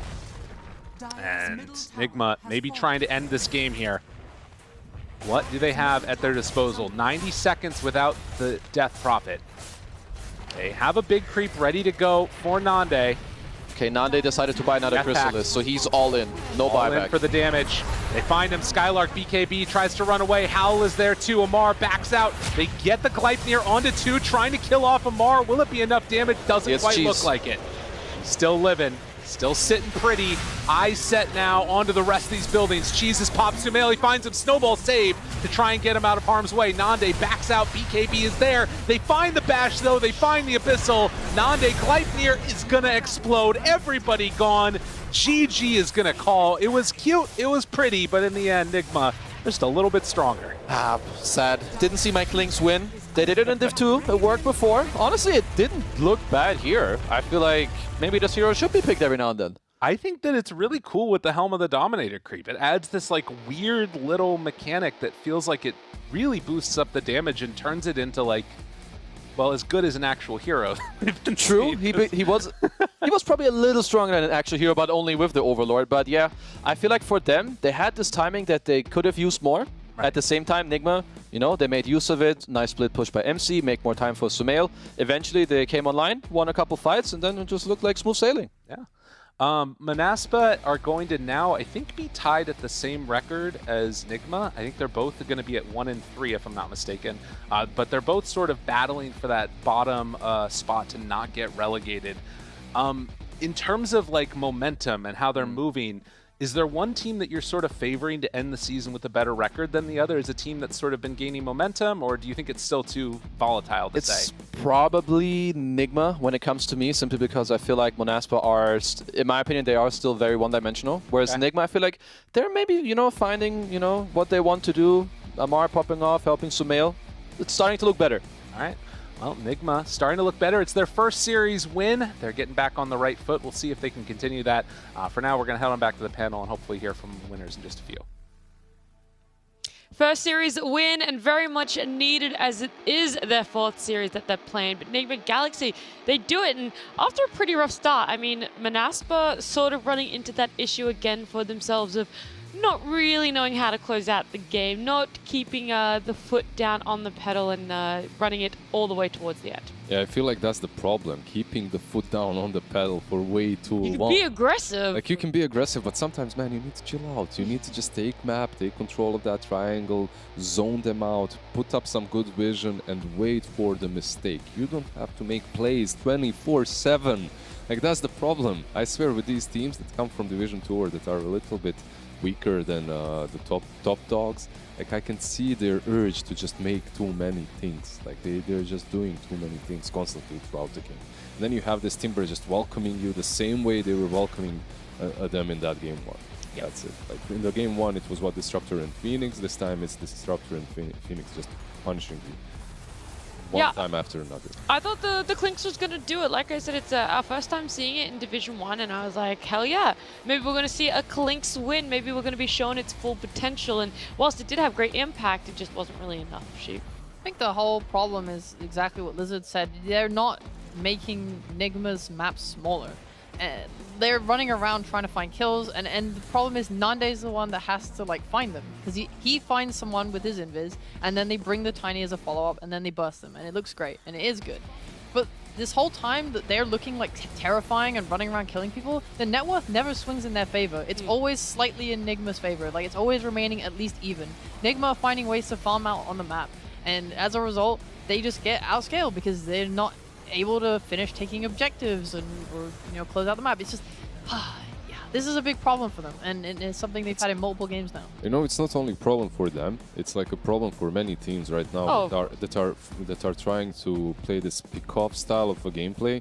I see it a lot, and it's like when you talk to some of these players, they all kind of share the same general feeling. Everyone kind of understands it, from tier 1 teams at least, and that's like pickoffs. You can be running across the map, and every single if you're going for pickoffs alone, if you're running across the map and every single one of them connects, you will still be losing the gold advantage. Like, you still won't have the gold advantage because the enemy team will still be farming a little bit faster. Like, a single triangle is worth more than just finding a pickoff on a position 4 or off lane. So why do it? I feel like I've said it before, but like, kills won't always win you the game. Obviously, they're going to put you in a good position to win the game, but it's not going to enable you to close it out. And again, that's exactly what Manaspa has fallen into the trap of. So it's rough. I do want to say, though, I actually think it's not only just going forward. I actually think they were played too passive in some spaces. Like, they were playing for like their next items often, where they wouldn't be doing anything. They'd just be farming. And like, oh, we have to reach this BKB plus AC plus Shivas plus whatever the hell they were trying to get. And then while they're doing that, like, they're letting Nigma de-ward their cliff ward that like Tiny's sitting under. He's ready and waiting, but no one else is protecting that vision with him. because they're just trying to farm. So I think they just kind of failed on both aggressive and defensive fronts. Yeah, it's really weird to say because I felt that as well. I thought like maybe they could just try and farm more in the space of Nigma Galaxy so you get the best of both worlds. Yeah. But unfortunately, it wasn't that, and a big props to Nigma Galaxy to be able to pull it back, to still put themselves in a position to have that farm, to keep having some amount on the map. But MVP, who do you think was the real enabler to be able to have them pull it back the way they did? A little bit of Timber, a little bit of Prophet, like both of them really did a lot of heavy lifting. Maybe you give it to Prophet this time around. Yeah? Yeah, maybe MC deserves it. Mind control? We've taken it away from him on his snap. Like He's always got an honorable mention, I feel. Yeah. That's it. Like if he gets 3 honorable mentions, he gets the MVP. You get to trade it up. I want to trade in my 3 honorable mentions for an MVP, please. Yeah, I'm down for that actually. I thought he played really well, and I thought you could tell as well when he got like an item how the team shifted. Like as soon as he got his Gleipnir, suddenly Nigma were like way more aggressive, like getting way more kills. They were setting up on side lanes with him, or like PA would be in an area, they would be hunting with the blur, and then they would catch with that Gleipnir. So I just thought he was always doing really well. Big props to him there. Any other honorable mentions? So we're going to hand out those tokens for any more trade-ups to MVP. No. Honorable mentions, it's only him that gets them. No, dude, there's no way we're not mentioning the supports for that massive triangle stack that they made for a monster. What did he get, like 2k gold in one farm? So way too much. Oh it was my insane. god, yeah. I think GH played really well on his support. I mean, yeah, both supports actually. I was really happy. Yeah. And they were playing like 2 supports that are usually played on 5 as well, like Edge and Disruptor. And you could feel that they don't have this one flashy support, 4 or 5, right? But they made their cores really damn happy. Like everyone was very satisfied. Like if you look at the cores, everyone is super farmed on the Enigma. Yeah, I want to do a little bit of a comparison then, that you do have these 2 POS 5 supports being played in 5 and 4 for Nigma Galaxy, whereas on the other side for Manaspa, we essentially had 2 POS 4 heroes being played in 4 and 5. They had the Tusk Tiny combo for their support. Did you like it? Were you like, hey, I actually wouldn't mind seeing this again? It didn't go as poorly as I thought it was going to. Maybe they're meant to use it to make plays on 2 sides of the map at once, because maybe their problem was they were being yanked around a bit. Like I feel like Wish didn't fully get in there and make plays, so maybe if they had like DP Tusk somewhere and then Clink's Tiny somewhere else, they could be making more kills happen, potentially. Yeah, if they had like if they had a hero that has as much burst as Clink's in one of the other cores, then they could combo. Like it's something I'm not sure if it was Lyrical or Kazu or someone saying it, but basically, if they want to make a kill, it was you, right? Like I'm going crazy. It was definitely someone big brain said it. Someone here. big brain, I believe it's sheep. Like if they want to make a play, if they want to make a pick off, it needs to start with the Clinks, right? And then there's a. You did say that. Did I? Oh, she doesn't remember it. Thank God. I'm not the worst here. I don't remember what people are saying. She doesn't remember what she said even. Great, but yeah, like if they had another hero that enables the plays somewhere else. Like, if the Clinks is playing one side of the map, you need to follow with the Tiny, or there is no play whatsoever. Yep. So, if you have something like a Puck, like a Quap, some playmaker from that mid lane, then perhaps it would have been easier. I actually have more of a problem with Lycan. Sure. Oh, really? Yeah. That's well, that's the thing. Option. So we see the potential and we see the vision for the supports, and so it was more of that Lycan that let you down a little bit. I mean, yeah. Did you see his first ult? He like always tried to kill Ench under tower. She just TP'd out and lived, and then she also had taken his creep. And he ran and spent the entire duration of his ult trying to kill this creep, and he just couldn't do it. But so sad. This point was the combo with Clinks. That's what you asked. Yes, it was really good. Well, right? It was really good. Yeah, you're right to mention that. The amount of health that Clinks had was like nutty with the Helm combo. But you could just buy a Helm on any other hero. That's true. Yep. Buy it on Tusk. Let's go. That's true. Yeah, a little bit for there, but I do know interview is ready. Hopefully we are able to talk to him. GH, hello. Gonna catch you by surprise there. Thank you so much for joining us. Congratulations on this win. How are you feeling, and how are the boot camp vibes to get this nice 2-0? Good evening, first of all, to everyone.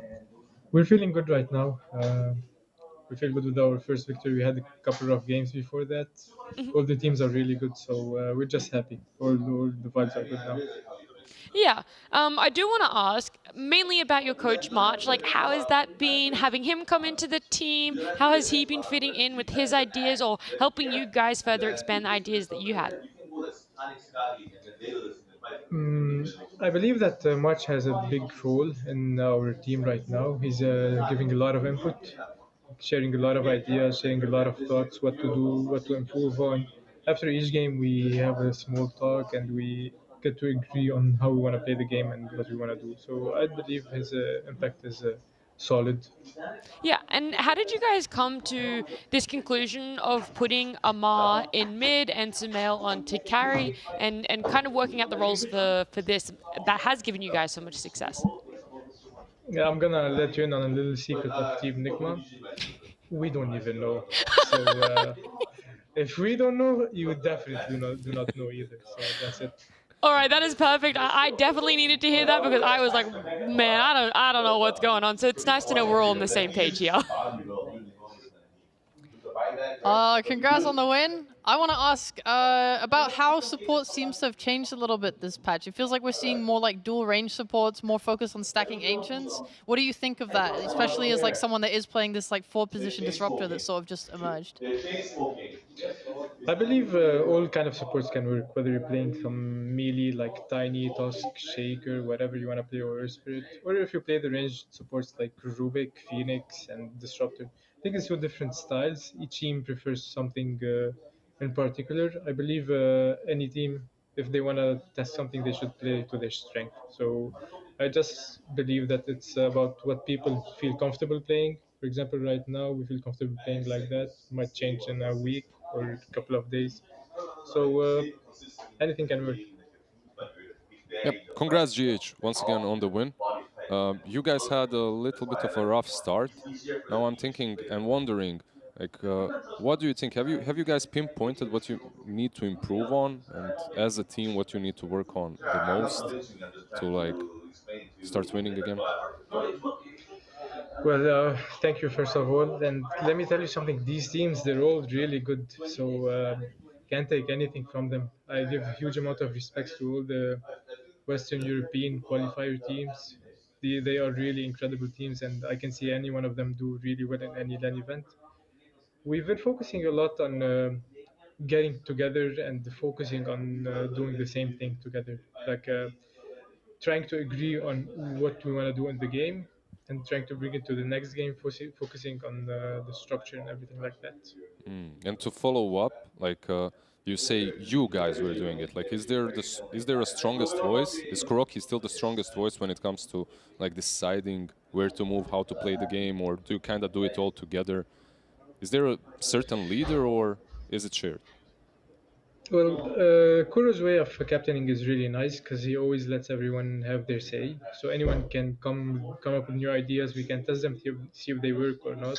But I truly believe that in the end of the day, if we want to try something new and it doesn't work, and then he says we should do something else, we should definitely do it because he has our blind trust, and I feel like we will have the best result if we just follow his lead. Okay. Thank you very much for the nice answers. Yeah. I had another question about, obviously you said y'all don't know what you're doing really, and it's all a toss-up, but how is it for your other cores, like moving roles around? Like Amar, you know, he played off lane, then he went to carry, now he's on mid. Is this like something that he has to pub a lot to try and make work? Like, have you guys talked about it and been like, okay, we're gonna, you know, you need to practice mid in your pubs to get better at it? Or is it really just as like, show up on the day and just do whatever, as you say? It's this is how it goes. So everyone just goes into a pub game, randoms whatever lane they get, and they play. No, I'm just messing with you. Everyone tries to play everything basically. There's no set rules for us, so whatever they feel like they just do. We're a bit too random right now, and I hope. Anyway, we're a bit too random, so there's nothing clear. So everyone just does whatever they feel like, which is the best thing to do, right? So you'd say there's a lot of like confidence there, and no one's like, oh, I don't know if I can play that matchup. It's just like, yeah, I'll do it, no problem. There is a lot of confidence. I mean, I believe that our core players are incredible players. MC, Sumail, and Ammar. I think they're incredible players, so they can just adapt, and they have proven themselves again and again. All right, thank you. Wish you the best of success. I kind of want to piggyback off that one a little bit because you say, it is a little bit of random for you guys. Is this the same in scrims, or are things that we're seeing in officials things that have also worked in scrims for you guys too? If you can tell me. I can tell you for sure. Whatever we do in scrims, we try to replicate in official games. Okay. So in scrims, it's exactly the same. Where whoever feels like going mid goes mid. Whoever feels like going offlane goes offlane. Whoever feels like playing carry plays carry. And then we hope for the best. Well, look, it's worked out here today. You guys got the best. You got a 2-0. Thank you so much for joining us, GH, and congratulations again on this win. Thank you very much. Have a lovely night. You too. Bye. Thank you so much. Oh, so sweet. I like that, though. He's reassured us that just because we know don't know, it means they also don't know. But I'm really glad that he said that they were confident about it. That's like the main thing to me. Because when things look random, you don't know if it's like we're panicking to find like a... Quickly, just patch it all together. Maybe let's try and just throw things out and see what works. It's like, okay, it's like that means... To me now, they're in the draft. They're like, okay, I want to take this to this lane. I want to do this with our draft, and that makes me very happy. Yeah. When we opened up the panel of this series, I was asking myself, like, how does Kuro manage to always keep the morale of his teammates up even through rough times? And that's exactly how, right? Like, they have he has their blind trust, so obviously they're gonna follow him no matter what strategies, ideas he has. Yeah, sometimes it's successful, sometimes it's not. Let's have a look at today's results, though, because it was a very quick day. We had a lot of time to fill in. OG up against Gaming Gladiators was an insanely quick series. Gaming Gladiators took it 2-0, the first game being 17 minutes. So if you don't have too much time and you want to watch back a series, you could definitely fit that one in. Then it was Tundra up against Ooredoo Thunders, another 2-0, and then here Nigma Galaxy versus Manaspa. So 2-0s all across the board, and a big confidence boost for those teams who did win. A little bit back to the drawing board for those that didn't, because you weren't even able to get a game in this series. I am mostly shocked that Tundra lost in the way that they did, because I thought that their last two series looked absolutely insane. And OG, for me, are just on a decline now where I feel really sad about it. Like, I want them to do better. I think I have a huge amount of respect for the players on that team and the skills that I know that, like, the ceilings that I know that they can reach. So, yeah, seeing them get crushed that way they did against Gaming was a little sad. Yeah, 100%. I also know talent predictions. There is only one talent that predicted what today would be, how it would play out. And that's Lyrical, my man. I don't know if he's still in the green room, if he's still in here, but it would be interesting to hear his thoughts on exactly why he went the way he did. God damn it, I was so close. It was a 50-50 between you and Lyrical. You guys went different on that last series there. But yeah, Gaming Gladiators, Ooredoo Thunders. Sheep went super high risk, like...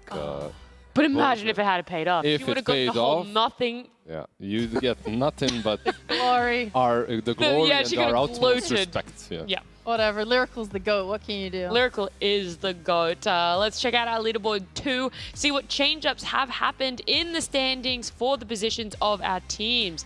Gaming Gladiators and Tundra. 3 wins, 1 loss now. So even at the moment, there's not even looking like a clear first place. Then it's Entity, Liquid, for 2 wins, 1 loss.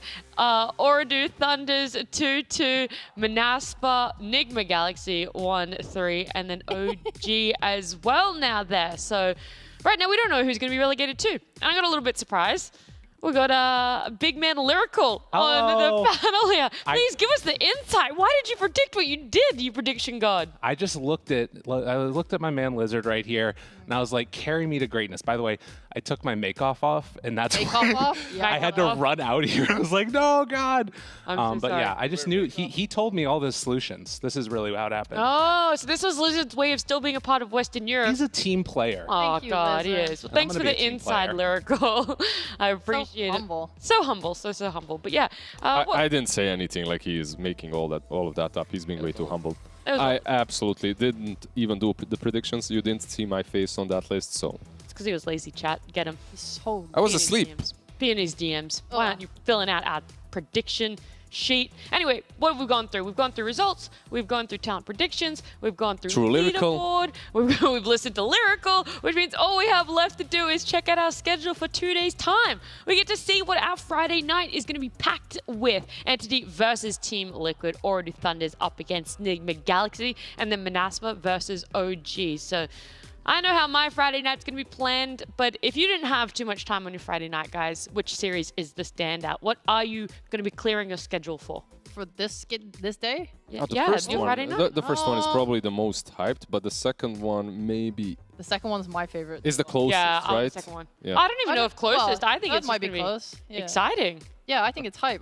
You watched Nigma play today. I think you are watching this series as well to see if they keep it up. Like they seem like they found their footing a bit with what they're doing. And same goes with OT, right? Like they just won versus Tundra. If you're Enigma, you listen to what GH said. Like he doesn't feel like they're the favorites against any of these teams.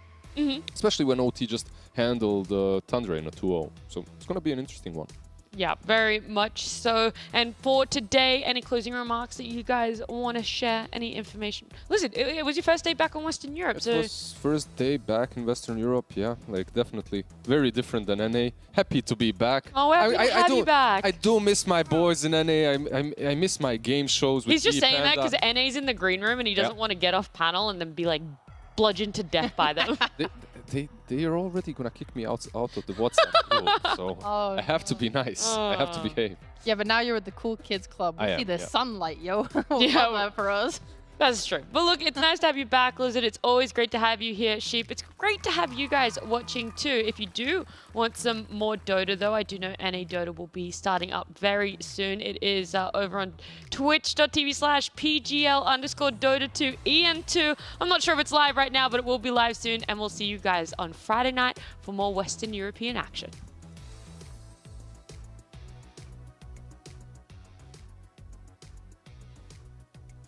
Give me. Give it to you. Yo, coming. Costa. Yo, click. I'm back.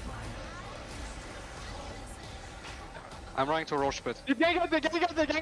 Oh, you got him. Dip in, no TP. Blink in 3. Look at me. I'm getting tiny, boys. Nice. Avenge me, little boys. Man, I was just swapping items.